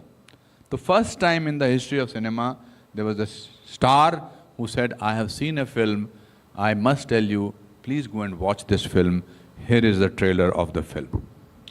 सो I think it's Is he the actor who's been your greatest role model? Do you have one? कोई एक? I thought I think Dilip Saab was a very fine actor. I think to be able to be a realistic actor, to do film realistically, in 1940s and 1950s, Dilip Saab, Balraj Sahni, Motilal ji, I think hats off to them. Because बाकी तो cinema होता ही रहता था ना, बाकी बहुत अच्छे थे। मैं देवानंद की तरह डायलॉग होता है, दिल्ली से कलकत्ता, कलकत्ता मद्रास, मद्रास से बॉम्बे, बॉम्बे से न्यूयॉर्क, न्यूयॉर्क से लंदन, जो भी पूछता है राजू वाइट कहाँ है, मैं बहुत करता था। तो दिलीप साहब को जब मैं अपना देवानंद साहब को जब मैं मिलने गया, हाँ, तो मतलब आप बोल रहे थे ना कि हर मौके पर आपका सामना डिसअपॉइंटमेंट से होगा. The idea is not to give up. हर मौके पर तो मैं जब बॉम्बे गया तो मैं वहाँ पर एक एक्टिंग स्कूल खोला था, किसी ने ऐसा बोला था, और मैंने वहाँ अप्लाई किया था एज ए टीचर, और उन्होंने कहा था हम आपको 5,000 रुपये देंगे और रहने के लिए घर देंगे, आप यहाँ आकर टीचिंग करो. I did not know that was a fraud. I did not know that ad that had come in Indian Express and in Screen newspaper actually was a scam. क्योंकि 100 रुपया में आपको फॉर्म भरना था और उसमें नसीरुद्दीन शाह, शबाना आज़मी, ओमपुरी, इन सब के नाम लिखे थे as they are our patrons and they are our people who will help us, advisors. तो मैंने कहा ये तो कमाल के लोग हैं, मैंने अप्लाई कर दिया. तो जब मैं 3 जून 1981 को वीटी स्टेशन पहुंचा, मुझे लगा वो लेने आएगा, कोई लेने नहीं आया था, एंड कोई था ही नहीं. And within 2 hours I got to know that this was a scam, this was a fraud. And अब मैं क्या करूं, फिर मैं अपने दोस्त के घर रहा, सुहास के घर, उसी सुहास के घर. तो उसके घर में जब 7 दिन रहा तो उसने कहा यार 7 दिन बहुत होते हैं मुंबई में किसी के घर रहने के लिए, अब तू अपनी जगह ढूंढ ले. तो फाइनली मुझे एक जगह मिल गई विच वॉज एक धोबन जो थी, मेरी मकान मालकिन थी, उसके 3 बच्चे थे. तो उसके एक कमरे में मैं और 3 और स्ट्रगलिंग एक्टर्स सोते थे. बीच में एक पर्दा था, पर्दे के इस तरफ किचन था, और किचन में उसकी फैमिली सोती थी, 3 बच्चे और माँ. तो बड़ा ही बुरा हाल था, पंखा था नहीं, जून का महीना था, हालत ख़राब थी. मैं वही गोल्ड मेडलिस्ट, ड्रामा स्कूल, मैं सोच रहा मैं कहाँ फंस गया, कहाँ आ गया मैं. तो नेक्स्ट डे मैंने उसके बेटे से, धोबन के बेटे से अपना एड्रेस मांगा. मैंने कहा इधर का एड्रेस तो दो, क्या है. तो उसके बेटे ने कुछ स्क्रिबल करके लिखा. तो जब मैंने वो पेपर पढ़ा तो मैं हंस पड़ा ज़ोर से. तो मैंने कहा अब दुनिया की कोई ताकत मुझे नहीं रोक सकती. आप जानते मेरा पहला एड्रेस मुंबई में क्या था? अनुपम खेर, 2/15, खेरवाड़ी, खेर नगर, खेर रोड, बांद्रा ईस्ट. मैं जब देवानंद साहब को मिलने गया ना, तो मैं उन दोनों बायोडाटा बनाते थे हम, बायोडाटा. तो उन्होंने एड्रेस पढ़ा, कहता अनुपम कोई नहीं रोक सकता, तुम्हारा पहला एड्रेस ही है अनुपम खेरी और खेरवाड़ी. सो I think Dilip Sahab was very good. Dilip साहब की मैंने स्कूल से भाग के गोपी फिल्म देखी थी, राम और श्याम देखी थी, और फिर then I get crashed into a party by Screen newspaper with the help of my one journalist friend. मेरे जर्नलिस्ट बहुत अच्छे फ्रेंड थे, Ali Peter John. Ali Peter John was a very famous columnist जो लिखते थे. तो मैंने उसको कहा, उसने कहा चलो तुम पीछे के दरवाजे से आ जाना और तुम इस पार्टी में आ जाना. तो हम 2-3 दोस्त चले गए. हमने, मेरे को याद है, मेरे पास एक प्ले का सूट था. एक प्ले मैंने किया था, 3 पेनी ओपेरा. उसमें एक वाइट और ब्लैक स्ट्राइप का सूट था जो मैंने प्रोडक्शन से ले लिया था. उसके मैंने बड़े फ़ायदे उठाए थे. तो वो सूट पहनकर I was an odd man out. I was wearing A American gangster suit in A party. और मैं देख रहा था कि राजेश खन्ना साहब हैं, शबाना आज़मी जी हैं, विनोद खन्ना हैं, ये सब लोग हैं. सडनली मैंने देखा कि सामने से दिलीप साहब आ रहे हैं. तो मैं उनको गया, मैंने उनको नमस्ते किया. उनको लगा मैं कोई उनकी पुरानी जान पहचान का आदमी हूँ. उन्होंने मेरा हाथ अपने बगल में रखा और बोले भाई कहाँ रहते हो, बहुत दिनों बाद दिखाई दिए. मैंने कहा यहीं रहता हूँ जी. तो मैंने भी उनकी गलतफहमी दूर करने की कोशिश नहीं की. And the next meeting that I had with him was Karma और थप्पड़ की गूंज. So my first encounter was on the day with him, and this is the time. 7 बजे मैं दाढ़ी वाड़ी लगा के बैठा हूँ, डॉक्टर डैंग बना हुआ. दिलीप साहब 11 बजे आए, बिल्कुल जैसे शॉर्ट में नहीं दिखाते हैं, वाइट शॉर्ट से वाइट ट्राउज़र और वाइट चप्पल निकलते हैं, बड़े रिलैक्स आदमी. उतरे और बोले लाले चाय पिला यार. बोले चाय पीने का दिल है. तो आई एक चांदी की तश्तरी में और चांदी की उसमें सेट में उनकी चाय आई. उन्होंने चाय पी और मैं दूर से खड़ा देख रहा हूँ कि यार ये दिलीप साहब के साथ में आज काम करने. उससे पहले मैं काफ़ी फिल्में कर चुका था, but to be able to work with Dilip Sahab was a luxury. And that also I am the only force against him. उनकी तरफ दिलीप साहब, जैकी श्रॉफ, अनिल कपूर, नसीरुद्दीन शाह, और इस तरफ डॉक्टर डैंग, नया लड़का अभी फिल्मों में आए, सिर्फ 1 साल हुआ है. तो मैं उनको देख रहा था कि इनके बाल ऐसे हैं, इनकी आंखें ऐसे हैं. और मैं तो सुभाष जी ने मुझे देखा उनको देखते हुए, तो उन्होंने कॉर्नर में ले गए. उन्होंने कहा अनुपम तू मुझे मरवाएगा. तू तो इनको ऐसे देख रहा है जैसे मतलब इनका बहुत बड़ा फैन है, ऐसा मत देख भाई, तू मेरी फिल्म का विलन है, मरवाएगा तू मुझे। तो मैंने कहा सर अनुपम खेर जो है वो दिलीप कुमार का फैन है, डॉक्टर डैंग राणा विश्व प्रताप का फैन नहीं है। और जब मैंने वो डायलॉग बोला था, I must share that because एक ही डायलॉग है, तो दिलीप साहब थप्पड़ मारे, राणा विश्व Pratap Singh, doctor dang creates war. Doctor dang को आज पहली बार किसी ने थप्पड़ मारा है। इस थप्पड़ की गूंज सुनी तुमने? अब जब तक तुम जिंदा रहोगे इस गूंज की गूंज तुम्हें सुनाई देगी राणा, मुझे तुम्हारा यह थप्पड़ कभी भूलेगा नहीं। ये बोला मैंने, तो ताली मारो ना।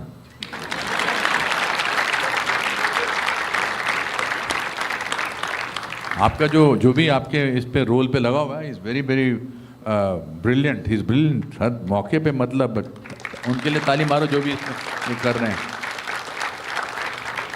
ये सीन देखने के बाद दिलीप साहब ने मेरे सामने सुभाष घई साहब से कहा कि लाले बड़ा डेंजरस एक्टर आया है, ही विल गो फार। तो मुझे लगा अब तो ऊपर वाले ने मतलब दिलीप साहब ने मुझे एंडोर्स कर दिया, मुझे दुनिया की कोई ताकत। What I am again and again trying to tell my young friends is take chances, be yourself, because when you're yourself then you are the most powerful person on earth. If you're trying to be somebody else तो you are the weakest person, because आप ना वो बन सकते हो और ना आप अपने आप खुद बन सकते हो। तो आपकी ताकत ही है। मेरे दादाजी एक बार खाना खा रहे थे और खाना खाते खाते आवाज़ कर रहे थे, ऐसे आवाज़ कर रहे थे। मेरी माँ ने कहा बाबूजी क्या कर रहे हो आप, बाबूजी क्या कर रहे हो आप, खाना खाते समय आवाज़ कर रहे हो ऐसे ऐसे करके। तो उन्होंने कहा बेटा मुझे तो मज़ा आ रहा है, प्रॉब्लम तेरी है। So I am not saying कि आप खाना खाना ऐसे बाकी घर वालों को बोलो, but if you are yourself you will never be weak. जो भी आपकी वीकनेस है वो आप उसको एनलार्ज कर रहे हो। मेरे में बहुत वीकनेस थी, ये तो बड़ा ब्यूटीफुल डिग्निफाइड हेयर स्टाइल है, पर जब मैं बॉम्बे गया था तो आधे बाल यहाँ से निकल रहे थे, आधे बाल यहाँ से निकल रहे थे, आधे बाल यहाँ से निकल रहे थे। मैं जिसको भी बोलता था मैं एक्टर बनने हैं, वो बोलते थे नहीं आप एक काम करो, आप राइटर बन जाओ, असिस्टेंट बन जाओ, एक्टर तो नहीं बन सकते क्योंकि आपके पास बाल नहीं है। बालों का मैंने कहा एक्टिंग से क्या लेना देना। But it took, I remember Ramanand Sagar ji के एक असिस्टेंट थे, I should have not taken the name, but anyway एक असिस्टेंट थे, बड़े सीनियर असिस्टेंट थे, और मैं बहुत अपनी फाइल्स वगैरह लेकर जाता था, अपने फ़ोटो वगैरह लेके जाता था। तो उसने मेरे फ़ोटो देखे और मुझे देखा, कहता तू एक काम कर भैया, वो बन जा, राइटर बन जा या असिस्टेंट बन जा, तेरा hero as a direct actor कुछ नहीं होने वाला। तो मैंने उनसे कहा कि मैं कसम खाता हूँ मैं इस स्टूडियो में अब एक्टर बन के ही आऊँगा। And that's was the truth, I did that because these are the decision when you take with your self ना, it gives you lot of strength. It really, मेरे सोहनलाल कंवर करके एक फनी इंसिडेंट है। सोहनलाल कंवर करके बड़े फेमस राइटर प्रोड्यूसर डायरेक्टर थे, वो मनोज कुमार साहब के साथ बहुत फिल्में बनाते थे।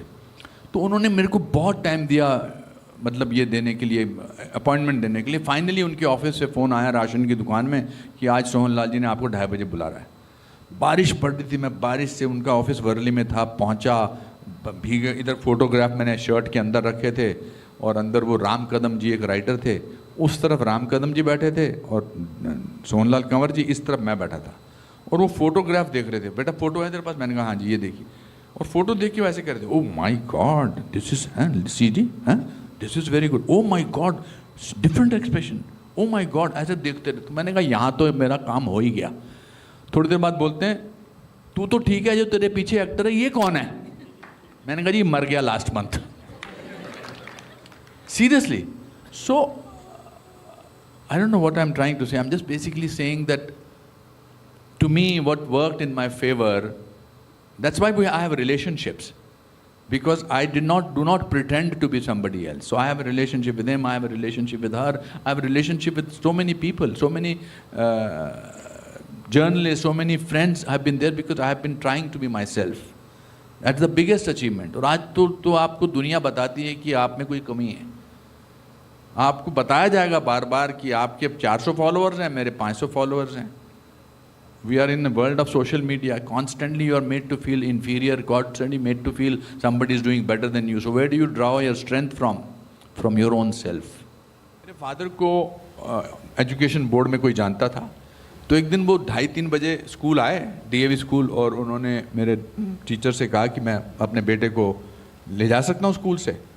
तो मैंने कहा अरे वाह, पिताजी छुट्टी करवाने आए हैं। तो जब हम मेन रिज मैदान पे पहुँचे तो पिताजी ने कहा कहाँ चलेगा। तो मैंने मन में सोचा कि 2 महीने पहले अल्फ़ा गए थे, वहाँ तो नहीं बोल सकता, वहाँ तो 4 महीने बाद जाना है। तो मैंने कहा नथू स्वीट्स चलते हैं। तो बोले नहीं अल्फ़ा चलेगा। मैंने कहा अल्फ़ा तो अभी गए थे ना पापा। कहते नहीं चलते हैं चलते हैं। तो हम वहाँ गए तो मुझे लगा अब ये 3 चीज़ों में से एक ही चीज़ मंगाएंगे, बिकॉज पॉसिबल नहीं, इतना पैसा नहीं है। मगर उन्होंने अपने लिए भी और मेरे लिए भी मटन समोसा, पाइनएप्पल पेस्ट्री और एस्प्रेसो कॉफ़ी मंगाई।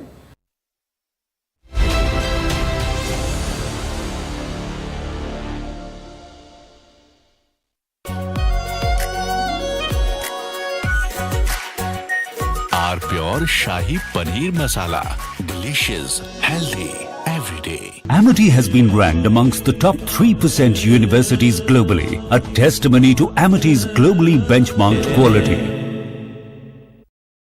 प्यास बुझाए, ठंडक लाए, सबको भाए जीरा सिप, MTH का जलजीरा जीरा सिप। जीरा सिप, असली रिफ्रेशिंग, असली स्वाद, असली मजा। MTH।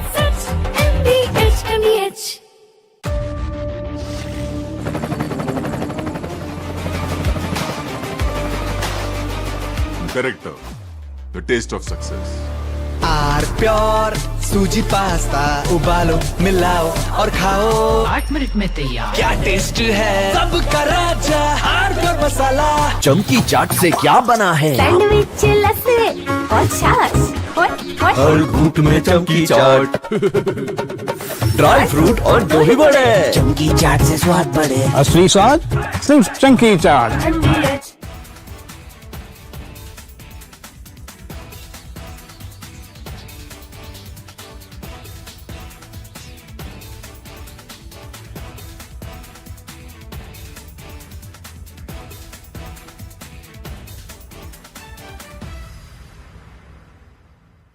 Three, 2, 1. Booster ignition. Artemis 2 now bound for the moon. Humanity's next great voyage begins.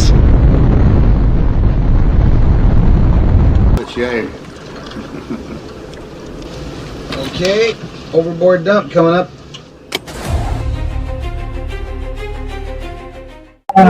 Actually, there is always a redundant chain of excretion systems available on the Artemis. Okay, it is not just the main chain, and it's a redundant chain is also available. And there is no way that the astronauts will be stuck because of the the excretion issues.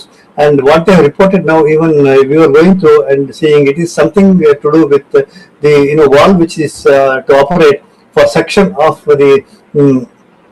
the excretion, which looks to be needing attention. But the crew in Artemis, they are well trained to handle such type of situation. And also, in case if the main chain of the excretion system doesn't respond, there is always a way of redundant chain and the methodology for excretion. And I don't think it is a major issue, but I'm sure it will get sorted out. And of course, there is a redundant chain which can be conveniently operated.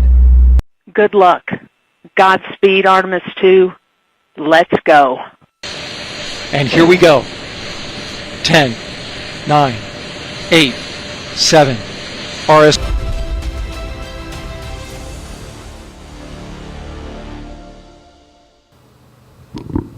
Authenticity की बात आपने कही है, वो बहुत ज़रूरी है।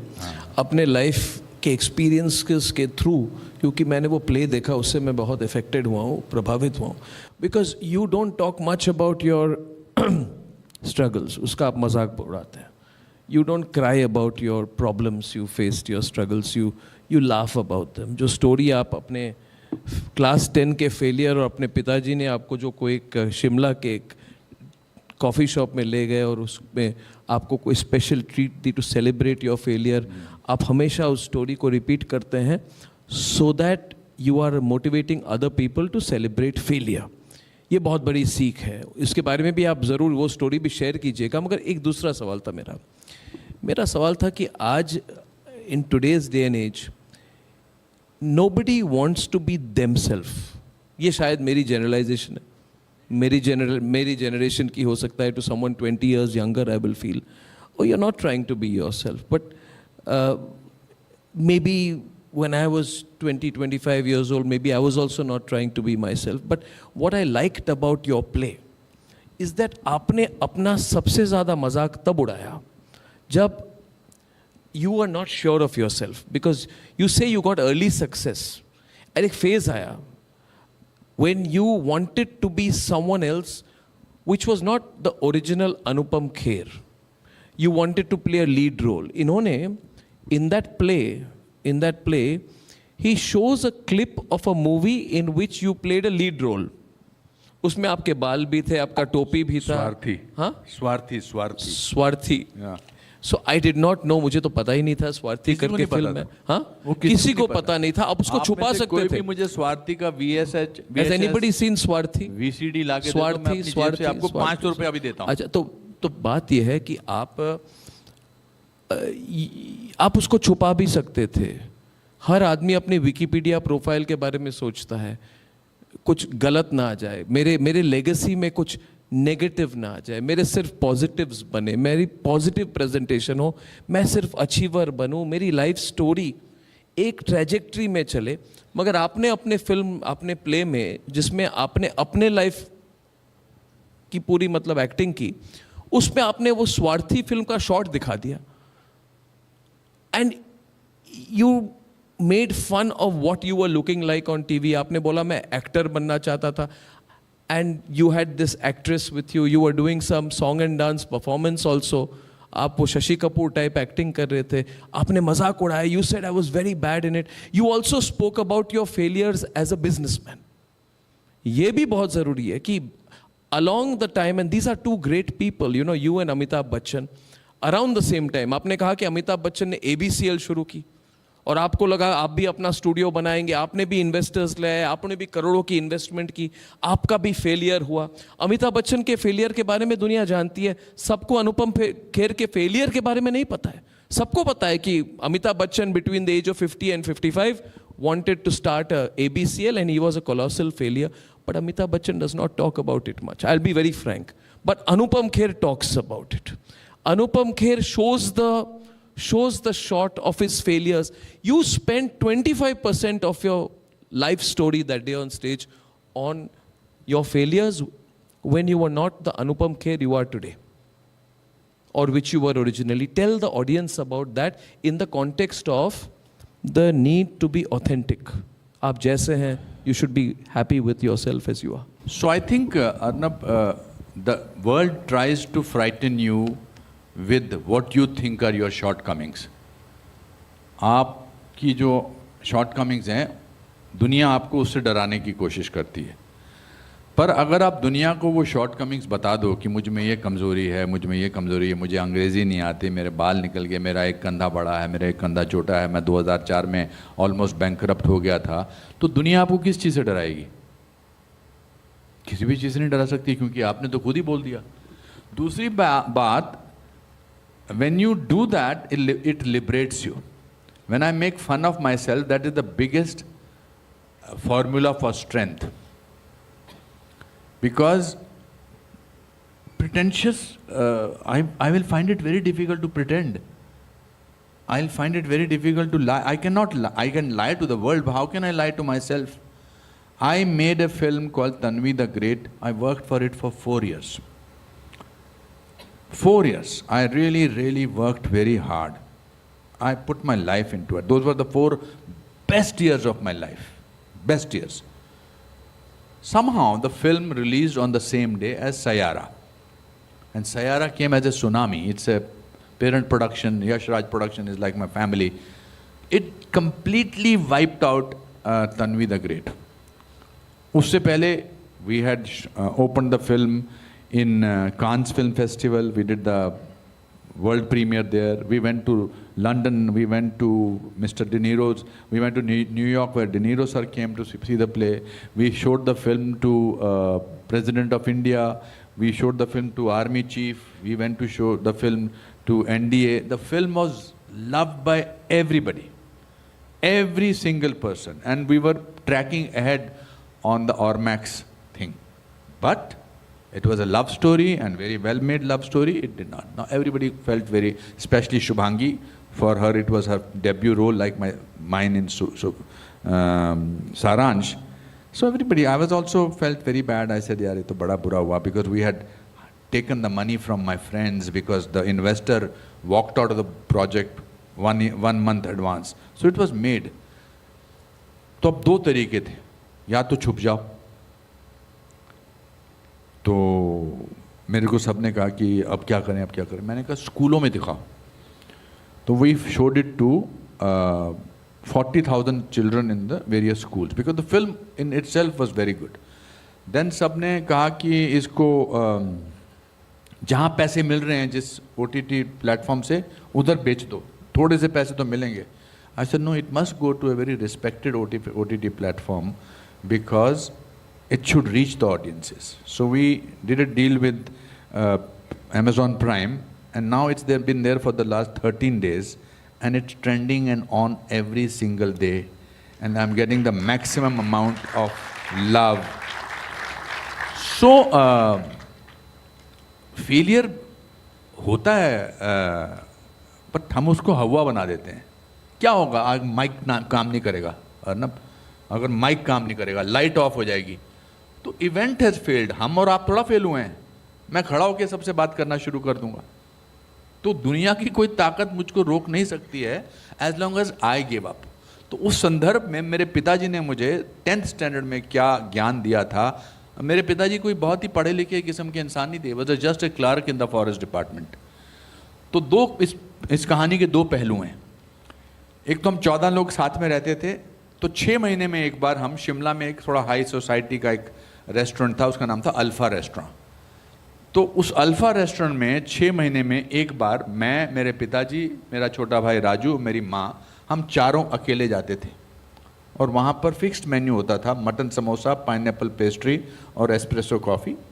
और ये खाते थे, चारों चुपचाप रहते थे. 1-1.5 घंटा बैठते थे, कोई बात नहीं करता था. बट हमारे लिए वो दिन दिवाली से बड़ा था, होली से बड़ा था, न्यू ईयर से बड़ा था, क्योंकि हम फैमिली के इमीडिएट 4 लोग साथ में बैठे. पिताजी साथ में बैठे, माताजी बैठे, एक दूसरे को देख रहे हैं, इधर उधर देख रहे हैं. कोई इंटेलेक्चुअल नॉर्मल कॉन्वर्सेशन नहीं हो रहा, बट खा रहे हैं.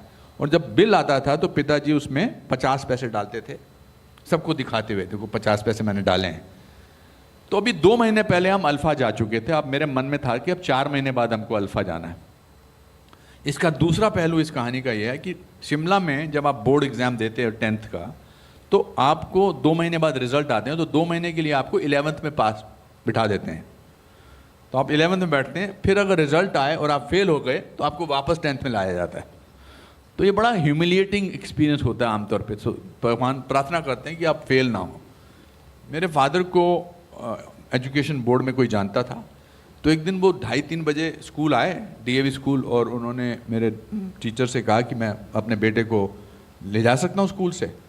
तो मैंने कहा अरे वाह, पिताजी छुट्टी करवाने आए हैं. तो जब हम मेन रिज मैदान पे पहुँचे तो पिताजी ने कहा कहाँ चलेगा. तो मैंने मन में सोचा कि 2 महीने पहले अल्फ़ा गए थे, वहाँ तो नहीं बोल सकता, वहाँ तो 4 महीने बाद जाना है.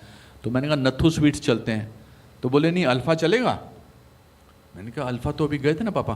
कहते नहीं, चलते हैं. तो हम वहाँ गए तो मुझे लगा अब ये 3 चीज़ों में से एक ही चीज़ मंगाएंगे, बिकॉज पॉसिबल नहीं, इतना पैसा नहीं है. मगर उन्होंने अपने लिए भी और मेरे लिए भी मटन समोसा, पाइनएप्पल पेस्ट्री और एस्प्रेसो कॉफ़ी मंगाई. तो मैंने कहा क्या हो गया, आपकी प्रमोशन हो गई है, आपको कुछ लॉटरी लगी है. आप कहते नहीं, खाओ. तो जब खाया और जब बिल आया तो 50 पैसे की जगह 1 रुपया रखा. अब मैं थोड़ा झटका खा गया. मैंने कहा मेरी माँ से लड़ रहे थे कल रात को, आज छोड़ने वाले तो नहीं है उसको, मुझे बता रहे हैं लिटरली. मैंने कहा पापा ये आप क्या कर रहे हो, ये क्यों ऐसा कर रहे हो. तो उन्होंने कहा मैं एजुकेशन बोर्ड गया था तेरा रिजल्ट पता करने, तू फेल हो गया है. मैं फेल हो गया हूँ? तो आप ये क्या कर रहे हो, आप मुझे ये खिला रहे हो सब कुछ. कहते हाँ जिंदगी में कभी फेल होगा तो तू हमेशा पाइनएप्पल पेस्ट्री, मटन समोसा और एस्प्रेसो कॉफी मंगा लेना. Failure is an event, never a person. Enjoy.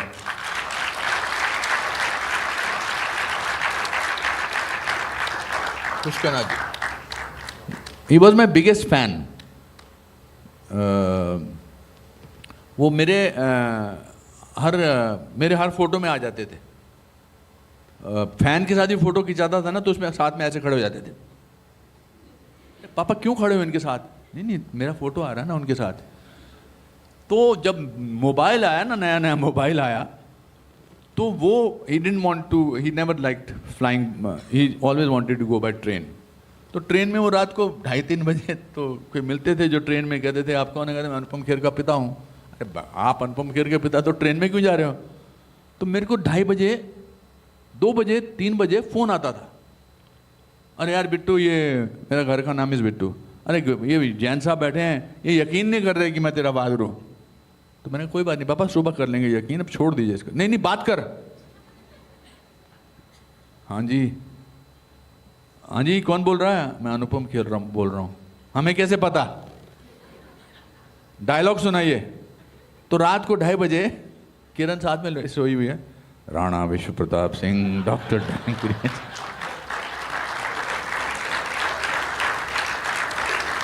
करता. बिकॉज एक दिन मैंने फ़ोन नहीं उठाया था फादर का.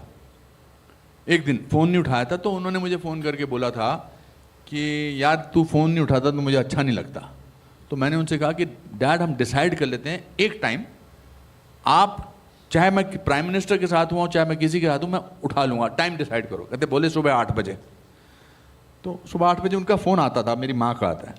पर मैं भूल गया कि मैं किसी दिन अमेरिका में होऊंगा, किसी दिन यूरोप में होऊंगा. पर यहाँ तो जब 8 बज जाते थे तो मेरा फ़ोन वहाँ पर आ जाता था. और जब फिर वो क्या करते थे कि पैसे मांगते थे मुझसे, हर फ़ोन के एंड में मुझसे पैसे मांगते थे. और तो मैंने कहा पापा आपकी पेंशन है, मैं आपको हर महीने भेजता हूँ, आप भी मुझे पैसे मत मांगा करो, मुझे अच्छा नहीं लगता. अच्छा ठीक है. मैंने कहा इनफैक्ट आपने अगर मुझसे पैसे मांगे ना तो मैं पहले वाले भी नहीं भेजूँगा. सो उन्होंने एक नया तरीका सोचा. उन्होंने क्या करते, पूरी कॉन्वर्सेशन हो जाए, फिर एंड में कहें और सुन वो जो मैं नहीं बोल रहा हूँ वो सुनाई दे रहा है ना. But after he passed away we did his prayer ceremony as a celebration of his life rather than mourning of his death. तो एक तो हमने बॉम्बे में की थी, हमने सबको बोला था कि रंग बिरंगे कपड़े पहन कर आओ. फिर मैंने एक रॉक बैंड मंगाया था वगैरह वगैरह, क्योंकि मेरी माँ और मेरे पिताजी 59 साल तक मैरिड थे और मैं नहीं चाहता था कि 59 साल के शादी हो तो आप सिर्फ हस्बैंड नहीं खोते हो या वाइफ नहीं खोते हो, आप दोस्त खोते हो, पार्टनर खोते हो, एक हैबिट खोते हो. तो I wanted my mother to feel she was married to somebody, even though he was a clerk, but somebody good. So I called all my friends and I told them my funniest stories of my father. Everybody was rolling down on the ground, and on that night my mother told me, thank you तूने इनकी prayer meeting ऐसे celebrate की. I think I was married to a great man. So that was fantastic. तो जब उनकी prayer meeting हमने शिमला में की तो prayer meeting ख़त्म हो गई, जिसको चौथा या 13वीं बोलते हैं. अब सब लोग चले गए तो 20 परिवार के लोग बैठे हुए हैं. तो मैं उनके पास जाके कहा, मैंने कहा प्रेयर सेरेमनी ख़त्म हो गई, आप लोग चलिए. कहते नहीं, हम आपको बताना चाहते हैं कि पिछले 15 साल से आपके पिताजी हमारा घर चला रहे हैं. तो वो जो पैसा मांगते थे ना, that was for those families. So when you are surrounded by such people, also I find, sorry I am making this answer longer, also I find inspiration in common people, in normal people. I find the source of inspiration. Everybody can inspire you.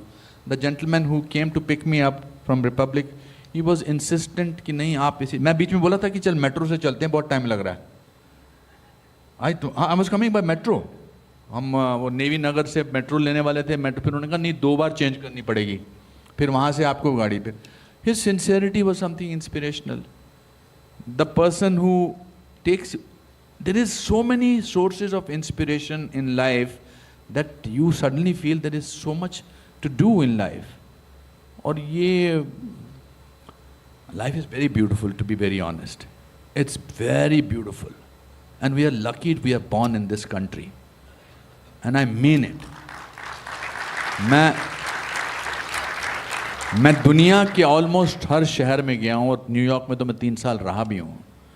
जो स्वाद, जो अपनापन, कितना ही कुछ कह लें लोग, भारतवर्ष में है ना, वो कहीं भी नहीं आपको मिल सकता है। जो आज़ादी, जो सुख, जो भाईचारा, जो सुकून, जो अपनापन, जो कुछ करने की गुजारिश, जो कुछ बनने की जो आपकी आकांक्षा है, वो इस देश में सबसे ज़्यादा है और आपकी मेहनत को सराहा जाएगा।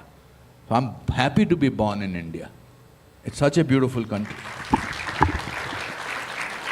Question everybody wants to know. Tell us about your relationship with your mother. ये जो वीडियोस आप बना रहे हैं, कितने साल हो गए इसके? ये इसकी शुरुआत कैसे हुई? इससे this is bringing a lot of joy to people's lives. बहुत लोग ये भी कहते हैं अनुपम खेर का कि कैसी रिलेशनशिप है, एक तरह से सब लोग आइडेंटिफाई भी करते हैं।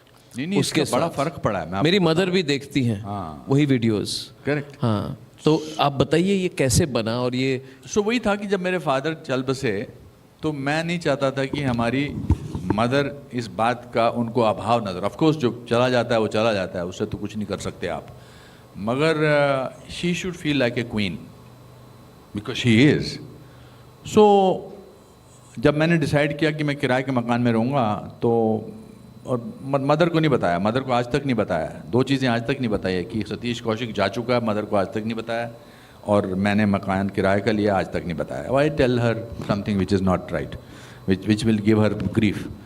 सो एक दिन मैंने उनसे कहा, आज से 7-8 साल पहले, मैंने कहा माता जी आपकी तो ऐश हो गई, अभी आपके बेटे अच्छे कर रहे हैं, आपको आप पटरानी की तरह, महारानी की तरह बैठते हो, अभी कुछ चाहिए लाइफ में? तो मुझे लगा आप नहीं बोलेगी, कुछ नहीं चाहिए। बोलती हैं कि मैं सारी ज़िंदगी शिमला में किराए के मकान में रही हूँ, मुझे वहाँ मेरा मकान चाहिए। मैंने कहा वी डोंट लिव देयर।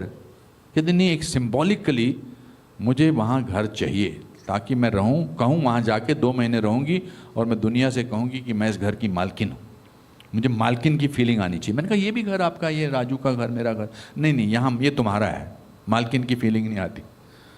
सो मैंने एक ब्रोकर को बोला कि भाई एक घर ढूंढ, कहती 1 बेडरूम हॉल चाहिए और कुछ नहीं चाहिए। मैंने कहा ढूंढ भाई, और उसको मत बताना कि अनुपम खेर ढूंढ रहा है, अननेसेसरी भाव बढ़ जाएगा जो भी है।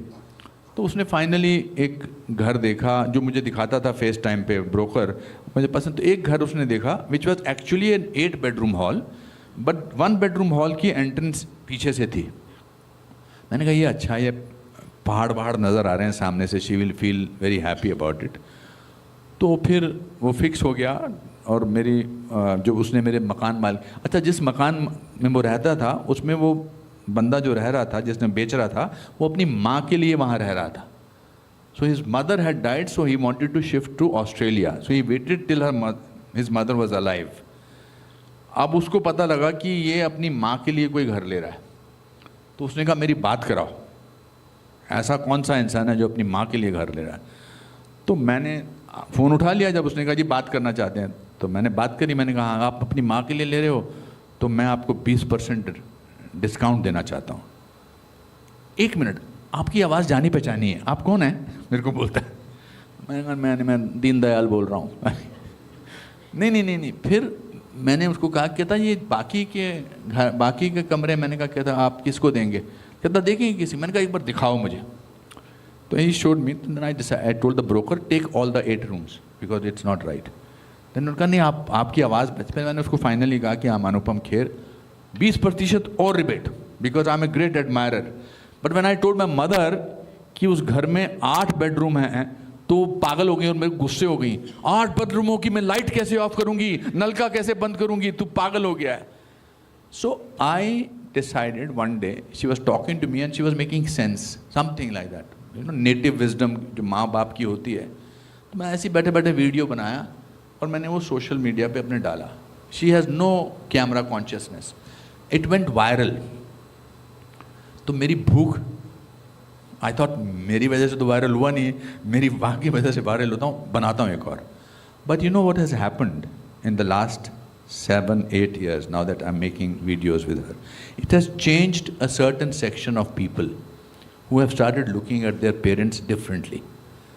It does make a difference. You are जितने भी यहाँ बैठे हैं, you are only happening if you are careful and if you are loving towards your parents. Otherwise, this whole nonsense about I'm cool, etc. No, if you are very good to your parents, you are cool. If you are honest, you are cool. If you are punctual, you are cool. If you are yourself, you are cool. And start with your parents. I do a comic item. कभी-कभी मेरे कुछ 15-20 लोग बैठे होते हैं, तो I do a small comic item. कि माँ बाप का फ़ोन आता है आपके वर्क प्लेस में. May I take this?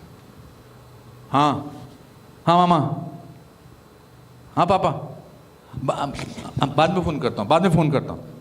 अरे बाद में फ़ोन करता हूँ ना.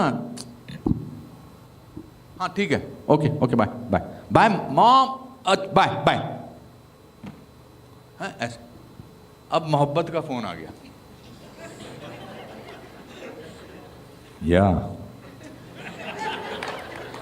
या हुआ. Okay.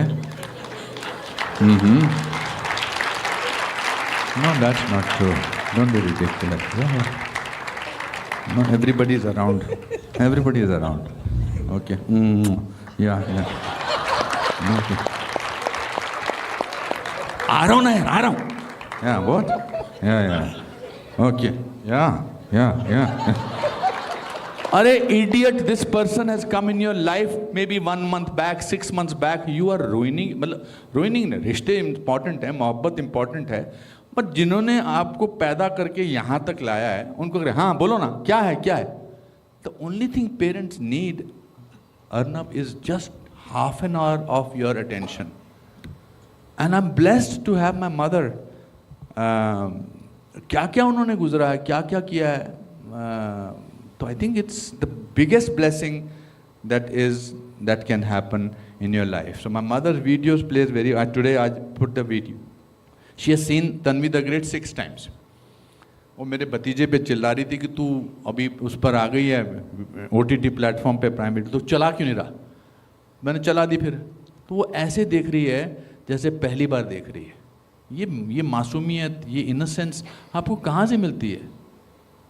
It will be a greatest source of strength if we sort of pay attention to our parents. And I mean it. I genuinely mean it. My mother is a rock star. I always call her Dulari Rocks. She's amazing. I met that day when I hugged your mother in the play. I thought it was such a beautiful feeling. We all have such special people in our lives. You know, he's a motivator off camera also. I remember my father was 74 years old. One day he called me, where are you? So I said, I'm at Asian Heart Hospital. He said, what are you doing at Asian Heart Hospital? I said, my father had a bypass. It is the 3rd day. And, you know, he was recovering slowly. So he said, Acha, main aata hu. I thought he won't come. And within 20 minutes, he entered the room. And he spent 1.5 hours making my father laugh. So after that, I was finding it difficult to motivate my dad, you know, to tell him that, oh, it's okay, you know, they've said 2 weeks of recovery. He was not cooperating with the nursing staff to do the physiotherapy. But you had a great impact on him. You had a you had a strange impact on him. I don't think actors or people who are in the lives of ordinary people realize the positive impact they can have on them. And I still have that picture. I think it was just a beautiful moment. You could lift a person, and I think he's having the same impact on all of us. We go away with a good feeling. Because here's a man who has lived his life, and let me tell you, he has had more than his share of trouble in life. But he shares only positive energy, and that's what we absolutely love about you. I think you got it from your mother also. You know, this my father was a very loving man. My mother was walking like this. मेरा भाई पीछे से, मैं भाई को नहीं पता था मैं घर पे आया. सीधा चलो.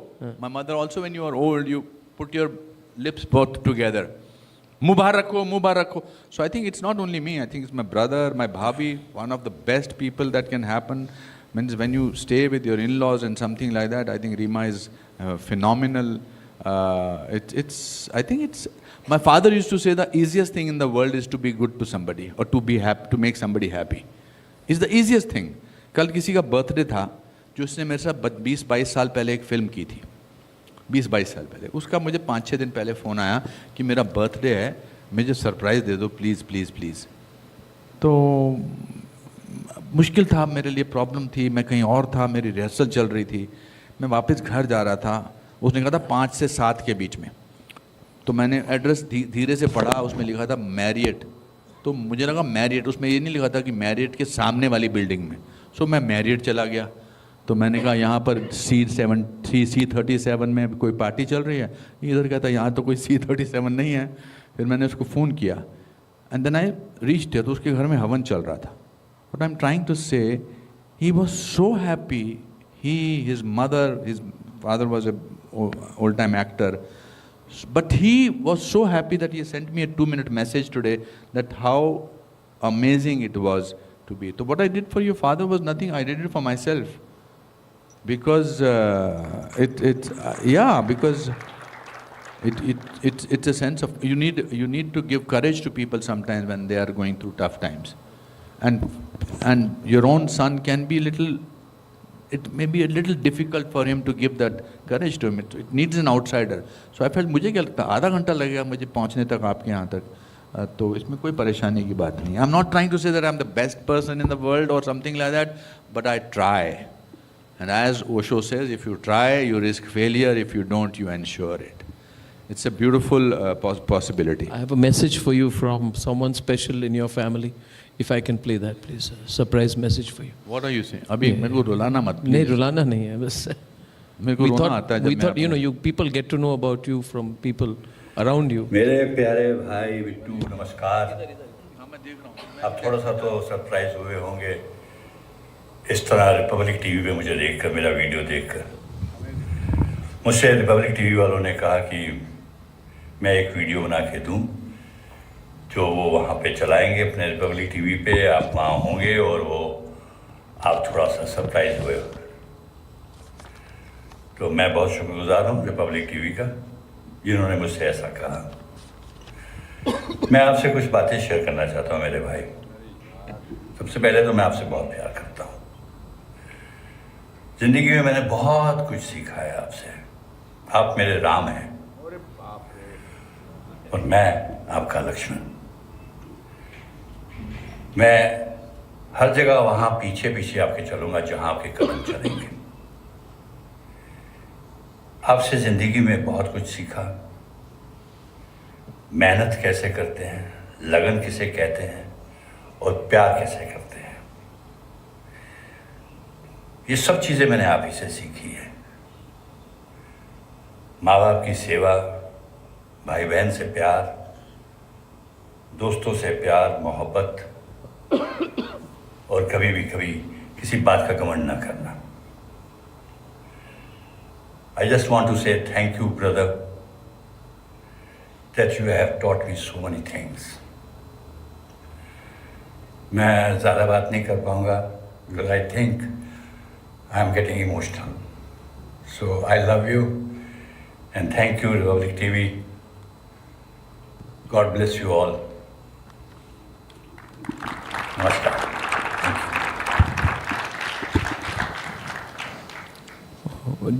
This is not aimed at making you emotional. I just feel that what you are as a person is known by people closest to you. Absolutely. I think the whole credit goes to my brother for being the way he is, or our relationship. I think for him to accept a more successful brother is a very difficult and a very giving thing. And we are thick, touchwood, as two brothers, because both of us have decided that position, money is not important. As children, brothers and sisters are so close to each other.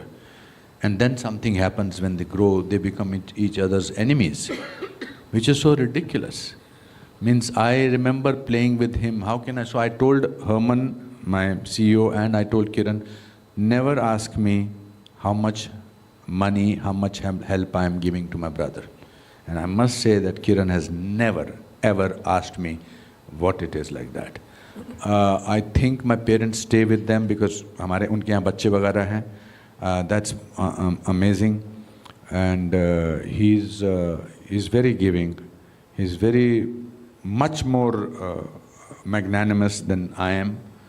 And that's why I get a little emotional when because we don't express directly, ना? यहाँ उसको बोलने लगा थोड़ी देर के लिए तो उसको वो हो जाएगा. तो I think रिलेशनशिप, हम दोनों शिमला में बैठ के गाने गाते थे, सजन रे झूठ मत बोलो, खुदा के पास जाना है. हम दोनों घूमते थे, हम दोनों इतने थिक थे. और फिर मैंने देखा 4-4, 3-3 भाइयों को, बहनों को एक दूसरे का ऑलमोस्ट खून करते हुए. ऐसा नहीं है. I am lucky to have a brother like him. In fact when he was diagnosed with cancer, it was so strange. I got both important news of my life on the same day. I was shooting in London, England, outside London, and 8 o'clock I got a news that I have got the Padma Shri. So somebody from the Home Ministry called up. So I was very thrilled because I was not expecting at all anything like that. 2004. And और उसी दिन 12 बजे मेरा भाई उसके bladder के अंदर उसकी कोई सिस्ट थी और वो देखने गया था, चेक करने गया था. तो 12 बजे उसका फ़ोन आया कि हाँ, सिस्ट इज़ मैलिग्नेंट. तो I could not for 3 hours also I could not enjoy the fact that I got it. And then I came to Bombay and he was being taken in for the operation. And I still remember that he was getting into the elevator and he was going to be operated. He saw me and he did this to me. Everything will be all right. So if you see life in visuals, if you go back to see your life with your brothers and sisters as children, you will see so many images which are so beautiful, which are so amazing. And then how does that thing change? Anyway, और बताइए. How come you are transparent? You know, I have interviewed many actors and सबका एक mask होता है. In the sense that they, especially the superstars, you know, that's why I've stopped interviewing actors. For the last 8-9 years, I don't interview any actors. Besides people, I look at you as a person. Because there's a mask. You expect to be treated in a certain way. Then if you are asked normal questions like when will you retire, I once remember, मैं मुंबई आया था, मैं जानता नहीं था, एक बहुत बड़े एक्टर थे जो उस समय 45 साल के थे और आज भी वो कभी 20 साल हो गए, अभी भी 55 साल के ही हैं. तो उनको मैंने पूछा कि when will you retire? And the person got very angry. मुझे पता ही नहीं था. And then they wrote a blog on Rediff that today's reporters don't show respect. What kind of a question is this? And I've interviewed many actors, including some I really admire, including Amitabh Bachchan 2-3 times. But I've always found like a line. और आप बहुत transparent हैं. Are you different? Because I've not found another actor who opens up on their life as much as you do. Not wanting to sort of pass a judgment. Really? No, I'm just saying that. I'm just trying to reframe my this thing. Yeah. I think they do it to remain powerful, and my being completely transparent is my power. Oh, that's wonderfully said. Beautiful. Yeah. I like that. Yeah, that's true. I am. My power is that I'm who I am, and I'm proud to be the fact. मुझे कुछ छुपाने को नहीं है, और छुपा के मैं क्या कर लूँगा? Unfortunately, इस profession में कभी-कभी लगता है, but I think it really liberates you if you are yourself, if you are vulnerable. Yeah. Because it is your vulnerability which makes me. It's my vulnerability which makes me still wanting to give my best to my performances. Yes, superb. If I become a certain kind of a person, it will show in my performance. I am doing every decade, 4 decades, I have done 4 different plays. When I got into movies, I did a play called Salgira with Kiran. Then I did a play called Kuch Bhi Ho Sakta Hai. For 20 years, I'm still doing it. Then I did a play called Mera Wo Matlab Nahi Tha. This decade, I decided to do a play because the play makes me frightened. Because उसमें 1.5-2 घंटे की लाइनें याद करनी हैं. It's called जाने पहचाने अनजाने. तो I think मैं वो ना होता as an actor if I was not transparent. I'm still lucid, I'm still learning, and I'm still have a possibility of doing better. अगर मैं एक जामा पहन लूँ, मैं एक मास्क पहन लूँ, जिसको मास्क जो कहते हैं, जो मास्क नहीं होता मगर मास्क होता है, तो वही एक्सप्रेशन नज़र आएंगे जो उस चेहरे, जो उस मास्क पे बने हुए हैं. और रोना आना, वल्नरेबल होना, ये तो सबसे बड़ी आपका गहना है as an actor. That means आप स्टिल, आपके अंदर एक दिल जो है वो धड़क रहा है, जो रियल है. और मेरे father, I'll tell this story and then yes, please. So my father unfortunately got a disease. We are talking about fathers today. Yeah. कि उनको ऐसी एक बीमारी हो गई अनफॉर्चुनेटली, कुछ पता नहीं क्या खाने से, एंटीबायोटिक्स वगैरह खाने से, कि उनके लिए खाना जो था वो रेत हो गया और पानी जो था वो तेज़ाब हो गया. तो खाना खाते थे, उनको लगता था रेत उनके मुँह, तो वो बड़े वायलेंटली मना करते थे. और पानी पीते तो ऐसा लगता था तेज़ाब वो पी रहे हैं, एसिड पी रहे हैं, तो फेंकते. तो ये ऑलमोस्ट स्टार्व टू डेथ. तो फिर डॉक्टर्स के पास उन्होंने, पहले उनको डॉक्टर्स के नली से खाना देते थे. Then they said take him home. And he was with my brother, and I had told my brother, if my father wants to say something ever, or wants to communicate with me, just call me wherever I am. So I remember I was at some place, at Goa we were traveling, and my brother के 5-6 missed calls थे, तो मैंने उसको कहा, उसने कहा he wants to say something. So I ran back, I sort of took a flight, went there. So he was lying down, very skeleton, very thin, and there was a paper on his chest and a pen. And he looked at me, and he had a very naughty glint in his eyes, and he hid the thing and he started writing something on that paper. And he wrote for almost 10 minutes, 15 minutes, ऐसा लगा आधा घंटा लिखते जा रहे हैं और मुझे भी देखते जा रहे हैं. और फाइनली उन्होंने ऐसे पेपर फेंक दिया, बिकॉज उनकी शक्ति नहीं थी. और अब उन्होंने मुझे कहा कि ये पेपर उठाओ और पढ़ो मैंने क्या लिखा, मतलब इशारों से. तो मैंने पेपर उठाया. Now he is looking at me कि जो मैंने लिखा है इसका जवाब दे. तो मैंने पेपर में सिर्फ लाइंस थी. There were no words, because he did not have the energy to write the sentence और write the words. So I looked at it, I give a very casual, मतलब जनरलाइज्ड आंसर. आई सेड हाँ पापा बिल्कुल, of course क्या बातें कर रहे हो, हाँ हाँ बिल्कुल, ऐसे कुछ. So he got a little disappointed. Then he called me to his mouth, and I took my ear very close to his mouth. And for a person who was going to die in the next 20 minutes, his last 2 words were, live life. So how can you not listen to your dying father and not live life? So that's what I think makes it imper. I don't know. Means I get angry, as I told you, I get upset, I get demoralized. But I think अगर आप किसी चीज़ को काम से, दिल से करो, honesty से करो, उसका परिणाम आपको ज़रूर मिलता है और बहुत मज़ा आता है. मैं 37 रुपये लेके गया था अर्नब. मैं अपनी अमीरी को उस 37 रुपये से गिनता हूँ. मेरे जब बहुत बुरे दिन आते हैं तो मैं सोचता हूँ, अरे आज के मुकाबले में तो करोड़पति हूँ. मैं आपके ऑफिस में बैठा अपनी ज़िंदगी की कहानी सुना रहा हूँ. I'm the luckiest man on earth.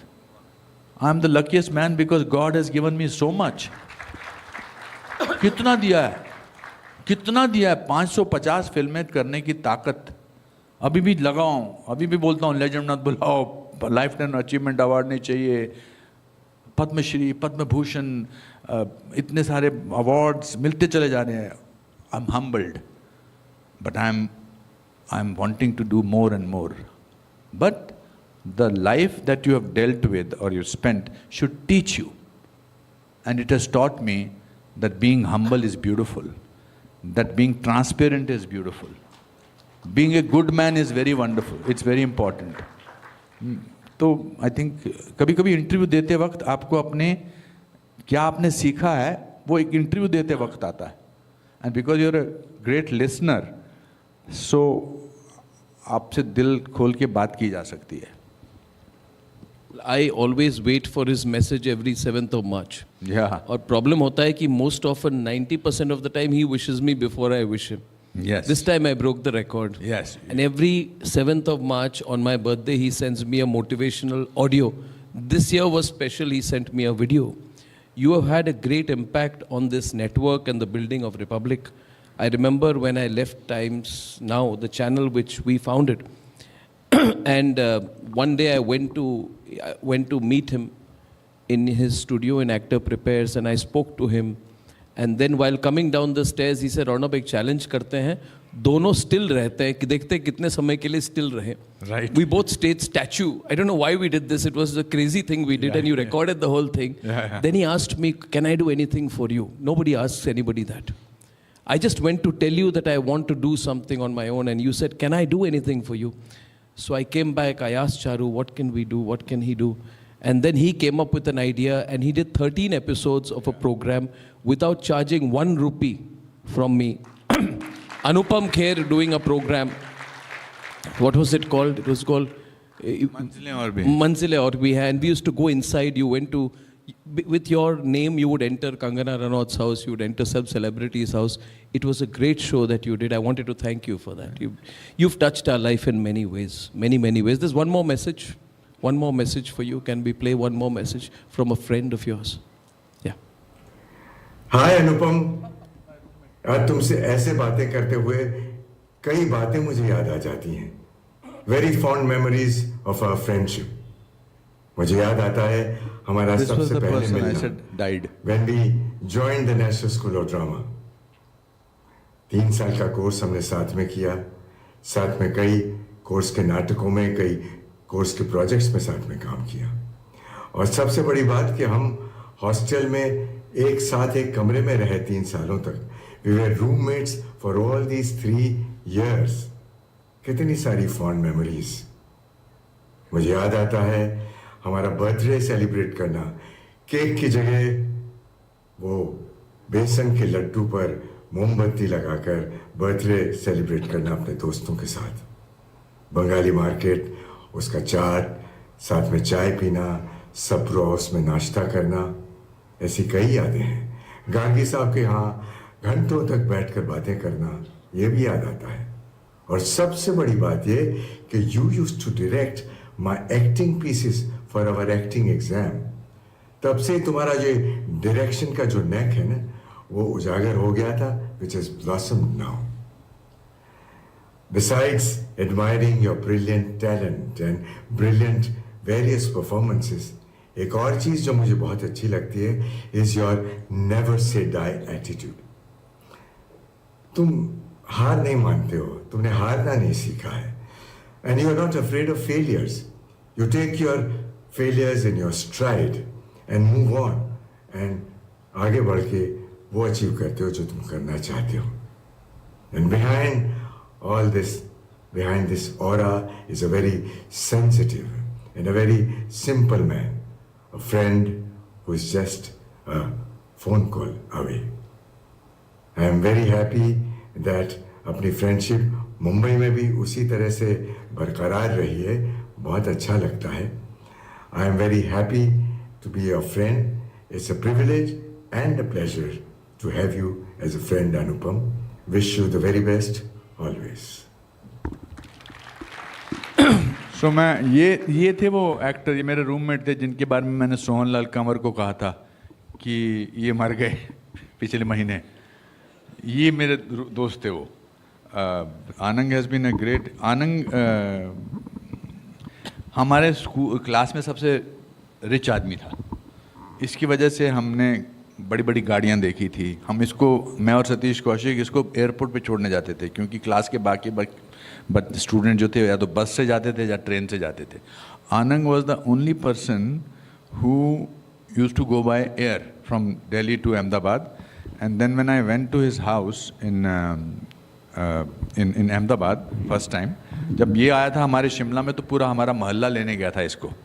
जब मैं गया तो इसकी वो प्लेमाउथ करके गाड़ी होती है, तो प्लेमाउथ या क्या बोलते हैं, और लंबी सी जो गाड़ी होती है, हाँ, वो गाड़ी लेने आई थी. ये खुद भी नहीं आया था लेने मेरे को. इसके एलिस ब्रिज पे इसका घर था, वाइट हाउस. तो मुझे नौकर ने कहा कि आपका कमरा. मैंने कहा मेरा कमरा क्यों, मैं तो आनंद के कमरे में. कहते नहीं, आप अपने कमरे में. तो आई फेल्ट, तो उसका जो एक इंटरेस्टिंग किस्सा ये कि उनका ड्राइंग रूम वहाँ से लेकर उधर तक था. तो मेरे को अंग्रेजी आती नहीं थी, उसके father was a very well known cardiologist doctor Narendra Desai, and वो सूट पहन के आते थे। तो वो सूट पहन के उनकी एक पर्टिकुलर जगह थी, वो वहाँ बैठ गए और मैं वहाँ बैठ गया। Not I should have gone next to him, और वो डॉक्टर थे तो आहिस्ता आहिस्ता बोलते थे। तो उन्होंने मुझसे कहा, and Anand is nervous that my father is meeting my friend who is a देहाती। तो उन्होंने कहा, so how was your journey? तो अभी मैं सीख गया हूँ, बोलते हैं पार्डन, एक्सक्यूज मी, सॉरी। उन दिनों मेरे को पता नहीं था। How was your journey? हाँ जी। How was your journey? परसों सुबह। अच्छा। Are you comfortable here? हाँ जी। Are you comfortable here? परसों सुबह। But we have been very good friends, and yeah, it's so amazing. It's so amazing. It's a horrible thing to do, to make your friends talk to you about your life, because suddenly the whole life comes a full circle. We were 3 rooms, 3 years we were in the same room. Yeah. Last question.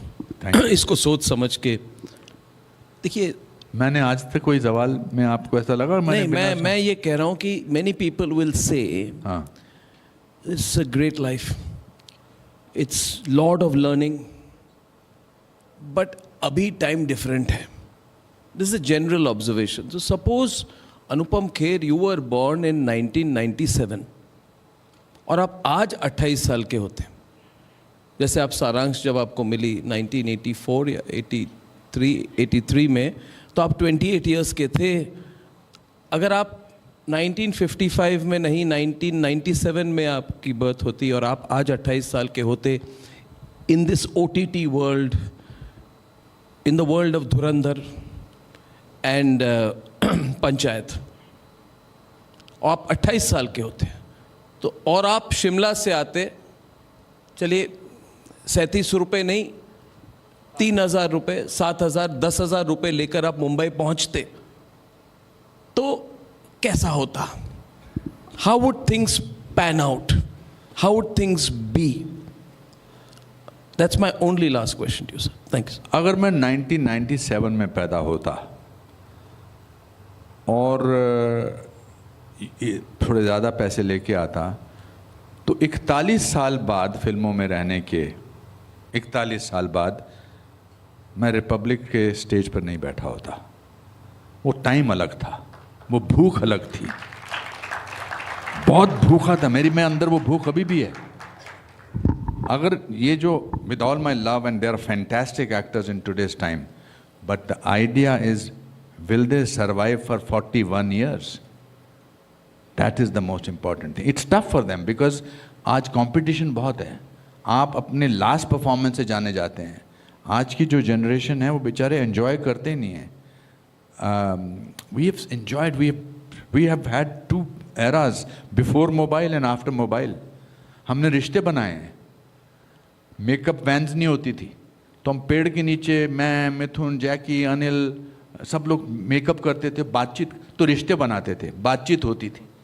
आजकल लोगों के managers हैं, लोगों के media managers हैं, ये manager हैं, bodyguards हैं, फलाना दिमका है, उनको दूसरे रिश्ते, दूसरे किसी को एक्टर से रिश्ता बनाना नहीं आता। और ऑडियंस के पास यंत्र है ये मोबाइल, वो पहले 10 मिनट में देख के बोलते थे बकवास, मैसेज भेजना शुरू कर देते हैं। But everybody has this own life, and why am I thinking that I am not born in 97? I will be a relevant actor all my life, because I am a relevant person. I do not carry the burden of Anupam Kher on my shoulders. I am a newcomer. I will start my life from today.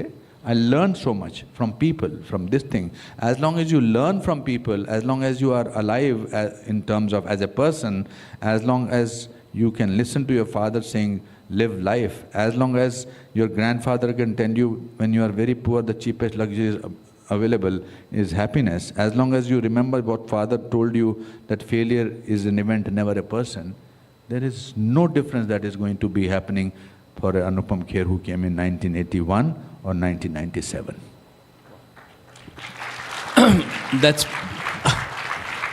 That's the best learning कि आप में अभी भी वही भूख है। You have hunger, you have enthusiasm, you have positivity. But more importantly, Anupam Kherji, I want to thank you for sharing so much from your heart with us. By going,